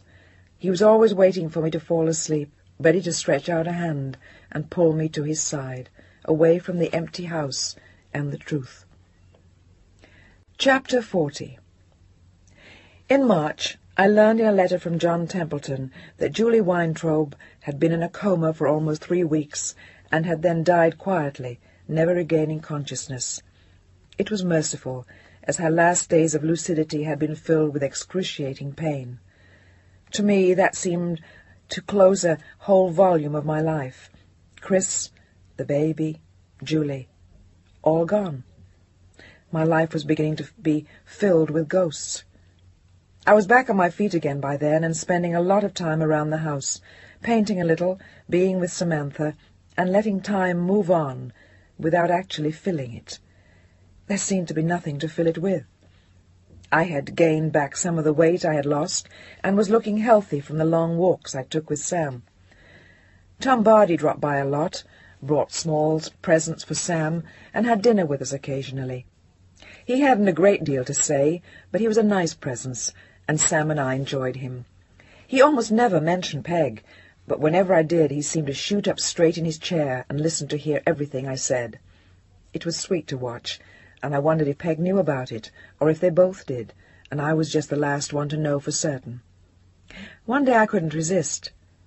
"Do you ever hear from Peg, Tom?" "No," and he blushed. "Why don't you call her sometime?" "Call her?" He looked so shocked that I dropped the subject. They were grown-ups. Peg was one of the most straightforward people I'd ever known, and Tom looked like he could take care of himself, so I decided to shut my big mouth and mind my own business. I'd heard from Gordon twice before he left for France, impassioned pleas begging me to think of myself and of him and join him. But I didn't want to leave San Francisco. Or Chris. I still hadn't done anything about clearing out Chris's things, and when I got too lonely I'd open his closet and look at the boots and the jeans, sweaters, and his smell would put its arms around me, and Chris would only be out for a little while. His studio remained untouched. I'd been up there once to look for some papers, but not again. Everyone in the house knew that it was off-limits. It was becoming a kind of shrine. I wrote to Peg regularly and told her what we were doing, and she answered sporadically. I knew that she was getting tired of her job, and once she mentioned that she might come out, but she never brought it up again. She knew that my doors were always open to her, and I hoped she would come. She began to prod me in her letters. "You have to see some men. You should get a job. You should take a trip." She never suggested going back to New York, though. She knew better. Sam's school year ended at the very end of May, and I sat with her at breakfast one morning, thinking that it had been 5 months since Chris had died. In a way, it seemed as though Sam and I had lived that way forever, and in another way, it seemed as though he had walked through the room that morning. I was keeping it that way, keeping Chris alive, to keep myself alive, to hang on. It was lonely, but not the kind of lonely that I had suffered through in New York when I'd gone back. That had been a fierce, biting, rolling kind of thing. It was full of worry and alternatives and constant frustration, though I may not have seen it that way at the time. It was a time full of anger. But the spring after Chris's death had no anger in it, nothing in common with those days, except for the fact that I was alone.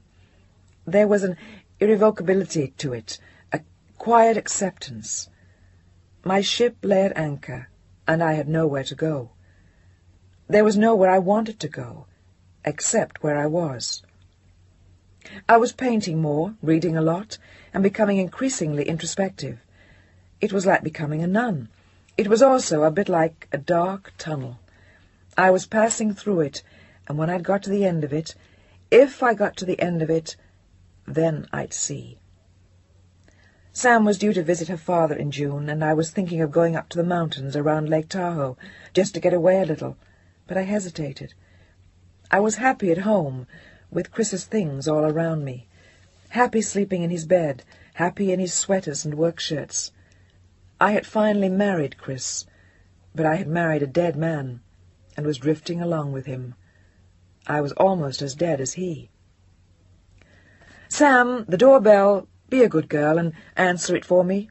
I'm upstairs, but ask who it is first." And then Tom Bardi was racing up the stairs, 2 at a time, and he burst into the room. "Peg is coming!" "When?" "Tomorrow." He was grinning from ear to ear. "She is? Are you sure? How do you know?" It seemed funny that I wouldn't have heard anything about it. "She just called me." And he looked irritated with me for doubting it, as though I could make it not true by my questions. I hadn't heard anything, other than the vague hint in her last letter. That's funny. "She's coming in tomorrow morning, early. I'm going to pick her up." I was tempted to ask if I could go too. After all, I had known Peg all my life, and here was a stranger going out to get her. But I didn't say anything. Maybe Peg would like it better this way. She had called him, not me. The phone rang then, and it was Peg. "I'm coming out tomorrow." "I know." "Oh." "Tom's standing right here." "Say hi for me. Can I stay with you again?" And all my suspicions went down the drain. Or almost. "Sure, I'd love it. How long do you think you'll be here?" "Week, maybe 2, maybe 3. I'll see. I've got 3, but really should go see Mother on the way back." "Great. Tom said he'd pick you up. Why don't you come over afterwards? Or just see how it goes." "See you tomorrow, Peg. I can't wait." We said goodbye and hung up. Did she want to talk to me? She had to run. She'll be here tomorrow, Tom. He looked like a little boy, that same look Chris had had, the same look Samantha got. Then Tom clattered back down the stairs and vanished, and the next time I saw him, he was at my front door, standing behind Peg, and looked as though he had found the pot of gold at the end of the rainbow. Peg threw herself into my arms, and we laughed and squealed and hugged, and Sam got into the act. It was a genuine homecoming. "Welcome back. We've missed you." "Well, I see the place hasn't changed. Boy, it's nice to be back." Tom took her things up to Sam's room and reappeared. We had lunch together and sat around for a while, and then we went out for a walk and said they'd go to a movie. I went to bed early and didn't hear Peg come in. Next morning she came down to breakfast, and she had that serious look on her face that meant she was going to talk to me. Mother Peg. Lecture time. I braced myself with a cup of coffee and a grin. I really had missed Peg. "Gillian." She sounded very firm. "Yes, Peg. Or should I call you Margaret? You sound like a Margaret this morning." But she didn't smile back. "Where's Sam?" "Out with some friends. Why?" "Because I want to talk to you, and I don't want Sam to hear this. Jill, when I said the place looked like the same yesterday, I didn't know how true that was."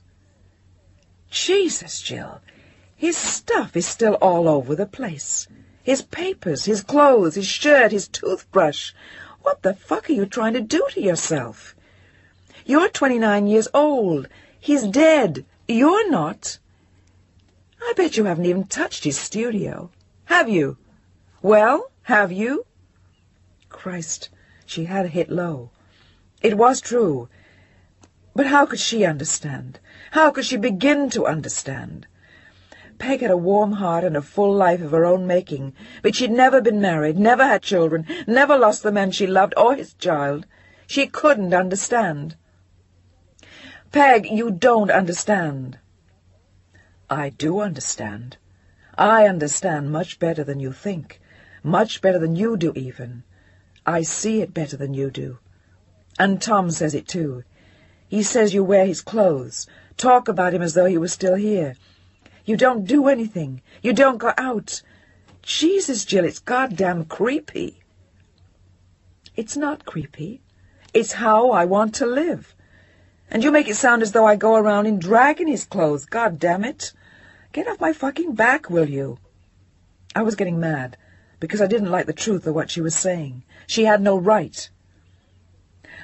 "I have no right to talk to you like this. Except I do. Because I love you, Jill. I can't stand to see you doing this to yourself. You've done some crazy things, and I've always stood by you. You came back to New York to have his baby, and I didn't say anything, because I thought maybe you were right. I wouldn't have done it, but I could at least understand it. But this is different. This is sick. Please see that. Oh, please, Jill, see what you're doing to yourself. And to Sam. What the hell do you think this is doing to her?" And again, I knew it was true, and I wound up to fight back, without looking up at Peg. When at last I did look up, I saw that she was crying, for me and for Samantha, and maybe even for Chris. When I saw her crying, tears welled in my own eyes, and I laid my head down on the table and cried, all those months of peace and adjustment blown to hell in 10 minutes, because I had never adjusted. I had known peace because I'd lived in a dream and had never come face to face with the truth. Maybe I could have faced losing Chris if it had had the baby, but when I lost the baby, there was nothing left, nothing real. So I created my own dream world and hung on to Chris. In those 10 minutes, the whole shell I had built around myself cracked wide open, and I sat there naked and raw and bleeding, exposed to all the things I had hidden from in all those months, exposed to the truth. Chris was dead. Peg let me sit there and cried out, moving quietly around the kitchen. Just once she put her hand on my shoulder and said, "I'm sorry, Jill." And I managed to choke out, "Don't be," because she was right, and she was right to say it. I had been wrong, terribly, terribly wrong, and I had been doing something awful to Samantha in the bargain. "Peg, will you help me?" "How, baby?" "Help me go through his stuff." She nodded. "When?" "Now." "Now?" "Now. If I don't do it now, maybe I'll never do it. Maybe then I'd just live forever in this spider web I've spun for myself. Okay, let's go." And for hours we sat there and sorted and made piles and divided up. It's just as though we had done it the day after the funeral.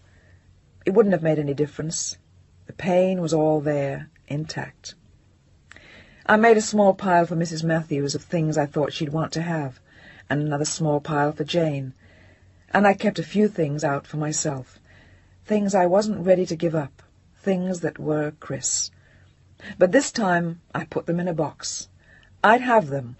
I didn't have to hold them and smell them every night. I'd just know they were there. The rest of the stuff we put in big piles in the downstairs closet, ready to go to Goodwill. At the end of the day, I thought Sam might be coming home, so we stopped. There was nothing left to do on the first 2 floors anyway. We'd cleaned it out. Tomorrow, the studio. "You want Tom to help?" "Yes." The next day, the 3 of us went through the place, dividing and sorting.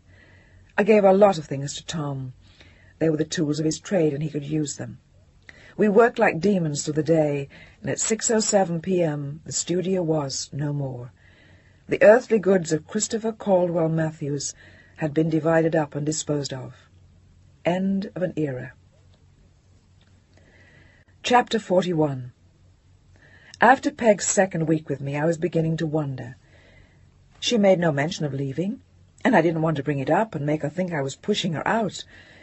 She was spending a lot of time with Tom, and I wasn't seeing too much of her, but she looked happy, and San Francisco seemed to agree with her. Sam and I were enjoying our last days together before she went off to be with her father for a month, and I was thinking about getting a job. As usual, Peg's visit had an effect. I was mulling over the want ads one morning when Peg came in and stood in the doorway with that "I've got to talk to you" look again. "Come on, stop looking so official. Come and sit down. And don't give me hell about anything. I've been a good girl. I'm even looking at the want ads in the paper." "Christ, do I look like that?" And she laughed. "Yes, you do. What's up?" "Well, Tom and I are getting married." And she sat there, looking as though she were holding her breath. "Peg! Wow!" I jumped up and hugged her. "When?" "Tomorrow." "Do you have a license?" The same words I'd asked Chris not so very long ago. "Yes." "Well, for Christ's sake, couldn't you have said something?" "I didn't know. Honest, Jill, I wasn't sure. I had this feeling after I went back to New York, but I never heard from Tom, and I didn't know if he felt it too, and... oh, shit. Jesus, Peg, I can't believe it. Fairy tales do exist. For some people." And we both looked away, both of us knowing that her dream had started with my nightmare. Tom rang the doorbell then, and I kissed him and said, "Congratulations!" And he blushed furiously. "She told you." "Told me what?" And he blushed even more, while Peg and I burst into hoops. "She's putting you on, love. I told her." He looked relieved. Thomas Hugo Bardi and Margaret Allison Richards were married the next day at City Hall, along with what looked like all the same funny old people who had been there the day Chris and I had gone down for our license, which I still have. Samantha and I stood by to watch the whole thing happen, along with a friend of Tom's, and we all went out to lunch in Sausalito after that. After lunch, Tom picked up Peg's things at my house, and they went off to his place for their honeymoon. After they left, I couldn't help thinking what a far cry it was from the little girl's dream we all had in school. Peg had always sworn she'd elope with a professional cowboy or something of that sort, but none of our dreams had looked very much like this. Better this way, I thought. She has a better chance. They're going to be okay. I wondered if Peg's mother knew yet, the formidable Mrs. Richards, who was as unlike Peg as mustard is to caviar. She was going to have a few things to say. By noon the next day they were back at my place for lunch, chatting with Sam, sitting at my kitchen table as though they'd been married for the last 7 years. "What are you going to do about your stuff in New York?" "Oh, one of the girls at the office said she'd pack it up and send it. I don't really have a whole lot, and she can keep some of it. She's taking over my apartment," which reminded me that the lease on Chris's house was up next month, and I had to sign the renewal paper. They were really nice at the office, though. They said they figured that something like this would come up sooner or later, and they offered me a job in the Oakland buying office as a wedding present. "You're going to commute?" "For that price, you better believe it." "What's your mother say? I forgot to ask you the other day." "Nothing I'd care to repeat, but she'll get over it." We sat around talking about nothing much for a while, and I thought about how nice it was to see them together. But it made me miss Chris again. It was all so closely linked. It was painful to see them, though I would never have admitted it to Peg, but I think she knew. "Gillian?" "Yes?" "Why don't you go on a trip or something? And, you know, I was thinking it might do you good to move into a smaller place." "Hey, now wait a minute, Peg. Cool it. I cleaned out my house and followed all your advice, but don't let it go to your head. It stops there. You just cool it. Why don't you stop picking on Tom? Henpeck him a little. Show him how a wife behaves." "Now don't go getting all huffy. I mean it. At least you could go on a trip. You don't have a job yet, and Sam will be gone. Why don't you go to Hawaii or something?" "Because I don't like Hawaii. Richard and I went there before Sam was born, and it rained the whole goddamn time." "Well, go someplace else then." "I'll think about it." But I didn't really mean it. Cleaning up the house was one thing. Leaving it was another. Tom and Peg got up to leave, and they said they'd be back sometime tomorrow or the next day. "Listen, you guys, you're on your honeymoon. You don't have to babysit with me." "No, we just like the coffee." That from Tom, who patted my shoulder again as they left. I think they felt they had to take care of me. It was a nice thing to do. Maybe they felt they owed me a debt for bringing them together. Whatever it was nice to have them around. They were nice to watch, but they kept giving me this lonely feeling as I'd watch them leave or look at each other in a funny way, or hold hands when they didn't think I was looking. Chris had been gone a long time. Chapter 42. I'd had a letter from Gordon telling me how well things were going for him and how much he liked Easy. He was thinking of having a show in Paris in the late fall, if all went well, and if his work kept up at the pace he was keeping. He was settled, had rented a tiny house with an incredible view and a skylight, and he was learning to play boule. He suggested I might like to come and visit for a few days if I was in Europe for the summer, or I might want to spend a month with him, if that appeals. But I gathered from the tone of the invitation that he knew I wouldn't accept. I hadn't seen him in months, and it might as well have been years. I felt so much older and different. Not wiser, just a little more tired, and yes, different. I was in the midst of packing Sam's things for her visit with Richard, and was thinking that it was going to be nice to have Tom and Peg around. It wouldn't be quite so lonely. The house would be so empty without Sam, but it was better than having her commute on weekends or getting confused by constant visits had her father lived nearby. I wondered if she'd grow up with the same sense of unfamiliarity with her father that I had had with mine. Maybe that's the price you pay, or just the price some fathers pay. The phone was ringing. Probably Peg. Hello? Allô? Allô? Oui? Allô? Yes, I'm here. Hello? Terrible connection. It sounded like some gnomes grinding rocks in a coal mine. Madame Forestier, s'il vous plaît. Non, avant appel de la part de Monsieur Hart. And the art rolled in the operator's throat, reminding me of French teachers in school. C'est elle-même. This is she. Gillian. Yes, Gordon, what the hell are you doing calling me all this distance? You must be getting rich over there. I'm sitting in front of the most exquisite sunset I've ever seen. I had to call you. I want you to come over. For a sunset? I think I might miss it. You're too much. It's a long way off, Gordon. I want to stay here for a while. Why don't you come over and bring Sam? It would be marvelous for her. Her father's picking her up in 2 days. She's all set for the summer, or 1 month at least, so I'm going to stay home and keep house. For whom? Me? Gillian, please. Don't answer me now. Think about it. Please. All right. I'll think about it. No, you won't. I can tell. He was right. Really, I will. I'll write and let you know what I decide. I'll write and tell you no. No. If you write, that means you're not coming. I'll call you in a few days. There's a flight out of Los Angeles that goes direct to Nice. I could pick you up there. Christ, I haven't been there since I was a kid. Well, it's time you came back. Please. There was that pleading tone in his voice again. Well, I'll think it over. How's everything else? Wonderful. I'm happy here. You were right. At least I'd been right for someone.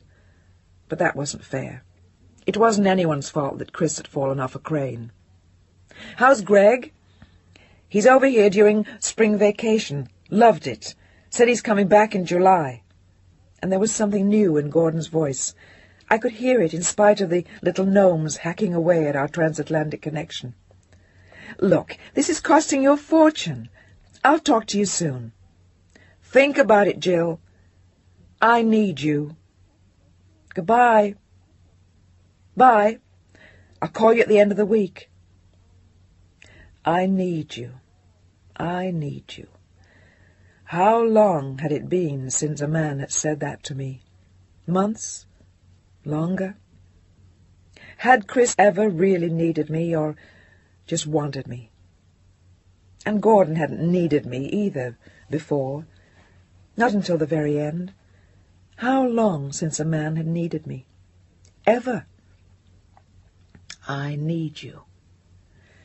I called Peg and told her, and her reaction was instantaneous.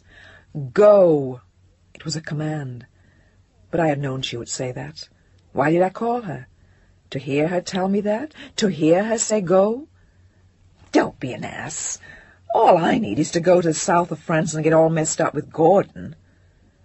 Messed up? What's messed up? He was good enough for you before. Do you have something better I don't know about? Shit, Gillian, I'd jump at the chance. Don't let Tommy hear you say that. All right, but if you don't go, baby, you're out of your mind. And we hung up, equally irritated with each other. I was annoyed with Peg, and with myself for calling her. Now I'd have to listen to her push the harp for the next few days, and then bitch at me all summer about not going. Sam left with Richard, and they flew to London. Before he left, he looked at me, and I think he felt sorry for me. I'm sorry this has happened to you, Jill. And he only knew the half of it. Thanks, so am I. But we're doing fine. Sam likes San Francisco. Anything to get off the subject. You never go to Europe anymore. Why don't you come over this summer to pick up Sam? It would give you a chance to roam around again. And recapture my youth? I didn't say that. No, but you thought it. I'll see. Everyone was pushing Europe this season. I told Sam I'd call her, and she looked tearful as they left. I remembered that same feeling from when I was a child, and it tore at my heart as they drove away while I stood on the steps waving. I sat in the house, listening to the emptiness, looking at the toys she'd left in the living room, wondering how people survive without children. The phone rang again. I hoped it was Peg. It would be nice to have them over to put some life and voices back in the place. "Allo?" Oh, Christ, Gordon again. And I hadn't really given it any thought. Not yet. I needed time. Please, some time. Not yet. Always not yet.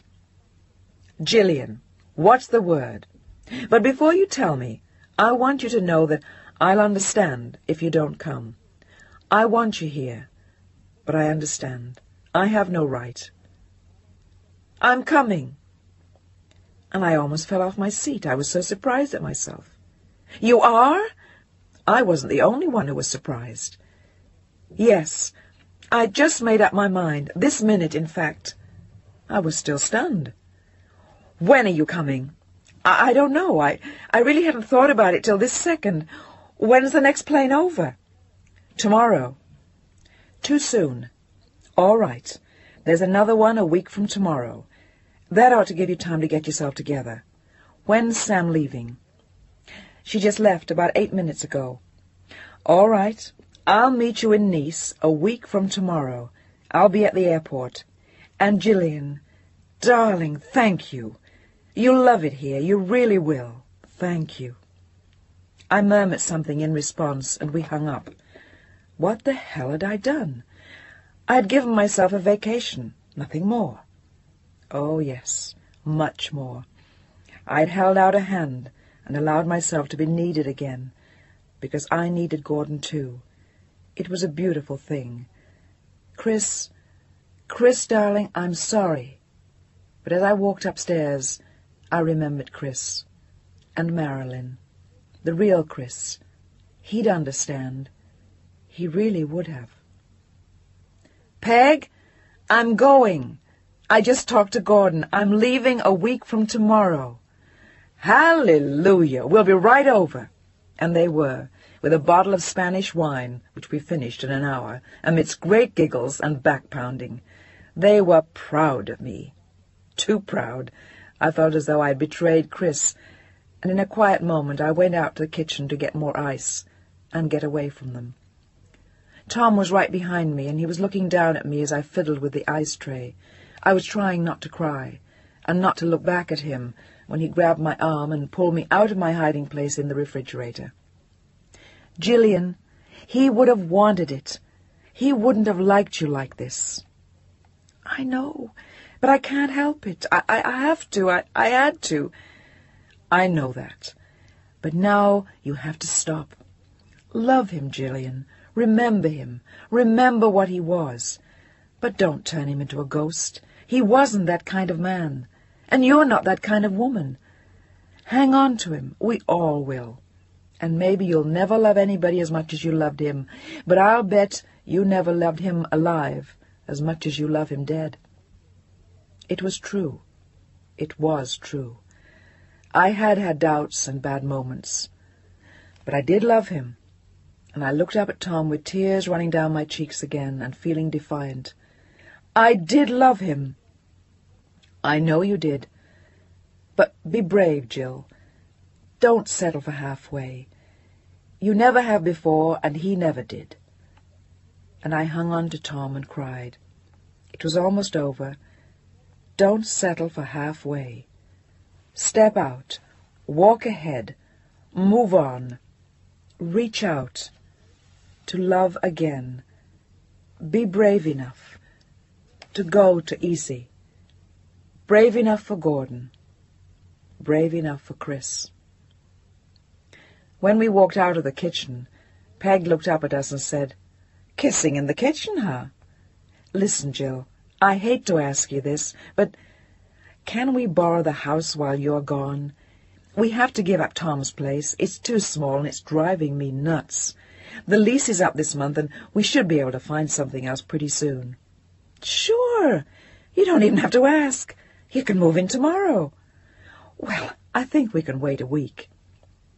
It was a nice feeling to know that there would be people living in the house while I was gone. Living people. Happy people. Our friends in Chris's house. A week later, Tom and Peg drove me down to Los Angeles. I had insisted that I could fly down and just change planes. But they wanted to go down and see Tom's parents, and they wanted to see me off. "How do I know you won't sit in Disneyland all summer and tell us you've been to France?" "Don't you trust me?" "No." And she looked as though she might mean it. It was a nice trip down. We took turns driving, and the trip went quickly. "Pan American Flight 115, departing from Gate 43. Final call for all passengers departing to Nice, France, on Pan American Flight..." "That's it." "Yeah." We stood around looking nervous, not knowing what to say. That same feeling we had had at Hobson's. God, how I hate goodbyes. "Peg, take care. I'll write. Tom..." And he squeezed me in a big bear hug and passed me on to Peg, who hugged me too and looked shaken. "Now get on that goddamn plane before I fall apart.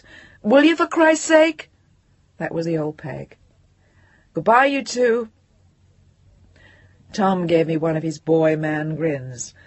"We'll take care of the house, and let us know when you're coming back so we can sweep up the dirt." I nodded, and they waved, and I walked through the gate to Flight 115. I looked back, and they were still there, watching and holding hands. Chapter 43. It wasn't quite tourist season yet, so the flight was less than half full. It is a long flight, and most people prefer to break it by stopping in New York. Most of the people looked European, and I sat alone with 3 seats to myself, across the aisle from a man who was also travelling alone, and who looked definitely American. He looked over at me a few times, and I thought he might try to start a conversation, so I looked away. I slept for most of the trip, and looked down at the clouds, thinking about Peg and how far we'd come together. Tom, too. He had become one hell of a good friend, and it seemed fitting that he and Peg should end up together. Who would have believed all this a year ago? Who would believe anything the year before it happens? "Excuse me, but aren't you Lillian Forrest? I think I met you in New York." It was the man from across the aisle. I was tempted to say, "No, the name's Jane Jones." "Gillian Forrester. You were close." And I looked away again, hoping he'd be satisfied with having established who I was. I didn't ask him to reciprocate the information for fear it would lead him into further conversation. "You won't believe this, but I met you at a party you gave, way back in October. Last year. In New York. Great party." "Thanks."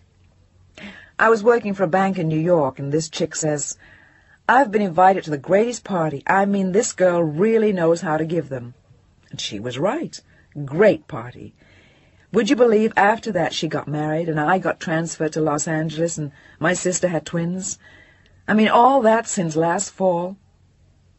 And he looked at me as though I really shouldn't believe it. "Thanks about the party. I mean, sounds like you've had a busy year." And I cringed, thinking I had encouraged him to expound further. "Yeah, sometimes I just sit back and think, who would have believed it a year ago? Here I am in Los Angeles. I mean, it's a whole new world, a whole new life."